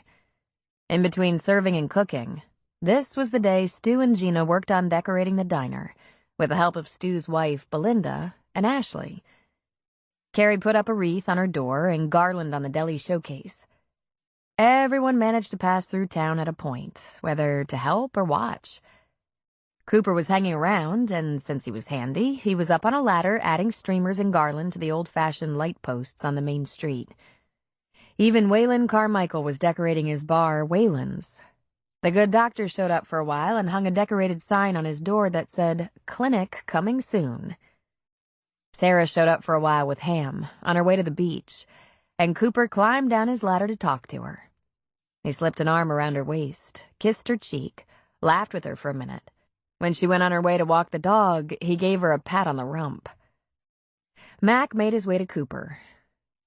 You barely hit town and you already found yourself a woman. Cooper just smiled. He gave a nod, but his gaze was following Sarah.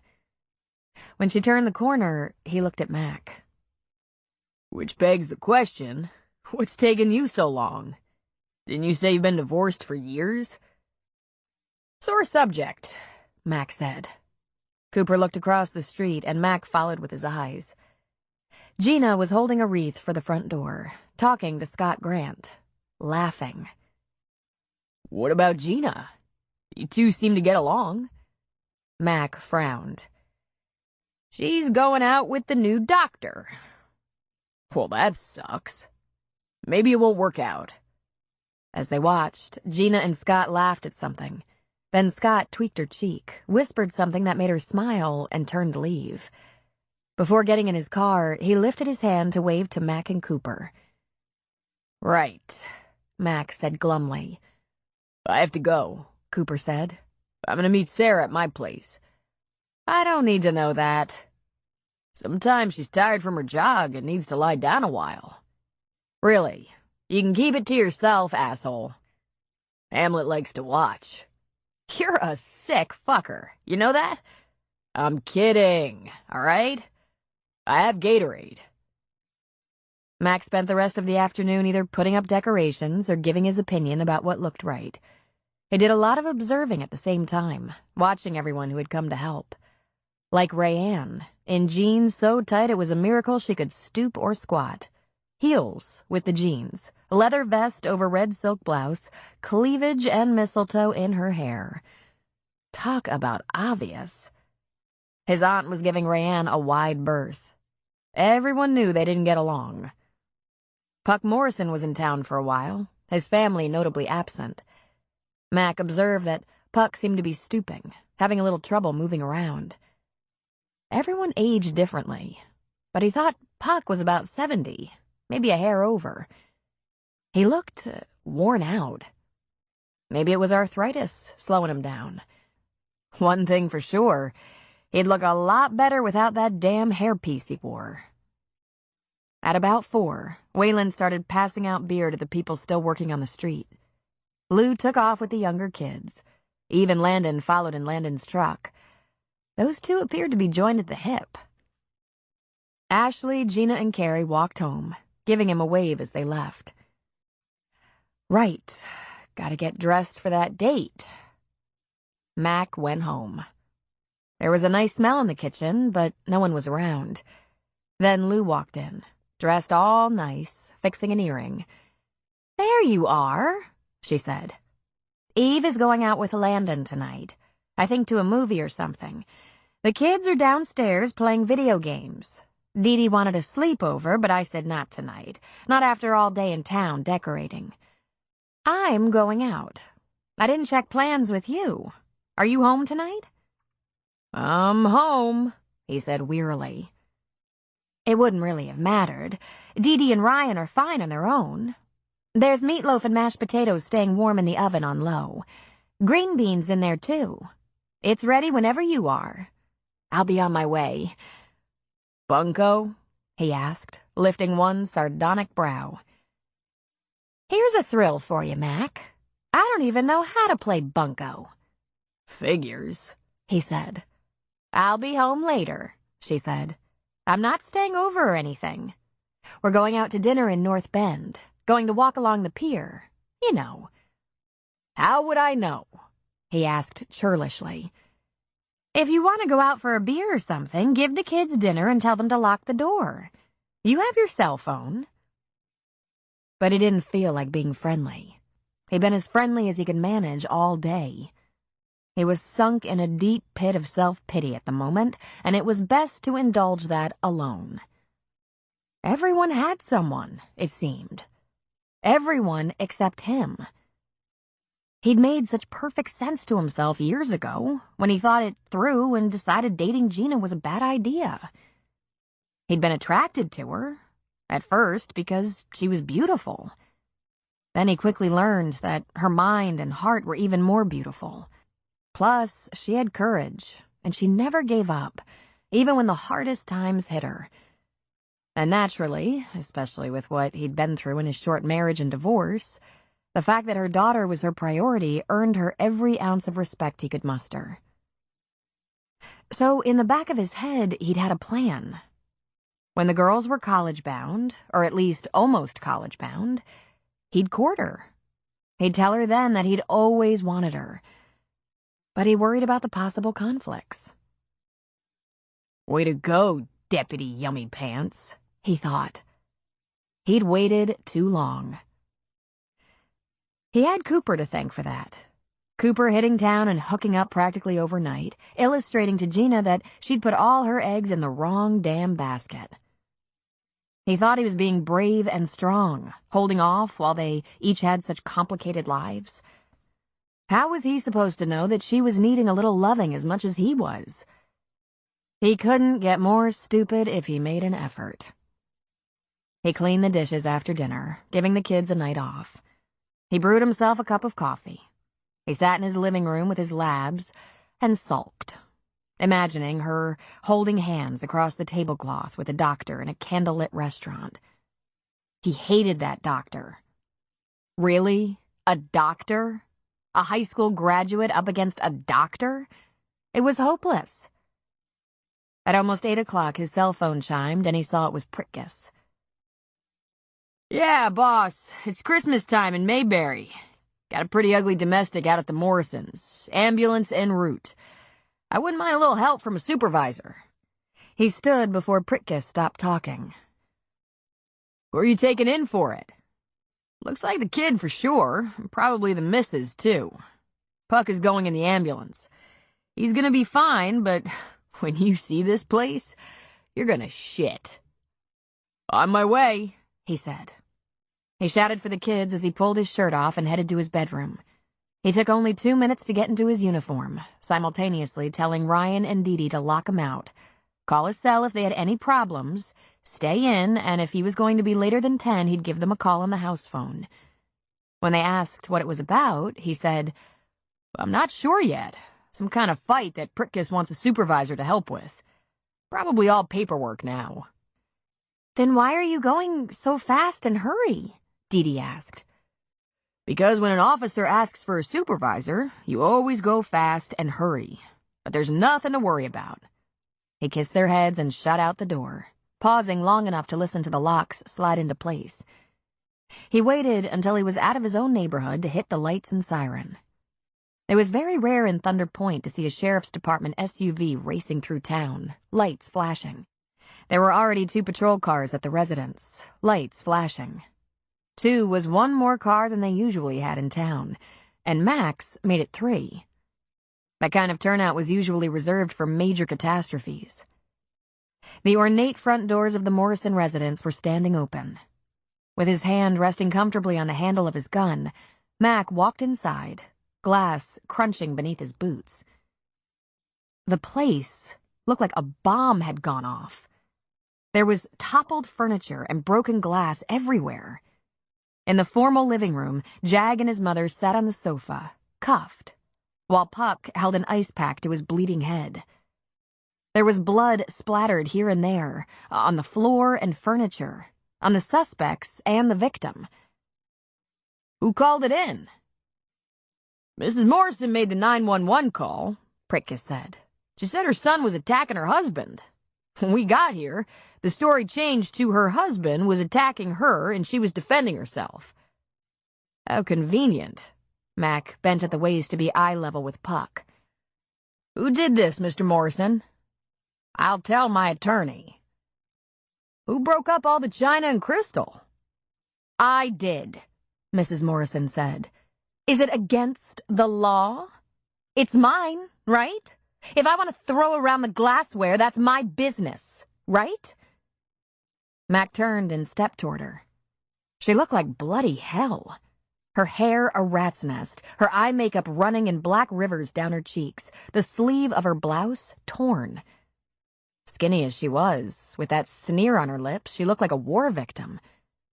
Puck, on the other hand, though his face was battered and his head bleeding, looked better without the hairpiece. As expected, he was completely bald, with some spikes of short white hair all over his shiny dome. And whatever possessed you to start throwing things? He asked. I was angry, she said, stiffening her skinny spine. He's such a loser, Jag muttered. Mac merely glanced at him. Apparently, he had an opinion here. He lifted his eyebrows and waited. But it was Mrs. Morrison who spoke up. He informed us we're moving, letting the house go, selling most of our possessions, and moving because he can't make a goddamn living. I've wasted most of my life on him, and now this? So I threw a plate or two. Isn't that allowed when someone tells you your life is over? Is that right? Wasted your life? Maybe if you hadn't spent it all, Effie, Puck said. How could I spend it all? Didn't you give most of it to your ex? I have sons. And you have a son right here, she shrieked. A son who's getting nothing. He gets plenty. You get plenty. My brothers drove Hummers in high school, Jag grumbled. You put them up in classy townhouses for college. What have I got? A used car and a quad. He laughed meanly. First, no more country club. Then, no more vacations. Then, no new cars. We have used, Effie cried out. Then, the credit cards. Then, the house. I can't take it. You promised me. You promised me everything. I promised you what I had, and you took it. It is now gone. Why the hell didn't you buy that stupid Bailey land and spin it into a big sale? I told you to go get it, but what did you do? Sent that hussy real estate agent to try to convince him. Loser! Jag's right. You're a loser. He didn't want to sell, Puck said. You should have found a way, she said. Without quite knowing why, Mac looked at Jag, narrowing his eyes. Jag just glared at his father. Finally, Jag said, There were ways. He just didn't have the balls. Whoa, Mac thought. He paused, went over procedure in his mind because he really didn't want to screw this up.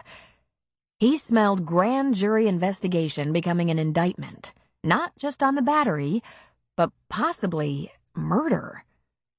Investigations weren't fast, and they were dicey and complex. Did you have the balls, son? He asked Jag. Could you have made it work? The sale of that property? Hey, he shot out angrily. My job is to go to high school, all right? It's his job to run the business, support the family. And he's an old loser. Max slowly turned toward Puck. Who hit you in the head? Who injured you? I'll talk to my lawyer.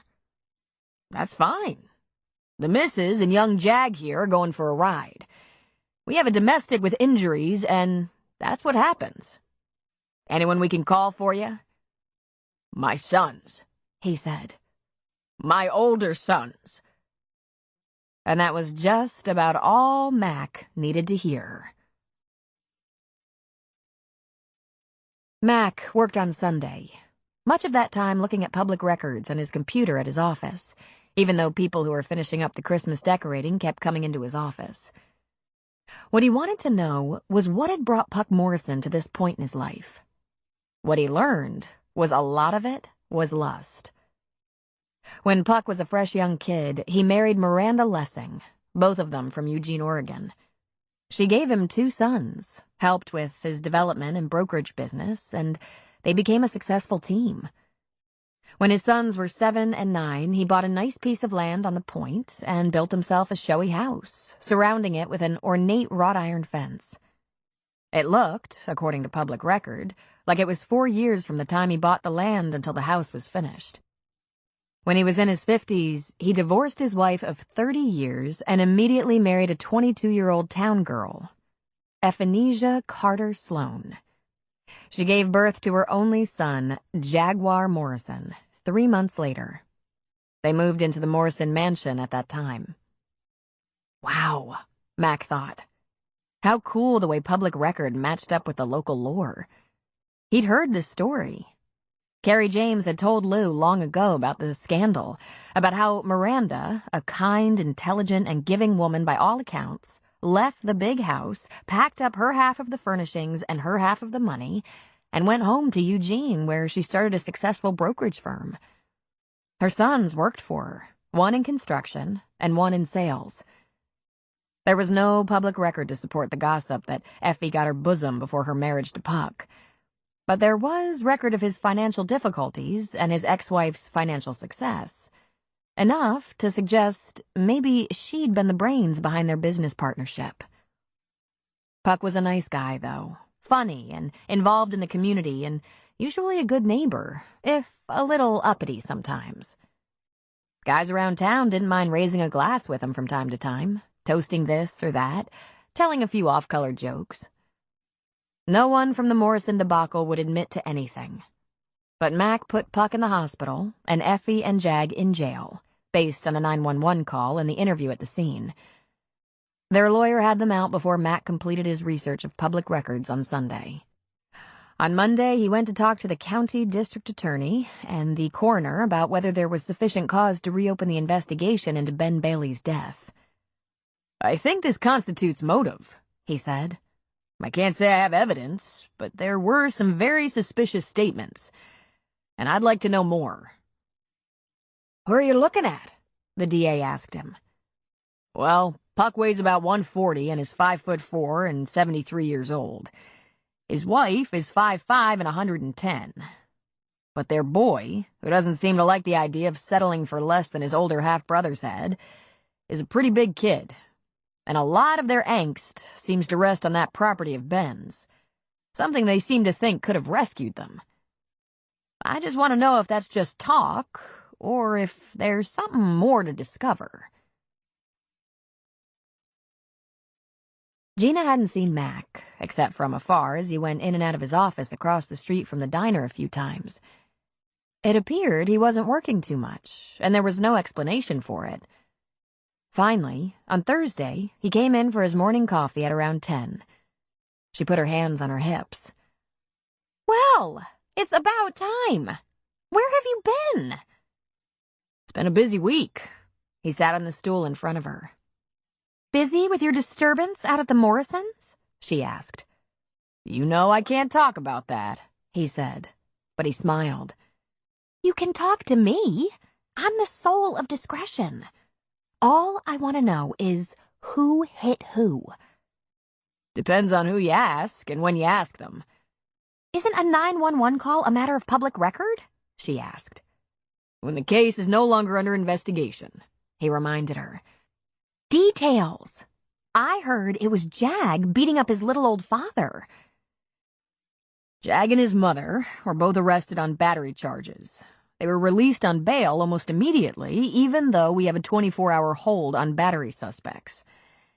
Time enough for the victim or possible victim to get away if he or she wants to get away. But with Puck in the hospital overnight... "Puck moved out of the house, I heard." Mac lifted both brows. "Really? Now that's news. Where'd he go?" "I don't know. Maybe to his older sons? Someone said they saw his oldest son's truck pass through town. I have to tell you, Mac, the diner has been a real hotbed of gossip this week. And you were nowhere to be found." "I had serious paperwork, and there were a couple of things in Coquille I had to do. So Steve Prickus has been minding the town." "Yeah. What did you do to him?" she demanded. "He used to be one of the best gossips around. Did you threaten him or something?" Mac laughed at her. "I did. I told him he could tell anyone but you." She slapped his arm. "You wouldn't dare." "Would so." Changing subjects, I want to know about the date. You threw me over for the doctor. So tell me about it." "It was lovely," she said. "And I didn't throw you over. He asked, I accepted. We had a very nice dinner out in Coquille." "Did he kiss you goodnight?" he asked. She leaned toward him, hands pressed on the counter. "Who hit little old Puck?" He reached for her hand. "Was it really nice? The date?" She stared down at their entwined fingers and thought, wow, I'm a little slow. It took her going out with someone else to bring him to life, to get him to touch her. He's a very nice guy. We're about the same age. And yes, I had a good time. If you consider listening to someone talk about his peerless deceased wife for 3 hours fun, she thought. But she'd realized Scott really needed to do that. She was his first date in years, after all, and the first step was unloading all that stuff. At first, she enjoyed their conversation. He wasn't grieving so much as remembering the perfect woman. And then he hooked her. It was therapy, and she was the therapist. She asked him all the right questions. He poured out his answers, and at the end of the evening, she was tired, and he acted like a man who'd just put down a 50-pound weight. Think you might go out with him again? Mac asked. She gave a nod. We're going to try sushi next Saturday night. I've never had sushi, never eaten with chopsticks. Could be interesting. You surprise me. Sushi. I can't even think about eating raw fish. I'm gonna try it. He says it's fun. Now really, what's up with you? I can't believe you've just been busy. Believe it. But there's been some local stuff to take care of. Cooper, for example. He's leaving tomorrow to go visit his family in New Mexico, and I'm gonna help Raleigh babysit the construction crew working on that old bait shop. You should see it, Gina. It already looks like a new place. The new septic system is in, plumbing is repaired, and old Coop has his fifth wheel all hooked up to sewage, water, and electric. Now he doesn't have to wrestle that big old toy hauler up the hill to go dump and reload water. And he's looking for work. What does that mean? He said all along that he'll settle up Ben's business, but then he has to get back to work. I imagine it means leaving Thunder Point. Gee, she said, feeling a little sad. What about Sarah? She asked. I don't know, Gina.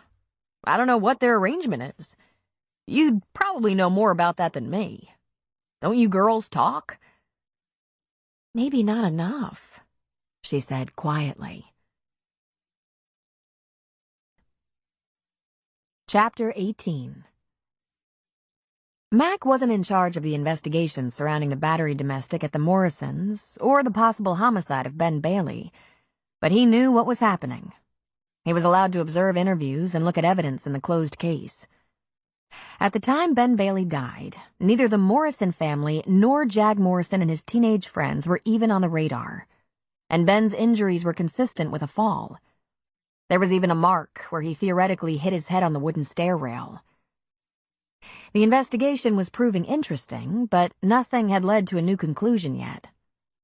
Since Cooper was leaving town to visit family, Mac borrowed Ben's old laptop.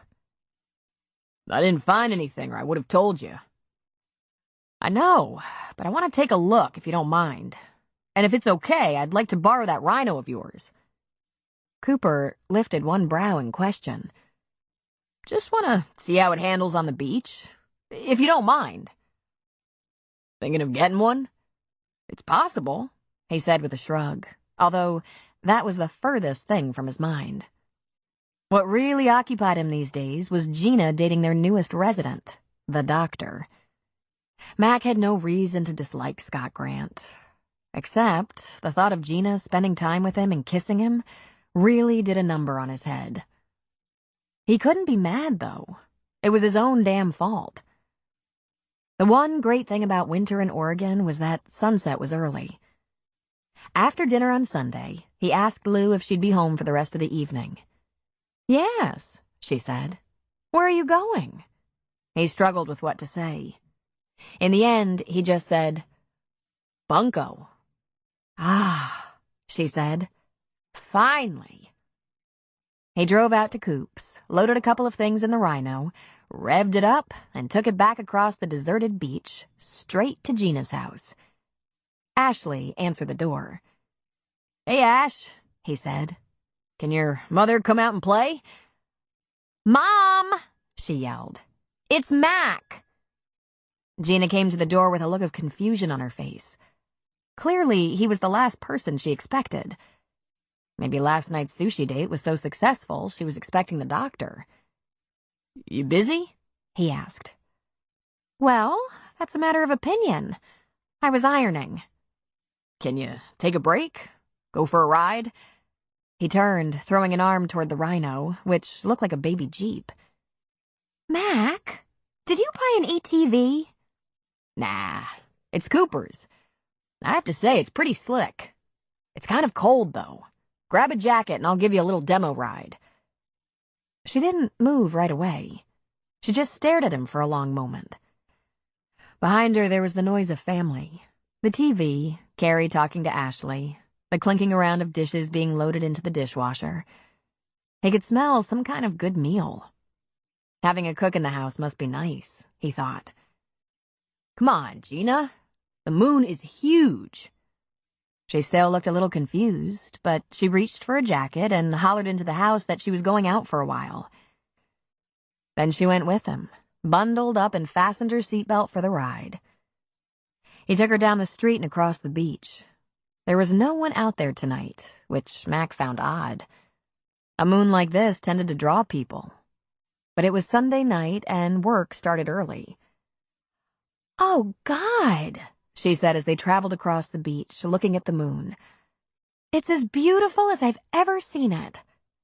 Yeah, really lights up the place. As it rises, it's going to lose all its punch, but we have a little while to enjoy it. He stopped the Rhino in the middle of the beach, right beside the campfire he'd set up on his way to pick her up. She sat in the Rhino and watched as he lit the fire.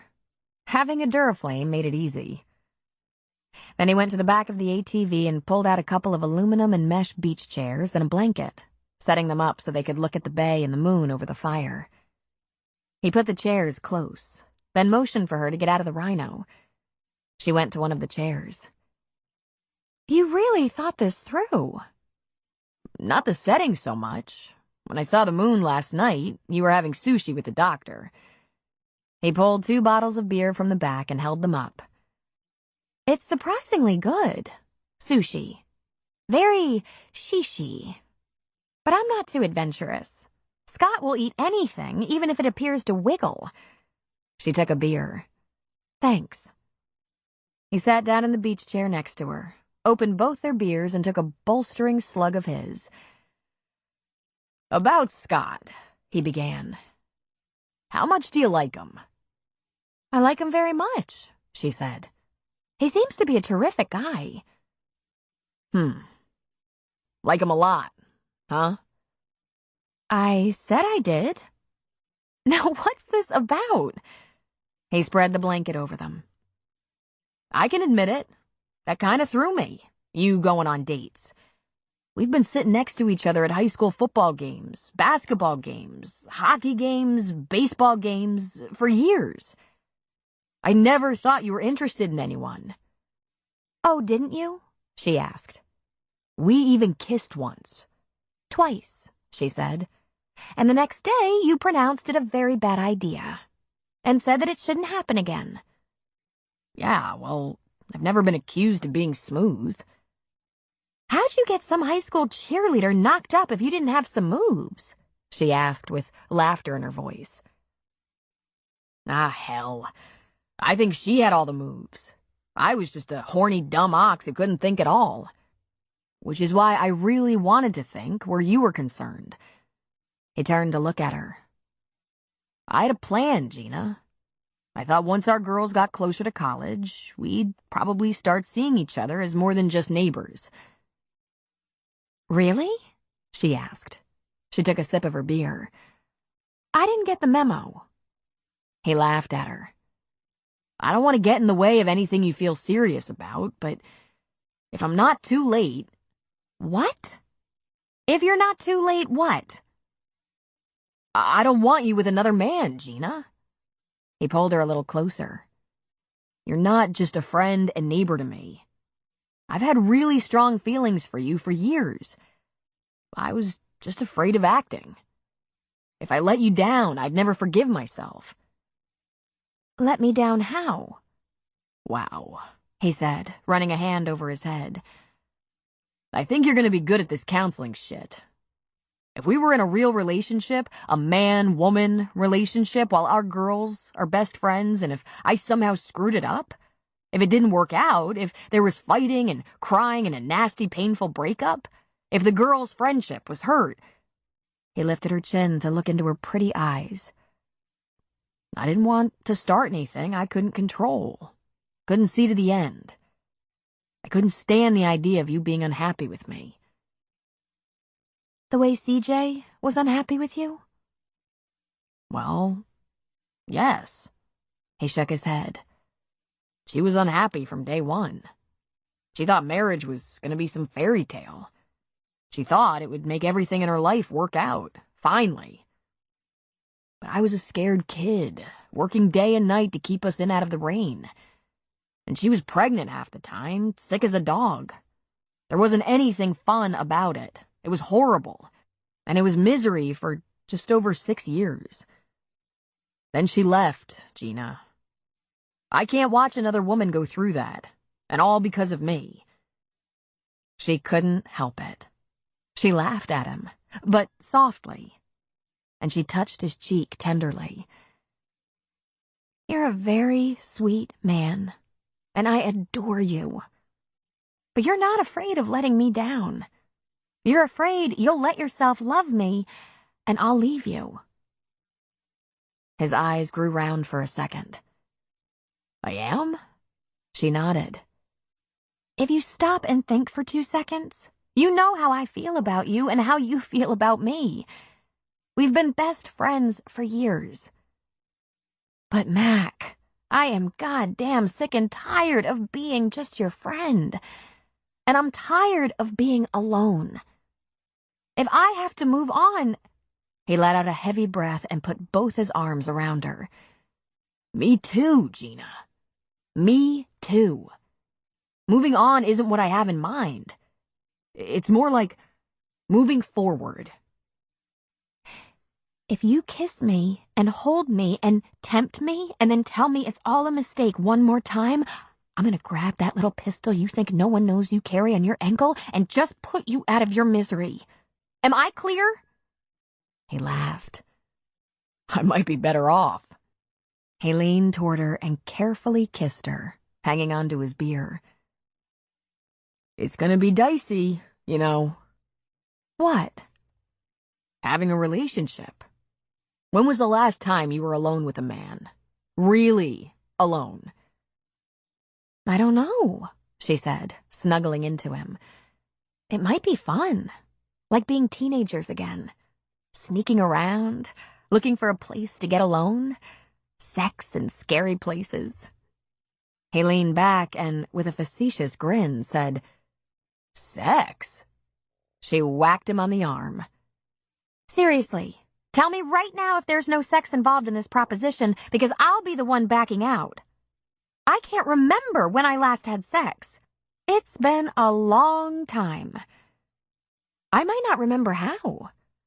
Oh, he said, shifting in his seat a little. I'd suggest a re-entry program right here, right now. But people have all these cell phones taking pictures. That's all I need. She giggled. What about Scott? Is this going to create a problem? Mac, all Scott wants is someone to talk to. He'd like to date again, get to know some women, explore whether the love of his life is really the last love of his life, and he's done now. He spent our 2 dates talking about his late wife. He lost her less than 24 hours after his 3-year-old daughter's birth. He's still grieving. But he's ready to move on, and I'm sure he asked me out because I'm safe. Because he had some sense that I would listen to him. Gina, honey, I think you have this counseling thing pegged. And I think Scott's a good man who's going to be a friend. He's kind. He's generous. He has a mother and mother-in-law who are driving him batshit crazy, and that's one of the reasons he moved here. Mac chuckled. Does he need one old maid aunt to add to that cast? She nuzzled into the crook of his neck. You smell good. I used that girly shower gel Lou bought me for Christmas. I figured I had one shot at this. You waited so long, she told him. Not on purpose. I wish to hell I had more to offer. I'm a cop on a low salary with 3 kids and an aunt. I'm looking at braces on 2 more mouths and 3 college educations. Gina, I'd really like to take you places, be alone with you, court you, but honestly, it's gonna be hard. I guess we'll make out on the beach a lot, she said, not the least concerned. Have you ever fantasized about doing it in the sheriff's department SUV? No, he barked, making her laugh. You know I'm too straight and narrow for that. She looked up. That big moon just isn't going away. Are you warm enough? She put down her beer beside her chair, wrapped her arms around his neck, and said, I could be warmer. He pulled her close and covered her mouth in a hot, deep kiss. She opened her lips for him and let him in, and he felt like he'd gone straight to another planet. Everything inside him was on alert. He plunged long fingers into her blonde hair and held her head in his hands, moving her a little this way, a little that way, deepening the kiss. She moaned beneath his lips, and he let out a growl. He moved over her mouth for long seconds that stretched into minutes. God, you taste good, he whispered. So this is why I worried about kissing you. I'm hard. I'm that other thing, she said, and he knew exactly what she meant. Soft where he was hard. I could do you right now, under the blanket. Take 10 years of stress off your life, he offered. She laughed at him. Thanks for the selfless offer. I bet you don't even have protection. I do. I bought it in Coquille, too, so I wouldn't find myself standing next to Cliff in the drugstore buying condoms. I have one in my pocket. It's the first time I've had a condom in my pocket in over 10 years. Maybe we can sneak away sometime this week while everyone we live with is at work or school. Tomorrow, he said, kissing her some more. Ah, tomorrow. You call the sheriff and tell him you need a little personal time. I'll tell Stu I need 20 minutes to run an errand. 20 minutes? He asked. It's been at least as long for me, she said. Mac, are you sure this time? He pulled back a little so he could look into her eyes. Gina, I've been in love with you for years. I'm sorry about 3 years ago. You should have whacked me over the head with a frying pan. I couldn't, you see, she said. I thought it was possible you just wanted to be friends. As friends go, you've always been there for me. I couldn't give that up. I'll always be your friend, he said. Your best friend if you let me. But I want to be your lover, too. He groaned and shifted in his chair. Soon. I want to be that soon. Then a look came over him. Oh, Gina, I didn't even court you. God, I should date you first before I beg you to take off your clothes. She pulled his mouth back on hers, kissing him soundly. It's okay, Mac. I'm ready. I've been ready for a long time. She kissed him again, and promised to use that sexy body wash again. He leaned his forehead against hers. Will you go steady with me? Less than 24 hours later, at 2 p.m, a mere hour and a half before school let out, Gina was in Mac's bed. They went to Mac's house because his place wasn't at the center of town like Gina's. He was waiting for her when she pulled into his driveway, and it took them roughly 45 seconds to tear each other's clothes off and fall onto the bed, exploring each other with hungry fingers and devouring each other with starving kisses. And then she laughed. Okay, I'm a tough guy, but is this funny? He asked. Hilarious! A week ago we were driving our girls to practices, sitting next to each other at games, never so much as holding hands, and here we are, naked. About 16 hours after you make up your mind that you can handle having a girlfriend. He ran a finger around the elastic of her panties. Well, I'm naked, but you're not there yet. And it only took 16 hours because you wouldn't do it under the blanket. Those days of doing it under a blanket or in a back seat are long gone. I hope. Listen, if Aunt Lou has to sew a couple of buttons back on your uniform, promise not to tell her I was ripping your clothes off. He laughed then, too. There are obviously things about Aunt Lou you don't know. She'd probably give me a prize if she knew this was happening. Just so we're clear. We should go slower, he said. She wiggled against him. I think that ship has sailed. She glanced over at his bedside clock. We're down to 1 hour and 15 minutes. He must have taken that as an invitation because he pulled off those panties and was poised above her, ready, stirring her up with the tip of his erection. Her response was to open her legs a little wider for him. Tell me what to do, honey, he said. Tell me where to touch you, how to touch you. Because the most important thing in my life right now is making you come. Hard. So she did as he asked, pulling him inside, directing his fingers to her clitoris. And he said, "Oh, God. Oh, my God."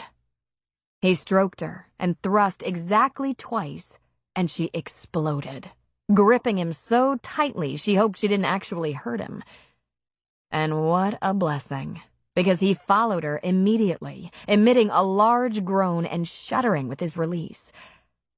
As he regained control, he said, "We'll never get work making porn films."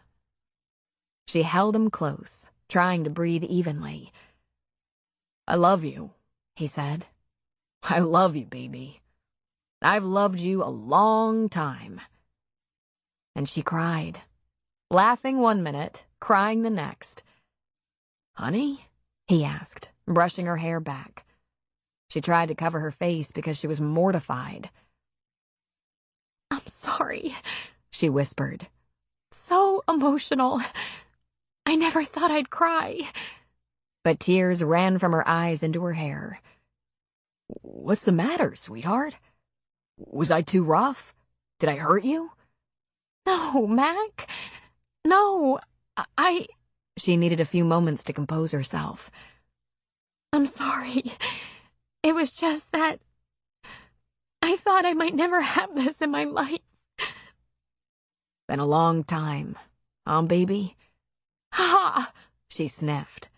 "This is the first time, Mac. There have only been 2 guys in my life. Ashley's father, who only said he loved me to get in my pants when I was all of 15, and one other guy I dated for a little while, but we both knew immediately we weren't right for each other. I've never had a man I loved like this. God, I wondered if I ever would." He wiped the tears from her cheeks, smiled, and held her close. "You have one now."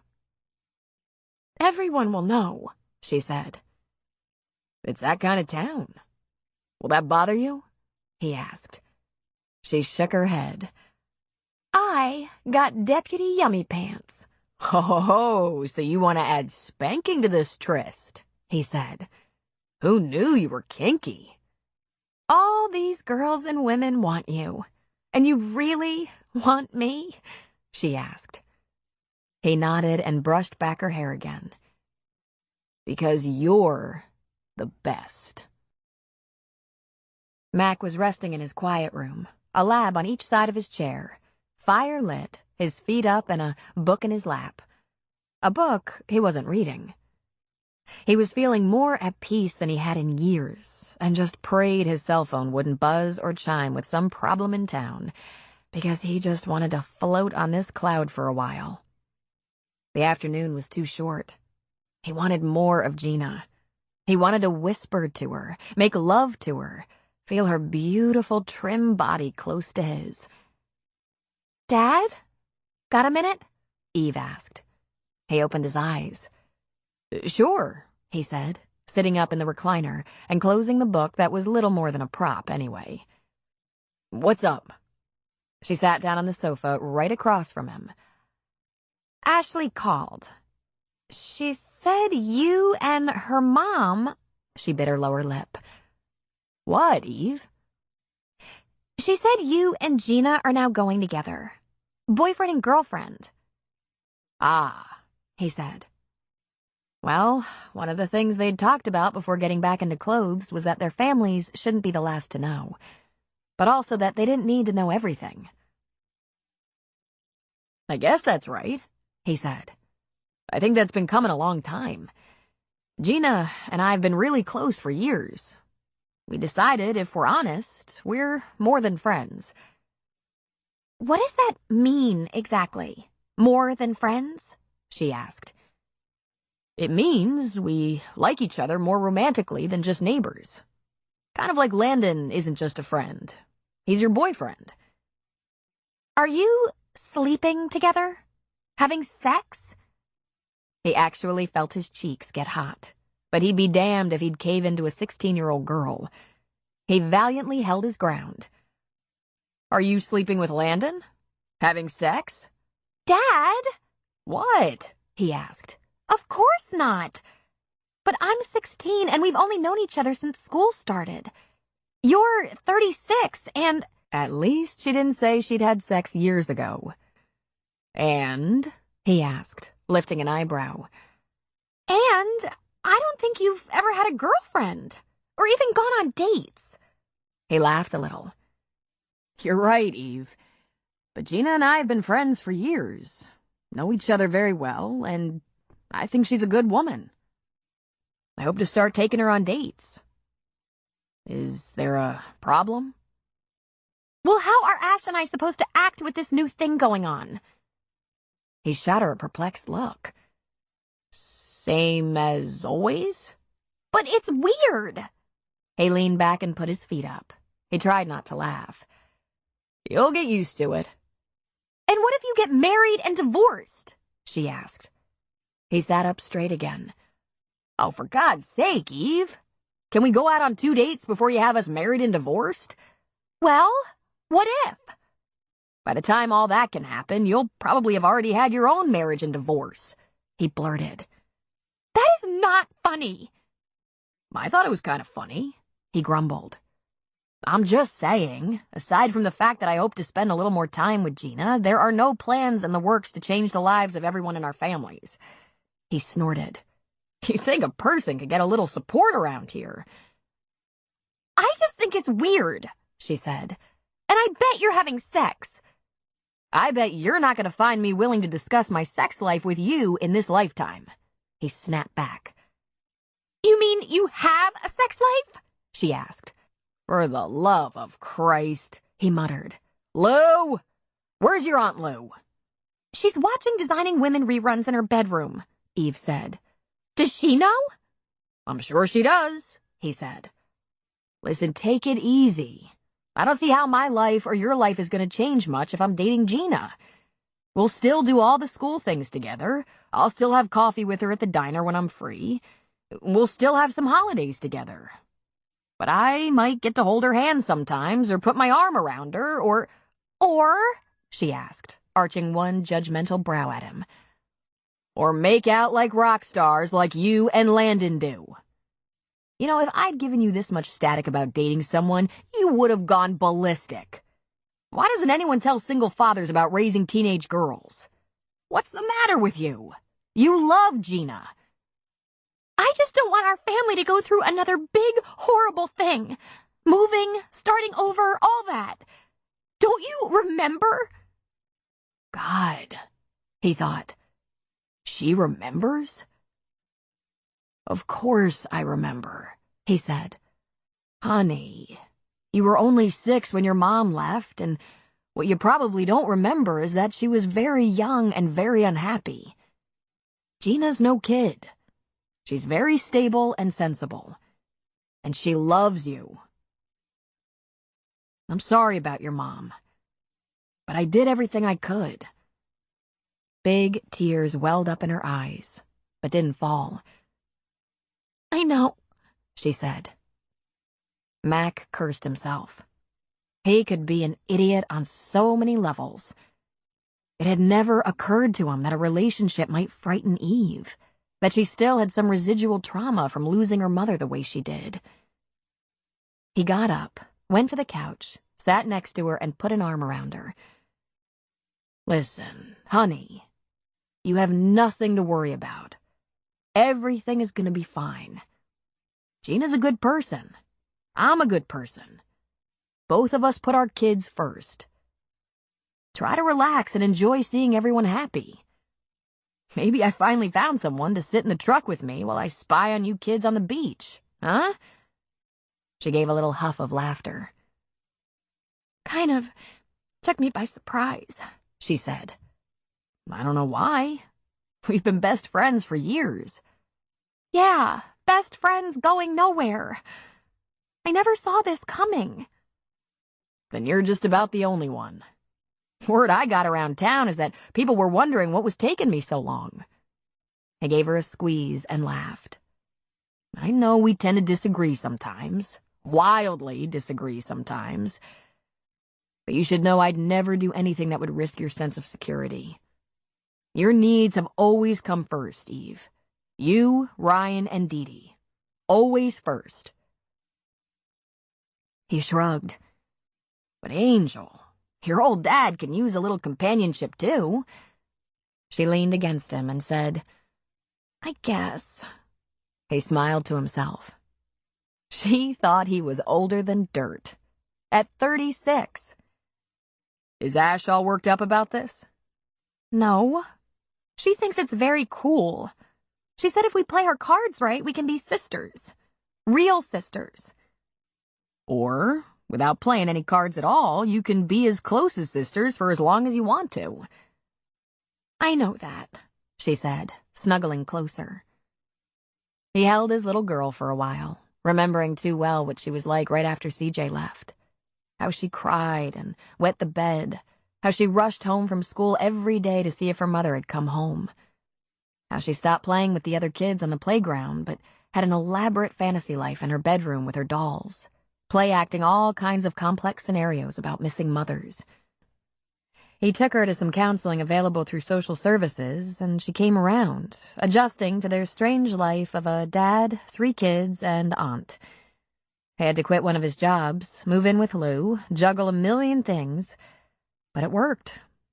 Finally, there was no fighting, no angst, no crying. And he got used to being lonely. He didn't want to be lonely anymore. An hour later, Lou passed through the living room holding a cup of tea. It's going to require a short period of adjustment. It'll be fine. Either you heard or she told you, he said. A little of both, she said with a shrug. I'm glad you and Gina are being honest. I can say, from experience, keeping secrets really never works. Lou, do I need to talk to her about sex? Oh, for the love of God. Really, Mac? Whether you're having sex is none of her— Not that, Lou. Not that. She's 16. She's beautiful. She's got a boyfriend. We've had some talks, but I don't want Eve at risk. He rubbed his chin. It's not my idea of a good time, but I can do it. She smiled at him. Got you covered, yummy. He frowned darkly, and she sat on the couch. Eve and I have had many talks. She understands her parents were hot to trot and got started a little too young, and even though the result was 3 beautiful children, too young can be too hard and can end badly. I told her if she ever wants to visit my gynecologist, a very kind and discreet woman, I will make an appointment, no questions asked. Eve's a very smart girl, and she has high standards. I don't mean to just leave those kinds of things with you, Lou. I know, but I know how kids think, probably better than you do. And girls usually feel more comfortable talking to women. But by all means, if you want to have that discussion— I might, he said. I might. Not right away, though. Right now, she's a little freaked out to think of me dating her best friend's mother. Listen, Mac, this is a good problem. Eve will be fine. Just take a breather, huh? Try and enjoy life a little. don't overthink this and mess up a good thing. You've put your life on hold for a lot of years, and you have my admiration. But really, any longer, and you'd become a stoic. Chapter 19. Cooper had a good visit with his family. He knew he had inconvenienced them by showing up 2 weeks before Christmas when everyone was very busy. But his 3 sisters, their husbands, 2 nieces, and 2 nephews managed to coordinate a number of short visits here and there, and 2 big family meals at his parents' house. When it was just the adults gathered around the table after dinner, he told them about the bait shop and the renovation he was undertaking so he could sell. He didn't say how much land was attached. Then he told them he'd been seeing someone. It wasn't at that precise moment that he realized the reality of his situation with Sarah, but that nudged him ever closer to the truth. He privately acknowledged that, like a teenage boy, he had to talk to her every day. He texted her little snippets and phoned her at night. The only time she didn't answer his call was when she was flying, and then she called him back. He needed her. When he got back to Thunder Point, he was already up to speed on the local gossip. The recent romantic development between Mac and Gina had Sarah's attention, but Cooper had been more interested in the ongoing situation with the Morrison family. From rumor, it sounded like that family had imploded, leaving behind an empty house surrounded by an ostentatious fence. Foreclosed, the rumor went. Sarah was working when Cooper got back, so he checked in with the deputy. When he stopped in the small storefront office, Mac was on the phone, so he waited patiently by the door. He noticed Ben's old laptop sitting on the desk. Then the deputy put down the phone and stood up. "Welcome back," he said, smiling and sticking out his hand. "So I turned my back for 5 minutes and you decide to improve on your love life," Cooper said, extending his own hand. "Well, hell, they don't call me Speedy for nothing." Cooper let out a laugh. "They call you," Mac put up a hand. "Friends don't let friends say dangerous things." Cooper grinned. "It's good to be back. Did you run off the Morrison clan?" "I'd love to take credit for that, but I think they just came to the end of the line. It's been no secret that business hasn't been so good for brokers and developers around the state, but I think the consensus was that Puck had more money than he knew what to do with and was untouched by the recession. Puck left first. He's back in Eugene. His sons, by his first marriage, might have taken him in. Then Mrs. Morrison and Jag moved on." "So the town bully isn't in town anymore?" Cooper asked. "The only thing I can really tell you about that is that he was instructed to make amends to Landon in order to get back into Thunder Point High, and he refused. So his suspension turned into an expulsion. That doesn't mean he isn't around. Continued vigilance is recommended." "Did he get into any trouble over that domestic? Hitting his dad?" Cooper asked. "His court date is coming up. This will be his 2nd offense, and while he might not get the punishment he deserves, it's pretty damn clear he's a violent kid. And his badass self is almost 18. I don't think the court is going to pamper him. And the next time he pulls something, it's going to be bleak for him." "Well, that's something, I guess," Cooper said. "Jesus. What's the matter with that imbecile? He must have grown up with 10 times what most of the other kids around here have." "Maybe that's what's the matter with him," Mac said. "I spent a lot of time feeling rotten that I can't give my kids more. Maybe I should rethink all that guilt. Maybe they're better off. At least they're not ungrateful little bastards." Then he laughed. "It takes so little to make them happy. I'm going to work on remembering that." "You have good kids, Mac," Cooper said. He nodded toward the laptop. "Find anything on there?" "I gave it to a forensic IT unit the department uses, and they went through it and made a copy of the hard drive. I hope you gave permission for that, because I said you did." "Sure. But why didn't you do that in the first place?" He shook his head. "Homicide in the coroner and the assistant DA went through the bait shop, and there was a post-mortem. There was no evidence of foul play." He shrugged. "And I have no idea if they found anything on the laptop, but their team can look at even the deleted and destroyed material. They're spooky." He lifted the laptop and opened it. "I did find something. I wondered if you noticed it too. He leaned a hip on the desk, balanced the laptop on his thigh, and fired it up. He opened it and scrolled through email. It took a few minutes, and he muttered, "Getting there." Then he said, "Ah, got it. He saved this. Do you remember this? It's 4 years old and might explain a few things about this arrangement you had with your friend's bait shop." He turned the laptop around and handed it to Cooper. "I think I've had about enough of this place. Time to head out and find something new. I think I'd rather have an eagle's nest than a lot of corporate bullshit. Coop." "Wandering yet again?" "That seems to be my M.O. I get restless real easy."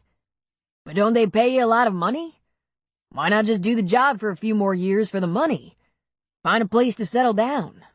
They give you bonuses. Trust me, the Eagles aren't real big on bonuses."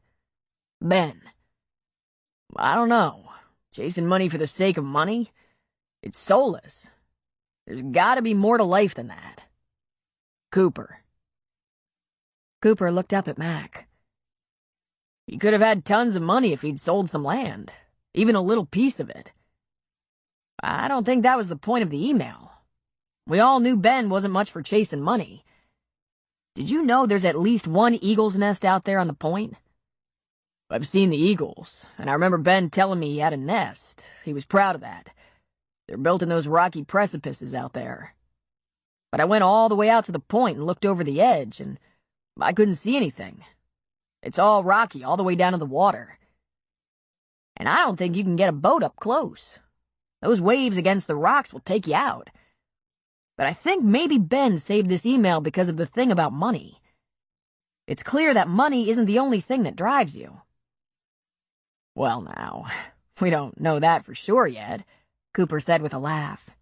"That's easier to say when you have enough to live on forever. And I don't. Believe me." He closed the laptop. "So, you're done with this? It's all yours. Want a cup of coffee? That would be good. Across the street?" "It doesn't look too busy over there," Max said. Cooper looked at his watch. "I have a little time. I want to run by the store. I'm cooking for Sarah and Landon tonight." "Landon? Landon who?" Mac asked with a laugh. "You mean that quarterback who lives at my house now?" Cooper rarely made any kind of a big deal over Christmas. Sometimes he went back to Albuquerque to spend time with the family, but he gave gift cards, not a lot of fussy presents. Those times he had girlfriends, he knew exactly what to give them. Jewelry. The seriousness of the girlfriend determined the level of jewelry. For a girl you're dating, but not deeply involved with, a spa package or gift certificate. In years past, he always skipped the company party. Occasionally, coworkers at informal gatherings he sometimes attended. Hanging out with fellow pilots could be entertaining. In Thunder Point, it was a little different. First of all, people seemed to take turns entertaining, but nothing flashy. Lou and Mac had an open house and invited their local friends, who turned out to be half the town. Women wore Christmas sweaters with Santa or reindeer on them. Men came in green and red sweaters and wool pants as opposed to jeans. For the first time in his life, Cooper asked a woman to dress him. He knew better than to show up in one of his hand-me-down suits or his jeans. Sarah picked through his closet, pulled out some dark pants, a starched shirt, no tie, taupe V-neck sweater, and the black shoes he almost never wore. "This will work," she said. Carrie and Gina James had a gathering with the same theme. Their party featured meatballs, hot dips, cookies, fancy little cakes, and some outstanding bite-sized crab and Parmesan hors d'oeuvres. "If you eat any more of those, you're going to make yourself sick," Sarah said. "I can't stop," he said. Stu held his party at the diner one night. Then Cliff had a free happy hour at Cliffhangers with punch for the younger set. Again, there were a lot of Christmas sweaters and pressed black pants. Cooper made every event, and to his surprise, had a wonderful time. Well, except maybe for a while at Cliffhangers, when Rayanne had a little too much to drink and Cooper drove her home. He had to lift her into his truck. She made a drunken suggestion that they do it just for the Christmas spirit, and when he said that wouldn't work for him, she accepted that and said, "Well, then at least sign those agent papers for me, Hank." He hurried back to Cliff's, so no one would assume. The Coast Guard didn't sleep on holidays, so Sarah couldn't make all the parties, but she hit a few. For Cooper, it was nice to have someone as classy and sweet as Sarah on his arm. But come Christmas Eve, she was scheduled to work. She'd have to be at the Coast Guard station, ready to fly if anyone needed rescue. It won't be the first time Landon and I had to adjust for holidays. Maybe the McCains will include him. I get off Christmas morning, so I'll be around for that. Let me, Cooper said. Let you what? I'll stay at your house Christmas Eve. If he has somewhere to go, fine. I'll be there when he gets home. Then we'll have Christmas morning together. Oh, I don't know. Does it make you nervous to have me over on Christmas morning? He asked her. Because I can be useful. I know how to cook. I know how to clean up better. You know, it's that whole family thing.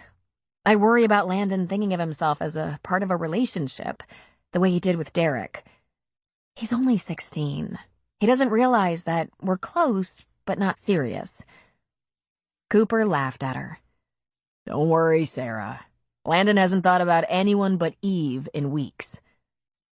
I guess that's right, she said, laughing with him. So Cooper and Landon both went to the McCains for Christmas Eve, where they ate seafood fresh from the marina and played poker until midnight. Eve pouted because she'd rather have had Landon's undivided attention. Mac roared his agony at drawing such bad cards. Cooper laughed his ass off, and Lou took it all home. And then came Christmas morning. Bachelors like Cooper enjoyed holidays and were not overly sentimental about them. Sarah was somewhere between a spa package girlfriend and a jewelry girlfriend, mostly because she was so reluctant to let herself get involved. He understood a lot of this had to do with Landon. To that end, he had selected the perfect presents for both of them. Early Christmas morning, after spending a night on Sarah's couch, he got up, fed the dog, wrote Landon a note, and said he was running an errand and would be right back. He thought the kid would probably sleep late. In fact, Sarah might get home and read the note before Cooper got back. He drove down the road to the beach, but he stopped at the marina. The boats were firing up. It was barely sunrise. It looked like a lot of the fishermen and a few crabbers were going out on Christmas morning. It hit him suddenly. These people had no choice. He'd known that, of course, but hadn't given it so much thought.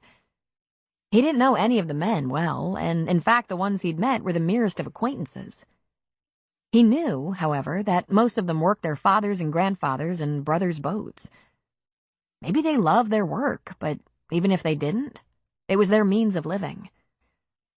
But Cooper, always a loner, had had choices. He had never had to make long-term commitments or stay in jobs that weren't satisfying. All he had to do was take care of himself. Watching those boats go out early Christmas morning, he felt a sense of envy. People depended on those men. They had families to take care of. He'd almost married twice and yet had never felt that sense of responsibility. From where he sat in his truck, he could see the toy hauler. He'd lived in apartments, on a boat for 2 years, in his trailer, anything that he could uproot quickly and easily.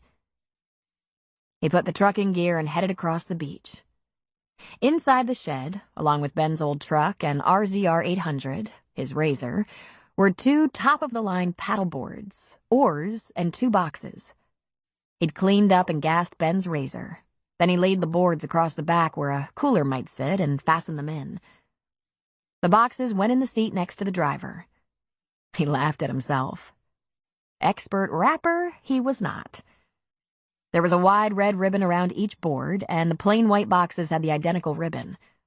No paper, no frou-frous, as his mom called them. He might be able to wear the hell out of a hand-me-down suit and buy some real top-notch toys, but he just wasn't good with wrapping presents. He thought, however, that Landon was going to go nuts for this one. And Sarah, being a beach girl at heart, would probably be happy too. Nothing had ever felt better. He drove the Razor across the beach and up to Sarah's house. Her SUV was parked in the driveway, so he pulled up behind it. In the kitchen was Sarah, still in her flight suit but in her stocking feet. "Hey, thanks for making coffee," she said, stirring cream and sugar into a cup. "I'm gonna need a nap today. We went out last night. Some folks on a Christmas Eve yacht ride got in a little trouble with some rocks. And booze, I'm thinking. What did you guys do?" Poker, he said, taking the coffee from her hands and pulling her against him for a delicious morning kiss. He went after her mouth like a starving man and realized that he wanted to wake up like that every morning. When he let go of her, she laughed. "Poker? Are you corrupting my brother?" Shit, he had things to teach me. But Lou took the pot. Good for her. How about some breakfast? I'm all stocked up. Eggs, sausage, bacon, sweet rolls. We can do omelets or take 'em straight. I bet you're starving, he said. Can you wait 15 minutes if I cook? Sure, but I don't want you stuck with cooking for the whole day. You already promised dinner. Dinner's easy. Hell, breakfast is easy. Go wake up Landon. I have something for him. For you, too. Now, we talked about this. We're not doing a big deal for presents. Just a little something, that's all. Nothing big. You agreed.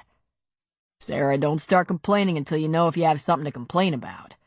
Get the kid. He's had enough sleep. He wiped me out last night. She patted his cheek. All right, but you better have kept your word. Okay, he thought. So she'll lecture him a little bit later. He was a big boy. He could deal with that. Landon stumbled out of his bedroom in a pair of sweats, no shirt, bare feet, his hair all wonky and sticking up all over the place. Like a little kid, he rubbed his eyes.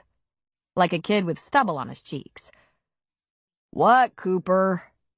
I got you and Sarah a Christmas present, and it's in the driveway. His eyes opened for that. Oh, if you've done anything crazy, Sarah warned. He slipped an arm around her waist. Take it easy. It's not what you think. And they followed Landon outside. The cold didn't bother Landon at all, even in bare feet. The ribbons gave it away. He went straight to the boards. He yelped. Woohoo! Sarah, look at this! Ho-ho! She turned to look up at him. She smiled when she said, Cooper, that's too much. I do what I want, he said. You don't follow directions very well. He gave her a squeeze. I thought that was your favorite part. To Landon, he said, By March, you'll be out there on the bay. Yeah, he said, lifting one of the boards off the back of the Razor. There are 2 boxes in the front seat to put under the tree, Cooper added. And this, he said, wrestling the keys from his pocket. I'll need a ride home later. Huh? Landon and Sarah said at the same time. It was Ben's. I think he'd like it if you had it. It's far from new, but it seems to be in good shape. I sure don't need it, and I'm not going to sell it. And here's a tip. Raleigh is good on engines and restoration if you need that. Let's get those boxes. The boxes in the front seat of the Razor didn't make it under the tree. Landon, a little beside himself, tore the ribbon off the top box, threw off the lid, and held up a wetsuit. Holy crap! Jesus, Cooper muttered. He's completely out of control sometimes. She looked up at him and said, What have you done? He turned her toward him. I did what I thought might make a good Christmas for you and Landon. And it made me happier than anything I've done in a long time. Cooper had everything he wished for. He mixed up cheesy potatoes from the box, got his green bean casserole ready, rolls from Carrie's Deli were on the counter, and the ham was on the counter, coming to room temperature for later.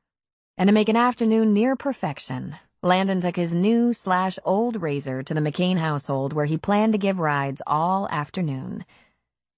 And so Cooper was able to exercise his greatest desire by sneaking into Sarah's bedroom and curving around her small, sleeping form, pulling her close. She turned in his arms and faced him, blinking open her eyes. "I bought you a sweater, and you bought us a vehicle and a couple of paddleboards and wetsuits worth many hundreds of dollars." "Best Christmas of my life," he said, kissing her forehead. "Best Christmas of Landon's life, for sure." "He's gonna spend months praying for an early spring," Cooper said. "You're getting too involved," she said. "You're staying too afraid," he pointed out. "It's gonna be okay, Sarah."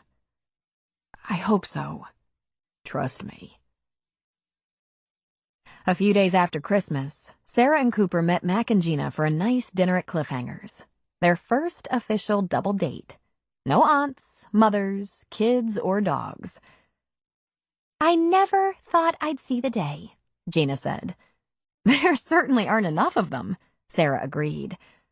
"Well, listen, I realize this is very last minute," Gina said. "We're having a New Year's Eve thing at the house. It's for the kids, really. It's a way of keeping Eve and Ashley from doing something stupid with their stupid boyfriends. No offense, Sarah. They can invite a few friends. We'll lay in some food and the chaperones can play poker or something. You're invited, if you're interested." Cooper grabbed Sarah's hand under the table. He pulled her toward him and whispered in her ear. "Say no, I beg of you." She whispered back. "What's my excuse?" "Plans," he said. "Just say no and I'll make you come 3 times on New Year's Eve. 3 times. Her face went red as a tomato. She looked at their friends and said, Cooper has plans for me." As Cooper was taking her home, she said, "All right, Mr. Big Shot, what kind of plans do we have?" "I don't care," he said. "Anything you want. I'll put on my expensive hand-me-down suit and take you out somewhere special. Or we can throw a couple of pizzas in the oven and eat them naked. I just want you, by yourself, not a bunch of teenagers. And it's not like I don't like teenagers. It's just that, I want to make you scream my name a few times. That work for you?" "I've never eaten pizza naked," she told him. That was good enough for him, and for the next couple of days he could barely contain himself. He had come to a few conclusions, and it was time to level with Sarah. That email Mac came across, that wasn't about money or eagles. That was about stability, about roots. He envied people with responsibility. He wanted a stronger connection and wasn't sure how that happened. Until now. Until Sarah. She came to him for their private New Year's Eve party. It was still early in the evening, and the first thing he did right after locking the door was to peel her clothes off as he walked her to the bedroom, leaving a trail of them along the way. He thought he was very accomplished, kissing her as he undressed her and himself, landing them on the bed, almost naked, where he made fast work of what was left of her clothing, and his.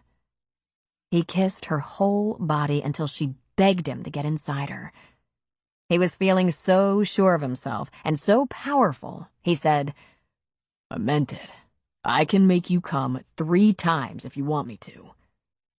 "Once, for right now, should do the trick," she told him. He grabbed for the little foil package on his bedside table and said, "Anything you want, honey. Anything. Just tell me." "How about less talking and more doing?" He took instruction well, covering her mouth in a powerful kiss that curled her toes and made her moan. It hadn't taken any time at all to know her body, to respond to her needs and desires, to find out exactly how to satisfy her. He could tell whether she wanted it fast and hard or slow and drawn out, and he delivered. Once he was inside her body, he knew the way, and he knew the sounds that signaled she was ready, and that she was there. He held himself back until he felt her clench and spasm around him. Then he waited her out and wouldn't let himself go until she was complete. Sometimes when he emptied himself into her, it started a whole new orgasm for her. Like tonight. He held her tight, one arm under her shoulders, one large hand pressing her bottom against him, getting him deeper, his mouth on her mouth, claiming her. "Oh, God," he groaned. "God, Sarah," he whispered. And she ran fingers along the hair at his temples.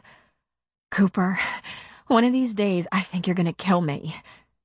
It took him a moment to catch his breath, but once he was in control again, he said, "Sarah, listen, Sarah, I love you."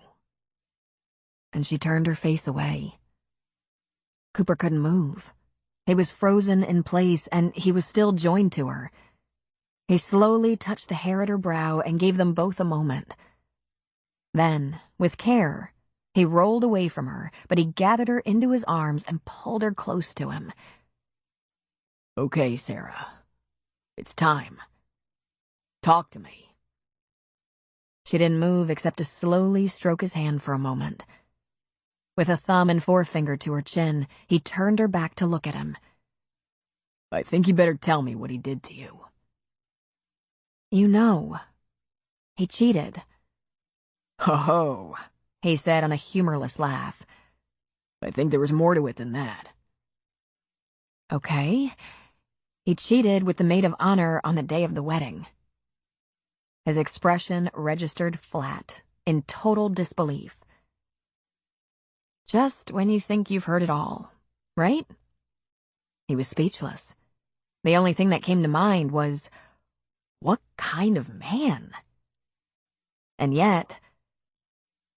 "Sarah, you married him." "I did," she said, giving a nod. "I suspected that day. I knew in my gut that very day, but he convinced me that something that egregious couldn't be true. I didn't hear the truth until my ex-friend, my bridesmaid, decided to unburden herself a year later. And he came clean. He said he probably wasn't cut out to be monogamous." "Aw, baby," he said, pulling her closer. "I'm sorry." "You don't have to be sorry. You're guiltless." He realized she was pushing against him a bit, so he let her put a little space between them. "I think there's more. I can't imagine it, but I think there's more." She lifted those large, dark eyes to his. He could hear the tears in her voice, but she wouldn't let herself cry. Her eyes didn't even cloud with tears. "I loved him," she said. "I really did." "You must have." She nodded. "Very much. It was completely crazy how much. From the second I saw him." Cooper frowned darkly.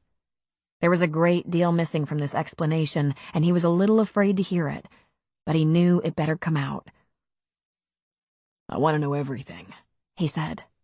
"I want to understand this." She took a breath. "It feels very strange. We're so naked." "Better to keep from covering up, I think. You can trust me with it, Sarah." "I loved him," she said again. "I met him at work. One look and I was attracted, and then he asked me if I'd go out with him. Of course I'd go out with him. He was so hot, so sexy, so beautiful. But I had Landon," I explained, and he said, "Let's all go out." He took Landon and me to a great restaurant. Then he went to watch Landon play football twice before we even had a private date together. Does any of this sound familiar? "Like us?" he asked. She nodded. "Can you see why I'm not letting anything like that happen to me again?" Derek even lavished Landon with gifts, went to every game, stayed at my house while I had to sit alert. "I don't care," he said. "I'm not him." He lifted her chin with a finger. "Sarah, you know I'm nothing like him. Besides, you didn't love me on sight." He grinned lamely. Cooper, I was really just a kid when I lost my parents. I had a little brother to raise, and he was so small, so vulnerable. I don't mean to sound like a baby myself, but it was hard. Sometimes I was so isolated, so afraid I'd never get the hang of this, like a single mom thrown into the deep end of the pool. And then along comes this man I thought was wonderful, and just having him there for us, for the first time in so many years, I thought we could be a real family. I thought maybe I'd have a normal life after all. I was 30 the first time I had a glimpse of a normal life. I was sleeping with a man I loved. Not only was I in a stable relationship, so was Landon. We were finally safe. I started to have hopes and dreams for the first time since I was in college. I started to fantasize about a family of my own, not only a safe place for Landon to grow up and thrive, but maybe a child of my own someday. And I had that for a year, Cooper. Sarah. Cooper, I know how to lose a guy. I've had brief relationships here and there that didn't make it, and I survived. Landon and I survived. But this time I had dreams. He didn't just let me down. He let Landon down too. He didn't just break my heart, Cooper. He killed all my dreams. She shook her head. I can't go through that again. He looked into those dark, liquid eyes for a long moment. Then he pulled her closer and kissed her lightly. You won't have to. I'm not taking that chance, you know. I'm not letting myself love anymore. I understand, he said. I don't blame you. But I'm not him. I know. And it's not your fault that you're stuck with this. It's his fault, the bastard. He probably screwed this up for you. I apologize. But that's how it is. Chapter 20. January was a cloudy and wet month, typical for the coast at this time of year. Sarah had a week-long training class to attend in Florida. She was hesitant to allow Cooper to be in charge of Landon because of the way it resembled her relationship with her ex. But Cooper made a good case. He's gonna want to be on his own, Cooper said. And he's definitely capable, but I can at least make sure he eats and doesn't use your house as a sex shop. After a brief shudder, she said, All right, but don't get any ideas. God forbid, he said. Unlike her ex, Sarah was monogamous. She was just afraid of commitment, and for good reason, it seemed. There was no practical reason for her to trust a man, especially a man like Cooper, who could admit women had in the past complained that he just couldn't stick. There were no more proclamations of love, but the passion hadn't weakened. While Sarah was in Florida, she called him daily. He spent his time at the renovation or his trailer. Raleigh was still coming by most days and had taken to wearing a tool belt. Building was something he could do with minimal interaction. He did break down and ask Cooper if he might work on that old pickup in the shed, rather than taking it to his father's house, where there was limited driveway and garage space. Ben had left an impressive collection of tools. Makes no difference to me, Raleigh, Cooper said. Just leave me enough space in there for the toys. I'll put the jet ski on the water when the weather gets warm. The bait shop was officially gone, and the bar/deli was looking damn good. They'd managed to kill the mold, reinforce the struts, lay down new floors, put up new drywall, rewire, plumb, and polish without tearing down the deck. Cooper and Raleigh got to work on the stairs to the dock, but the new roof and dock were going to wait till spring. One of Cooper's favorite things to do was walk through the renovated structure first thing every morning. Every day he was more impressed than the day before. One of the best parts of the day, if it was a nice day, was watching Landon come to the beach in his Razor. Sometimes Eve was with him. Ham was almost always sitting beside him, and he wore a helmet. He looked so silly, sitting up tall with his small helmet latched under his chin. Then Landon would park in the center of the beach, let Ham get out, remove the helmet, and run the beach after sticks and balls. During that week that Cooper was spending nights at his house, Landon only gave him a wave. When Cooper wasn't the nanny, Landon might come up to the shop and look around at the progress. When a new stovetop, oven, warming trays, and industrial-size ice maker were delivered and installed, it was virtually done. There was still enough finishing work to keep him busy. New tables and chairs to be delivered, bar stools to be ordered, but the contractors would be moving out and taking their dumpster, trucks, and equipment with them. The 2 rooms above the bar were also finished, though vacant of furnishings. It was basically just a bedroom, sitting room, and large bath with shower. He'd installed a fireplace downstairs that extended to a second-floor fireplace in his sitting room. Drawers were built in. If Cooper chose, he could move into the bar. If he wanted to, he could find storage space for the toy hauler and have something under his feet that didn't move in the wind. Mac's involvement in any case against Jag Morrison had been limited to the battery charges, but it was the link to all other things. The first hurdle had been to convince Puck that he must press charges. In the end, Mac was able to convince him that Puck might be able to escape large sums of payment for his 3rd son's education by stipulating that the boy had assaulted him. "What's the difference?" Puck had asked. "It's not like there's any real money left." "The difference is the court could attach your future earnings to benefit the person who beat you up," Mac told him. "And all you have to do to attempt to prevent that is file charges. Besides, eventually Jag needs to bear responsibility for his actions." Puck, though in his 70s, had seen many fortunes come and go in his lifetime and fully expected to hit it big again any second. He was divorcing Effie while he had no visible means of support. The next step for Mac was to charge Jag and send him to court. If the judge put him in jail for as little as 48 hours, that could be enough.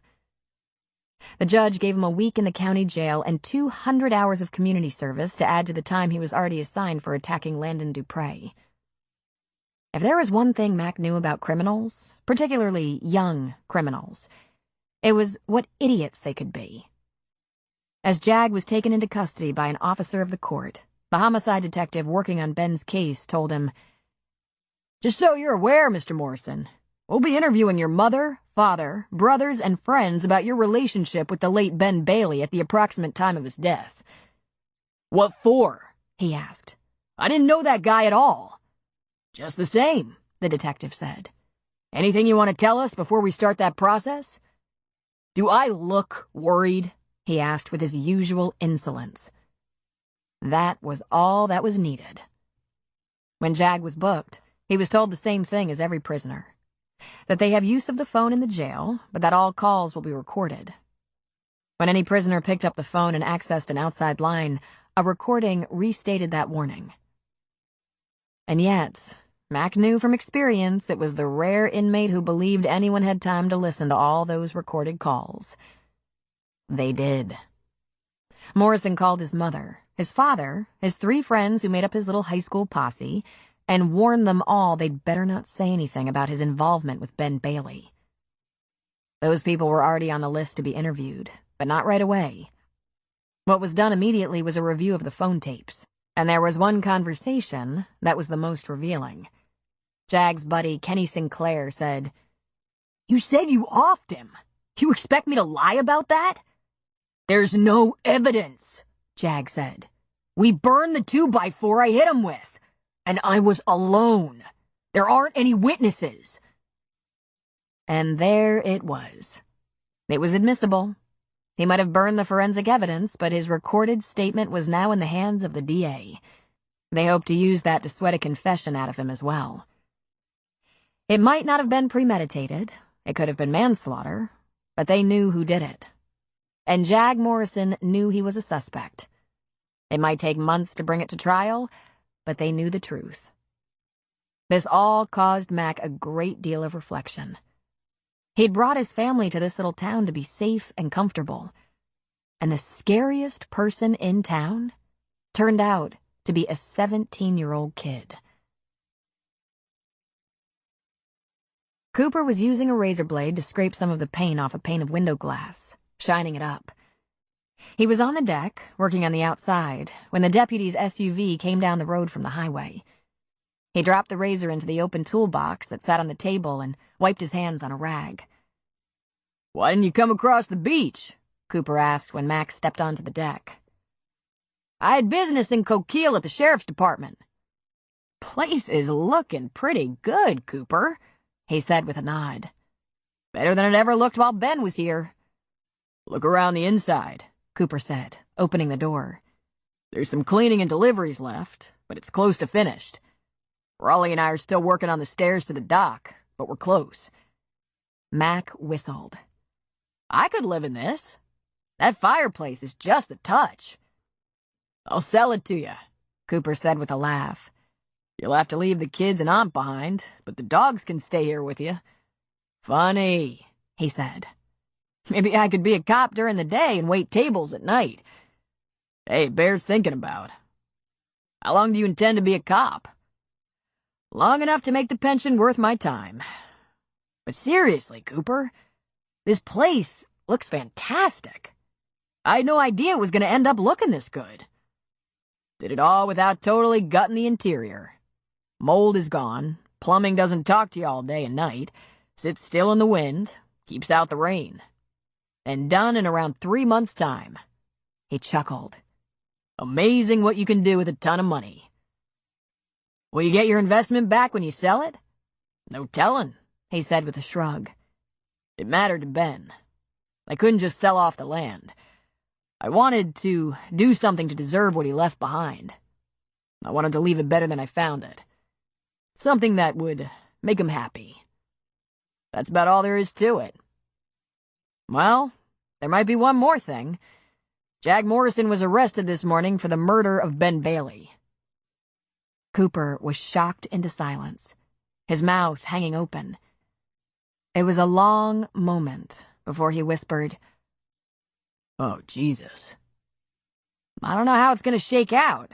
It's still under investigation. The prosecutor is alleging that Morrison's father, Puck, paid multiple visits to Ben, trying to entice him to sell his land. Puck wanted to develop it, and there were plenty of investors on board for that idea. But Ben wasn't interested at any price. They believe Jack Morrison caused the fall that killed him."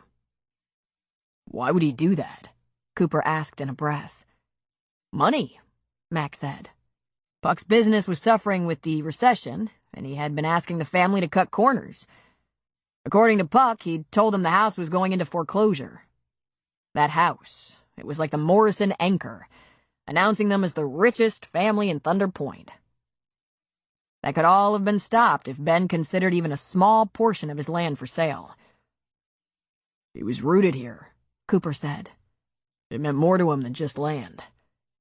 It was home. He wouldn't have wanted to start over, find a new home at 40. Mac nodded. "He wasn't about to budge. But a lot of people around here thought he had no family, no next of kin, no one who would step in and take care of it. Then you came along." Cooper ran a hand around the back of his neck. "Did Jag's father have anything to do with Ben's death? Did he put Jag up to it?" "I doubt it, but there's still an ongoing investigation." A sardonic laugh shot out of Cooper. "The big house behind the gate was the evidence they were the richest family in town, and the gentle giant in the crappy little bait shop was, in fact, the man with all the money. That about sums it up. I just wanted you to know. I can keep you posted, but I think until there's a court date, we're not going to have access to any more information. So, you came here to find out what happened. It wasn't an accident, Cooper. That's what happened." "He was a good man," Cooper said. "Why should good men die?" "If I could answer that, there'd be no reason to have me in this job. Now what about you? You were supposed to be here for a week. A little over 3 months later, you're still here. What's next for you?" That brought a melancholy smile to his lips. "Pretty soon I better work for a living." "What about Sarah?" Mac asked. She's already working for a living, he said with a smile. It was the following afternoon that Sarah came across the beach with Ham. Cooper chose not to tell her over the phone about the arrest. He hadn't been told to keep anything about the situation confidential, but he'd be damn disappointed if they failed to convict the little motherfucker. After he told her the news, she said, "Are you making this up?" I'm not. He's been arrested.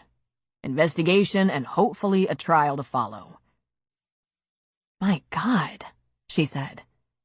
He might have killed Landon. And now he's arrested. He put his arms around her waist and pulled her near. Want a cup of coffee? I should rinse off the dirt and grime. I'm just a little blown away by the news. So was I. I didn't want to tell you on the phone. Let me know how Landon takes it. I'm not surprised by this, but it's still shocking. I knew he was bad, but hell, Sarah, I underestimated him. Come on, he said, taking her hand and leading her and Ham to the trailer. He used the rag from his back pocket to wipe Ham's mouth and feet. Then he fixed up his water in the saucepan. He tore the hoodie off over his head. Feel like a shower? He asked her. I do, she said, smiling. Lock the door.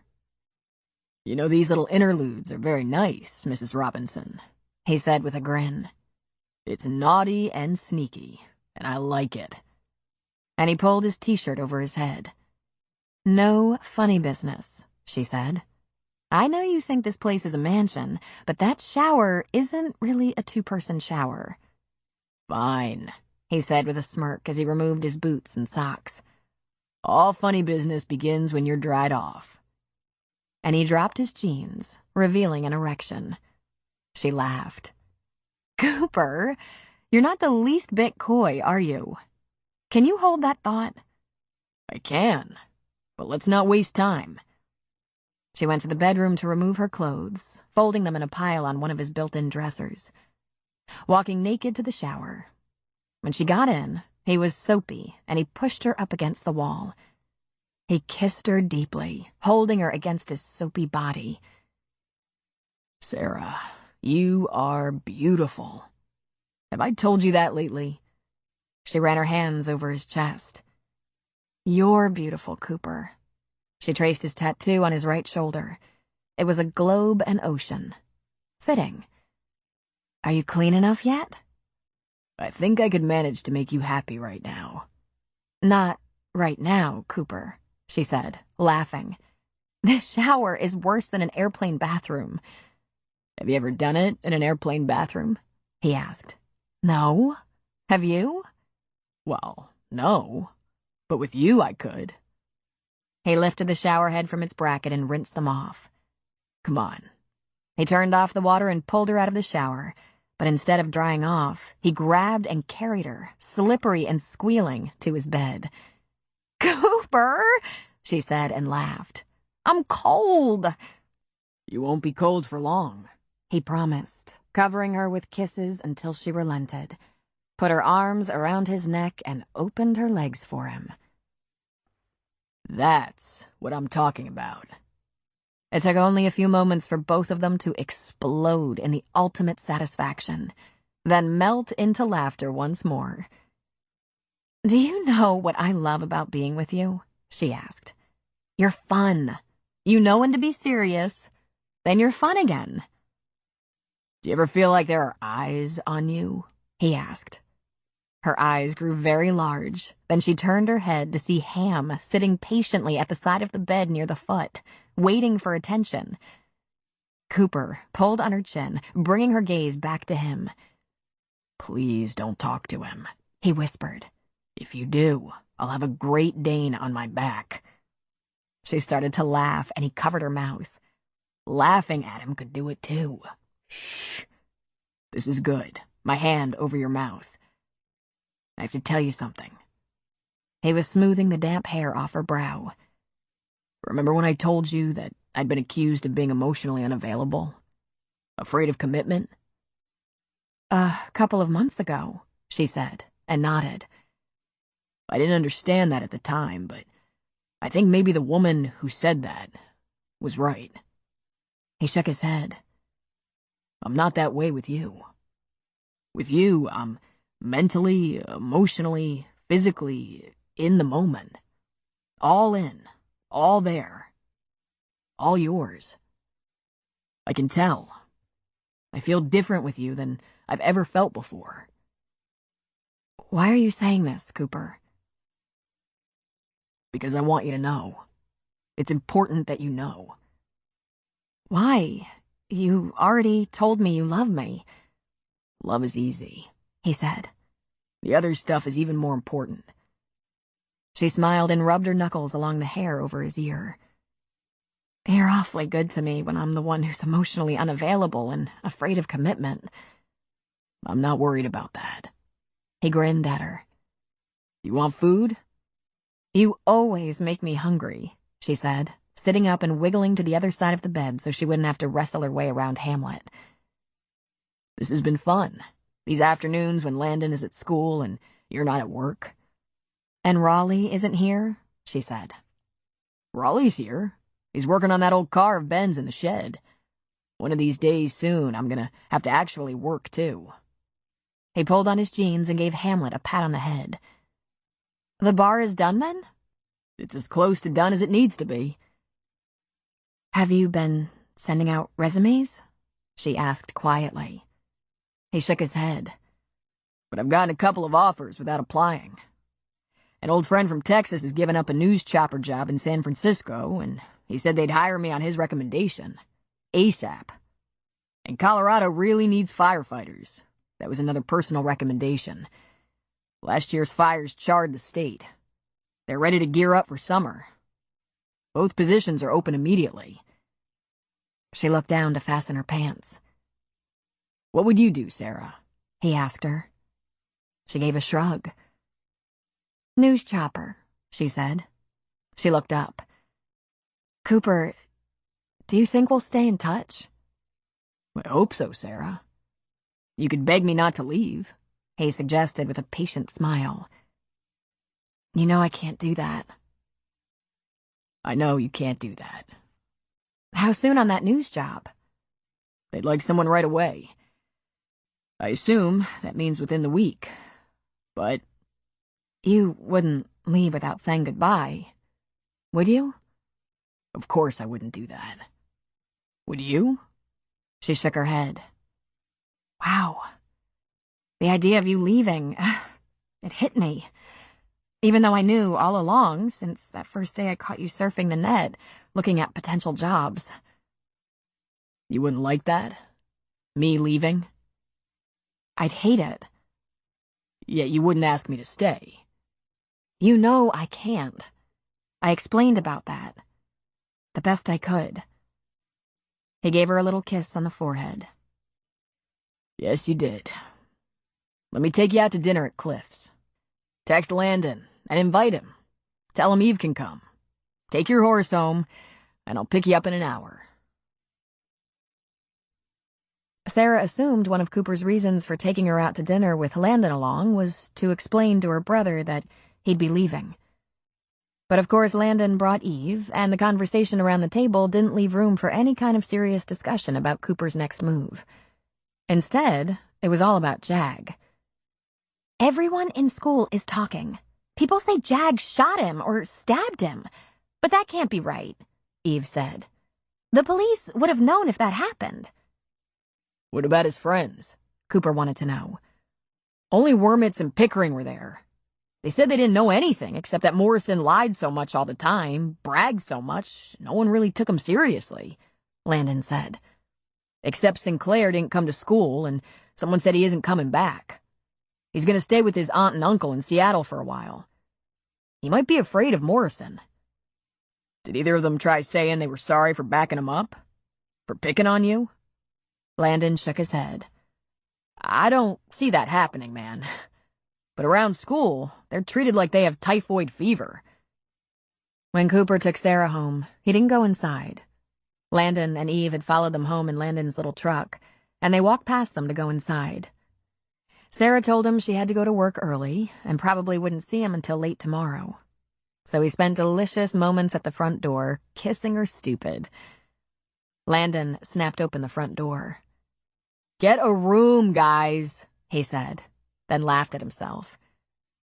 He's a pain in the ass sometimes, Cooper said. Will you promise me something, Cooper? Will you please not leave town without explaining to Landon what's going on? Where you're going, what you're doing, all that? Because even though he's a pain in the ass, I think, in his way, he depends on you. He rubbed a knuckle down her cheek. Sometimes you really act like you don't know me, he said, giving her a brief kiss. Or maybe you think I'm someone else. Of course, I would never leave without saying goodbye, without talking to Landon. Is this going to keep you awake all night? Because you have work early tomorrow, and you need sleep. No, I'm fine, she lied. Thank you for being so understanding. About Landon and everything. I'll talk to you tomorrow, he said. Why can't I say it? She asked herself. Why can't I say, I love you, don't go? Good. Tomorrow. Sleep came hard. She heard Landon leave to take his girlfriend home, heard him return, saw the time on the clock every hour. The next day at the station dragged so much she found herself almost wishing they had a training day or an inspection. She did talk to Cooper, but somehow managed not to ask him if he was packing. It hung like a pall over the conversation. The only thing that filled her mind right now was giving him up, an unfathomable notion. And yet she didn't want their relationship nailed down. The sun was setting by the time she got home. Landon and the dog were gone, as was the razor. She changed into spandex, rubber boots, turtleneck, and her red slicker and headed across the beach. She suspected Landon and Cooper were having a talk about his leaving. But then she found Landon on the beach, throwing the ball for the dog, his ATV parked nearby, Ham's helmet in the seat. Hey, Landon said. Hey, she answered. Did you see Cooper? Talk to him? Not yet, Landon said. I'm wearing out this big old moose. Hey, I'm going over to Eve's tonight. That's okay, right? Sure. They aren't getting sick of you over there, are they? He grinned his heart-stopping grin. They love me. She looked up toward the bait shop. Cooper and Raleigh were both there, working on something, though it was getting dark. I'm gonna go see Cooper. Are you having dinner at Eve's? Probably. Mac is starting to refer to me as his oldest son. He made a face. Creeps me out. She laughed at him, and that was all it took to remember they were a team. Invincible. Hard stuff had happened to them, but together they were up to it. Well, today Cooper wasn't packing up. It appeared he was putting some sort of finishing touch on the bar. He and Raleigh had ladders against the wall, one on each side of the double doors that opened onto the deck. It looked to be a sign, covered with a sheet or piece of paper. They lifted the sign just as she started up the stairs, and while she climbed, they fastened it into place. They were coming down as Sarah reached the deck. What are you guys doing? Cooper looked at her over his shoulder, smiled at her, and tore off the cover. The sign read, Ben and Cooper's. Raleigh lifted his ladder and took it around the corner, leaving them alone on the deck. What is that? A sign, Sarah, he said, laughing at her. She took a step forward, looking up. You're going to sell it with your name on the sign? He shook his head. I'm not going to sell it. Rent it? She asked. He shook his head. Run it. I hope I can figure it out. But Cooper, what about that flying job? He shook his head. Nah, I think I'm done working for other people. I'm too judgmental, for one thing. Now, if I pick apart the way things are being run, I have no one to blame but myself. Sarah, I'm not done with us. We're just getting started. She was shocked for a moment. Then she said, You let me believe you were leaving. He shook his head. Then he put his hands on her waist. I didn't correct your assumption. It's true, I was contacted about a couple of flying jobs. I turned them both down. Even though dropping flame retardant on a big nasty fire does sound like fun. Why didn't you say so? Why didn't you tell me? I told you I loved you. I told you I was all in, that you could trust me. Do you think I'm the kind of guy who could say something like that and then leave you? Yes, she said. I thought that. Not because you're a bad guy, but because you said you had to work. He chuckled. There's no doubt in my mind. I'm gonna have to work. I bet this place only looks simple. I bet it turns into a giant pain in the ass. Oh, Cooper, what are you doing? I'm staying, Sarah. I'm not gonna push you, crowd you, or worry you. I'm just gonna love you. I'm gonna hang around here, close to you, until you trust me enough to get your dreams back. She stared at him for a moment. Then she put her hands on his cheeks and pulled his mouth onto hers, kissing him so deep and so hard it knocked him back a step. But he hung on to her. Then, against his lips, she whispered, I do love you, Cooper. I do. He smiled against her lips. I know, baby. I know.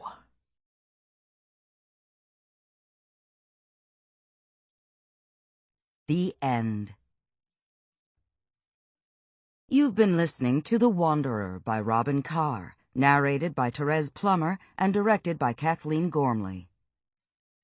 If you've enjoyed this book and this performance, Recorded Books recommends another title by Robin Carr, Blue Skies, also narrated by Therese Plummer.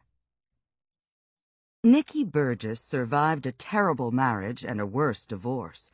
She's just about given up hope of ever finding happiness. But when her ex-husband suddenly dies, she gets custody of her kids again and a chance to start over.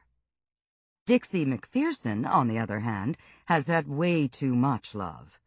She has 11 tennis bracelets, dozens of trinkets, piles of sexy lingerie, and a tarnished reputation when all she ever wanted was true love, a partner, and a family. Carlisle Burnett is loyal, kind-hearted, and the funniest guy slinging drinks in the back of an airplane. But he has an ugly little secret. The only kind of love he's used to comes with bruises. When Nikki, Dixie, and Carlisle are offered the chance to join a new airline in Las Vegas, they don't hesitate. With nothing to lose and everything to gain, these three friends are going in search of their own blue skies. Recorded Books offers a wide selection of bestsellers, mysteries, classics, histories, and more, so visit us at recordedbooks.com to learn about our latest releases and special offers. And thank you for being a Recorded Books reader. Audible hopes you have enjoyed this program.